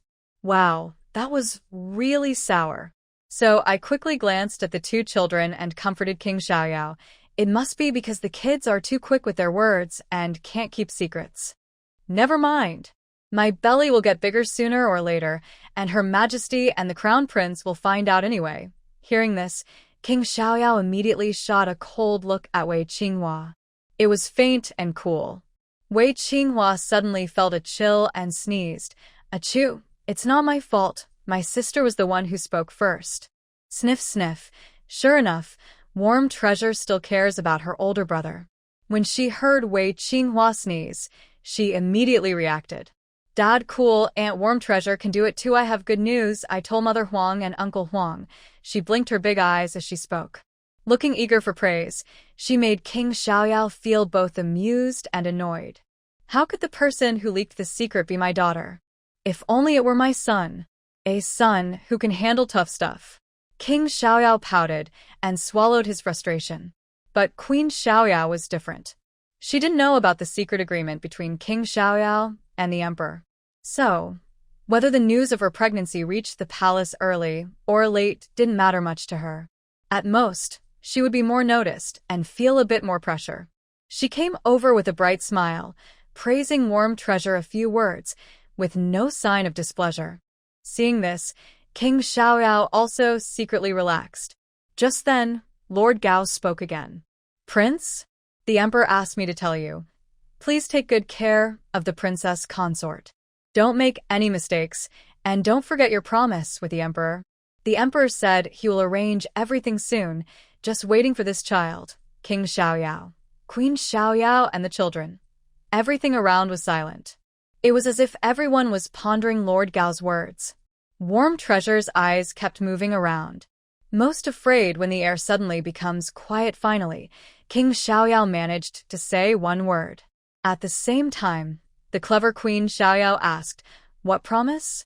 King Xiaoyao felt a chill down his back. He quickly forced a smile and said, It's nothing special. You have something you're hiding from me. The carefree princess was not easy to fool. She asked openly, What do you mean by everything being arranged? And what do you mean by waiting for this child? I don't know. The carefree king was terrible at lying, especially in front of his wife. When he lied, his eyes gave him away. The princess glanced at him and turned to leave. She only left a cold sentence floating in the air. Come back to the room with me. The carefree king's heart pounded with fear. He hurriedly put down the warm blanket and followed her. Fenghua, listen to me. The remaining people looked at each other. Some looked confused. Some looked a bit embarrassed. Some looked as if they understood everything. That troublemaker. The warm blanket girl scratched her head, not quite understanding what had happened. She asked innocently, "Should we go? Go see what's going on?" "No. I don't want to get into trouble." Wei Qinghua immediately refused, picked up the girl, and went to the backyard. He also reminded her, "Warm blanket, remember this. From now on, whenever you see a mother walking quickly ahead and a father worriedly chasing behind, stay far away." Indeed, Wei Qinghua took the girl to hide. Not only did they hide far away, but he also took good care of her. He played with her and fed her, taking over the chores from the servants and the other women.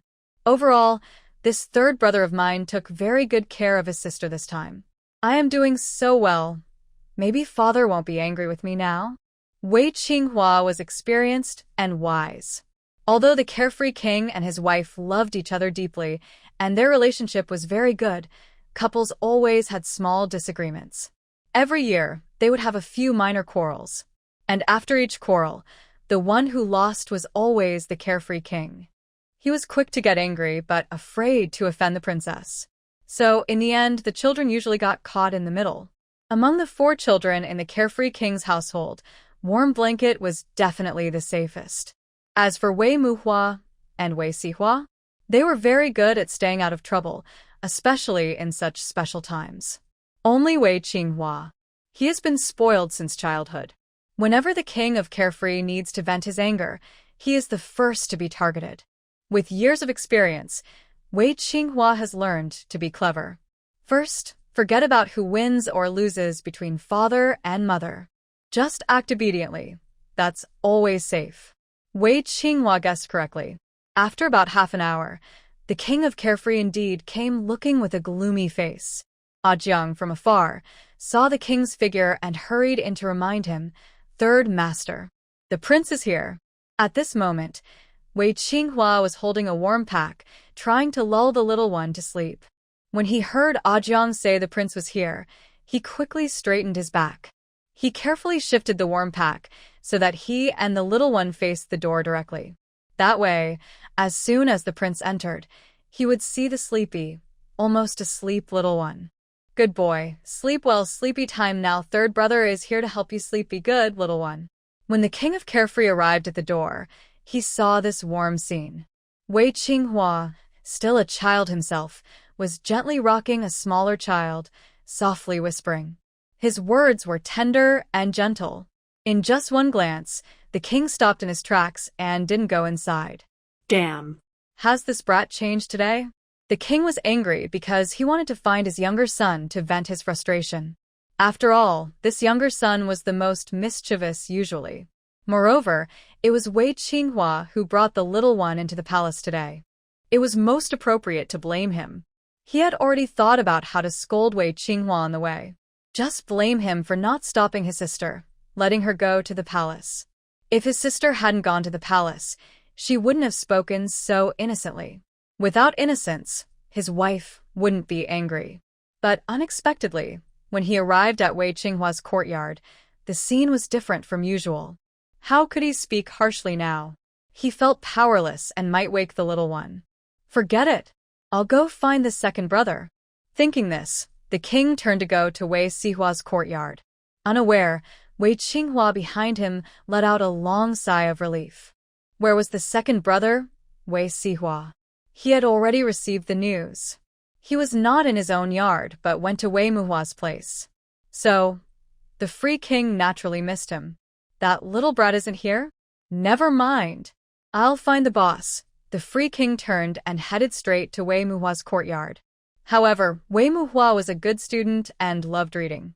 At this moment, he had lit a night lamp and was reciting lessons with Wei Sihua. When the Free King reached the door and heard the clear reading voice, he paused. Wei Muhua was very reliable, which made the Free King feel guilty. He looked at the sky. Go to Zhang's house. Anyway, the fire had to be put out. If the palace couldn't handle it, he would seek outside help. Zhang the doctor didn't know that the Free King's wife was pregnant. When he heard the Free King was visiting himself, he thought the wife might be upset. He quickly changed clothes, packed his medical box, and hurried out. He had just arrived at the front hall when he hadn't even spoken a word. The The anger of the Free King burst out immediately. Where have you been? Carrying a medical box? Very foresightful of you. Planning to prepare for my funeral? Zhang the doctor was stunned. When he regained his senses, he felt relieved. Still have the strength to scold, so it seems the wife isn't in trouble. What's the matter? Does the Free King need a prescription to clear his anger? Zhang put down his medical box and sat opposite the Free King. Come on, do you want to check your pulse first? His tone was relaxed and straightforward, not afraid of angering the king. The Free King pointed at Zhang and was furious. Old Zhang, what are you thinking? So many years have passed. Don't you remember the grievances I suffered when I was your student? I trusted you so much. What kind of anger is this, Your Majesty? Why bring up old matters from decades ago? Zhang knew the Free King very well. They grew up together, and he was the king's companion. With just a look or a word from the king, he could understand everything clearly. Seeing the king like this, it was obvious he was a bit off his mind again. After all, the Free King was shy and almost never went out at night. He wanted to spend time with his wife. Only when he was upset and had no outlet would he come out and act out. Regarding the stories from childhood when we used to read together, every time it was the carefree prince who brought them up himself. He was just playful and often forgot the lines, so I was the one who helped him practice. I was the one who suffered more. Dr. Zhang had long forgotten about it. Tell me what's wrong. Is the emperor trying to take the young princess away again? Or does the young princess like someone else more than you? Dr. Zhang tapped the desk to signal the carefree prince to drink tea. Here, chrysanthemum tea, to help calm your temper. Shut up. The carefree prince glared at Dr. Zhang. My daughter likes me the most. Then he lowered his voice. I ask you, aren't you known as the most talented young lady in the capital? What's going on with the contraceptive soup you gave? My wife is pregnant again. Pregnant again? Dr. Zhang was momentarily stunned, blinking as he looked steadily at the carefree prince. Under his intense gaze, he finally said, What a blessing! Congratulations to the prince and princess. The prince.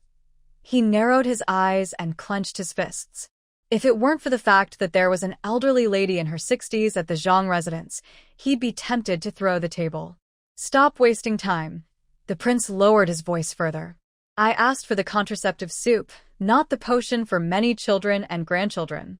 Now you're talking about blessings and congratulations? You'd better remember what my fists look like. The prince gritted his teeth in anger. He was speaking harsh words while also making a fist. Although he was over 30, nearly 40, his every move looked childish, like a kid. Dr. Zhang glanced at the bulging veins on the clenched fist and swallowed nervously. Can you blame me? Honestly, when the prince's wife was pregnant again, Dr. Zhang wasn't surprised. Based on what the prince had told him to prepare, it was only a matter of time before the princess was pregnant again. But he didn't expect it to happen so soon. Cough, cough. Dr. Zhang looked away from the prince's fist and cleared his throat. He started changing the subject. Here, the chrysanthemum tea to clear heat. Please drink a few sips first. Stop with this nonsense. The king of Free and Easy picked up his teacup and directly spilled the tea onto the ground. Drink, drink, drink. I'll make you drink. All day long, it's chrysanthemum tea, always talking about clearing fire. I told you to clear fire. This matter can't be solved with chrysanthemum tea. You need to give me an explanation, Dr. Zhang. He looked deeply at the king of Free and Easy, then finally spoke. Your Highness? About this matter. You really don't need to blame me. Blame me? Blame whom then? The king of Free and Easy's anger suddenly flared up. He slammed the table and looked furious, muscles twitching on his forehead. But he still had to consider his face, so he lowered his voice. The contraceptive medicine was prescribed by you. Well, it was still your request. Dr. Zhang looked aggrieved, blinking at the king. He asked, Tell me, with that request you made, is there any doctor who can guarantee complete prevention of pregnancy? I am known as a top doctor, and just being able to prescribe this contraceptive medicine is already good enough. If it were someone else, they might worry that the medicine wouldn't work well and end up ruining their reputation. The king of Free and Easy. Thinking carefully, he realized he did make a request back then. Could it be that his request lowered the effectiveness of the contraceptive medicine? With this thought, He lost some confidence and slowly sat back in his chair. But he still kept his tough attitude, coldly saying, "It's precisely because I had a request, knowing others couldn't do it, that I came to you. You're supposed to be a top doctor. How can you fail at such a small matter? A simple request shouldn't be a problem." Dr. Zhang. He felt bitter inside. He retorted directly, "Are you sure that was a small request? Looking back over the past few hundred years, has there ever been a contraceptive medicine that didn't harm the body? To prevent pregnancy, you inevitably need ingredients like mercury, musk, and safflower. These things, while effective for preventing pregnancy, also cause great harm to the body." Dr. Zhang stared directly into the king's eyes, feeling a bit wronged. He said, "If you want me to prescribe a contraceptive that doesn't harm the body, then I might as well be done for. What can I do? If I don't give you the medicine, I can't explain myself. If I do, I have to consider the health of the princess. After thinking carefully, I realized that to avoid harming myself, I could only reduce the medication. When the dose is lighter, naturally." As he spoke, Dr. Zhang changed the subject to comfort him. "Just accept it. The goddess of mercy has taken a liking to you, and you can't hide from her." Otherwise, Dr. Zhang looked at the carefree prince and raised an eyebrow. He tentatively asked, "Maybe I can prescribe you a safe medicine to help with the miscarriage?" "Go away." The carefree prince knew he was being a bit unreasonable. After all, what Dr. Zhang said was true. So, he didn't feel like taking out his frustration on him anymore. He frowned, stood up, and said to Dr. Zhang, "You keep that safe medicine for yourself. I can't handle it." With that, he turned and left. When he reached the front hall, he felt he shouldn't have come for nothing. He turned back and said, "Old Zhang, you're not young anymore. Don't keep raising your eyebrows and blinking all the time. Your eyelids are drooping to your mouth corners, looking quite disgusting, Dr. Zhang." He reached up and pulled his eyelids, revealing big, round eyes. Watching the prince walk away, he rolled his eyes again. Is it really necessary? He's already so old, and he's holding a grudge like this. Not just raising eyebrows, but blinking too? Might as well tell me not to breathe. Later in the night, Warm Treasure woke up. She crawled a little to look at Xiaoer, who was sleeping soundly on the ground under her bed, keeping watch. She didn't make any noise. She crawled back into her small quilt, opened her big eyes, and thought about the strange dream she just had. A very strange dream. Although she had many dreams since she was born, she usually forgets them completely after waking up. Besides remembering that she had a dream, she can't recall anything else. But this dream was especially unusual. It felt very real, and the memory of it stayed in her mind for a long time.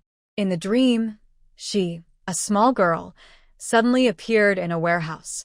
The warehouse was small, about 10 square meters. It was very clean, with shelves on all 4 walls. On the shelves, there were some modern goods. Because Warm Treasure was very short, she could only see the bottom 2 rows of shelves. They seemed to be tents, sleeping bags, towels, toothbrushes, toothpaste, and other daily necessities. Warm Bao looked surprised and wanted to go over and check. But before she reached the shelf with the goods suddenly disappeared into thin air. Feeling upset, she saw the small storage room spinning as if it could turn around. Warm Bao felt dizzy and quickly lay down on the ground. When she opened her eyes again, she saw a majestic leopard cat staring at her with shining golden eyes. Although it was a cat, it had a coat full of leopard spots. It looked cold, noble, elegant, and wild. Warm Bao was a bit stunned, just blinking and staring at it. Soon, she noticed its mouth moving, but instead of a cat sound, it spoke clearly. "Master, please let Ah Bao out." Its speech was even clearer than Warm Bao's. Suddenly, the small storage room spun again. Warm Bao felt her head buzzing and was very uncomfortable. She quickly lay down to protect herself. This fall woke her up. When she opened her eyes, she saw her familiar boudoir and Aunt Xiaoer. There was no small storage room, no shelves, no modern goods, and no cool leopard cat. All of it was just a bubble that burst with a single fall. In the following days, Warm Bao and Wei Qinghua, these 2 little ones, both seemed a bit off. Warm Bao became unusually quiet. Once lively and playful, always looking for trouble, she suddenly became very still, making others feel uncomfortable. No mud play, no hide and seek, no pretend family with little ones. Even when Wei Sihua entered the palace and snatched Wei Jinin's toy car, Warm Bao didn't look at it. At her young age, she often sat with her chin in her hands, gazing at the sky, lost in thought. No one knew what she was thinking. If you said she was dull, she could still talk, smile, and act cute to ask for hugs.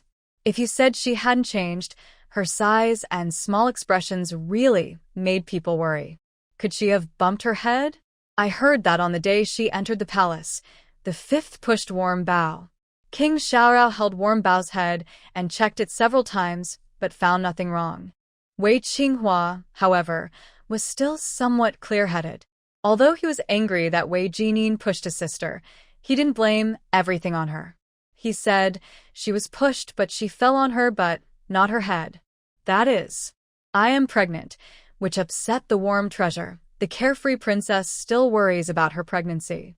Looking at the peaceful warm treasure, she feels guilty and says, once she gets bored with a novelty, she won't want to be the older sister anymore. The carefree king pats his wife's hand and comforts her. Our warm treasure's desire to be the older sister has never changed. Yesterday, when she ate cake, she told me the osmanthus cake was delicious and she wanted to save some for her little brother. That means she hasn't read enough. Wei Muhua walks over holding a copy of The Classic of Mountains and Seas and says seriously, reading can help keep the mind active. If I sit next to her and read, there's no problem at all. Let my sister listen to me play the flute instead. Wei Sihua holds his flute and laughs. I think she's been overwhelmed by too many people competing for her attention. Beautiful music can relax the mind and body. Last year, my third uncle gave me a good bone flute, and I want to play a tune. Warm treasure. No. Father, mother, older brother, second brother, third brother. I just want to be quiet. The carefree king has already picked up Warm Treasure and gently rocked her. The princess picks up some mincemeat porridge and feeds it to Warm Treasure little by little. A melodious flute sound comes from the osmanthus tree across, followed by a very emotional recitation. Even Wei Qinghua takes out a damp handkerchief to wipe Warm Treasure's little hands. Everyone is loving Warm Treasure so much, afraid she might have any problem. Unaware, Warm Treasure just wants to understand the little warehouse and the leopard cat from her dreams. She has been having the same dream for several days. A small warehouse, shelves filled with goods, modern items, and a cool leopard cat. And the constant phrase, "Master, please let Ah bow out." If she only dreamed this once or twice, she wouldn't mind. After all, since coming to this world, she has often missed modern things. Thinking of modern items in her dreams is understandable, but for several days in a row, the scenes and dialogues are the same. Even the moments when her dreams are interrupted are quite similar. Whenever she tries to talk to the leopard cat, she always wakes up. So, Wen Bao couldn't help but become concerned. Is it really like the stories in those novels? Do people really carry space bags after traveling through time? And do they have protective animals? It sounds unbelievable, but she has even experienced being struck by lightning and transported into a different world herself. For other things, no matter how hard to explain, she doesn't doubt them. If that small storage really is a space, how can she come and go freely? And how can she release the leopard cat inside? Do the modern items inside mean she can use them? These questions filled Wen Bao's small mind. Now, let's talk about Wei Qinghua. Wei Qinghua has also been causing trouble lately. He is usually lively and talkative, but since visiting the palace, he talks even more. 8 out of 10 sentences are about his benefactor. Mother, mother. I swear I'm not lying. I saw the person who saved me and my sister. Wei Qinghua dares not seek out the carefree prince, but loves to stay close to the prince's wife. That's the little boy who, in a narrow alley, managed to defeat many bad guys all by himself. The prince's wife, feeling sleepy, yawned. Yes. You've said that twice already. Wei Qinghua was very excited, not realizing it himself. Really? Twice. Today is the 28th time. Wei Muhua, standing nearby, looked at his younger brother deeply and said, "Yesterday, the day before yesterday, and even the day before that. And earlier, your mother hasn't counted for you. Haha." Wei Qinghua felt a bit embarrassed, scratched his head, and smiled. But then he thought again and started enthusiastically promoting. "Big brother? Don't believe me if you want, but my benefactor is really amazing. He's younger than me, looks fair and clean, but he's incredibly skilled. Do you even know he's younger than you? Look how impressive he is. And look at you." Wei Sihua had been listening to benefactor stories so much lately that his ears were sore. If it weren't for needing to have lunch with his mother at noon, he wouldn't want to see Wei Qinghua, the silly one. Although their family was very grateful to that benefactor, thankful he saved their younger brother and sister at a critical moment. But no matter how grateful, they couldn't stand Wei Qinghua's constant chatter all day long. "Third brother, if you just study a bit harder. Either practice martial arts or study, make some progress. Don't just spend your days." "I want to practice martial arts." Wei Qinghua's mind was full of thoughts about her benefactor. She didn't care about her two brothers teasing or scolding. She said firmly, "Not only do I want to practice martial arts, but I also want to train with my benefactor." Then she repeated what she had said a few days ago. "It's such a pity. When I left the palace that day, I saw clearly that my benefactor was standing not far from our carriage. But why did he disappear when I rushed out to call him? Could it be that heaven is telling me our fate is too shallow? That I can't meet him for now?" Sigh. "It's so hard. Do you think, why was my benefactor standing there alone? What was he doing? Oh. Could it be that my benefactor is in danger? We need to go save him quickly." One day, the usually reserved Princess Xiaoyao took her children out. The weather was getting cooler, so she prepared some warm clothes for the kids in advance. Usually, the tailor from Liubu cloth shop would come to the palace with master tailors and embroiderers to measure for the princesses. But this time, Wei Qinghua and Wanbao's changes worried Princess Xiaoyao. So, while she was still feeling light, she took the children out for some fresh air. First, she wanted Wanbao to experience the outside world. Second, she also wanted to stop Wei Qinghua from talking nonstop. Wei Qinghua, that mischievous boy, had been insisting for days that he wanted to find his benefactor. In the Xiaoyao palace, everyone, from King Xiaoyao and Princess Xiaoyao to the servants and maids, had been annoyed by his constant nagging. Princess Xiaoyao cared about her children's savior. She pretended to be indifferent on the surface. But secretly, she drew a portrait of the benefactor based on his appearance and age and quietly searched for him in the city. Days passed, but there was still no news. Meanwhile, Wei Qinghua was like a chatterbox. Whenever the topic of the benefactor came up, he wouldn't stop talking. Princess Xiaoyao thought maybe she should take Wei Qinghua out herself. Perhaps by going out, she might bump into the benefactor again, just like last time. The whole family had been out for 2 hours, but Wei Qinghua still hadn't seen the boy in white. They stopped at a clothing shop to measure and order new clothes. They visited a jewelry store to pick the latest accessories. They had a delicious meal at Drunken Immortal Restaurant. They even browsed the street stalls selling small toys. Wei Qinghua bought a beautiful lotus lantern for Wanbao. Seeing Wanbao already sleepy and drowsy, the carefree princess felt very sad. She finally said, "Third brother, let's go home." Wei Qinghua wanted to stay longer and look around more, but when he saw Wanbao struggling to keep his eyes open, he felt guilty.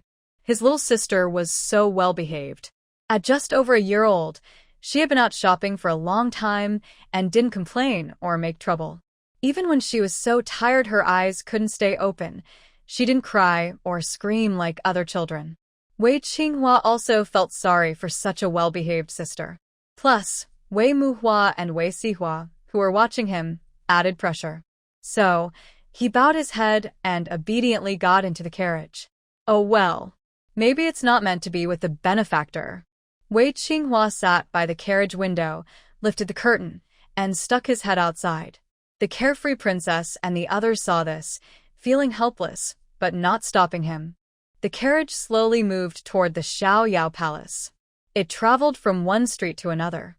Suddenly, at a corner, Wei Qinghua's eyes lit up. It's the benefactor. He quickly shouted, "Stop!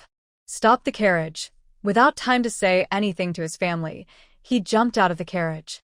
The princess and others hurried to follow. They saw Wei Qinghua running like crazy toward a small beggar kneeling by the roadside. He kept shouting, "Benefactor! Benefactor!" The little beggar was not very old. He looked about 6 or 7 years old, quite thin. His hair was messy, and his face was dirty. He wore thin clothes, with several large holes. Beneath the holes, there were bruises and cuts in blue and purple. Just one glance was shocking. In front of the beggar, there was a sign. The princess and the others couldn't see clearly, but they guessed what was written on it. Children in such situations kneel on the street holding wooden signs, just trying to find a way to survive. "Good sir. Good sir?" Wei Qinghua rushed to the little beggar and looked surprised. "Good sir. It's really you." The little beggar's innocent and pitiful eyes showed a moment of coldness when he saw Wei Qinghua. But soon, he hesitated and started trembling.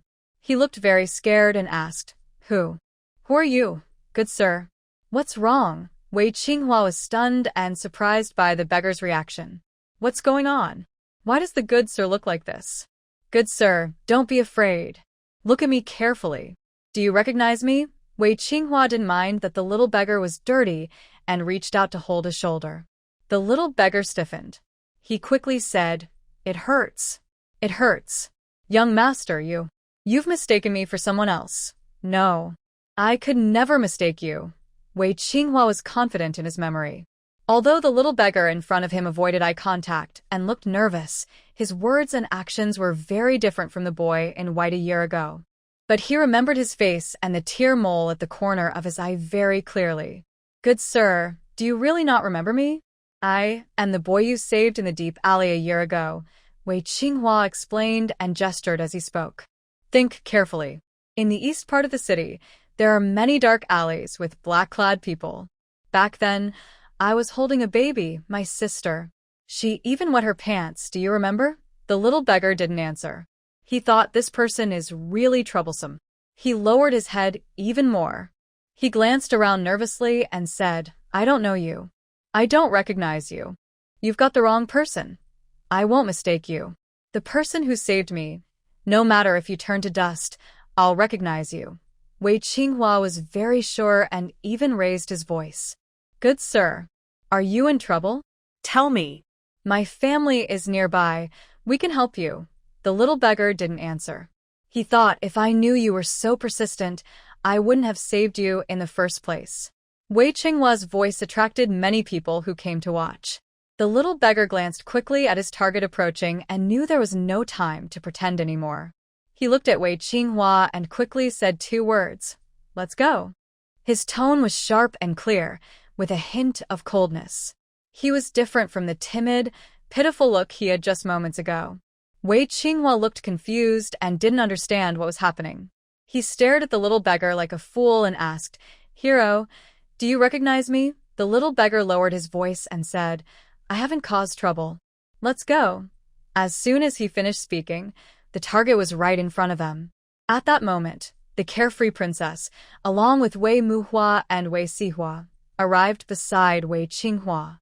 She asked, "Third brother, what's going on?" Wei Qinghua blinked but didn't answer. He just looked at his mother and then at the kneeling hero, looking confused. "I also want to know what's happening. But who should I ask? My hero is acting like a fool now, saying strange things I can't understand." While he was thinking, the hero on the ground suddenly started crying. He raised a wooden sign that said, "Sell myself," and sobbed, "Please, please, kind-hearted people, help me. I'm young, but I can do everything.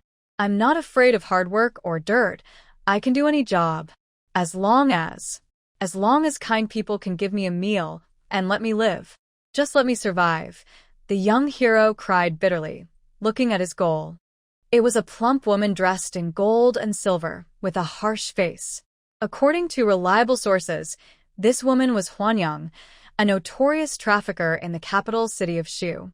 In the city, anyone needing to buy or sell people would find her. Today, the young hero's goal was to successfully sell himself to Huanyang. and then follow the clues. The young hero cried pitifully and tried to pull at Huanyang's skirt, saying, "Madam, please help me.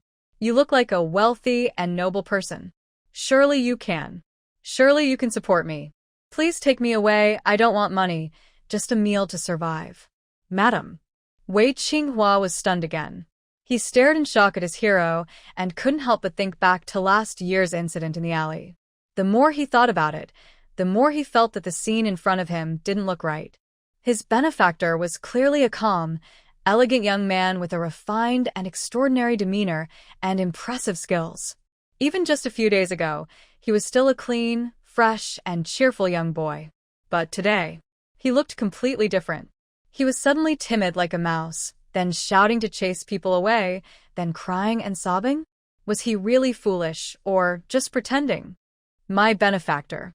Could he have been hurt and lost his memory? Never mind. I'll act first. My benefactor is crying so sadly. Wei Qinghua thought this and tugged at the sleeve of the carefree princess, looking at her with pleading eyes. He completely forgot that his benefactor had told him to leave quickly. All he cared about was saving his benefactor first. Just then, the lady with a flowered hairpin spoke up. He looks like a well-behaved child. She wiped the dirt off the young boy's face with a handkerchief. The more she wiped, the more her eyes lit up with joy. Wow, he has such a good face, huh? So handsome at such a young age. Just imagine how good he'll look when he grows up. Not bad. Very good. The lady examined the young boy carefully, her eyes full of satisfaction. Wei Qinghua watched from the side, his eyes wide with envy. He wished he could kick away the fat lady and shout, "Let go of your pig paws. Don't touch my benefactor." But his young benefactor was very excited, asking repeatedly, "Madam, Are you willing to take me in?" "Don't worry, I don't eat much. I only need 1 meal a day." The lady nodded, glancing at the scars on the boy's body. She said, "You're a bit thin, and you have many wounds. It will take some time to recover. But since you're so obedient and sensible, How did you get those wounds?" At a critical moment, the carefree princess spoke up. Her voice was soft and gentle, but carried a firm authority that no one dared to ignore. "Where are your family? Where did they go? Why are you here alone?" The young boy hesitated for a moment, then lowered his head and replied, I have no family. My hometown was flooded and they all died. The wounds on my body were caused by those begging older brothers." The carefree princess lowered her eyes and said, "All right, you come back to my house with me. My child just happens to need a playmate. You can stay and keep my child company." Of course, the princess didn't believe the little hero's words. First, because in recent years, the Shu country hasn't experienced any major disasters. The people live peacefully and happily. In contrast, the northern country had a flood last year. But the boy in front of her was younger than her own son and didn't have the northern accent. He didn't seem to come from the north. Second, the princess had already observed him from nearby. When he spoke to Wei Qinghua, he seemed shy, but there were moments when his eyes were very clear. Third, Wei Qinghua had been talking about the hero for a long time in front of them. The princess believed her son wouldn't mistake someone. Since Wei Qinghua kept calling him the hero, she decided to treat him as such. She didn't know what difficulties he faced here, but she couldn't just ignore him. She thought it was best to bring him home first.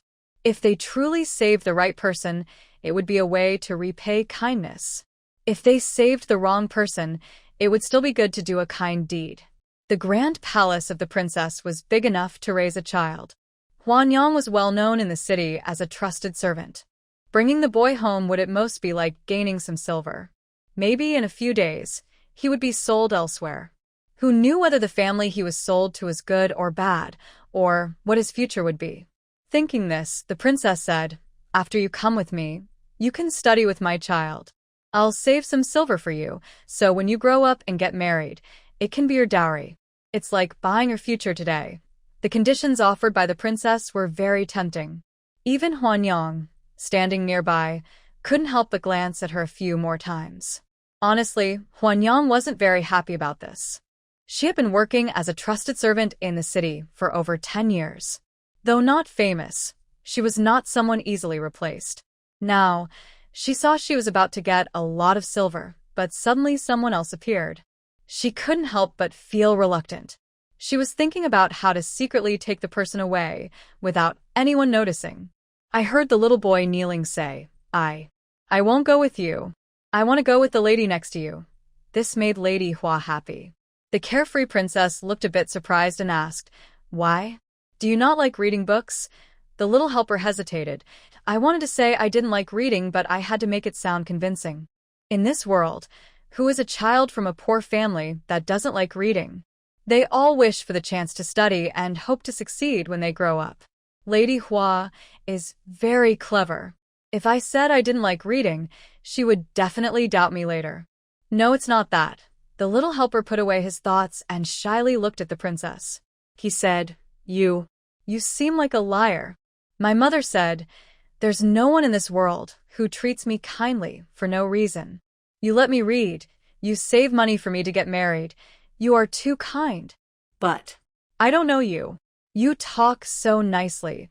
You must be trying to trick me.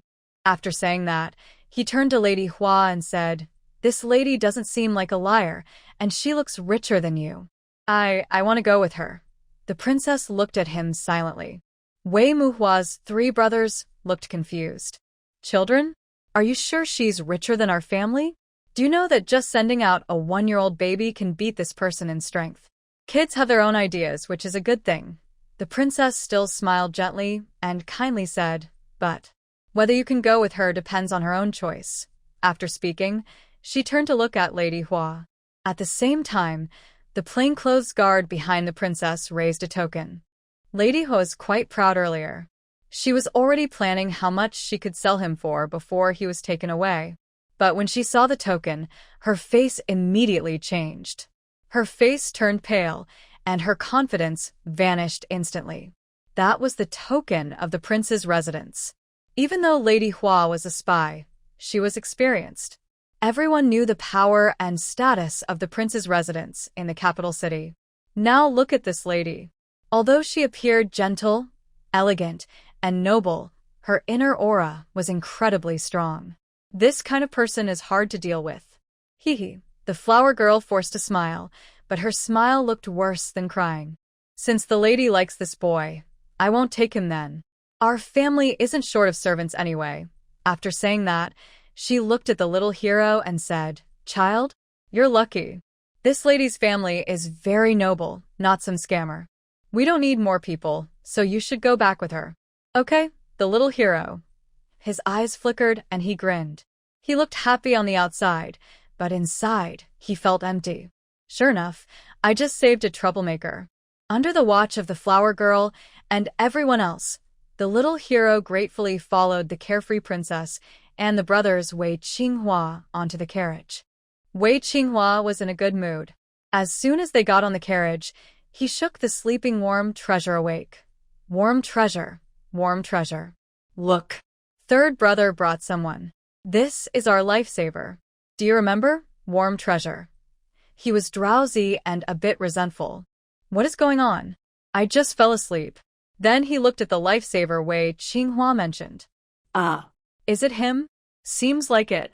But why does he want to sing Little Slob so badly? His dislike was obvious. The little hero noticed Warm Treasure's expression and felt bitter inside. Even a little kid dislikes me. He looked down at his dirty clothes and the smell on him. Not to others, but even he himself found himself disgusting. God knows how much he loves cleanliness. Usually, if someone sneezed in front of him, he would think it was dirty and stay far away. To get close to the flower girl smoothly, he endured it.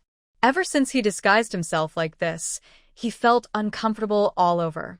He thought that as long as he completed the task, it would be worth it. But who would have thought that something like failure before success would happen to him? Shengguan? Never mind, don't be upset. There will be another chance. Shengguan comforted himself. He looked up and happened to see Wei Qinghua smiling at him. Suddenly, he felt his heart ache. This person hadn't recovered yet, but Wei Qinghua spoke first. Good Samaritan? You remember me, right? If you didn't, why did you tell me to leave quickly earlier? Gao Guzi, you didn't say anything. He was just thinking, I told you to leave quickly, but you didn't leave either. Good Samaritan? Where have you been all year?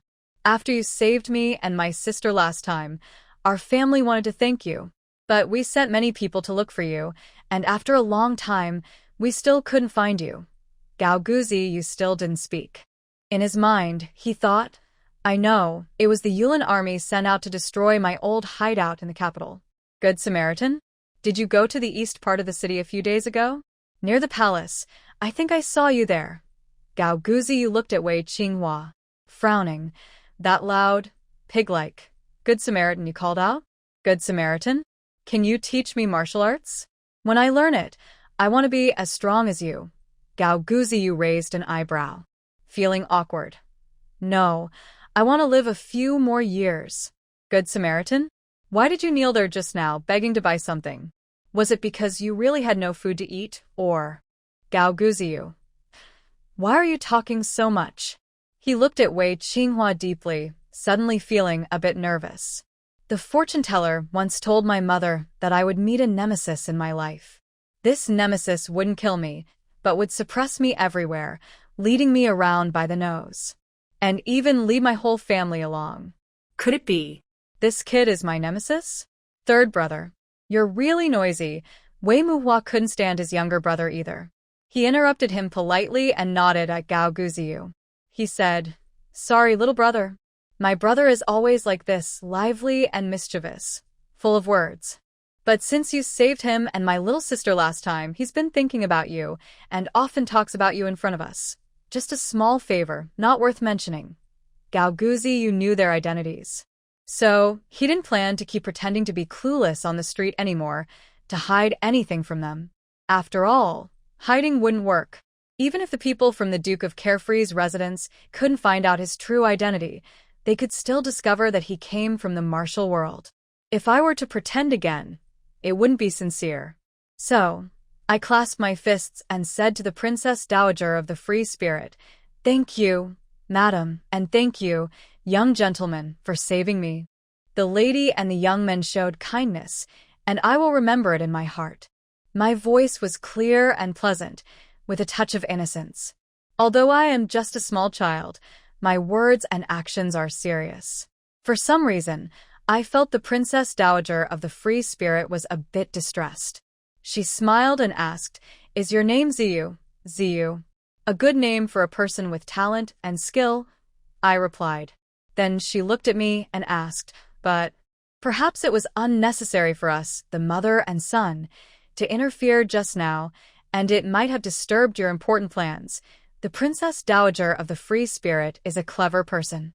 She had already noticed that after I entered the carriage, I was different from how I was on the street earlier. Not only in my demeanor and eyes, but even Wei Qinghua, who kept calling me benefactor, no longer denied it. It was clear that everything on the street was just an act. Thinking back, I first grabbed the flower girl's skirt. Later, when I said I wanted to take her back to the mansion, I only wanted to go with her. All these thoughts made the Princess Dowager of the Free Spirit ponder more.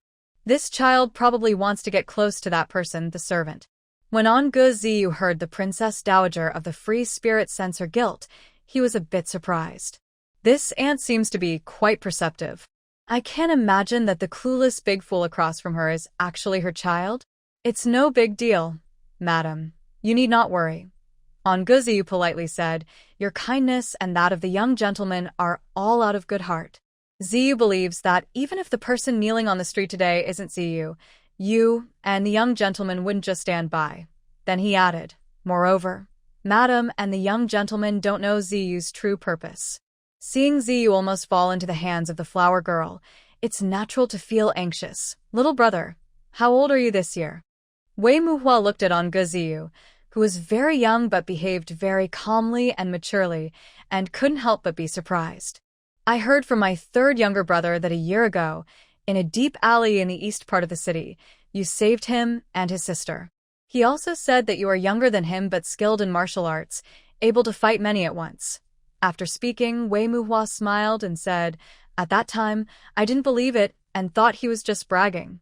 But today, after seeing you, I realize I was too narrow-minded and too quick to judge. Then he added, that flower lady is one of the most influential people in our city. Many families buy and sell servants through her. Although she is a woman, her methods are quite effective. I don't know why my younger brother wanted to get close to her, but just because you dared to risk your life for her, we all respect you. Young master, you flatter me. Gao Ziyue cupped his fists toward Wei Muhua and said, Ziyue comes from a martial family.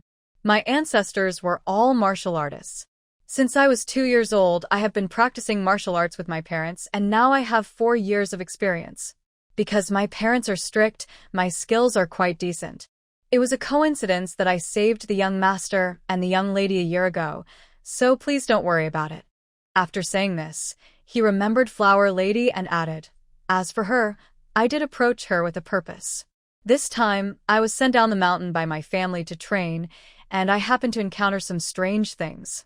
Those strange things are related to Flower Lady, so I wanted to get close to her and investigate. Gao Ziyue only gave a rough idea of his identity and his reason for approaching Flower Lady. He didn't go into details. First, because Wei Qinghua talks a lot. Second, because his martial skills are quite impressive.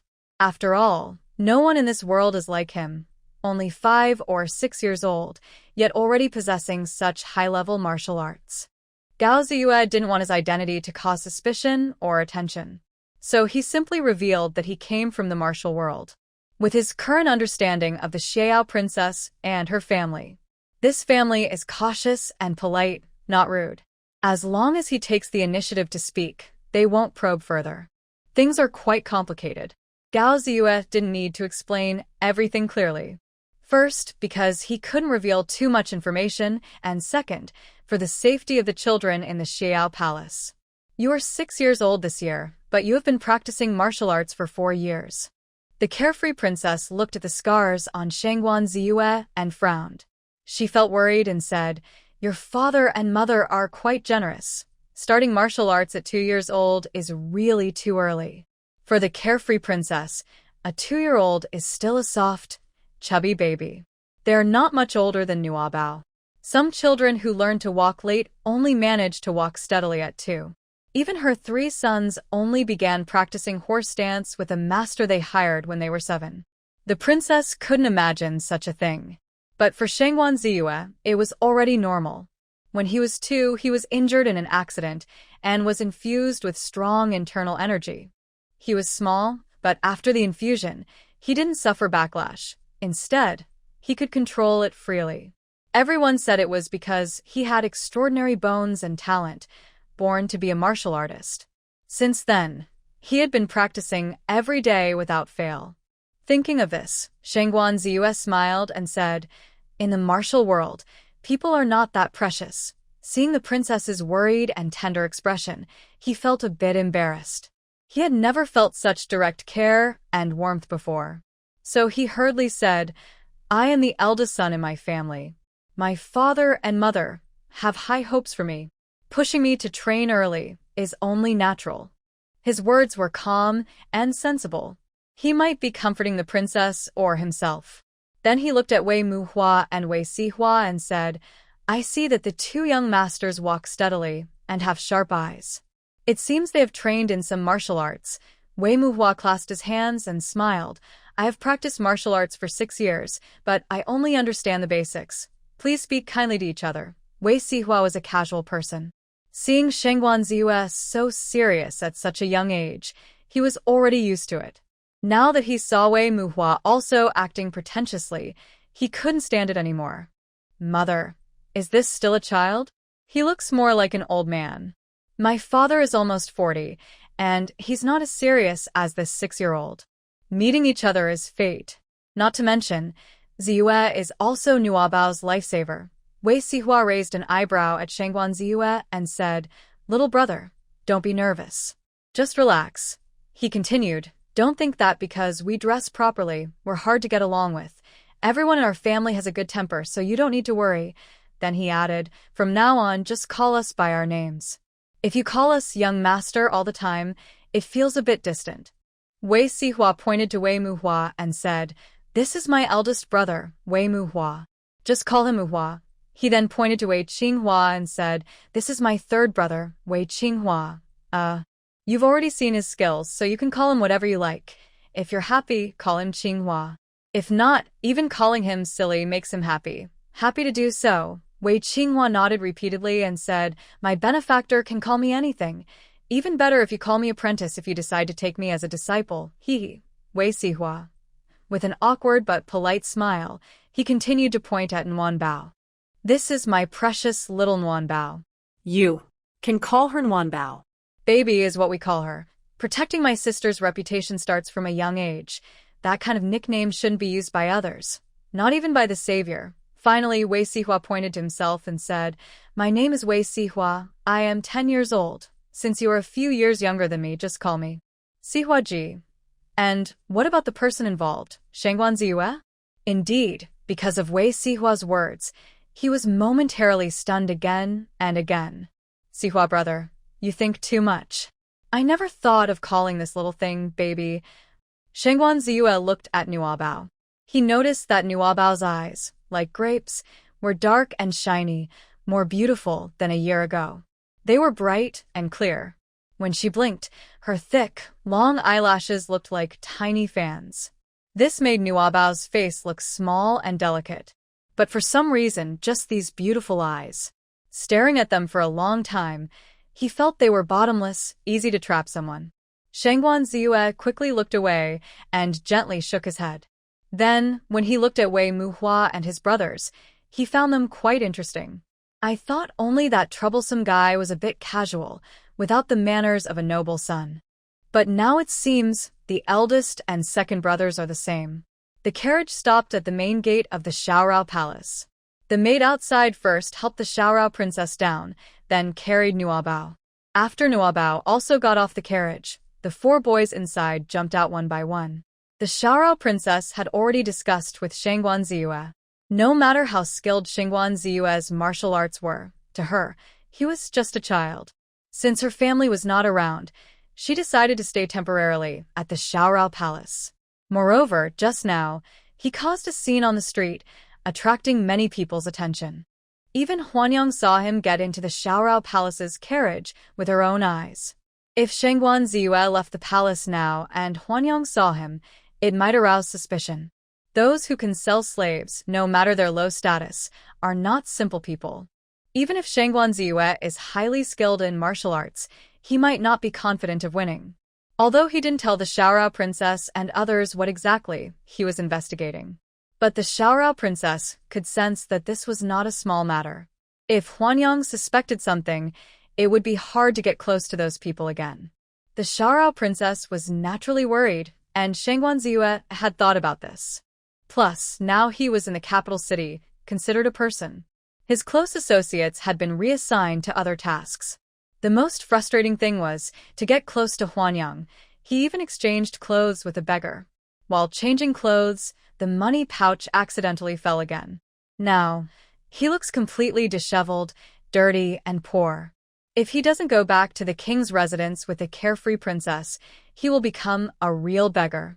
Although there is a brothel outside the city, which is one of his family's strongholds in the capital, he rarely goes there. The carefree princess has been out with the children for too long. This made the king worried, so he planned to go out and look for them. But just as he stepped outside, he saw his wife and children returning. He couldn't help but ask, "Why are you back so late? Did something happen?" Nguanbao cheerfully called out and reached out to be picked up by the king. The king looked love-struck and quickly took the child.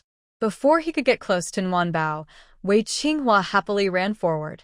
He shouted, "Father, we found our benefactor."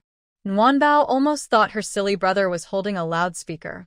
The king glared at Wei Qinghua, about to scold him. The princess had already brought Shengguan Ziyue forward. "Aki, this is Ziyue." Then she smiled and said, "He is the person who saved Nguanbao in a deep alley in the east of the city a year ago." The king looked at Shengguan Ziyue with slight surprise. Is he really just a child? Did the third son not lie? Looking at Shengguan Ziyue again, although he was dirty and looked a bit ragged, his eyes were clear. He's not an ordinary person. Ziyue has met the prince. Shangguan Ziyue bowed and said politely, I'm afraid I will disturb the palace for a few days. I hope the prince will forgive me. He looked serious, which made the king a little confused. He secretly glanced at his wife and whispered, Is this child okay? He's even younger than the third son. Why does he look like someone my age? The princess cleared her throat and gave the king a reproachful look. You're so unruly. Then she smiled and welcomed Shangguan Ziyue, leading the children inside. As Shangguan Ziyue passed by the king, he nodded politely. In his mind, he thought, This child is fine, don't worry. For martial artists, even the sound of falling leaves can be heard clearly, let alone human voices. Even if the sound is kept very quiet, as long as the distance isn't too far, Shangguan Ziyue can hear clearly. Because he heard the Xiao king say that one sentence, Shangguan Ziyue was very surprised. He thought that a person holding imperial power would be either serious and strict, not caring about feelings, or full of ambition, arrogant, and indifferent to the lives of ordinary people. But today, he saw that this family was surprisingly playful. He suddenly understood why the three brothers in the Xiao king's family are like this. Especially Wei Qinghua. He seems to speak and act without much thought, just following his own wishes. If only my parents were as easygoing as this, maybe I would be the same as them? The group arrived at the front hall. The Xiao queen consort ordered someone to take Shangguan Ziyue to wash up. She kindly said, Although you are 2 years younger than Qinghua, your height is about the same. You can wear Qinghua's clothes first. He still has many clothes he hasn't worn yet. Go pick some, and make do for now. Tomorrow morning, I will have someone come to measure you and make a few outfits you like. After saying that, she looked again at Shangguan Ziyue's injury, feeling a bit distressed. She said, Elder brother, don't you have some good medicinal wine? Quickly bring it here, for Ziyue. The Xiao queen consort genuinely likes this child, Shangguan Ziyue. She can't quite explain why. Perhaps because Shangguan Ziyue saved her children. Or maybe because of his mature personality and experiences. At just 5 years old, he could fight multiple people and save other children. At 6, he traveled alone to the capital to train, disguising himself and risking danger to approach those involved in human trafficking. All these stories are hard to think about in detail, but thinking about them makes the queen consort feel uncomfortable inside. Shangguan Ziyue followed the servant to the courtyard arranged for him by the queen consort and washed up thoroughly. He took a whole hour to wash himself. He wished he could wash his skin off to feel comfortable. Especially his face, which had been wiped with a handkerchief by Huanyang, he disliked even more. He kept rubbing his face with a damp cloth until it turned red, then stopped. Ziyue brother, is it convenient to come in? The person outside the door was Wei Manhwa. He brought several bottles of medicinal wine for Shangguan Ziyue. As Shangguan Ziyue spoke, he opened the door. Wei Manhwa looked at the person opening the door and was slightly surprised. Dressed in clean clothes, Shangguan Ziyue looked like a different person. The timid, hesitant little person he was on the street was gone. Instead, there was a calm, elegant, handsome young gentleman. His handsome features and cool demeanor made him look even more serious. But the small beauty mark near his eyes softened his look a bit. This made him seem warmer and less cold. He wore a bright red silk robe. The vivid color made his fair skin stand out more. If Wei Manhwa didn't already know he came from a martial arts background and started training at age 2, he might think he was a young master from a wealthy family. That outfit looks nice and fits well. Wei Manhwa looked at Shangguan Ziyue and then held up some bottles and jars. He said, I brought you some medicinal wine to help heal your injuries. Thank you, Brother Manhwa. Shangguan Ziyue politely thanked him and accepted the medicine. Wei Manhwa reminded him not to forget dinner later. The Xiao prince's residence usually eats together as a family. Unless there's a special reason, they have 3 meals a day together. Shangguan Ziyue nodded and watched Wei Manhwa leave. He looked at his clothes again, feeling a small worry. They were too flashy. Wei Qinghua's clothes were made of very good fabric, but the colors and patterns were a bit too showy. Bright red, noble purple, cloud blue, parrot green, Buddha's hand yellow. Zheng read.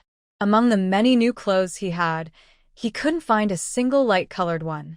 Only this bright red silk robe, which was a bit too colorful, but the pattern was simple and not complicated.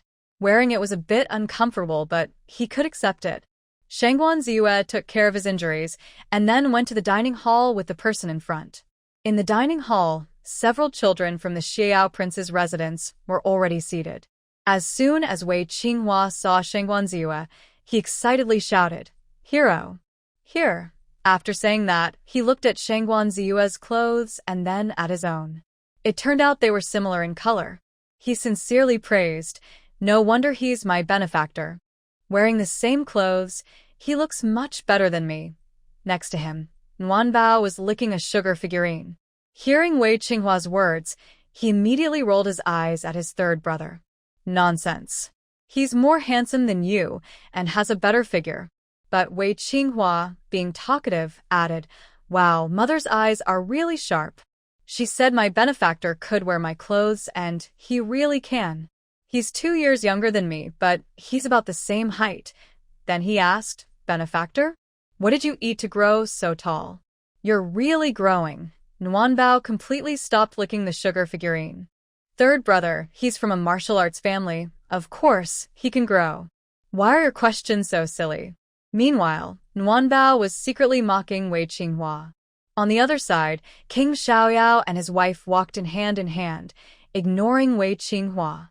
He said, "If you had worked as hard as Ziyue during your training, you might already be taller than your second brother." Wei Sihua, who had been silent, looked confused, feeling a bit offended. "As the older brother, of course I am taller than the third. If the third worked hard, he could grow taller than me then." Wei Sihua's eyes flickered, and he looked at King Xiaoyao. He saw that King Xiaoyao seemed to be scolding Wei Qinghua with his words, but was actually glancing at himself. He shivered a little. "Dad is implying I don't work hard enough. Please sit down." King Xiaoyao's wife still spoke gently, inviting Shangguan Ziyue to sit. "Today's chef is new. Let's try her cooking." The meal was relaxed, with no excessive formality. At the table, King Xiaoyao and his wife only exchanged a few words with Shangguan Ziyue before each starting to eat. This meal made Shangguan Ziyue feel a lot of love and warmth. He realized that the atmosphere in the Xiaorao Palace was quite different from ordinary families he had seen. It wasn't like the noble families he had researched before, full of rules, secret struggles, and scheming. Shangguan Ziyue decided to stay in the Xiaorao Palace. "I stayed for more than half a month. Sometimes I went out to handle some matters, but mostly I stayed obediently in the royal residence. I have already sent a letter to Lingjian Mountain. Ask someone to hurry to Kyoto City and bring back a handsome boy or girl who has good fighting skills. My plan to disguise myself as a poor child to approach the flower girl has been completely blocked. But I still have to investigate some things." In the past half-year, several counties and towns near the capital of Shu State have had children disappear one after another. The missing children are either taken away at night or kidnapped by bandits. The more I ask, the more I find out that the children are all young. The youngest is 3, the oldest 8. All these children share one thing in common. They are young and good-looking. Recently, a powerful martial artist has suddenly appeared in the martial world. This expert fights fiercely, uses sneaky and cruel moves, and is very unrighteous. They commit murders, burn, plunder, and do all kinds of evil. Even the local officials and some righteous martial artists couldn't catch him. After hearing this, my father ordered me to leave the mountain and gain experience. He said it would help eliminate evil and increase my knowledge, and I might even get a few kills. He also warned me such a cruel skill probably isn't something that can be openly practiced. After I left the mountain, I headed straight towards Shu State. But that demon's whereabouts are unpredictable. I searched for a month, but couldn't find him. Thinking of my father's warning and the missing children near Kyoto, I suddenly understood. I believed there must be a connection between the two. So, I decided to investigate the missing children first. After a few days of investigation, the flower girl gradually came into view. I found that the flower girl is indeed the most famous informant in Kyoto City of Shu State. She is more capable than other informants and can handle many goods. Plus, her prices are fair. Not only in Kyoto City, but also in nearby counties and towns. Anyone wanting to buy or sell slaves prefers to trade with her. By chance, I followed a bandit who was kidnapping children. He personally saw the flower seller sell a few kidnapped children to the flower lady. The flower lady then divided the children into good goods and less good goods based on their looks. She also told her people, keep a close watch on the good ones. By the end of the month, they need to be sent to that fairy. Could she be the evil spirit who practices dark magic? This made Shangguan Ziyue even more curious. If the fairy the flower lady mentioned is the evil spirit he's looking for, then, by sneaking into the group of good goods the flower lady has, he could find the evil spirit's hiding place. And then, eliminate her. But his dream was a bit too early. Shangguan Ziyue had calculated everything, but he forgot one thing. Wei Qinghua. To avoid alerting the enemy, he could only stay still and wait for reinforcements. The people in the prince's residence treated Shangguan Ziyue well. They never restricted his freedom. Whether it was the carefree prince and his wife, or Wei's brothers, everyone cared about him. But Wei Qinghua was a bit too persistent. No. Stop. He was too clingy. Whenever Shangguan Ziyue was in the prince's residence, Wei Qinghua would always be there. When Shangguan Ziyue woke up early to practice, Wei Qinghua would sneak out. Even when Shangguan Ziyue was in a hurry to go to the bathroom, Wei Qinghua would suddenly appear in the corridor. He would happily shout, "Master!" Shangguan Ziyue was overwhelmed by his persistence. Although he could see clearly that no one in the residence needed Wei Qinghua's protection, he still agreed, just to keep the peace. "Fine, I can teach you, but I won't take you as a disciple." Then he added, "From now on, just call me Ziyue. Don't call me master anymore." He really didn't want to hear the word master again in his life. When Shangguan Ziyue started teaching Wei Qinghua martial arts, he even refused to hear the two words, Ziyue. "I really want to go home quickly so my parents can help me change my name." Ziyu? Look at my horse stance. Do you think I can learn something else now? Ziyu. Today I was hitting the wooden stakes, and I broke them all. Teach me something new, please. Ziyu, Ziyu, oh Ziyu. The scariest part is, besides Wei Qinghua, Nuanbao also seems to be enchanted. A tiny, sticky rice ball actually came to Shangguan Ziyue to learn martial arts. What bad luck. Jiyu, give me some sweet candy. Nuanbao watched as Shangguan Ziyue started teaching Wei Qinghua martial arts, and she felt itchy inside. Quickly, she took out her precious candy doll to bribe Shangguan Ziyue. Here. Have some sweet candy, Jiyu. Quickly lick. Just one lick. At first, Shangguan Ziyue didn't understand Nuanbao's plan. Seeing the candy doll handed over, he thought this little sister was quite generous. Not bad. More likable than that troublesome girl. He patted Nuanbao's head and smiled. Brother Ziyue won't eat it. Nuanbao can eat it herself. Nuanbao shyly pouted and acted cute, grabbing Shangguan Ziyue's sleeve and shaking it. Lick it nice and slow. Then she looked at her older brother with pleading eyes. Just one lick, just one. So sweet. Seeing the candy doll brought close to his mouth and Nuanbao's innocent face, Shangguan Ziyue, who hadn't eaten candy in over 2 years, finally stuck out his tongue and took a lick. Just one lick, and little Nuanbao immediately shoved the candy doll into Shangguan Ziyue's hand. She was so happy. She ran around him a few times. Yay, yay. Jiyu, you like the candy? Shangguan Ziyue was a bit stunned. He still didn't understand why Nuanbao was so happy. Nuanbao stopped and looked serious. This candy is Nuanbao's reward. Shangguan Ziyue accepted the candy and then said he would teach Nuanbao martial arts. After saying that, he pointed at the eaves and said, "The kind that can fly."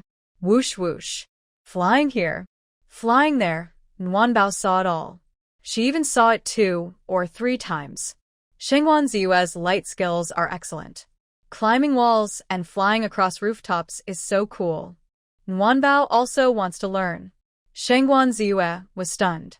Looking at the cheerful Nuanbao and then at the candy figure in his hand, he suddenly felt like he had fallen into a trap set by Nuanbao. But after glancing at Nuanbao's clear, innocent eyes, he quickly denied this thought. No, she's just a little girl. He turned to look at Wei Qinghua, who was hammering a wooden stake, and immediately reached a conclusion. Nuabao must have learned bad habits from troublemakers. So, he tried to comfort Nuabao like he would his younger brother. Tomorrow, Brother Ziyue will buy you 2 candy figures, okay? No, no. Nuabao didn't want candy figures at all. He had barely tricked the big boss into agreeing, just for 2 candy figures? That was underestimating her too much. Father Shi, Nuabao, wants to learn flying skill. Flying. Shengguan Ziyue. Even a master called it out. Nuabao, don't call out randomly. Shengguan Ziyue took Nuabao to sit beside him and patiently comforted her. Nuabao is still young. You can't learn martial arts yet. I'm not young anymore. Nuabao exaggerated, saying, Nuabao is already 1.5 years old. I can learn martial arts now. Then she looked at Shengguan Ziyue. Father Shi, why not teach? Teach at 2 years old? Nuabao wants blue-green. Blue-green beats blue-green. She wanted to say blue surpasses blue and is better, but her tongue was uncooperative and she couldn't say it clearly. She could only simplify it to express the idea. It was rare for Shengguan Ziyue to understand her clearly, and he smiled. That's called blue surpasses blue and is better. Hearing this, Nuabao giggled twice. Don't worry about these details. She continued, no matter how difficult blue it is. Nuabao wants to be better than Father Shi. She blinked her big eyes, trying to brainwash Shengguan Ziyue. Nuabao is amazing. Father Shi'll be proud. Father Shi is 6 years old. Nuabao is 1.5. We both need to be amazing. And then everyone will praise us, okay? While talking, Nuabao tilted her head cutely. Father Shi, teach Nuabao, please. Not the master. Don't call out randomly. Shengguan Ziyue corrected Nuabao's way of calling him once again. His small face looked a bit serious. In Lingjian Mountain, accepting disciples was very important, and it couldn't be taken lightly. And what about Nuabao? I also noticed something was wrong. So I quietly asked, what is the name of the pot? Call me Big Brother, Gao Ziyue nodded. A child worth teaching. I wasn't quite satisfied yet. Nuanbao added, call me Pot. Can I learn to fly like Fei Fei? When Gao Ziyue heard this, he didn't know how to respond. Cough. He cleared his throat twice, then turned to look at Wei Qinghua. Use your strength. Put some effort into it. The wooden post is your enemy. You can't be soft when fighting. Okay, Ziyue. Wei Qinghua was happy to see Gao Ziyue guiding him and felt full of energy. And what about Gao Ziyue? He secretly looked back at Nuanbao, then said to Wei Qinghua, keep going. Punch faster. He even moved to the side, so Nuanbao could see Wei Qinghua practicing martial arts. Don't hesitate. Hit him. Gao Ziyue kept encouraging, shouting, what about your legs? Don't just use your hands. Use your legs too. Okay, Ziyue. Wei Qinghua was panting heavily but still wanted to show off in front of his benefactor, so he performed a flying kick. The wooden post made a loud crashing sound. Oh my goodness. Wei Qinghua was in so much pain he started crying. He looked at Gao Ziyue, who hadn't told him to stop, and forced himself to keep hitting the post. Gao Ziyue saw this and secretly glanced behind him. The spot where Nuanbao had been sitting was now empty. That little girl, Nuanbao, was nowhere to be seen. Gao Ziyue let out a sigh of relief. Looks like the troublemaker was useful after all, scaring Nuanbao away in one go. Then he looked at Wei Qinghua, still practicing hard. He nodded again. This guy is easier to deal with than Nuanbao. Thinking this, he felt happier. He picked up a sugar figurine and secretly licked it twice. Truly sweet. Unknowingly, Nuanbao hadn't seen Wei Qinghua's flying kick, so she naturally didn't know whether she was afraid or not. She just suddenly needed to go to the bathroom, so she asked Xiaoer to take her. After going, she felt it was too stingy to just take a sugar figurine as a gift. So she asked Xiaoer to take her to her storeroom. What are you going to do in the storage room? Xiaoer was still a bit curious. Little princess, are you looking for something? I want a pearl. Nuanbao didn't hide anything from Xiaoer and said, Uncle gave Nuanbao a big pearl.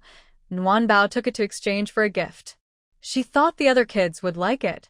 Then Nguyen muttered, "Sugar, sugar isn't enough. Too stingy. We need to be a little more generous, right?" It was unclear whether she was asking Xiaoer or herself. Anyway, she walked with big steps, full of pride.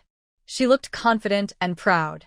Although she was going to the storage room to find treasures, she looked like she was about to start a fight. Xiaoer followed behind, feeling both helpless and amused. She knew that Shangguan Ziyue didn't teach Nguyen martial arts, and it had nothing to do with the gift exchange. But Nguyen was still too young. How many 2-year-olds start practicing martial arts in this world? Only Shangguan Ziyue. But right now, Xiaoer could only go with Nguyen. After all, the little princess had her own plans, and she couldn't stop her. Don't be fooled by her young age. She already has ideas. When she grows up, she will be remarkable. Xiaoer took Nguyen back to the yard and then went to the storage room again. At Nguyen's request, she picked out quite a few things. "Xiao Gigu, I want to hold the big pearl." Nguyen sat on the doorstep, speaking sweetly. "I remember, little princess." Xiaoer replied and looked at Nguyen with a tilt of her head. She reminded her, "Little princess, sit and wait for me. Don't run around." Nguyen nodded seriously and said, "And bring a nice pen too." "Uncle said Ziyue can write now." "All right, I'll find one for the little princess." Xiaoer was very happy to agree. Anyway, Shangguan Ziyue wouldn't accept it, so it was just a formality. Nguyen also remembered a good folding fan from the previous gift she received. It had a landscape painting and some calligraphy. When she received the gift, King Xiaoyao said that the folding fan was quite rare. If she gave it as a present, it wouldn't be embarrassing. "And a fan to Xiao Gigu." She looked up at the sky and thought carefully for a while. "Here is the improved and translated version," she said again. "Oh, I want to take the golden-laid jade necklace to wear around my neck. Miss Xianggu." "Miss Xianggu? Bring it. Bring it here." "Okay. I'll bring it." Xiaoer was rummaging through the storage room, sweating all over. The little princess has so many treasures. As she kept searching, she suddenly remembered what Nuabao said about the golden-laid jade. She asked again, "Little princess? Which piece of golden-laid jade do you want?" "The one given by the second prince."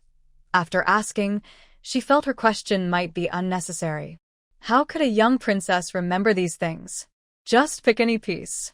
But to her surprise, Nuabao actually remembered. She quickly replied, "Yes. Just take the piece from the second prince. When you ask for something, you should be generous. If you don't part with something, you won't get anything in return." Living in ancient times, you need some martial skills to survive. Nuabao knew she was still too young to practice martial arts. After all, not everyone in this world is called official Ziyue, but this young man was so special, Nuabao decided to hold on tightly. Who knows when he might leave? And if he leaves, will they see each other again? In any case, she had to give him something to take. You catch more flies with honey. Even if she isn't learning martial arts now, she can at least trick her master into helping her. Ancient people valued promises the most. Nuabao wanted a formal agreement. That way, when she grew older, she could ask Ziyue to teach her martial arts. Xiaoer spent a while rummaging in the storage room before carrying out a few boxes. She kept muttering, "It's easy to find things, but the jewelry boxes are hard to match. They're either too big or too small, not quite right." The folding fan had a jewelry box. But the pearls, brushes, and the golden-laid jade didn't have boxes. Just holding them didn't look proper. So she took some effort, opened a few jewelry boxes, and let Nuabao choose. Nuabao tilted her head and said, "Ah, so big. It doesn't look good, mainly because it's too obvious. If Ziyue doesn't want it, I can't hide it well." Nuabao peeked inside. She found a small cloth bag on the shelf. So, pointing at a small cloth bag, she said, "I want a spicy pot." "Bring a spicy pot to fill." Xiaoer looked along the warm treasure's finger and almost dropped her jaw. "Isn't that just an ordinary small cloth bag? It's made of hemp cloth. I don't know who put it here by mistake. It's clean, but not very pretty." Xiaoer looked confused as she took down the small cloth bag and asked, "Little princess, is this it? Are you sure you didn't make a mistake?" "Yes, yes." "Auntie Xiao, quickly. Quickly bring it here." Warm Treasure responded while waving her hand at Xiaoer. After Xiaoer brought the small cloth bag over, she started putting things from the jewelry box, folding fans, big pearls, gold-inlaid jade, into the bag. Xiaoer's eyes widened in amazement. My little princess, you really are so carefree. All right, let's go. Warm Treasure packed everything, then pulled the string at the bag's opening tightly. Don't lose my big pearl. She trotted a few steps, swinging the small cloth bag in her hand, ready to find Shengguan Ziyue. Clearly, she was taking precious and rare treasures to give as gifts. But for Warm Treasure, it looked like she was just taking a ragged cloth bag to the market. Xiaoer saw Warm Treasure running eagerly and quickly locked the door of the storeroom. She hurried after her. Little princess, wait for your servant. Recently, Warm Treasure was walking more steadily and could even run now. But when she ran, she was a bit reckless, which was quite frightening. Especially on small stone paths, Warm Treasure loved to play. She kept walking back and forth on the stones, which made people worried. Coming out of the storeroom, there was a small stone path. When Warm Treasure reached the stones, she started stepping on them again and again. Health starts from a young age, starting with me. Seeing this, Xiaoer quickly stepped forward and held Warm Treasure's hand. She coaxed her. Little princess, shall we go find young Master Shengguan first? What's so fun about this stone path? It's a bit uncomfortable to walk on. Warm Treasure suddenly seemed to remember something and nodded repeatedly. Yes, let's find Ziyue first. Oh no. Why do I only think about health whenever I step on a cobblestone? Clearly, just a moment ago when I left the storeroom, I was still thinking about giving gifts. Warm Treasure, holding hands with Xiao, walks forward with a gloomy face. He looks down at the small cloth bag in his hand and begins to doubt himself. Oh no! The treasure I bought to bribe someone is still in my hand. How did I suddenly start thinking about health? Could my little head be seriously sick? Boo-hoo. Am I losing focus? No way. There's no mental center here for me. Ugh. I need to get a checkup. When they return to the martial arts training ground, Shengguan Ziyue is no longer there. Only Wei Qinghua sits beside a wooden stake, blowing on his sad, stinky feet. Lazybones. Warm Treasure calls out to him, then asks, Ziyue, where are you? Why aren't you here? He said he's tired, going back to rest. Wei Qinghua responds lazily, looking tired. He looks up and sees Warm Treasure holding a small cloth bag. He feels happy and touched. Wow. My sister is so thoughtful. She even brought me something to eat. What good stuff did you bring? Show me. Wei Qinghua reaches out to Warm Treasure, smiling happily. His smile is so sweet it could melt sugar. Warm Treasure confidently responds. Quickly, he hides the small cloth bag behind his back and says, Lazybones, why aren't you practicing? Oh, are you being lazy? Wei Qinghua. It sounds like his heart is breaking. Where's my little warm coat? Where's my Warm Treasure? Hiding things so quickly, are you serious? Annoyed, he replies, didn't you see I'm hurt? Oh, didn't see that. Warm Treasure stretches his neck and looks from afar. He asks knowingly, hey, what happened to Lazybones' little feet? Wei Qinghua is busy sticking his heart back together. When he hears Warm Treasure's words, he doesn't bother sticking anymore. It would just break again. He glances at Warm Treasure with resignation and imitates him, saying, yeah, your gaze is so nice. Lazybones' feet are swollen. Do you want to come help blow on them? Warm Bao's small face scrunched up, almost squished together with all its features. It looked very expressive in its dislike. Not blowing, stinky. Then, it grabbed Xiao Er's hand and ran back. It shouted, Sanguagua, bye-bye, I'm going to find Sanguagua, so tired of waiting, Wei Qinghua. Sure enough, once the heart is broken into pieces, there's no need to stick it back together, because it can break into crumbs instead. Wei Qinghua raised his foot and looked carefully. Is my foot very white? Thinking of Warm Bao saying it wanted to find Shengguan Ziyue, he felt a little sad. Warm Bao, I am your real older brother. You brought good things but didn't share with me. Why are you going to find Ziyue? Can't you see my foot is swollen? The more he thought about it, the angrier he became. But these two people, he couldn't afford to offend. One is his younger sister, whom he must love and cherish. The other is his lifesaver, whom he must respect and be humble toward. After Shangguan Ziyue left the martial arts training ground, he went straight home. He woke early in the morning, played around with Wei Qinghua and Warm Bao, then felt very sleepy. He loved cleanliness very much. After bathing and changing clothes, he was about to lie down for a while. Suddenly, there was a knocking on the door. Then, a sweet, gentle voice came from outside. Ziyue Guoguo, are you there? Warm Bao is here. Please open the door for me, Shangguan Ziyue. He looked down at himself, only wearing a simple shirt, and frowned. He asked, is Warm Bao here for something? Yes, indeed. Warm Bao outside looked serious. Warm Bao has something very important to tell Guoguo. Wait a moment, Shangguan Ziyue said, and gave instructions. He dressed neatly again before opening the door. As soon as the door opened, Warm Bao exclaimed loudly, followed by a flood of praise. Ziyue Guoguo, you look so good. Shangguan Ziyue was momentarily stunned. His fair little face suddenly flushed with a blush. Looking at Warm Bao's clear big eyes, full of seriousness, he felt even more shy. This time, he was wearing a long, pale yellow shirt with a pure white cardigan over it. It looks fresh and elegant. This outfit was custom-made for him by the wandering princess who later searched for someone. She said that all white looks too cold, so children should wear more colorful clothes. So, she made some light-colored clothes for Shangguan Ziyue. Since he got his own clothes, Shangguan Ziyue hasn't worn those flashy red, blue, or green outfits from Wei Qinghua anymore. Light-colored clothes are more comfortable to wear. Maybe he's used to it since he was young. When he wears light colors, he feels much more relaxed. But for some reason, after Warm Treasure praised him, he felt a bit uncomfortable again. It's not that Shangguan Ziyue lacks confidence. It's because everyone he's met since he was young has been very reserved. Even when they praise him, it's like a gentle spring breeze or a light rain. Now, with such open praise, like a storm or strong wind, Warm Treasure is still the most straightforward in complimenting him. What do you want to see me about?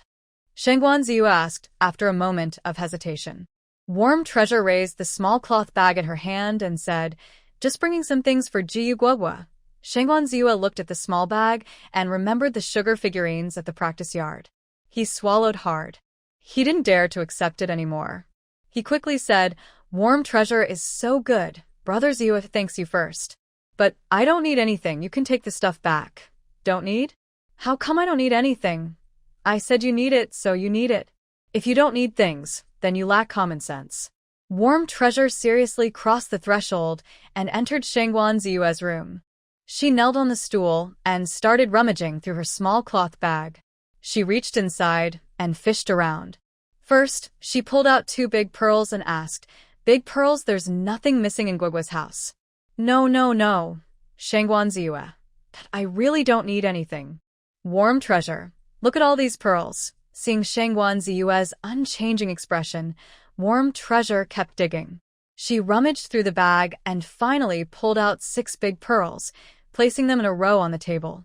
But this wasn't the end. Pearl finished her task and then took out a pen. Here, take this. After putting the pen away, she took out a folding fan. Add this too.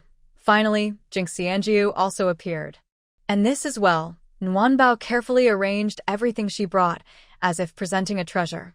Look at this, Ji Yuguo Nguanbao's little gift. A little thank you, Shangguan Ziyue. Why bring up the little thank you again?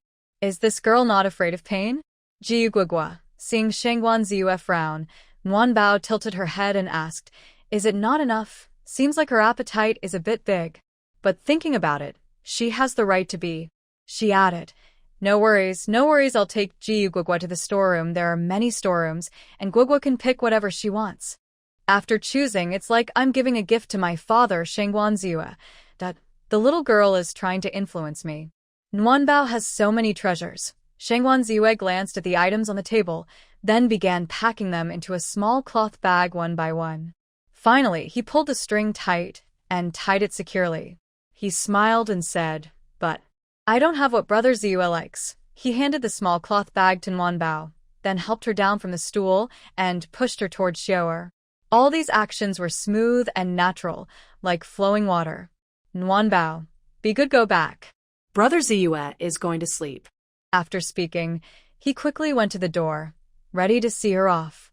Xiaoer looked on, feeling both helpless and amused. She could only squat down and comfort Nguyenbao. Little princess, shall we go back first? Okay. Young Master Shangguan is tired after a long day. He must be exhausted. Let's let him rest for a while. Xiaoer's voice was very gentle. After comforting Nguyenbao, she winked at her. Nguyenbao tilted her head and thought for a moment, then nodded. After all, her third brother was quite silly, and teaching him took a lot of effort. So she nodded and cheerfully replied, Okay, we'll go back first, then. She walked toward the door, waving to Shangguan Ziyue. Ziyue Guigua, goodbye. Yes, Nguyenbao, goodbye. Shangguan Ziyue nodded in response. Watching Nguyenbao being taken away by Xiaoer from her room, I secretly let out a sigh of relief. Finally, she was gone. Just as I was catching my breath, a package suddenly flew into the room from the doorway. Gao Gongziyu instinctively moved to catch it. It was Nguyenbao's small cloth bag. Gao Gongziyu. What a little troublemaker. Where is Nguyenbao? She ran off quickly. He, run fast, run fast. Auntie Xiao. Run. Her cute, playful laughter echoed in the small courtyard. It seemed like she was celebrating her victory. Gao Gongzi watched that tiny figure running so fast, feeling both helpless and a little amused. Though her feet stayed still, she shouted, Nguyenbao, run. I'm coming to catch you. Hearing this, Nguyenbao was startled. As she stepped onto the stairs of the corridor, she accidentally missed her footing. She fell flat on the ground like a frog. Nguyenbao didn't feel pain yet. She was just a bit dazed. I think I can fly. Whoosh. I just flew down the stairs. At the moment Nguyenbao was about to fall, Gao Gongziyu rushed over immediately. But unfortunately, she was a bit too far and was too late. Young princess, Xiaoer was already pale with fear. She quickly picked up Nguyenbao and carefully checked her hands and knees. She saw that her tiny palms and knees were scraped, revealing pink flesh. She felt worried. Does it hurt? Auntie Xiao will blow on it. Nguyenbao was still a little dazed. She hadn't yet recovered from the thrill of her feet leaving the ground. She just let Xiaoer blow on her wounds.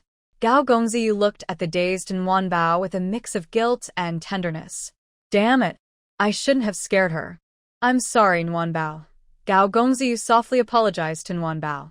Her voice was gentle and pure, which made her feel very soothing. Nguyenbao blinked her eyelashes and came back to herself. She felt the coolness of Xiaoer blowing on her hand, which was very comfortable. But her mouth still hurt a little, and there was a metallic taste. So she used her tongue to check her adorable little teeth. Not missing any. She smiled happily. Hee. Luckily, Warm Treasure's teeth didn't fall out. Xiaoer paused, feeling very worried. She looked at Warm Treasure and took out a handkerchief to bandage her wound. Official Ziyue also frowned, feeling upset inside. He had never seen a girl like Warm Treasure. So young. After falling, she didn't cry or make a fuss, and she spoke about it so casually. She didn't seem like a delicate princess from the royal family. In fact, she was even stronger than the younger disciples from Lingjian Mountain. Little princess, you're bleeding. After bandaging Warm Treasure's small hand, Xiaoer was about to carry her back to apply medicine. Suddenly, she looked up and saw Warm Treasure's mouth covered in blood. Seeing Xiaoer's shocked face, Warm Treasure quickly shook her head and comforted her. No worries. It doesn't hurt. She then used the back of her hand to wipe her mouth. The blood accidentally stained her bracelet on her wrist. The bracelet instantly warmed up. Warm Treasure felt something was wrong with her wrist and quickly grabbed it with her other hand. It was warm, not hot. But compared to the comfortable warmth, it was a few degrees higher. At the same time, a familiar voice suddenly sounded in Warm Treasure's ear. Master, I am Bao. The voice came from all directions, making it impossible to tell where it was coming from. Warm Treasure shivered. She looked around. She also secretly glanced at Ziyue and Xiaoer. They looked worried, with no surprise at all. That confirmed the voice was only for her. Master, if you can't find me, I am in the space. The familiar voice spoke again. If you want to see me, just knock 3 times on the bracelet. I am waiting in the space for you. Ignoring her injuries and her own mouth, she smiled slyly. Wow. There really is a space. Heaven is kind to me. She quickly reached out to Xiaoer, asking for a hug. Let's go back. And Xiaoer going back. Quick, quick, quick, hold me and run. Xiaoer saw how anxious Warm Treasure was and was so scared she almost cried. She thought Warm Treasure was hurt somewhere, so she quickly crouched down to try to pick her up. Even Shangguan Ziyue was startled by Nuanbao's actions. He quickly stepped forward and said, Aunt Xiao, why don't you take Nuanbao to my room first? I'll go call the doctor. As he spoke, he was about to rush out of the courtyard. Luckily, Nuanbao reacted fast and grabbed onto Shangguan Ziyue's pants. No need for a doctor. In her soft childish voice, Nuanbao explained, I don't feel anything. It doesn't hurt. Just put some medicine on it later. Aunt Xiao can blow on it, and it'll be fine. Then she looked at Shangguan Ziyue with hopeful eyes and asked sweetly, Brother Ziyue, when I get better, will you teach me how to fly like you? Please? This time, Shangguan Ziyue didn't refuse. He gently patted Nuanbao's little head and said seriously, but you need to grow a bit older first. When you're older, I'll teach you. Really? Nuanbao was overjoyed. She stretched out her tiny pinky finger and said, Pinky promise. Then she hooked his finger with hers. Pinky promise, no breaking it. If anyone breaks it, they'll be a silly pig. Her little hand was small, but when it hooked onto Shangguan Ziyue's, it felt surprisingly firm. It made him think that maybe this little sister truly had the talent for martial arts. He nodded with a smile. 100 years, no change. On the way back, while Xiaoer carried her, Nuanbao kept urging, Aunt Xiao, hurry, hurry. Nuanbao wants to sleep. Her thoughts were simple. She just wanted to quickly treat her wound, then pretend to sleep so she could knock on her golden bracelet 3 times. She couldn't wait to enter the secret space. She wanted to see if it was the same as in her dream. After all, Bao was real. But Nuanbao was still too innocent. As the precious little one of the Shu royal family, even losing a few strands of hair would cause concern. Not to mention falling flat on her stomach. Before they even reached her courtyard, Xiaoer had already sent servants and maids running everywhere, some to report to Prince Xiaoyao and Princess Xiaoyao, others to fetch the doctor. This left Nuanbao feeling helpless. I shouldn't have come back at all. By the time Nuanbao was placed back on her bed, Prince Xiaoyao and the others had already rushed in anxiously. What happened here? My family's warm treasure. How could it get hurt? King Xiaorao was so worried he was sweating all over. As soon as he entered the room, he started shouting, Warm treasure. My little darling. Warm treasure? Quickly let mother see where you're hurt. The Queen of Xiaoyao was also very anxious. As soon as she saw Warm Treasure, she immediately began checking her injuries. Oh, dear. How did this happen?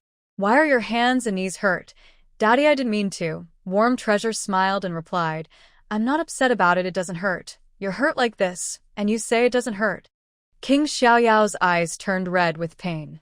He looked up and saw blood in Warm Treasure's mouth, which made him even more worried. What's wrong with your mouth? Why is there so much blood? It's nothing, Daddy. Warm Treasure grinned and comforted him. It's just my skin. Daddy, I fell down while running too fast. She even made a gesture to imitate falling.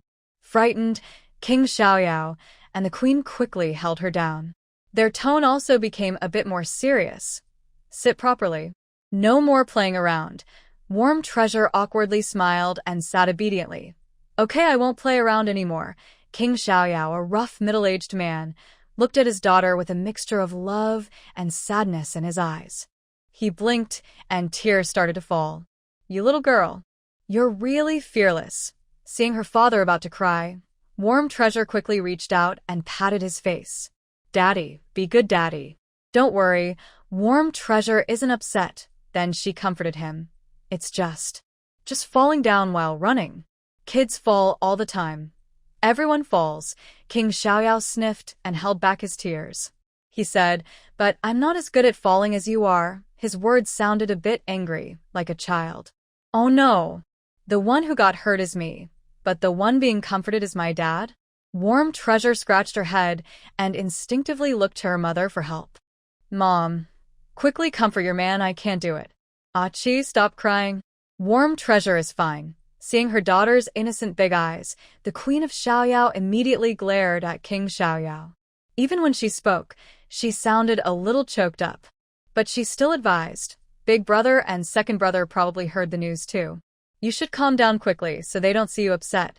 Then she looked at Warm Treasure and said, I think Warm Treasure is fine. Just some scratches on the skin, a little medicine will fix it. Hee hee. Warm Treasure giggled and showed her cute little teeth. Yes, yes. Daddy, don't cry. Look. Warm Treasure's teeth are still here. Unlike that silly one who even lost her teeth. You. Ha ha ha. King Xiaoyao couldn't help but laugh through his tears after hearing Warm Treasure's words. You little thing, you're getting smarter as you grow, even teasing your third brother now. Isn't that right? The Queen of Xiaoyao pinched Warm Treasure's nose and said, your third brother is so rough. Why compare yourself to him? And he's so naughty. Not having teeth or even limbs anymore wouldn't be surprising when the Wei brothers, who had just heard about Warm Treasure's injury and rushed over, arrived at the door. They heard the words of King and Queen Xiaoyao and dared not speak. Especially Wei Qinghua, who kept her lips pressed tightly. Okay, I get it. I'm the one always disliked. Until Warm Treasure secretly peeked at the door and saw her brothers coming, she quickly greeted them.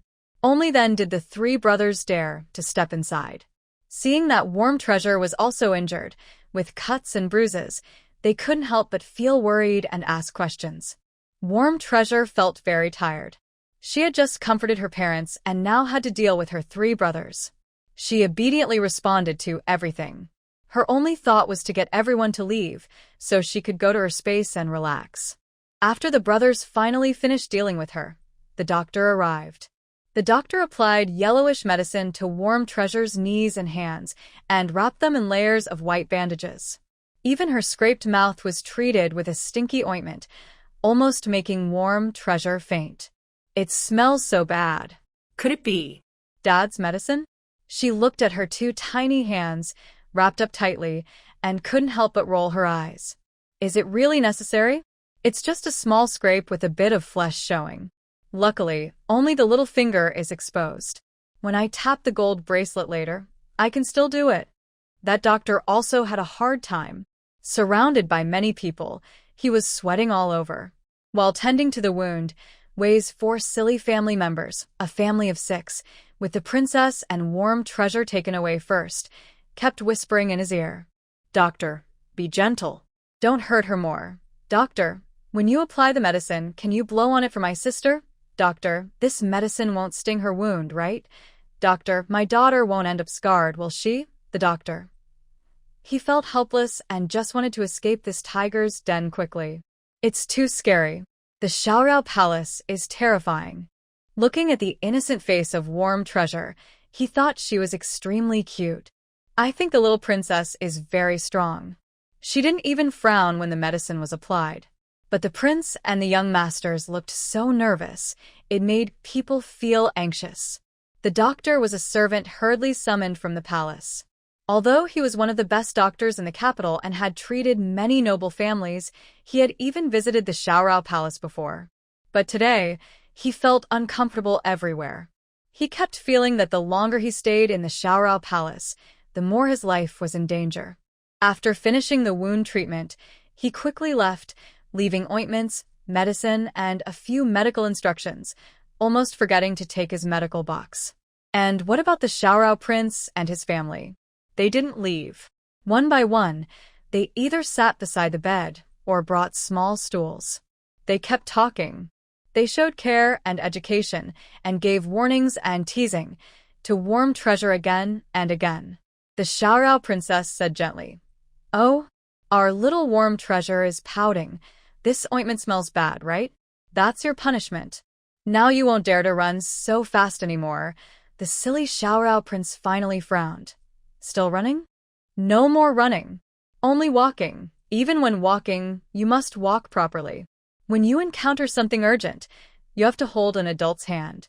Got it, the big silly Wei Muhua said. This is what happens when you haven't walked steadily and keep thinking about running. Warm treasure, listen to what Big Brother says. Be practical and take things step by step.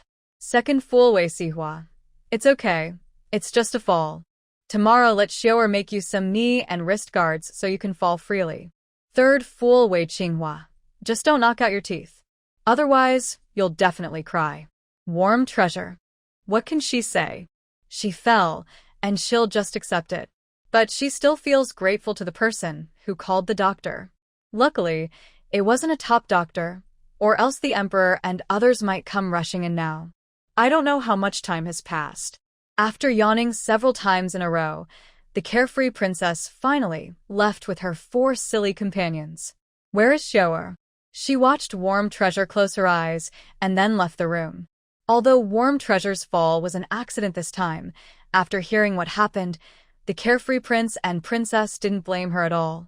But she still felt she hadn't taken good care of Warm Treasure and felt guilty. Her mood was a bit low. So, just as Warm Treasure closed her eyes, she went to the kitchen. She planned to cook a pot of meat porridge and let it cool. When Warm Treasure woke up, she could eat it to fill her stomach. Just then, Warm Treasure, who had been drowsy, suddenly opened her eyes. Wow. Everyone's gone. That's not easy. Without hesitation, she reached out her little finger and tapped the golden bracelet 3 times. With the last tap, the ancient-style house in front of her instantly transformed into the small warehouse from her dreams. Warm Treasure, who should have been lying on the bed, stood up at this moment. She was right in the middle of the small warehouse. Before she could carefully look around, a fluffy ball suddenly pounced into her arms. Its voice was sweet and soft. Master, you finally came. But how young is Warm Treasure? How can she withstand such a pounce? She staggered and fell to the ground, landing on her bottom. Oh. Sorry, Master.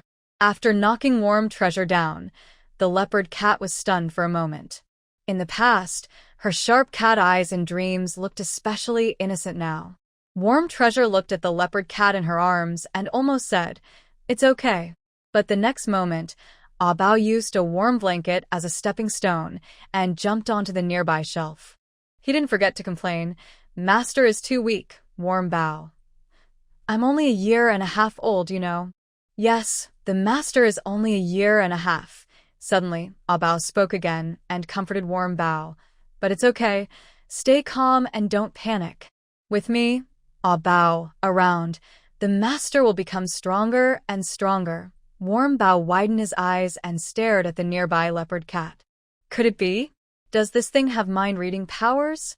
Master, my name is Ah Bao, not Thing. Ah Bao was a bit annoyed and meowed, then continued talking to Warm Bao. I am your little treasure.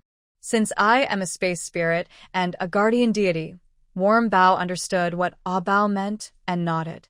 Just like a warehouse manager and bodyguard. Ah Bao looked unhappy again. It's a spirit and a guardian deity. This place is your space, not a warehouse. Master, you're so naughty you're not even cute anymore. This master is a bit mischievous. What should I do?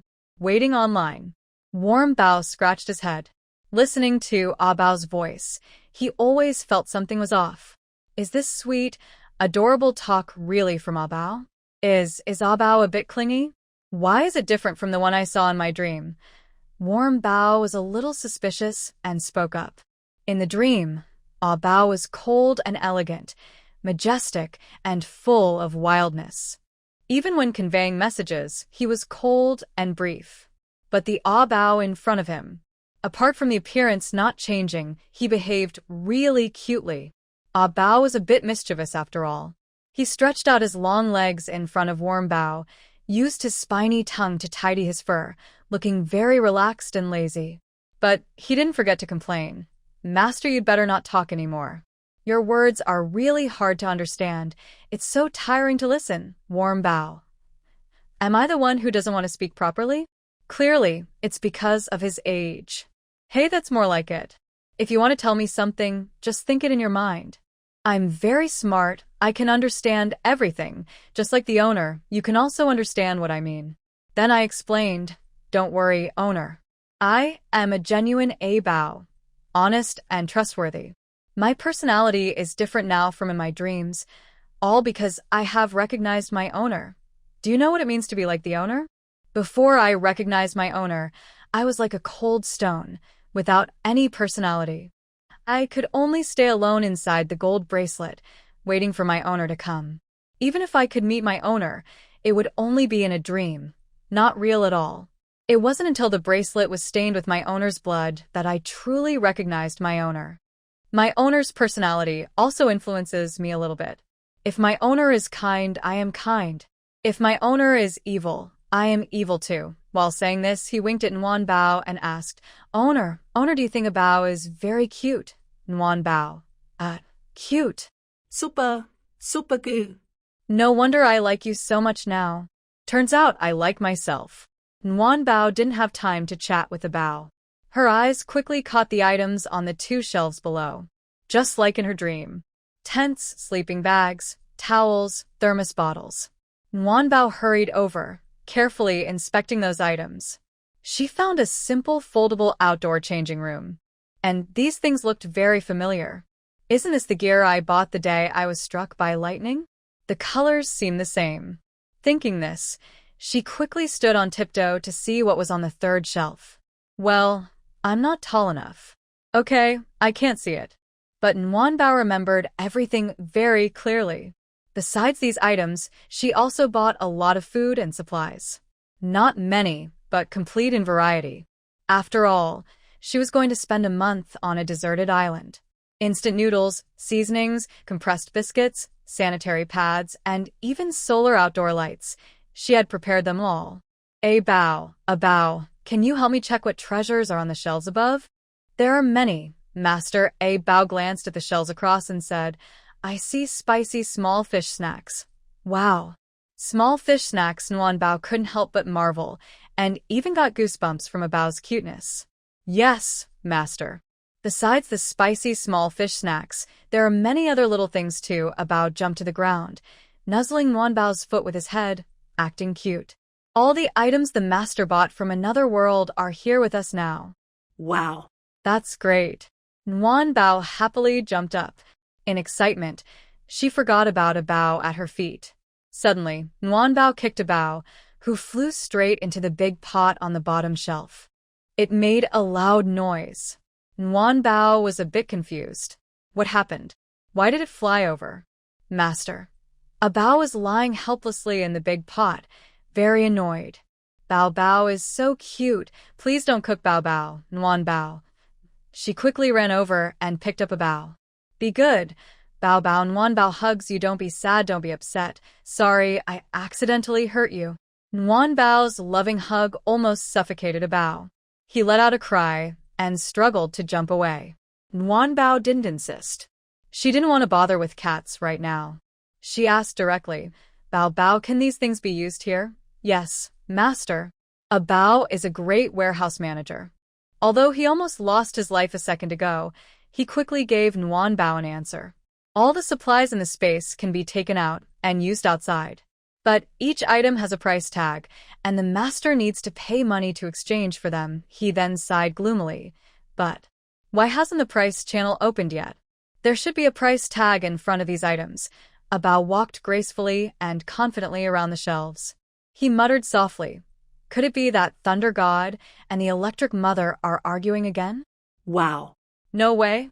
They argue all the time. Who can stand it? Arguing is fine, but don't forget to open the price channel for us. I wonder if my master has enough money. It's really delaying my business. When my master passes away after 100 years, if I can't smoothly return to the heavenly court, I will definitely draw circles and curse you all. While A Bao was muttering to himself, Warm Treasure was already captivated by that charming catwalk. Truly a natural model, able to walk any runway. Thinking carefully about what A Bao had been rambling about, Warm Treasure shivered. Thunder gods and electric goddesses? Business matters? That's a lot of information. Bao Bao hee. Warm Treasure squatted in front of Ah Bao, resting his chin on his hands, and blinked at him. Ah Bao yawned and understood immediately. It's the Thunder God and the Electric Goddess. They are a pair of heavenly deities. The Electric Goddess is also called the Lightning Queen. She is the wife of the Thunder God. But they often argue. Last time they argued, her lightning struck the master. He quickly added, but that's not important. The important thing is, the Electric Goddess compensated you. She not only gave you a space but also a cute little Ah Bao yes. Little Bao Bao. Warm Treasure watched Ah Bao happily playing with his tail and couldn't bear to hurt his feelings. He nodded symbolically. Little Bao Bao is so adorable, but in his mind, he was thinking, no matter if you're Ah Bao or not, what matters most is having supplies. Ah Bao. He stopped spinning and playing with his tail. He looked at Warm Treasure with a sad face. Master, you might have forgotten that I can read minds. Seeing Ah Bao suddenly look down, Warm Treasure instinctively bit his own finger. Oh no, I seem to have forgotten that this guy can sense my thoughts. It's not just. It's that you've forgotten. At this moment, Warm Treasure's thoughts just settled. On the other side, Ah Bao's voice rang out. Master, you'll find out later. I'm much more important than supplies. Hearing this, Warm Treasure pursed his lips and dared not speak. His big eyes looked around awkwardly. I need help. What should I do if I accidentally say bad things about someone and they find out? Master, you can actually turn off the sensors. Ah Bao felt a bit wronged and couldn't help but remind him. Never mind, never mind. I don't want to know what the master is really thinking. It hurts Bao's feelings. So, he cleared his throat and began to explain calmly. He described the purpose of this space and the advantages of being the warehouse manager. In short, this space can be upgraded. It's not fixed at just 10 square meters. With each level up, the size of the space increases. But no matter how big it gets, it can only be used as a storage for fresh items and a wholesale shop, not for planting things. In future upgrades, it might be possible to bring living creatures inside. However, those creatures cannot be awake. For example, if you want to put a live chicken in, you need to knock it out first. The same applies when bringing people in. The so-called fresh storage means this space has preservation and storage functions. Anything stored inside will keep its original appearance.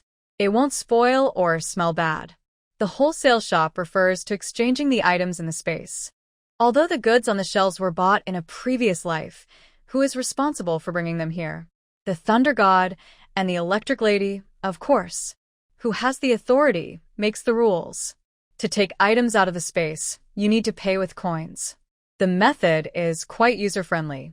Retail prices are for individual items and wholesale prices are for bulk. Basically, buying in large quantities gets you a better deal. But, of course, you can't just buy whatever you want with money. Even in the large supermarkets of the past, some items were out of stock. The same applies here. Stock is replenished once a month. The amount of stock depends on the space's level. The higher the level, the more stock there is. Right now, all items are at the initial stock level. When Bao bought supplies initially, that's how much there is now. As for the prices, they are still the same as in the previous life. So when buying things, you might feel a little at a disadvantage. Because outside the space, everyone uses copper, silver, and gold. Inside the space, they still use the currency from the previous life. Therefore, if Warm Treasure wants to buy something, he must exchange silver with Ah Bao for space-compatible money. The exchange rate is 1 tael of silver for 1,000 units of space money. Additionally, he has to pay Ah Bao an 8% exchange fee. This is a big loss for Warm Treasure. Now, let's talk about Ah Bao. Ah Bao is a real treasure. According to the original plan, he should be descending to the mortal world to face a trial at this time. But unexpectedly, the Thunder God and the Rain Mother accidentally caused a person to die. To make up for the life that was cut short, the higher-ups sent Ah Bao to Warm Treasure to protect him. It's called a trial. Since he's protecting Warm Treasure, Ah Bao must have divine power. But divine power also needs to be upgraded. The 8% fee Warm Treasure pays Ah Bao when exchanging currency is actually his divine power experience. The higher Ah Bao's level, the stronger his fighting ability. He can always protect Warm Treasure and also transfer divine power to him, helping Warm Treasure defend himself. Also, the sense shielding feature Ah Bao mentioned earlier is quite interesting.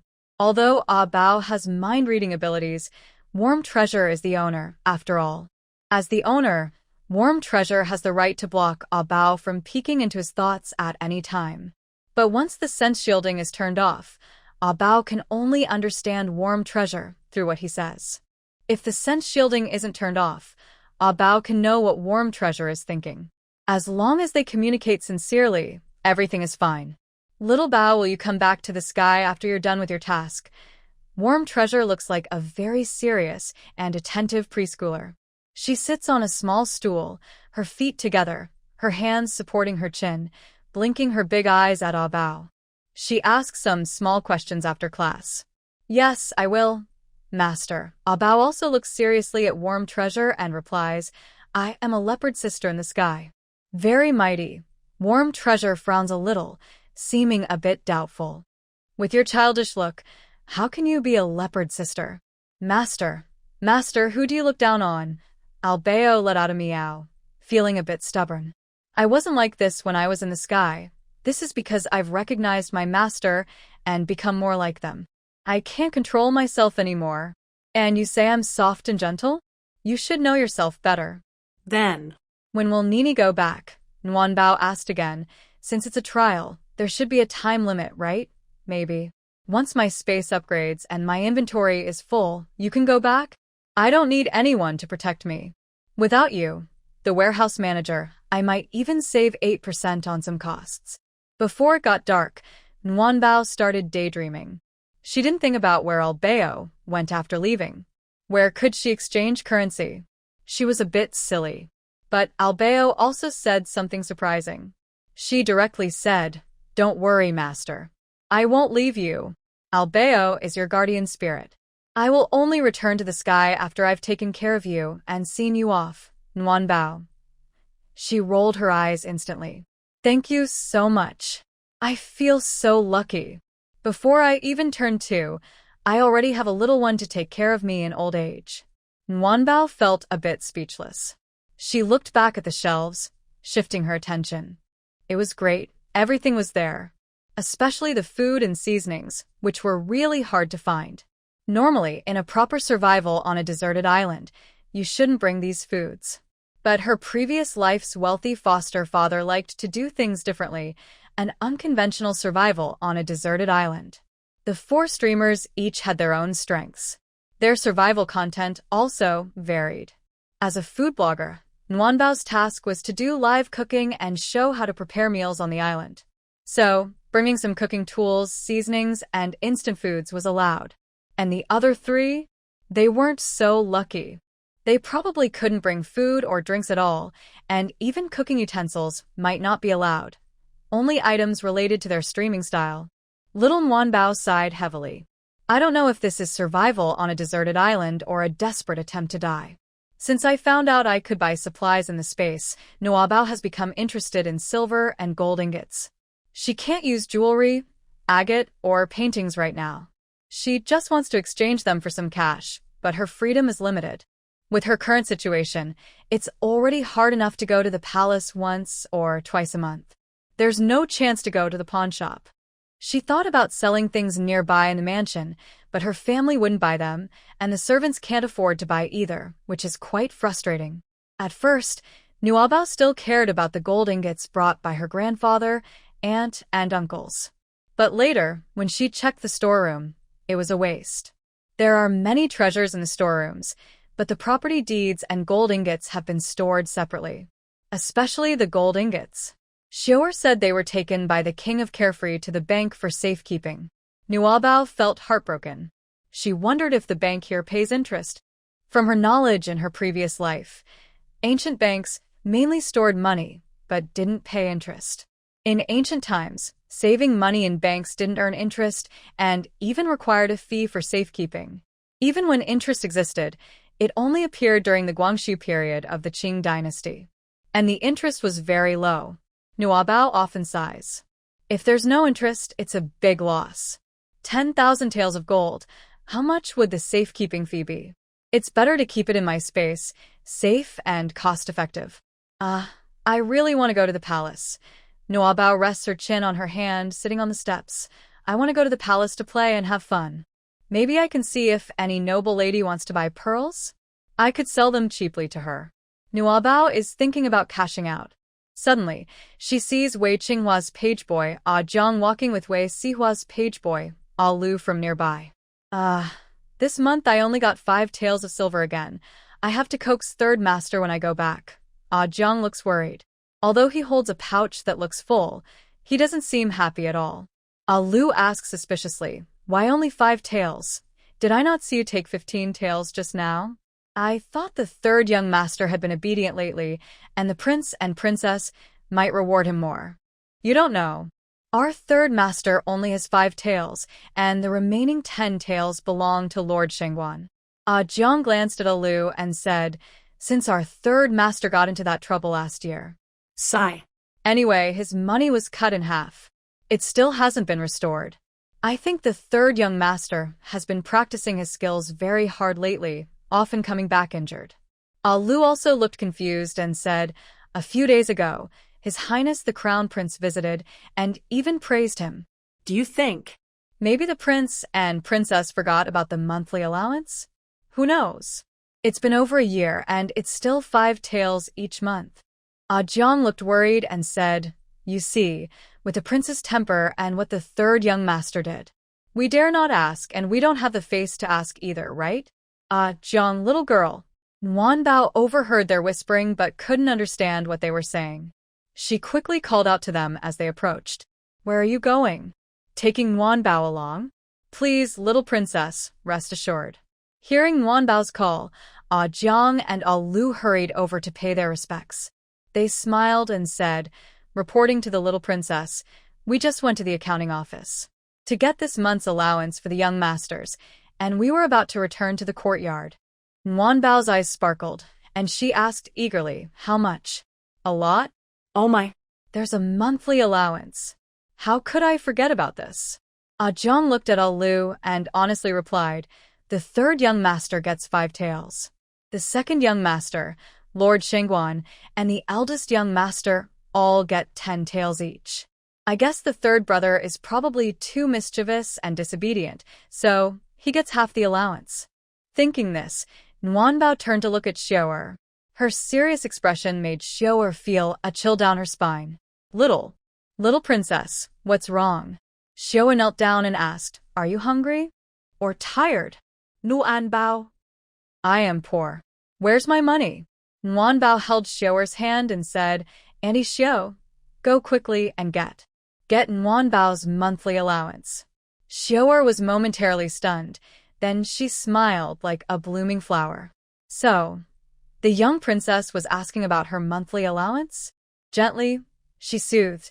The young princess is still small and doesn't receive a monthly allowance yet. When you grow older, your majesty will give you one. I will grow up soon. Nuanbao, feeling anxious, stood up and ran around. What? No monthly allowance? I won't agree. Look, Sister Xiao, Nuanbao is running so fast. She's quick to talk too. Seeing Nuanbao running happily, Xiao'er quickly stepped forward to hold her back. Last time, you fell and got hurt.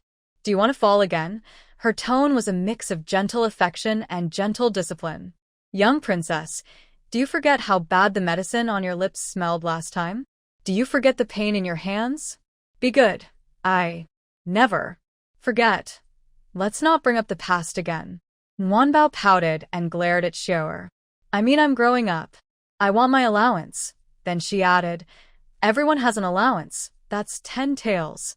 Nuanbao's expression was both excited and serious, which made Xiao'er laugh. Oh, look at our little princess feeling wronged. She picked up Nuanbao to prevent her from running off again. Softly, she said, the monthly allowance is managed by the Empress. I don't have the power to decide. Let's go, we'll find Liang Liang. Bao lifted her chin and pointed toward Yongle Court. Right now. We're going. Xiaoer paused briefly, then corrected gently. The young princess calls the empress noble consort, and you should call her mother. No, no, no. Bao shook her head repeatedly. If I have my allowance, I call her Liang Liang. If not, I call her Liang Liang too. Huh? Sorry. It's my fault. Xiaoer was caught off guard. She accidentally spat some saliva onto Bao's face. Fortunately, Bao reacted quickly, closing her eyes and pressing her lips together. But a faint scent of SK2 skincare water still lingered. What's going on here? Come. I'll wipe your face, young princess. Xiaoer didn't mean to do it on purpose. But she really couldn't help herself. Even when wiping the warm treasure's face, I was still trying not to laugh. Does the monthly allowance belong to mother? If not, then it belongs to the lady? This little princess is really innocent and honest. If things keep going like this, she might end up not recognizing her family in the future. Xiaoer had no choice but to take the warm treasure to find the carefree princess. The carefree princess was half lying on a noble consort chair, holding a book. And the carefree king? He was sitting on the ground like a servant. He was peeling grapes for the princess while grumbling at her belly. Little one, I don't care if you're a boy or a girl, be good. Got it? If you keep bothering your mother, I'll be mad and scold you. Then he thought for a moment and added, not just me. You have 3 brothers and 1 sister. When the time comes, I'll have them all come together, 1 kick each, and kick your butt until it's all bruised. The princess.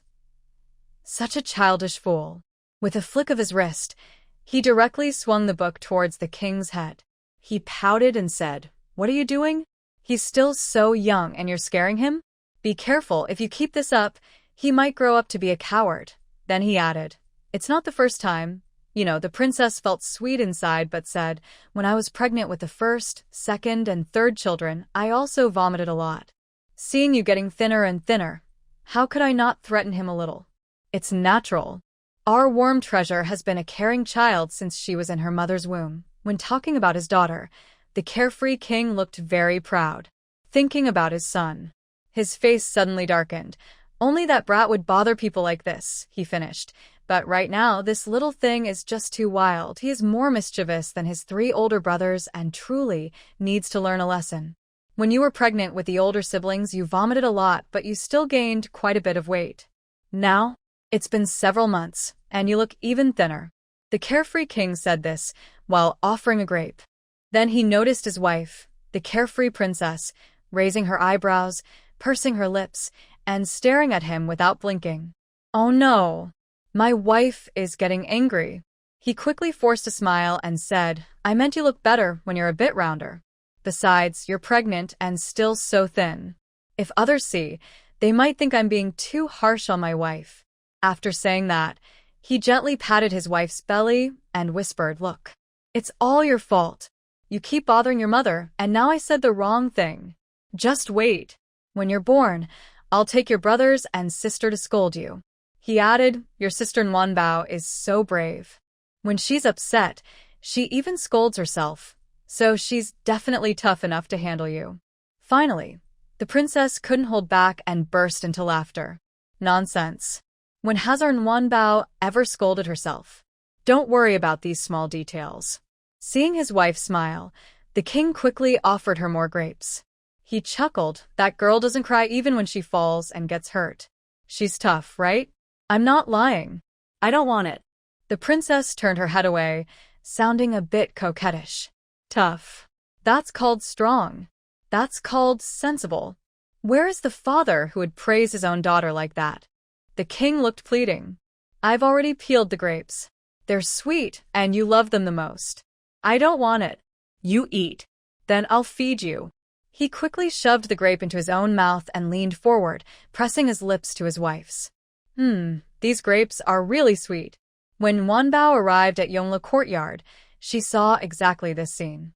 A handsome father and a stunningly beautiful mother, both lost in their kiss. They looked so absorbed in each other. Bao Dada ran to the door of the room. Before she could catch her breath, she gasped in surprise. Realizing she was being rude, She quickly ran away. He called out to Xiao Xiaoer, who was about to chase after him. Don't come over. Don't come over. Daddy was kissing Liang on the lips, feeling shy. So shy. He also covered his face with his little hand and stomped his foot. Hearing this, Xiao Xiaoer quickly stepped forward and covered Nuabao's mouth. My little ancestor, the prince and princess are probably even more shy now. Nuabao's voice was sweet and adorable.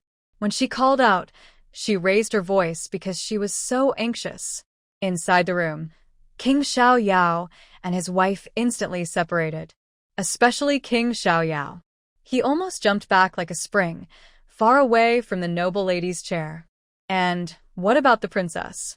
She quickly tidied her clothes and sat up straight.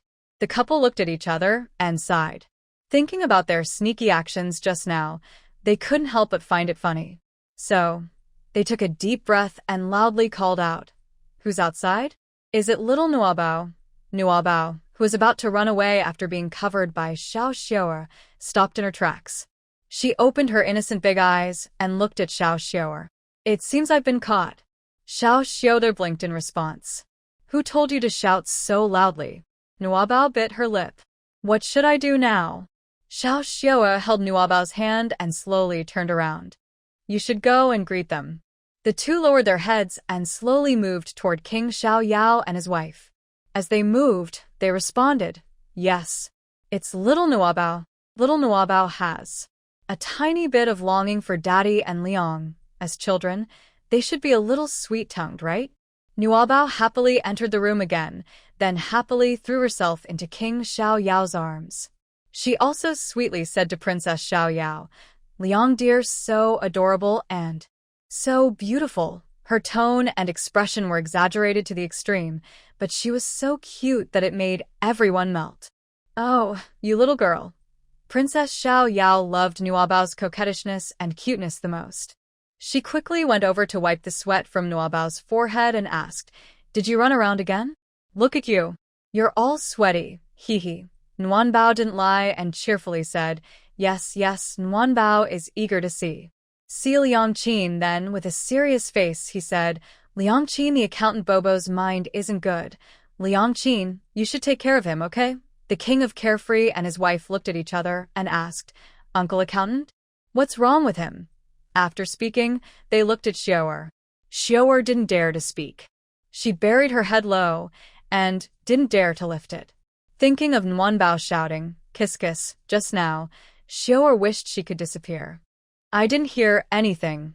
I didn't hear anything. I am invisible. The masters can't see me. Nuanbao seemed to act as if nothing had happened. He subtly beckoned to the Queen of Carefree and whispered, Liang Qin, the accountant Bobo forgot about me. He gave to the big pot, the second pot, the morning pot. And a few more pots with special treats. Special silver coins, but he didn't give me any. Just now, I ruined my parents' good moment. I need to run away quickly. No need to beat around the bush. Just say it directly. It's hard on Uncle Accountant. Better to take the blame for a few seconds. Thinking of this, Nuanbao continued, I am also the little sister of Dad, and Liang Qin. Why doesn't the accountant Bobo give me money? It must be because something's wrong with this place. This place has gone bad. That's why Nuanbao was forgotten. Nuanbao spoke passionately. While talking, he tapped his own head with his little finger. On the surface, it looked like he was complaining, saying that the accountant's mind wasn't good. But in fact, he was hinting at the king of Carefree and his wife. The couple exchanged a glance.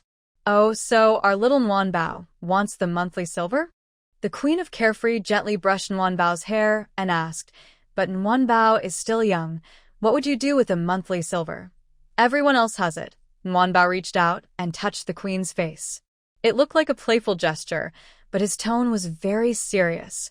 Everyone else has it, so why? Why doesn't Nuanbao have any? The Carefree princess patiently explained. They need a little silver to buy things they like. For example, a few days ago, Big Brother bought candied hawthorn for Nuabao. Spicy. Nuabao also wants some money. Nuabao looked into the princess's eyes and said sincerely, When Nuabao has money, Nuabao will buy food for the big pot and also buy food for father and Aunt Liang. Hearing this, King Xiao Yao and his wife were both surprised. Their eyes showed a mix of tenderness and guilt. Their daughter's words hit them like a heavy blow. I am also daddy and mommy's little treasure. Why don't I have my monthly allowance? I also want money so I can buy food for my big brothers and for my parents. Nuabao's two sentences kept echoing in the couple's minds. They felt both happy and guilty. They had thought that since their daughter was still young and didn't need pocket money, they wouldn't give her a monthly allowance. They never expected that.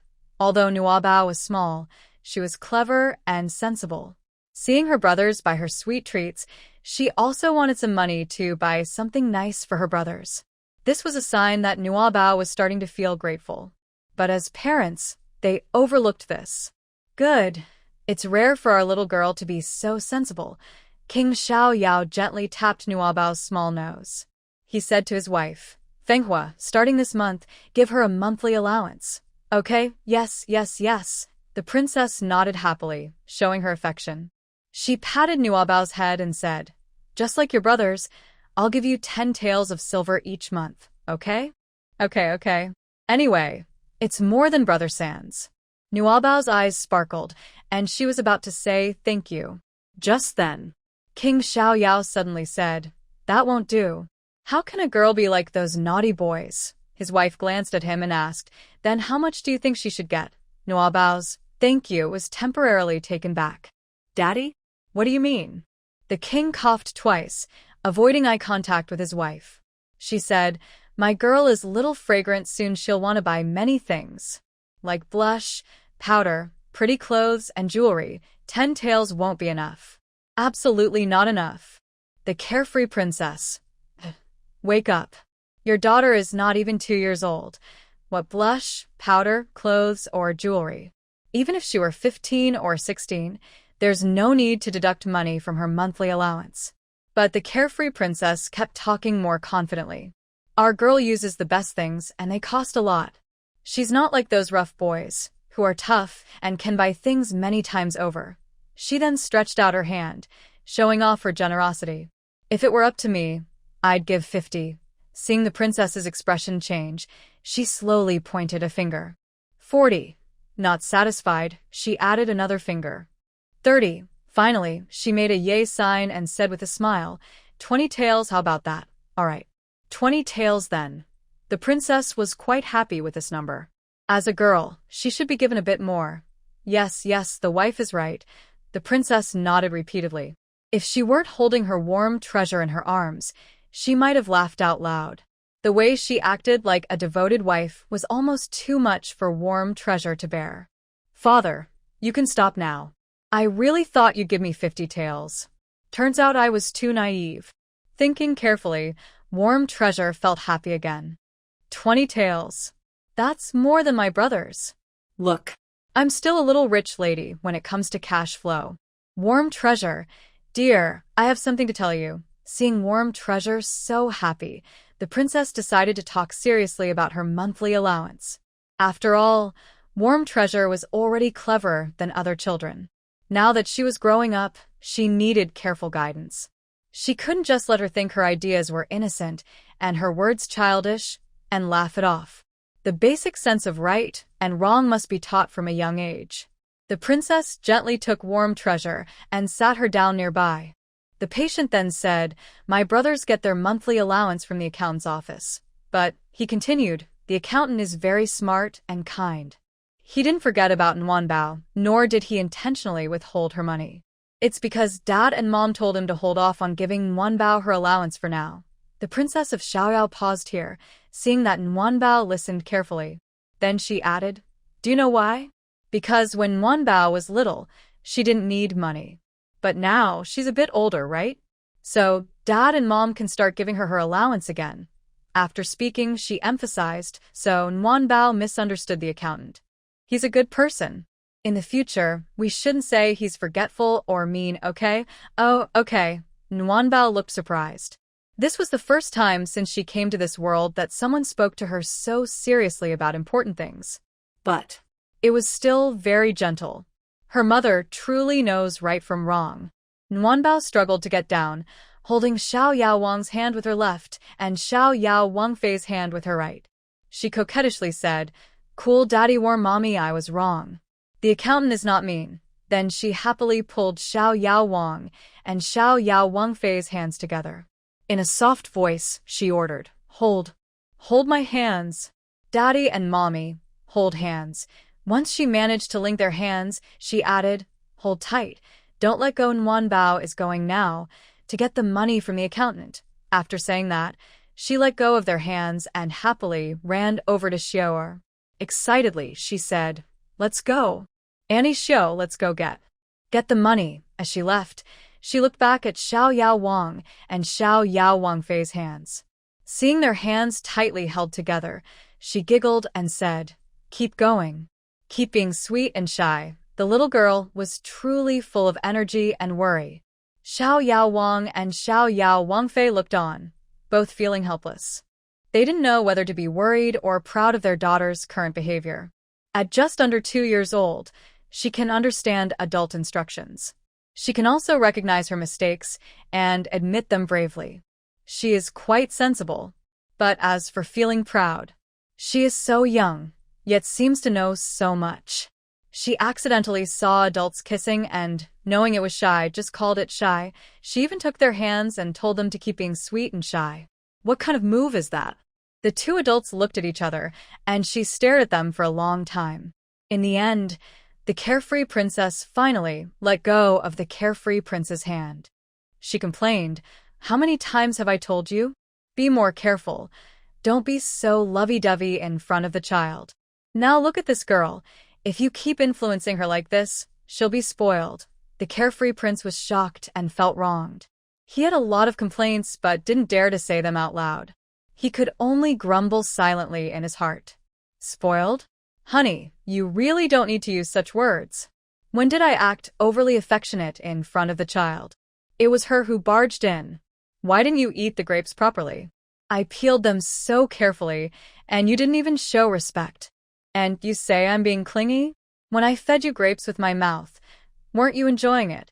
Little warm baby, who had been accidentally spoiled, was now happily skipping along, holding hands with Xiao, heading to the storeroom. On the way, she hummed many strange little tunes.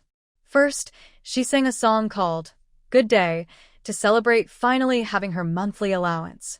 "Today is a good day. I wish all my wishes come true. Today is a good day. Let's share the monthly silver coins." Then she adapted a bath song to express her happy mood. "Candy apples and little sugar figures. Which one should I eat today? Why not eat them all? That would make me even happier." Next, she realized her pronunciation of pot and winter melon had improved. Suddenly, she could clearly say those words. So, she couldn't help but hum. "Lula lula lula, lula lula, la lula lula, la." Warm baby knew she looked a bit silly doing this, but she just couldn't help herself. Just let yourself be free and natural. Who would want to grow up when they can happily and carefree be a child? Look around at the young servants passing by. Seeing how happy Warm Treasure is, everyone can't help but smile. No one laughs at Warm Treasure for being too silly. Instead, they genuinely share in her happiness. They whisper, "What's wrong with the little princess today? She's so happy." Who knows? But our little princess has always been cheerful, like a happy little doll. Being cheerful is so nice. The prince and princess just want her to grow up happily. Warm Treasure squints her eyes happily. Her big eyes are like crescent moons, sweet and charming. Being a child is wonderful. You can show your feelings freely. Unlike adults, who hide their tears, afraid of being laughed at, or hide their smiles, worried about jealousy. Being a child is great. When you're happy, just be happy. No need to hide your excitement or fear of envy. Warm Treasure? Why are you so happy? She's feeling proud. Suddenly, Wei Muhua's 3 brothers appear in front of her all at once. The one speaking is Wei Qinghua. He looks confused and asks, "Did you find gold?" Maybe that's why she's so unusually happy. Warm Treasure doesn't hide it. Her joy is meant to be shared. She nods happily, greets her 3 brothers with a smile, practicing her Mandarin pronunciation. Big brother. Second brother. Third brother. Hello.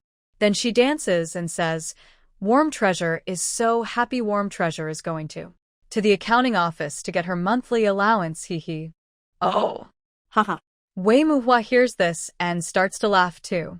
Her laugh is bright and cheerful, like a fresh spring breeze, making everyone feel good. So our little Warm Treasure has her monthly allowance? Congratulations. Yes, yes, yes. Warm Treasure has her allowance. That's definitely worth celebrating. Wei Sihua's eyes sparkle as he plans to tease his sister. He leans down and jokes, Warm Treasure? After you get your allowance, can you lend your second brother a little? This month I need to buy a lot of things, and I don't have enough money. After saying that, he added, Look, when second brother had plenty of silver, he often bought candy figures for Warm Treasure to eat. Now that second brother is short on money, shouldn't you show some appreciation? Wei Sihua reached out his hand toward Warm Treasure as he spoke. Hey, that's interesting. This gesture seems to be used worldwide and has been passed down through generations. Wei Sihua's thumb was rubbing back and forth on his index finger pad. It clearly meant, I want money. Warm Treasure bit her lip and thought for a moment. Okay. Second brother is nice to Warm Treasure, so I'll lend it to you, she quickly added, but you have to pay it back. Lend and borrow. It's not hard to do. Wei Sihua was surprised at first. He was just teasing Warm Treasure, never expecting she would really agree. After all, everyone knew she was a little money-minded. But now, seeing her serious face, Wei Sihua couldn't help but laugh. He asked, So, how much does Warm Treasure plan to lend second brother? Warm Treasure, how much monthly allowance do you have? Wei Qinghua also leaned in, looking at Warm Treasure with curiosity. Your third brother, Wei Qinghua, requested to join the group chat. I have this much. Warm Treasure looked at Wei Qinghua, giving him a happy yay sign. Then she turned to Wei Sihua and held up 5 chubby little fingers. She said, I can lend second brother this much. Ha ha ha. Wei Qinghua laughed loudly. He mimicked Warm Treasure's gesture and held up his palm. How much is this? 5 copper coins? Or 50, he said. Second brother, why do you feel shy asking Warm Treasure for money? This is Warm Treasure's first time receiving her monthly allowance. She only got 2 taels. As her older brother, you shouldn't be asking her for money either. After saying that, he waved his hand generously. Ask Warm Treasure for a loan? You might as well ask me. Though I'm not rich, I can lend you 5 qian of silver. Bacon shuakulden ta stoblowing. Especially thinking about Warm Treasure stretching out her little hand, he found her adorable. Haha. How can my little sister be so funny? She only has 2 taels of silver, and she's not even hiding it. Big Brother Wu is also quite serious. 5 coins? What do you want to buy? Candy apples? Wei Qinghua laughs so hard that tears come out.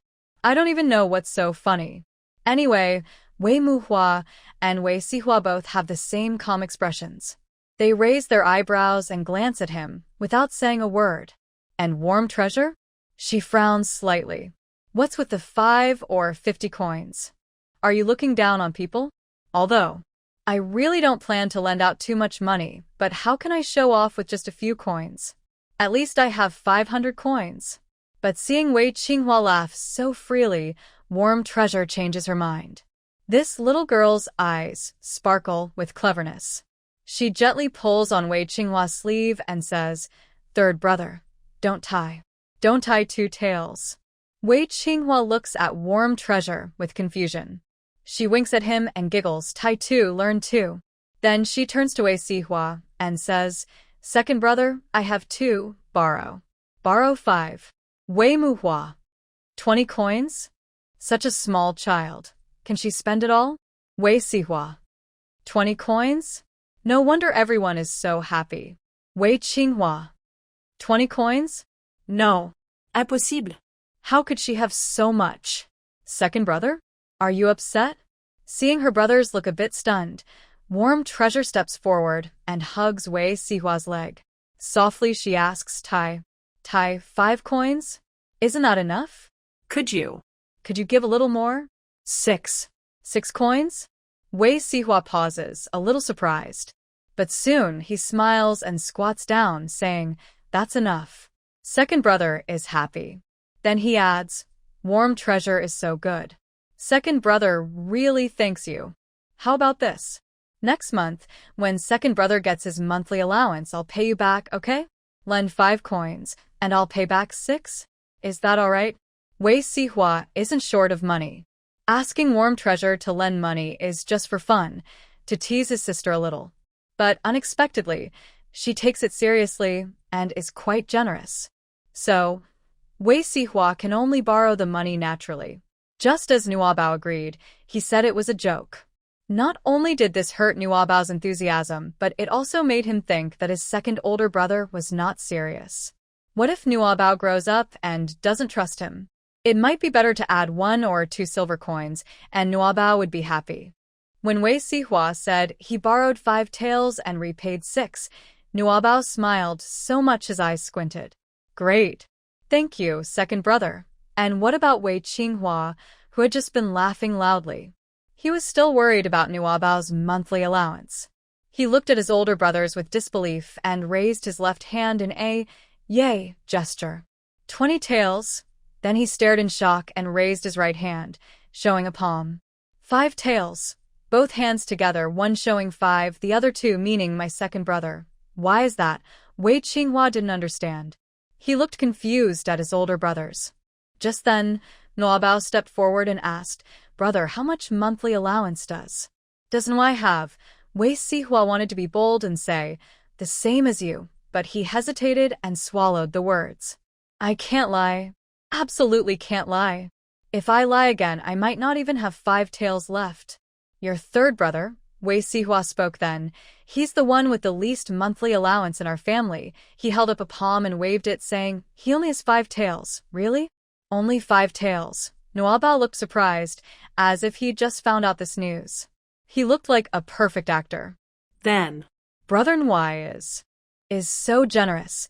He quickly took Wei Qinghua's hand and asked, "Brother Nwai, do you want to borrow money? I can lend you 5 taels." Before Wei Qinghua could answer, he added, "Nwai just needs to pay back 6 taels like second brother." "Ha ha ha. Oh, my little sister is really clever, ha ha." Wei Muhua and Wei Sihua couldn't hold back and burst out laughing. They laughed louder and more freely than Wei Qinghua did earlier. The nearby birds on the branches were so startled that they all spread their wings and flew away. Wei Qinghua. It was even more uncomfortable than when I was sick and had a runny nose blocking my nostrils. Turns out, the clown was myself. Nuanbao is a good child who keeps her promises.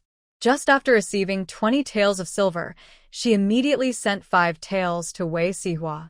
She is also a very good memory holder.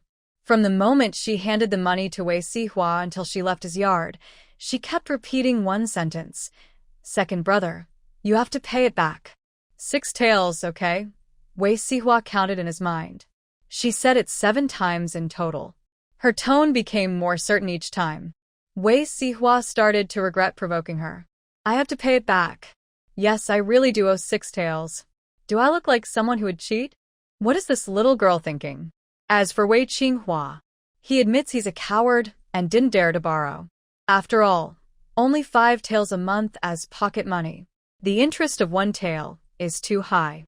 If he borrows this month and can't pay back next month, he might get into trouble with his parents, and they might think he's a liar.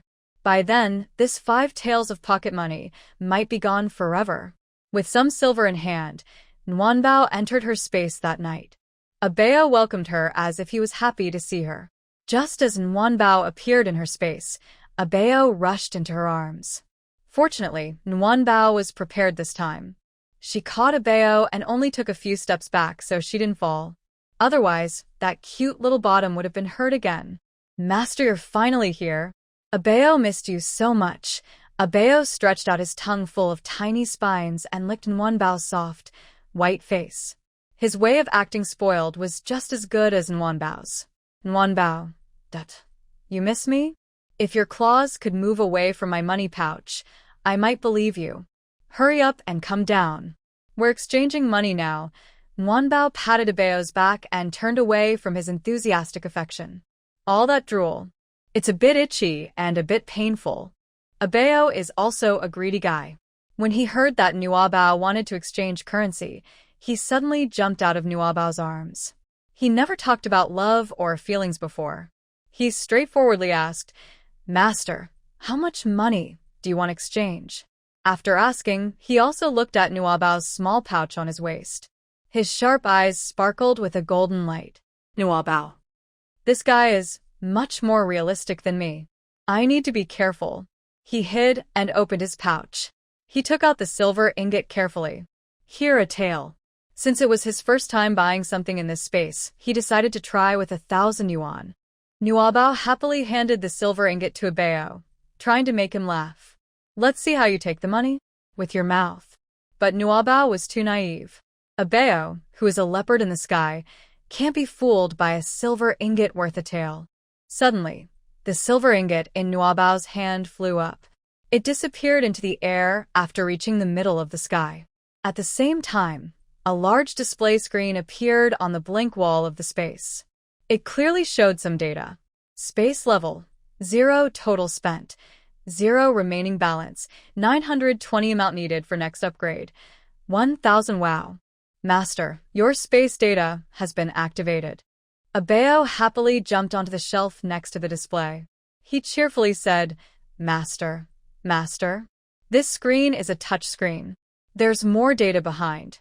If you want to see the next page, just slide your finger and it will switch automatically." Noble. He looked at the display on the opposite wall and then at Abeo. "I think this space is too outdated. Knowing I can't reach it, why ask me to slide with my little finger? I'd rather scratch the wall." Feeling annoyed, he started muttering, "This space is too backward. What era is this? Still using a touchscreen?" In his space, everything is controlled by thoughts. If that doesn't work, maybe you can try voice control? Or maybe you could change the interface for me. Or could you move the screen down a little? Or you could just import the data directly into my brain. My brain works well, it won't break, Abao. My master has so many ideas. Master, I can't do that for you. Because this space was given to you as compensation by the higher-ups, and all the functions were set from the beginning. I am now your space spirit, and I automatically belong to your side. So I can only serve you within the functions that already exist here. After saying that, Abao continued to explain. As for changing the interface or moving the screen, it's not impossible. But that has to wait until later. My level is too low right now, my power isn't enough. I still need to level up. Nguyenbao. So that means you can't do it. Master, if you can't reach it, I can help you. I'm tall enough. Seeing Nguyenbao's difficulty, Abao quickly stretched out his little paw and swiped across the screen. The display changed. This time, it showed Abao's information, Abao's level, 0 Abao's current power experience, 85 Abao's available power experience, 0 Abao needs 15 more power to level up 85. Is that the fee from when you just exchanged currency? Nguyenbao pointed at the big screen and asked seriously, "So, that 15 experience. Does it mean you only need 15 more coins to level up?" "That's right, Master." Abao answered every question. "To level up from 0 to 1, I only need 100 power points.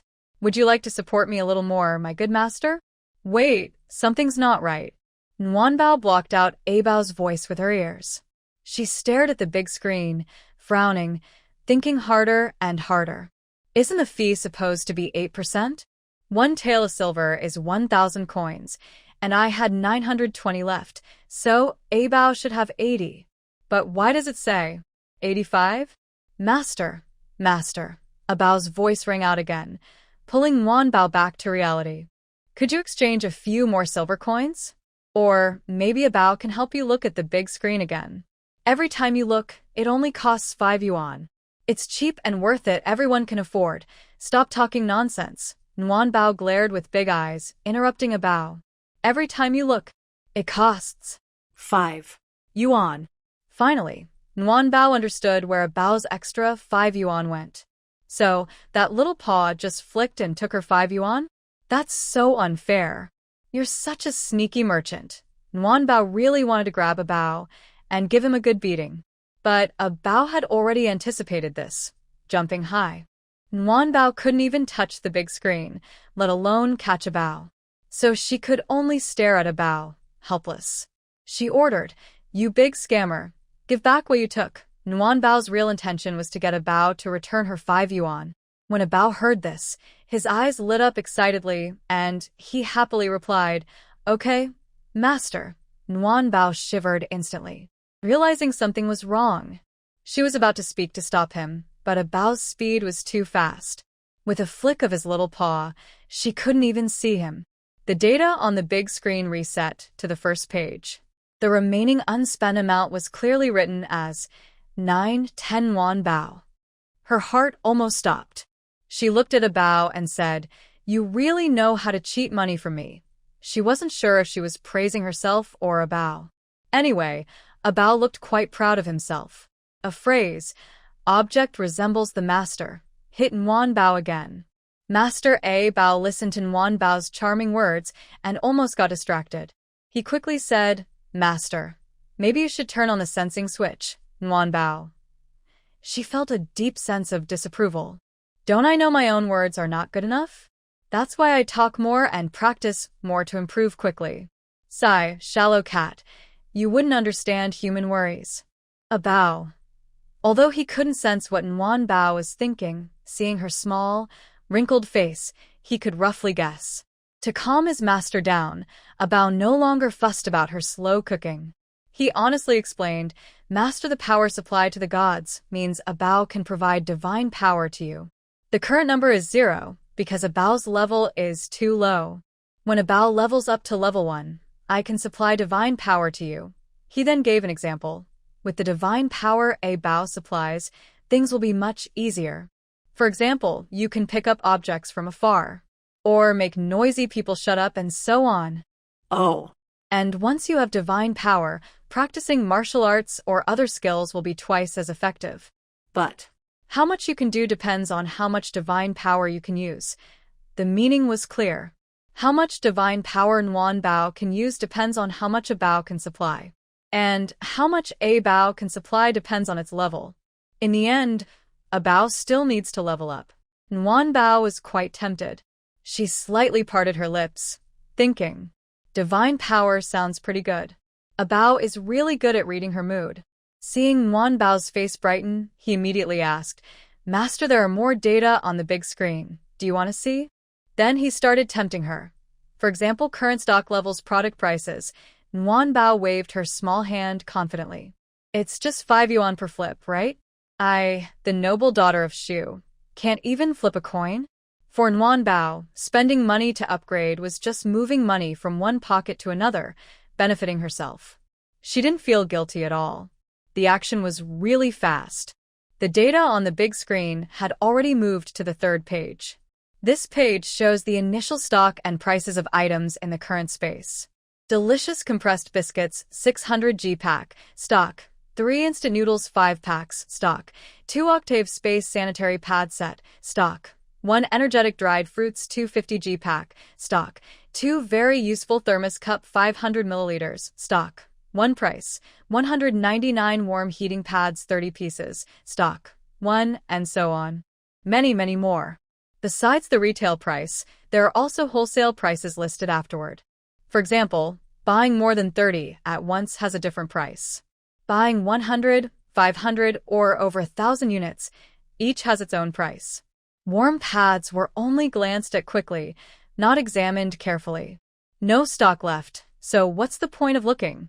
Are you just drooling over it? I want dried fruits. 1 pack. Warm Bao said, starting to swallow saliva. Dried fruits are so tasty. Especially banana chips and sweet potato chips. They're crispy and sweet, just like eating chips. Recently, Warm Bao's teeth have been itchy, so biting into crunchy things is the best. Add 1 more pack of candy.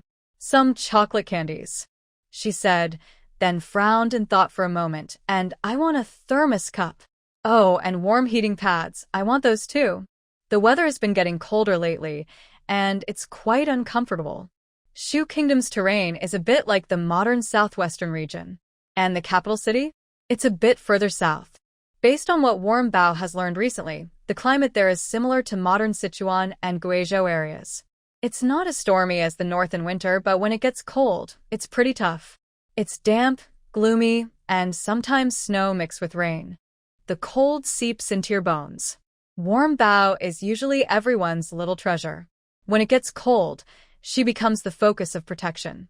She wears layer after layer of clothes. The little person is all bundled up like a fat winter melon, making movement difficult. But with warm heating pads, it's different. Stick them on your clothes, and maybe you can wear 1 or 2 fewer layers. The 30 pieces are too few and not very useful. However, that thermos is still good. When it gets cold outside, everything cools down quickly. Pour a cup of hot tea, drink it slowly, and it cools off. If I want to drink more, I have to reheat it or keep the pot on the fire, which is very inconvenient. Not to mention, when the water in the pot runs out, I have to add more, which is troublesome. Drinking reheated water isn't good for health. During these idle thoughts, the items have already been piled in front of the warm treasure. The thermos, warm packs, purple candies, and dried fruit are all there. I look up at the big screen again. The stock of these items, except for the dried fruit which has only 1 bag left, has all been used up. Master, please check your money. Ah Bao speaks at the right moment. The data on the big screen has reset to the first page. The thermos costs 199, the warm packs are 30, the dried fruit is 20, and the purple candies are 20, totaling 269. Then Ah Bao adds, since the beginning until now, Ah Bao has looked at the big screen 6 times. At 5 yuan each time, that's a total of 30 yuan. This 30 yuan isn't included in the item costs.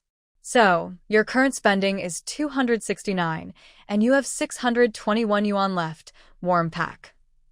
Looking at the large screen hanging high, Warm Pack wishes it could grow up immediately. All the money on this big screen is enough to buy a bag of dried fruit. Master, you should go out quickly. Seeing Warm Pack still dazed, Ah Bao hurriedly urges, Ah Bao can upgrade now, you need to upgrade first. The shadow is gone. In a space only 10 square meters, there's not a single hair of Ah Bao to be found, let alone its whereabouts. When Warm Pack came out of the space, it brought all the items it bought with its own money. Hidden inside the quilt.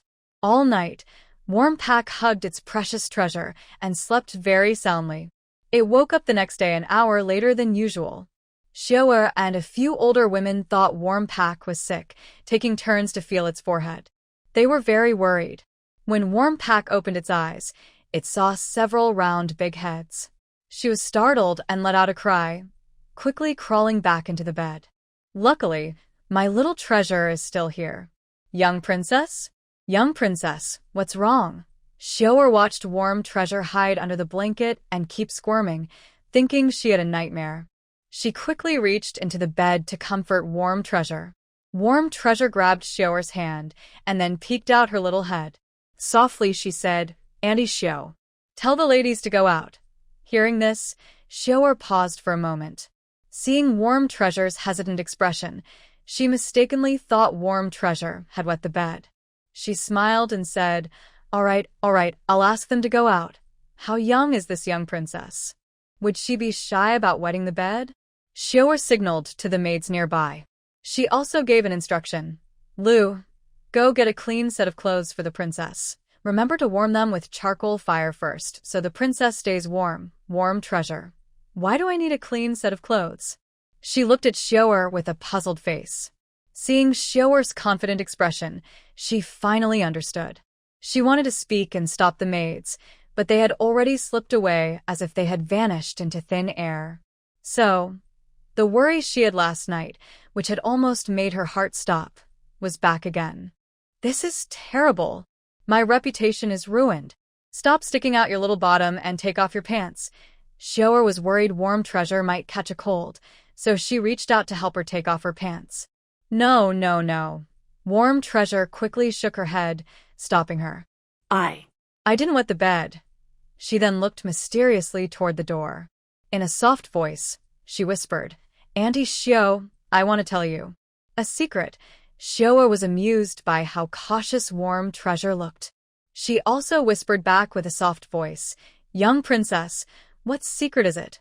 Warm Treasure beckoned with her finger, inviting Xiao to come closer. When Xiao put her ear near Warm Treasure's mouth, Warm Treasure finally whispered with confidence, "I dreamed that." And Xiao frowned and looked at her seriously. You You mean you met a fairy last night?"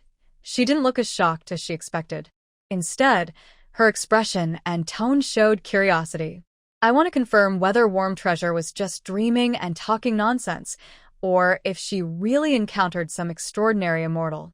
Xiao's gaze gradually shifted to the gold bracelet on Warm Treasure's wrist.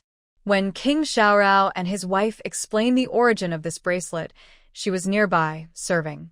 So, she heard every word of the king's story. The goddess descends, uniting the four kingdoms. Even though this matter was later kept secret by King Xiaoyao and was not spread, the palace still doesn't know that Warm Treasure is said to be a goddess descended. But everyone in the Xiaorao residence who knows the truth understands that such coincidences are unlikely. Coincidentally, when the princess was born, a Taoist priest came. And just as he said the goddess descends, the princess was born, the first girl in the Shu royal family in 500 years. Even more coincidentally, after the little princess was born, it seemed as if she was born knowing right from wrong, without needing much teaching. When Warm Treasure softly told her she dreamed of an immortal, Xiao immediately thought of the words goddess descended. Could it be that last night, while I was sleeping, an immortal came to find the little princess? Thinking this, Xiao's eyes grew brighter. "Xiao auntie." Warm Treasure swallowed hard, feeling a bit confused. "What's going on? Why am I not surprised at all? Little princess? What does the immortal look like? Do you remember?" Xiao looked back toward the door, seeing that Granny Lu hadn't returned yet. She quickly said, "Tell me, I haven't seen an immortal before." Warm Treasure. She was worried that her wild stories might confuse Xiao, but Xiao's reaction left her even more confused. "Little princess?" Think carefully, seeing Warm Treasure staring blankly and not answering. Xiao continued, "That immortal. Is he a Taoist priest? Wearing a white robe, holding a tuft of fur?" Yes. That's him." Warm Treasure's little head spun quickly, and she started making up stories based on Xiao's words. "Xiao auntie, how do you know so many stories?" A Taoist priest once came to say something about the goddess's descent, and at that time, Nuanbao also heard about it. After all, she was still very young and just recently born, but she was awake. She listened to what the king of Carefree and the queen said, and although she was a bit confused, she understood some of it. But now, so much time has passed that Nuanbao almost forgot. If Xiao hadn't mentioned the word Taoist priest first, Nuanbao probably wouldn't have remembered. Since Xiao already set up the ladder for me, how can I not climb it? Nuanbao's eyes sparkled with a clever glint as she continued whispering, "I'll tell you secretly, Xiao.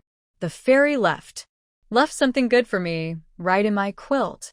There's tasty food, warm things, and it even shares my name." Xiao looked surprised, but amid her surprise, she also felt a bit confused. Good things? In the quilt? And sharing the same name as the young princess? What's going on here? Look, I'll show you. Seeing Xiao was a bit doubtful, Nuanbao quickly crawled back into the quilt and took out a thermos. "Look, this thing. The fairy said it's very useful." She then kicked her little feet and pulled out a big bag of warm baby packs. "And this?" "The fairy said it's called." "What's it called?" "Warm baby packs." Does it have the same name as me?" Xiao was completely stunned. Watching Nuanbao suddenly produce two things from the quilt, her mind buzzed loudly several times. Suddenly, she didn't know what to do. Last night, she had made the bed herself. She personally carried Nuanbao onto the bed and coaxed her to sleep. She was sure and certain that there was nothing extra on the bed. Xiao was very confused. What exactly was this suddenly appearing object she had never seen before? The fairy likes the young princess and left some things in her dreams to make the children happy, which is normal. When she woke up, she found everything still at her bed. Real, solid things that don't melt? This made Shower very confused. Her mind was a mess. First, she picked up a thermos cup to examine it. She studied it for a long time, but couldn't figure it out. Then she took a big pack of heat packs and looked at them again and again. Still, she couldn't understand. In the end, she only had one conclusion. It's truly a magical thing. No wonder it's hard to understand. Xiao eat. While she was marveling, the heat pack suddenly put a dark-colored thing into Shower's mouth. Shower was surprised and wanted to spit it out. But she saw the heat pack puffing out its cheeks, already eating happily. Even her chubby face had some brownish stuff on it. When she tasted it carefully, the thing in her mouth was sweet and fragrant, but also a little bitter. The flavor was special, but very tasty.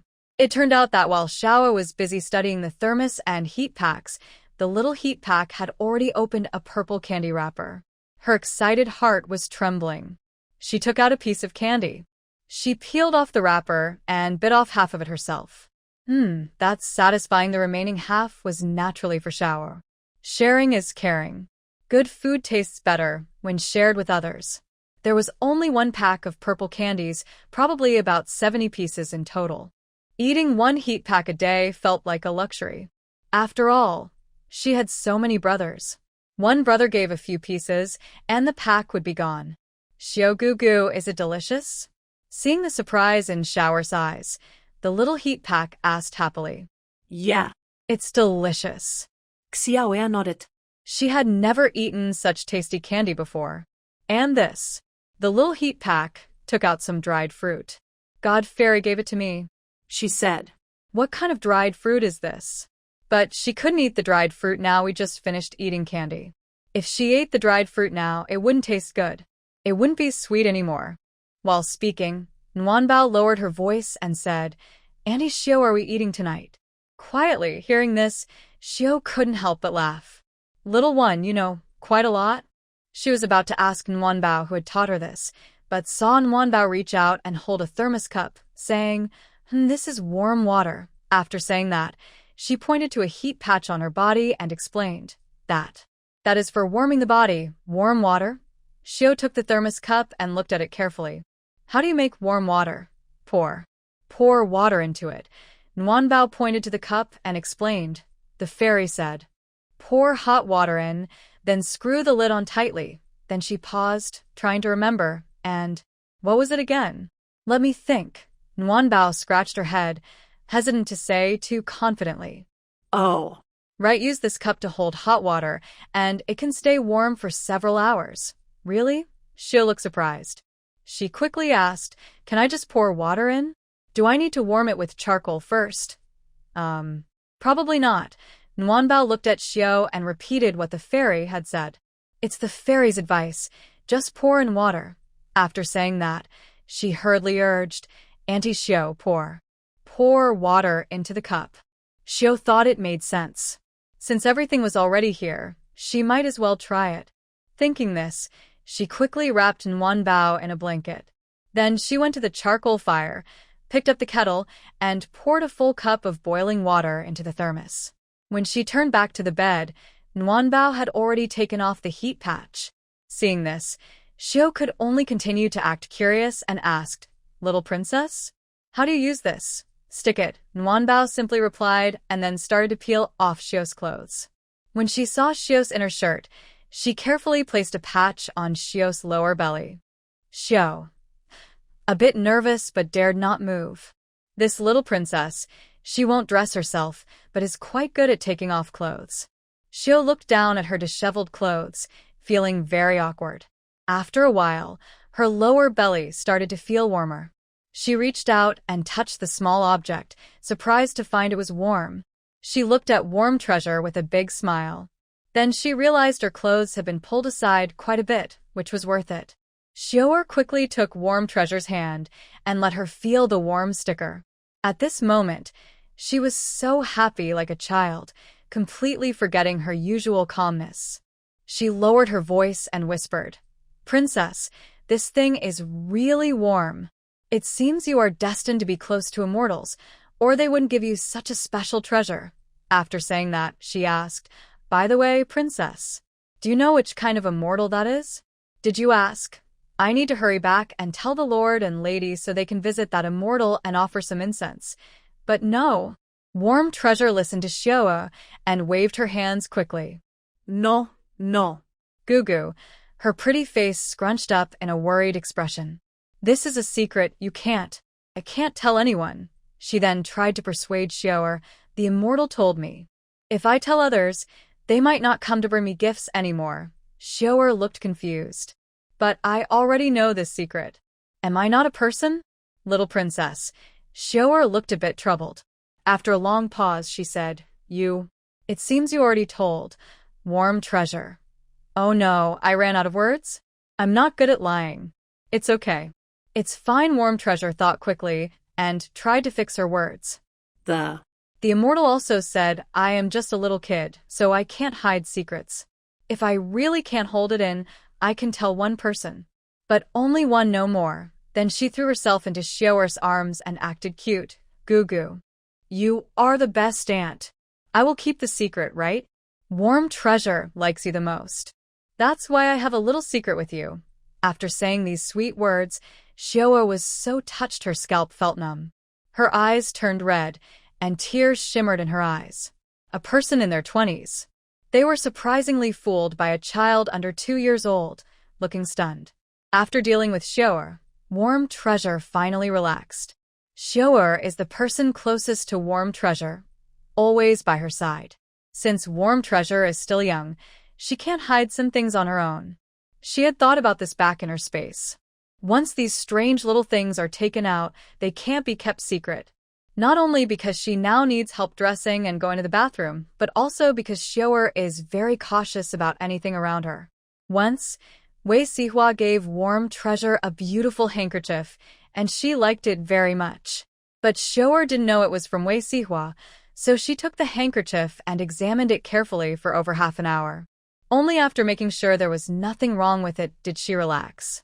One day, Wei Muhua gave Warm Treasure a string of candied hawthorn, and she was happily licking it.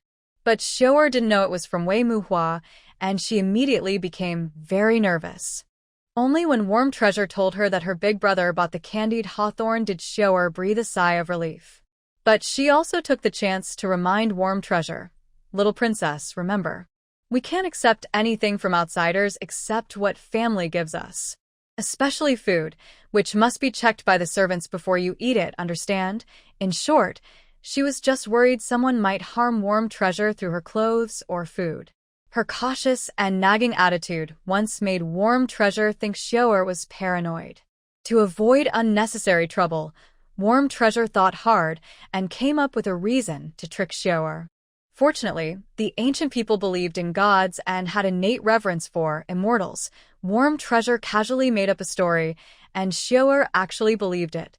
She didn't throw away the things from the space, and even vowed to keep the secret with Warm Treasure. Especially when they studied the thermos later, Xiao was very serious. She was amazed to find that the thermos could keep hot water warm for several hours. She was so surprised she wanted to dig a hole under the bed and hide the thermos inside. "This thing is a real treasure. We must hide it well." Xiao rummaged through the box, trying to find a safe place for her thermos. Bao. She couldn't stand it anymore. She picked up some dried fruit nearby and gently took Xiao's hand. She said, "Annie Xiao, let's use the cup." "No need to hide it. It's just a thermos. Why hide it? Is it a family heirloom?"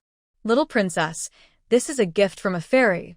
Xiao held the cleaned thermos and whispered, "Things from fairies shouldn't be used carelessly. We need to keep it safe and bring it out during festivals to worship, understand?" The little princess sincerely believed that, and she thought the fairy would bless her to grow up healthy and safe. Bao. "I suspect you're trying to trick me now." Thinking this, she reached out and handed Xiao a piece of dried fruit she didn't recognize, stuffing it into her mouth. She asked, "Fruit snack, is it tasty?" Xiao chewed a few bites and nodded, "Yes, it's delicious." "See, a fairy gave you this fruit snack." Bao looked serious. "It's not just. It tastes just as good as anything else. Then she pointed to Xiaoer's belly and said, and this warm little treasure was given by the fairy, too. You still need to use it, Xiaoer. She didn't know how to reply. She felt her idea was correct. But The little princess's words also seemed reasonable. Yes, you can use it, the fairy gave it to me, so. It's for me. Oh, Auntie Xiao, you're so silly. Nuanbao watched Xiaoer, usually calm and careful, now acting like a fool. She sighed heavily. A small glutinous rice ball, full of helplessness and worry, sighed like an adult. Xiaoer looked at her and felt she was being very disliked. So she tentatively asked, really?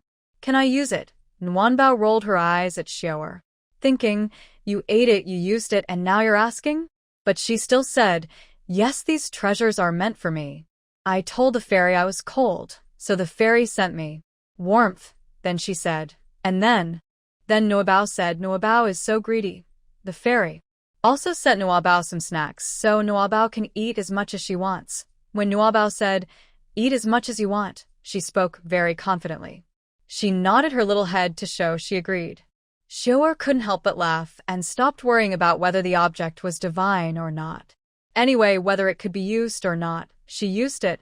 Seeing Xiaoer smile with her eyes closed, Nuabao knew she was no longer confused. She reached out and put a piece of dried fruit into Xiaoer's hair. Xiaoer quickly shook her head, saying, little princess, you eat. I won't eat. Once I finish, there won't be any left. But there is. Nuabao nodded seriously. I told you, eat as much as you want. The fairy will bring more food in a few days. Really? More. This fairy is quite generous?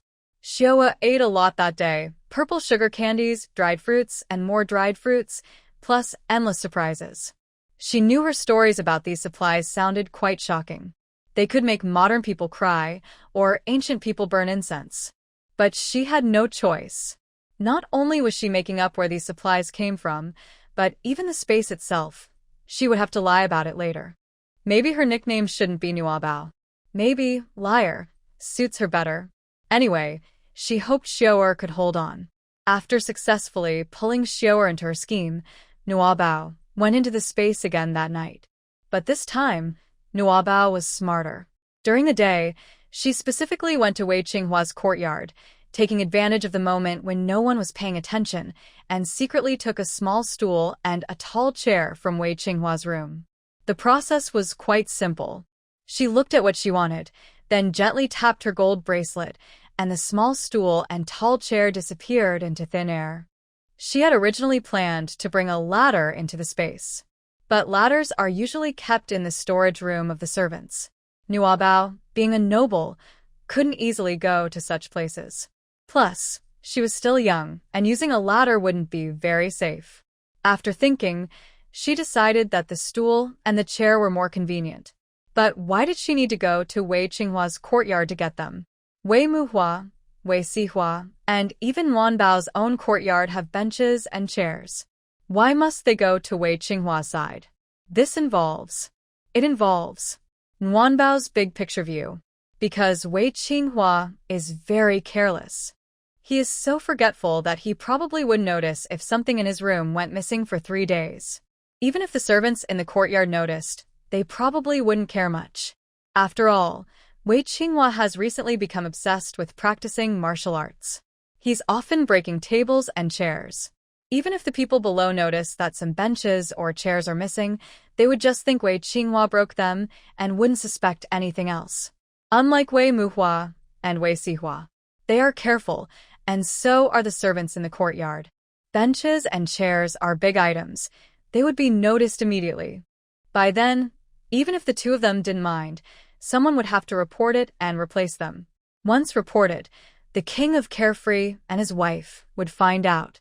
Losing something valuable in the palace, especially something like a bench or chair, would cause worry. Especially since the palace has many valuable things, why only lose benches and chairs? As for Nuanbao, they can't just do whatever they want. Nuanbao's courtyard in the king of Carefree's palace is the most tense place.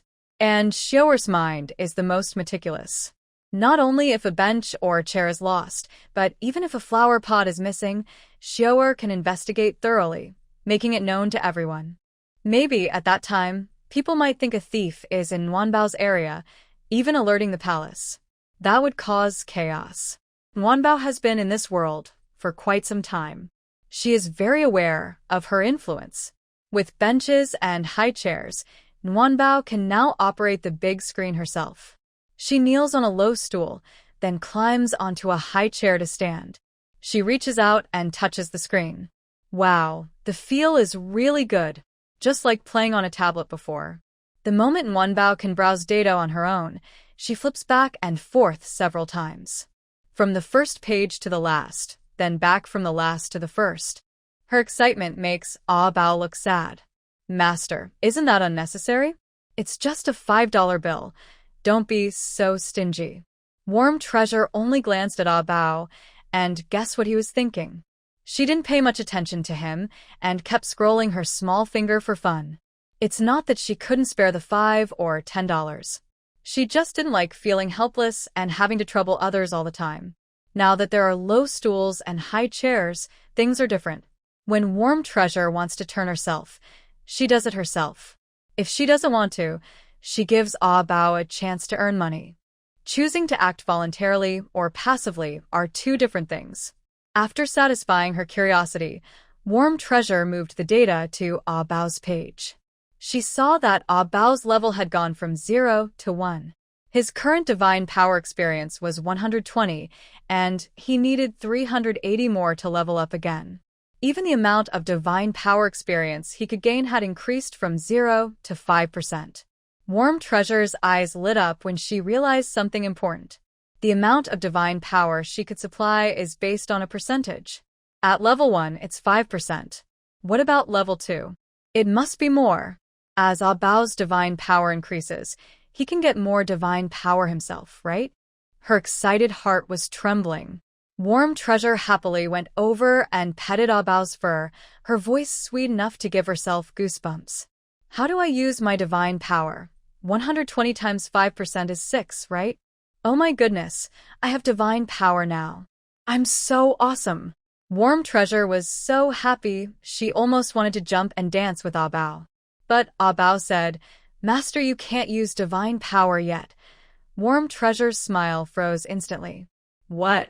Say that again, if you dare? And Bao, who had looked sad before, suddenly perked up. He gave Warm Treasure a sharp slap on the head. He explained that the space rules say you need at least 20 to use divine power. Warm Treasure's heart sank. This space is so strict. It really keeps a tight grip on people. Master, maybe you should exchange some more currency. Seeing Warm Treasure looking annoyed, Bao started to show his charm. He reached out and hugged her neck, then started rubbing her. Feeling that wasn't enough, she extended her spiny tongue and licked Warm Treasure's face repeatedly. Warm Treasure's face went numb from the licking. Quickly, she grabbed Bao's neck and shouted, Change. Change. Go away. God knows how helpless Warm Treasure feels right now. The space was supposed to be compensation, so why are there so many ridiculous rules? And this Bao, he's really a pro at tricking the owner. Warm Treasure entered the space, mainly to see if Bao had upgraded and to ask about divine power. Now she learned that divine power can only be used after reaching level 20, so she decided to be bold and exchanged a few silver coins. After exchanging the silver, she thought she could upgrade the space. Once, she spent 1,000 in total. So, she bought a few more things. She wondered how much the inventory would increase after the space upgraded. First, a foldable tent for 300 yuan. A secret foldable toilet for 200 yuan. A super warm sleeping bag for 200 yuan. A set of space-grade sanitary pads for 69 yuan. Whether she needed them or not, she bought them first. If she couldn't take them out, she would put them on another empty shelf and use them later when needed. After finishing the last purchase, the data on the big screen updated in real time. Warm Treasure's total spending reached 1,038 yuan. The space level was still 1, and she needed to spend another 3,962 yuan to upgrade. In that instant, the small space of 10 square meters doubled in size. Now, it was a full 20 square meters. Even the items on the shelves looked more plentiful. Seeing this, Warm Treasure quickly instructed Ah Bao to check the big screen. The inventory had increased from the initial amount to 10. Even the tents and other items that had just been reset to 0 were now fully stocked. Warm Treasure's eyes nearly popped out. She felt like she had discovered a way to get rich. With these items in the space, once sold, each one would be a bestseller. Not only would they attract attention, but she wouldn't have to worry about competitors stealing business or lowering prices. It was a business that only made money, never lost. This was her source of supply. The monthly restocking meant a continuous flow of wealth. Thinking about it this way, Nguyenbao suddenly felt that the space given to her as compensation by the Thunder God and Lightning Goddess was actually quite nice. Although Abao was a bit tricky and unreliable looking at all these goods, she decided she could reluctantly accept it. She would just treat Abao as an extra gift from the Thunder God and Lightning Goddess. And when it comes to gifts, one should be more tolerant. Shengguan Ziyue had left. He left quietly, without saying goodbye to anyone in person. He only left behind a short letter. The main message was to thank Prince Xiaoyao and Princess Xiaoyao for their care. Because of urgent matters, he didn't have time to say farewell to everyone and hoped they would understand.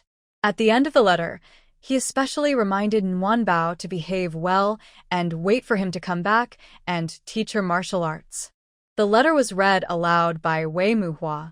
While he was reading, Nguyenbao was happily sipping her soup. What?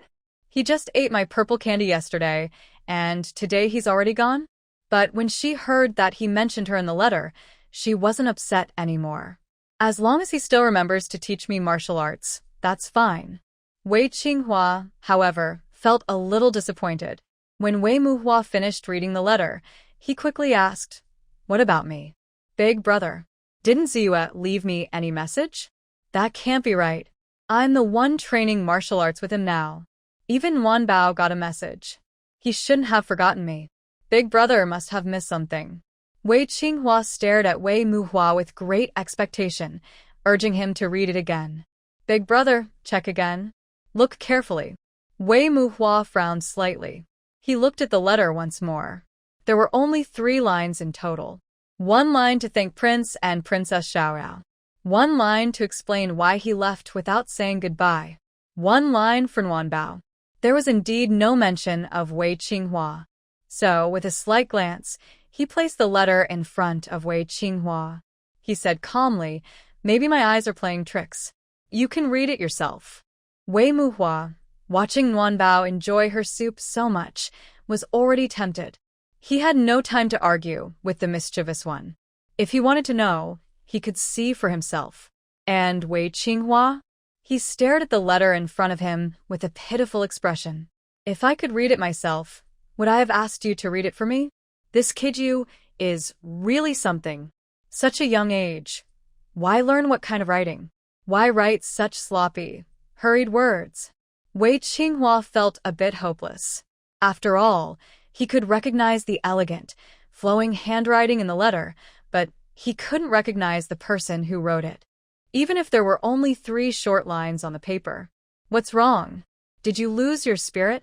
Elder brother Wei Sihua glanced at his 3rd younger brother and then picked a piece of green vegetable for him. He said, "Eat more greens to boost your brain. Even if you can't write like you should at least recognize a few characters." Wei Qinghua was a little annoyed and glared at Wei Sihua. "Aren't you my real brother? Then what do you want?" Wei Sihua shrugged and asked, "You has already left. What more do you want?" Just say a few words to me. Wei Qinghua felt very upset.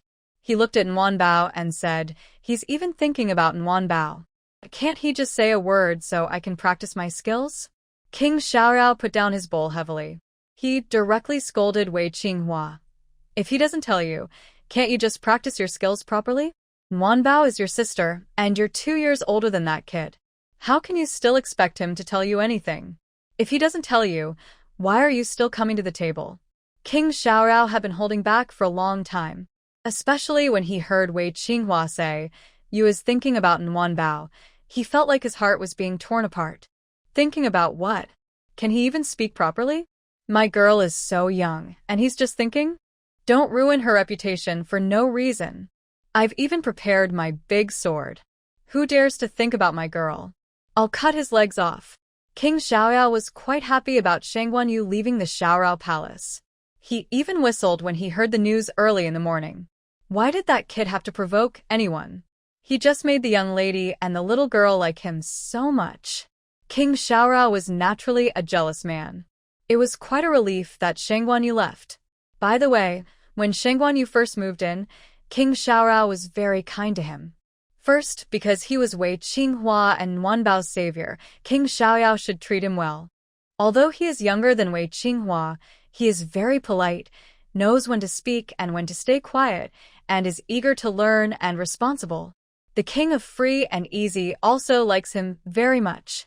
But as time went on, the king of free and easy noticed that his wife was paying more and more attention to Shangguan Ziyue. Her concern was not just because he saved her life or was a guest. It was genuine care, like how she cares for their own children. After all, that child is sensible, adorable, and also their family's lifesaver. Moreover, the king of free and easy knows his wife is kind-hearted and treats everyone well. It's natural for her to care more about him, and the king has no objections.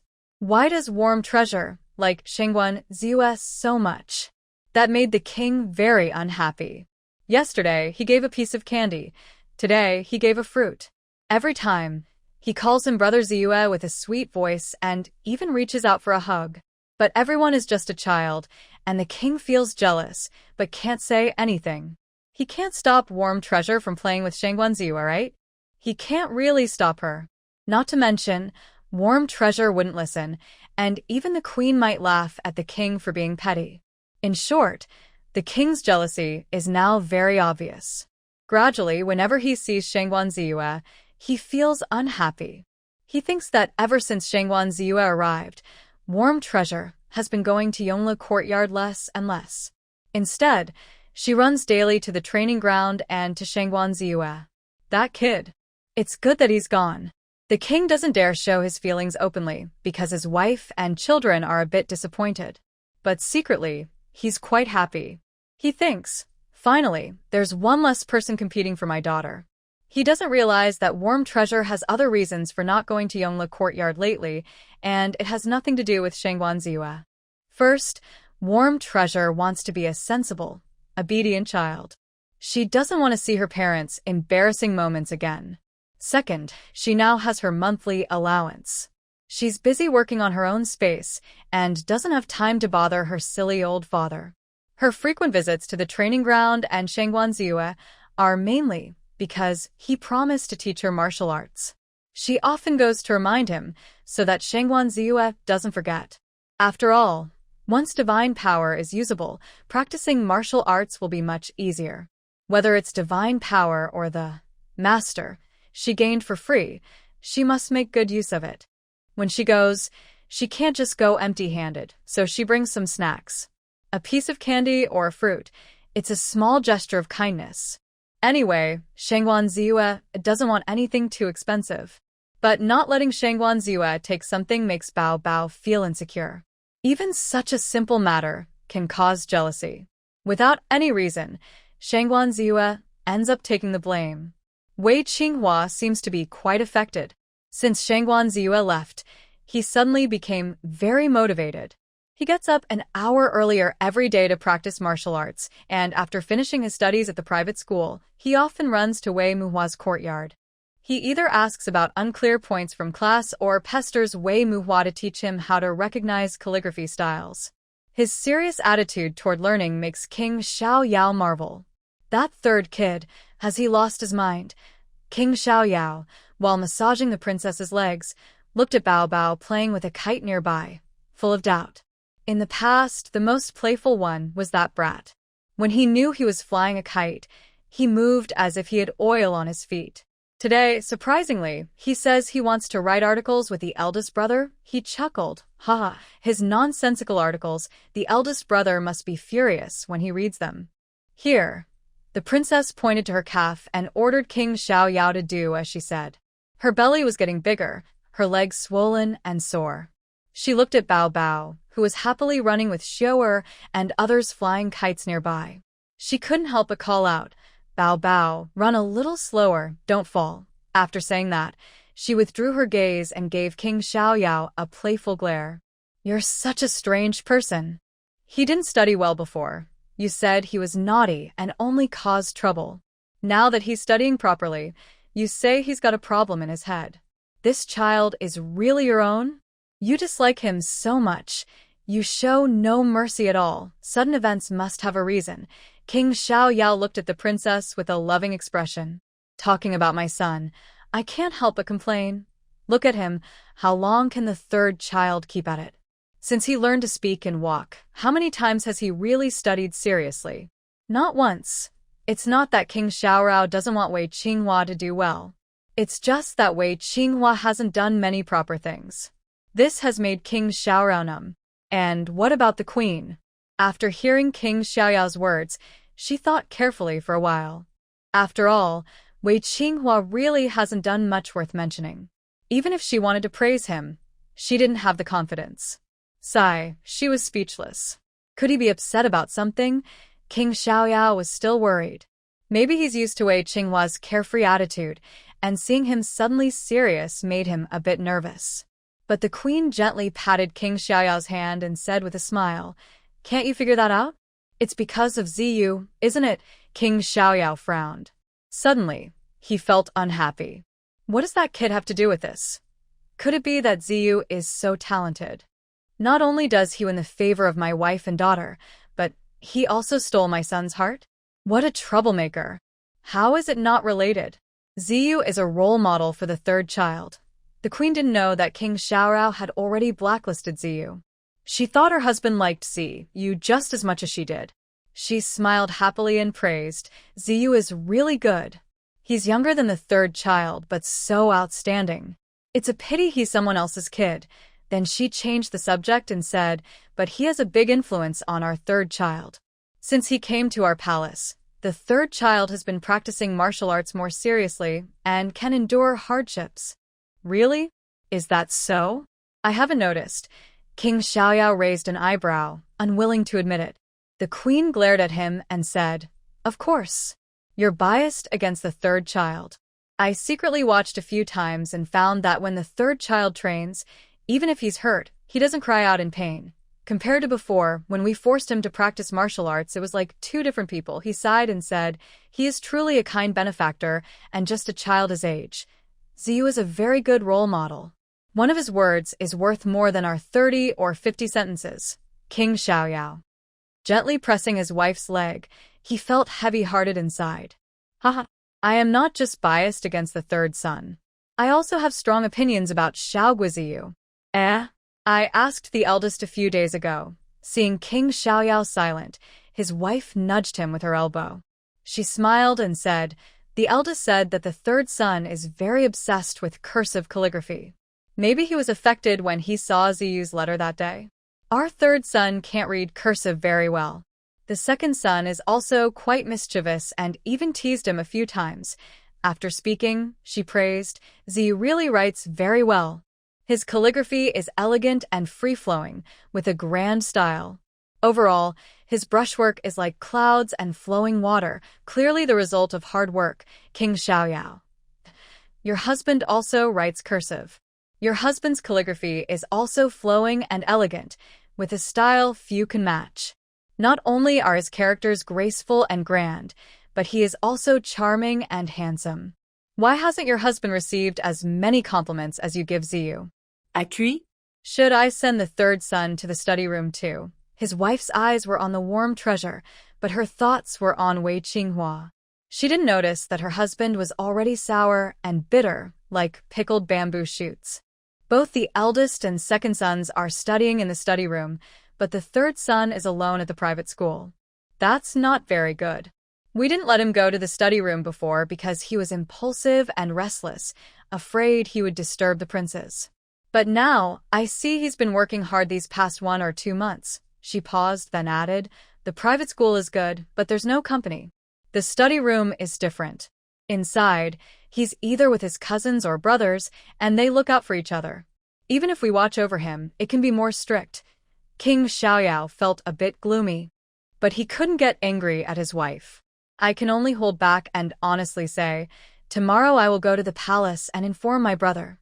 First, send the third son to the palace school. If he doesn't listen in the study, just see how I deal with him.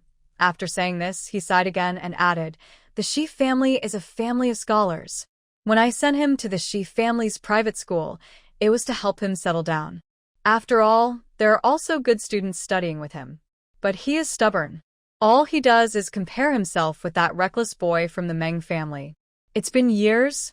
He just can't calm down. After finishing, he thought for a moment and said, sending him to the palace study is also good. It saves the private school teachers from worrying about this naughty boy every day. It was time to send Wei Qinghua to the palace study.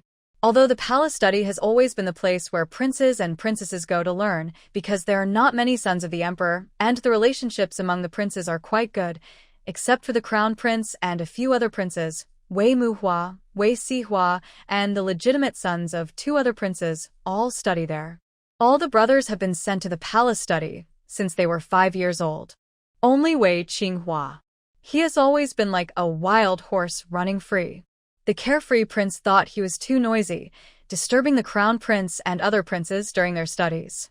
He also worried that the brothers around him, who studied together, would spoil him and make him more unruly. So, he sent Wei Qinghua to the Shi family private school. He thought that since the Shi family has been a family of officials for generations, and the current head is even the chancellor, their private school only accepts talented students from noble families in the city. Sending Wei Qinghua there, no matter how much he caused trouble, might help him learn discipline. But in the end, he was mistaken. Going to the palace study might be better. The classes start early, and there is a lot of homework. By the end of the day, Wei Qinghua would probably be exhausted. Haha. Hopefully, he will use up all his energy and stop causing trouble. Most importantly, after going to the palace study, even if he makes a fool of himself, it's only in front of his own family. Better than causing trouble at the private school, where if he does something embarrassing, the whole city will know. Thinking of this, the carefree prince raised an eyebrow, and his anger immediately eased. Look at the warm treasure pulling the kite string. He has a silly smile on his face. Now that the 3 brothers are together, no one will fight me for my daughter. Yes, that's a good idea. The carefree king is getting more and more excited. He can't wait until the next day. Gently, he lowers the carefree princess's leg and prepares to do serious work. Where are you going? The carefree princess quickly calls out, isn't this leg supposed to be still? Go to the palace. The carefree king replies with a smile, so your big brother can go to the study tomorrow. Then, he quickly comes back, kisses the princess's cheek. He coaxes, I'll keep massaging you tonight. Oh, you're so shy again. Warm treasure happens to be thirsty, runs over to get some water. Halfway there, he quickly covers his face and runs back. Sigh. When parents love each other so much, sometimes children also feel a bit troubled. At dinner, the carefree king returns. He hums a little tune happily.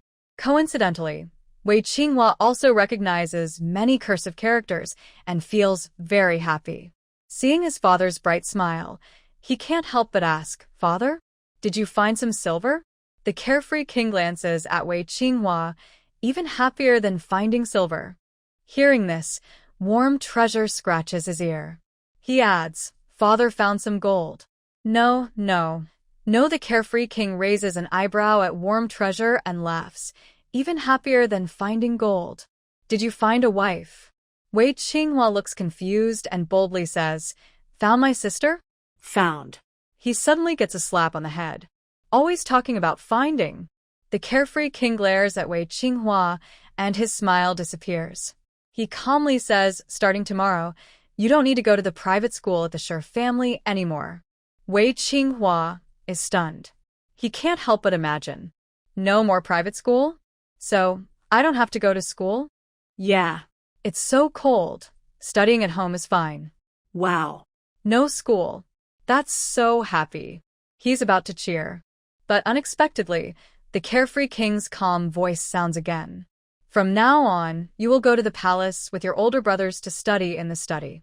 Wei Muhua and Wei Sihua listened and nodded in understanding. They exchanged a glance, both feeling a bit bitter. It seemed that in the future, not only at home but also in the palace, they wouldn't have peace. And what about Wei Qinghua? It was as if he heard the sound of his heart breaking. Was this really a place for people to stay? Every day, from the early morning hours, 3 to 5 a.m., he had to study. By 5 to 7 a.m., classes started. He could only eat lunch around 11 to 1 p.m. After that, from 1 to 3 p.m., he had to practice riding, archery, and martial arts outside in the courtyard. Getting up early and returning late, with few days off, was exhausting. When he was at the Shi family school, he could have 4 days off each month. Besides the extra holidays during festivals, he could also take leave for family celebrations. But going to the study room was too harsh, unfair, and inhumane. Having only 1 day off a month, what could he do? If he wanted more rest, he had to wait until the Mid-Autumn Festival, New Year, or the birthdays of the Empress Dowager or the Emperor. Celebrating festivals or family birthdays didn't count as rest, since as a younger family member, he still had to perform talents and entertain elders. It seemed better not to have holidays at all. Wei Qinghua looked at the table full of delicious food but had no appetite. He couldn't understand why he had to go to the study room to read. Was it because he had been working too hard lately? Had he accidentally moved his parents? He only wanted to learn a calligraphy style, cursive script. Whether they agreed or not, it didn't matter. The next morning, before dawn, before 3 a.m., Wei Qinghua was already being helped onto a carriage by his servant Ah Jiang and Wei Sihua's servant Ah Lu, each on one side. This marked the start of his new student journey. Warm Bao was still snoring in his warm bed. Most of the servants in the prince's residence hadn't gotten up yet. After getting into the carriage, Wei Qinghua felt soft and listless. He remembered that yesterday morning when he went to the Shi family school, he had complained that the early morning classes were too early and took away his martial arts practice time. Now, he had no right to complain. He didn't even need to wake up early to train anymore, because he simply couldn't get up. Watching Wei Muhua and Wei Sihua sit upright with straight backs, they were even discussing yesterday's article. It's unfair. Aren't these two older brothers tired? Wei Qinghua yawned and doubted whether he was adopted. Yes, they are definitely not biological brothers. Real brothers wouldn't be so different. Thinking again about the carefree prince who left with them to go to court, Wei Qinghua became more certain of his guess. Yes, not father and son. Otherwise, how could father let me get up so early? But I don't know where I was picked up from. Can I ask father and mother to send me back? Just send me away, please. I really can't stand waking up so early. For several days, Wei Qinghua was carried to the study every day. Every time he returned to the prince's residence, most of his energy was gone. He really had no strength left to be mischievous. He had no spirit to learn cursive writing. He had no energy to practice martial arts. Even the joyful times he usually spent with warm treasure turned into sleeping with his head covered. Life felt like walking dead. Finally, on a day off, he slept until late morning and couldn't be awakened. When it was time for dinner, he remembered he had to go to the palace early the next day. Wei Qinghua wanted to cry. He cried loudly. He rolled on the ground crying. He could only wear a sad face and beg, "Mother, could you talk to father? Maybe let me go back to the Shi family private school?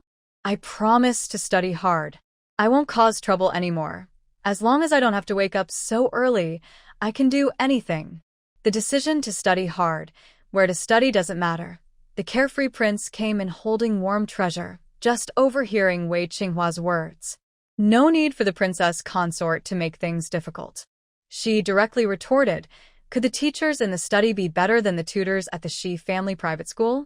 If you could study well at the Shi family private school, your mother and I wouldn't need to send you to the palace." "I can't compare," Wei Qinghua muttered softly, feeling very displeased with the teachers in the study.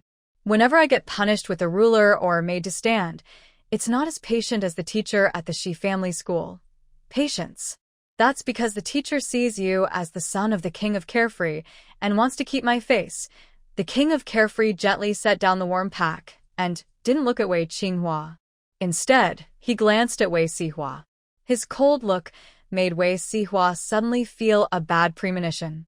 Before he could prepare himself mentally, the king of Carefree spoke. Third brother, I don't expect you to be as diligent as your older brother. But it shouldn't be too hard for you to take him as an example, right? Wei Sihua. This father's words felt a bit off. Wei Qinghua, as if he didn't care about brotherly bonds, interrupted Wei Sihua. He said, Why should I learn from second brother? He's not even in the study room often. His schoolwork isn't that good either. A few days ago, he and I were made to stand together. Wei Sihua. He coldly glanced at his third brother. Fine. I'll pretend I don't have this brother. But the worst blow was still coming. The words from the king of Carefree were more direct. You and someone who excels in studies are worlds apart. You can't learn from him. Only someone like your second brother who is average in school can still catch up. The distance between you isn't too far. It won't be too hard for you to learn.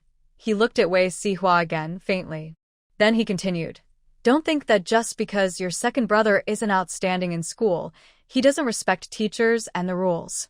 Even if he's not very attentive, he has learned what he should in class. He definitely won't ignore what the teacher teaches like you do, letting the knowledge go in one ear and out the other. Wei Sihua. His heart felt empty. His schoolwork really wasn't top-notch. He couldn't compare to Wei Muhua or Wei Jinrong. He wasn't interested in books like the 4 books, the 5 classics, or the ancient texts. Just skimming through them was enough as long as he understood the meaning and completed his homework. He admits he's not outstanding. That word really hurts.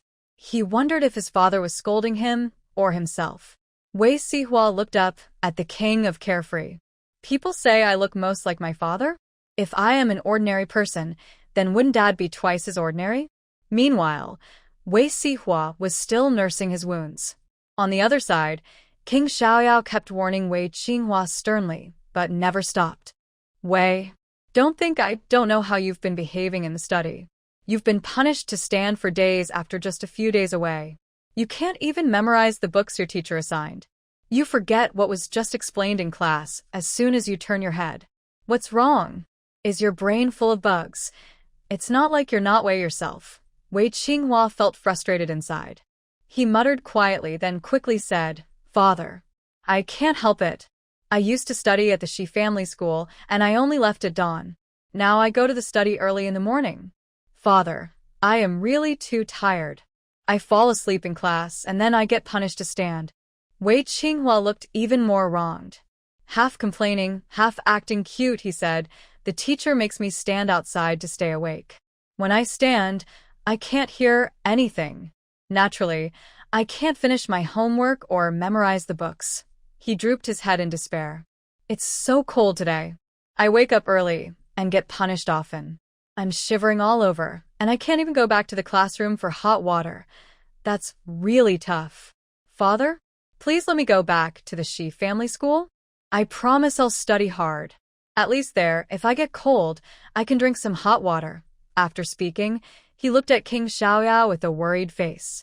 Then he took a small step back. Father, maybe you can talk to the teachers in the study? I won't study anymore. I just can't understand it anyway. Can I just spend my days after lunch practicing martial arts, riding horses, and shooting arrows? Would that be okay? Nonsense. Among so many brothers, you're the most troublesome. King Xiaoyao refused to accept Wei Qinghua's acting cute. He only believed in his wife and daughter when it came to acting cute. Listen, you must keep up with both your studies and martial arts, unless you don't want to be the son of the Xiaorao prince's mansion. Then he added, and forget about the Shi family school. Since I already let you leave, there's no reason for you to go back. If you're too tired, go to bed early. If you're cold, wear more clothes. Don't be sneaky and make excuses. Father.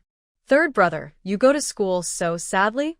Is it cold, and is there no hot water to drink? Warm Treasure, who has been held in King Xiaoyao's arms, finds it hard not to listen carefully to her brother's words. One is chattering in her ear, like thunder. Another is talking from a slanted position opposite her, talking so excitedly that it seems like spit might fly out.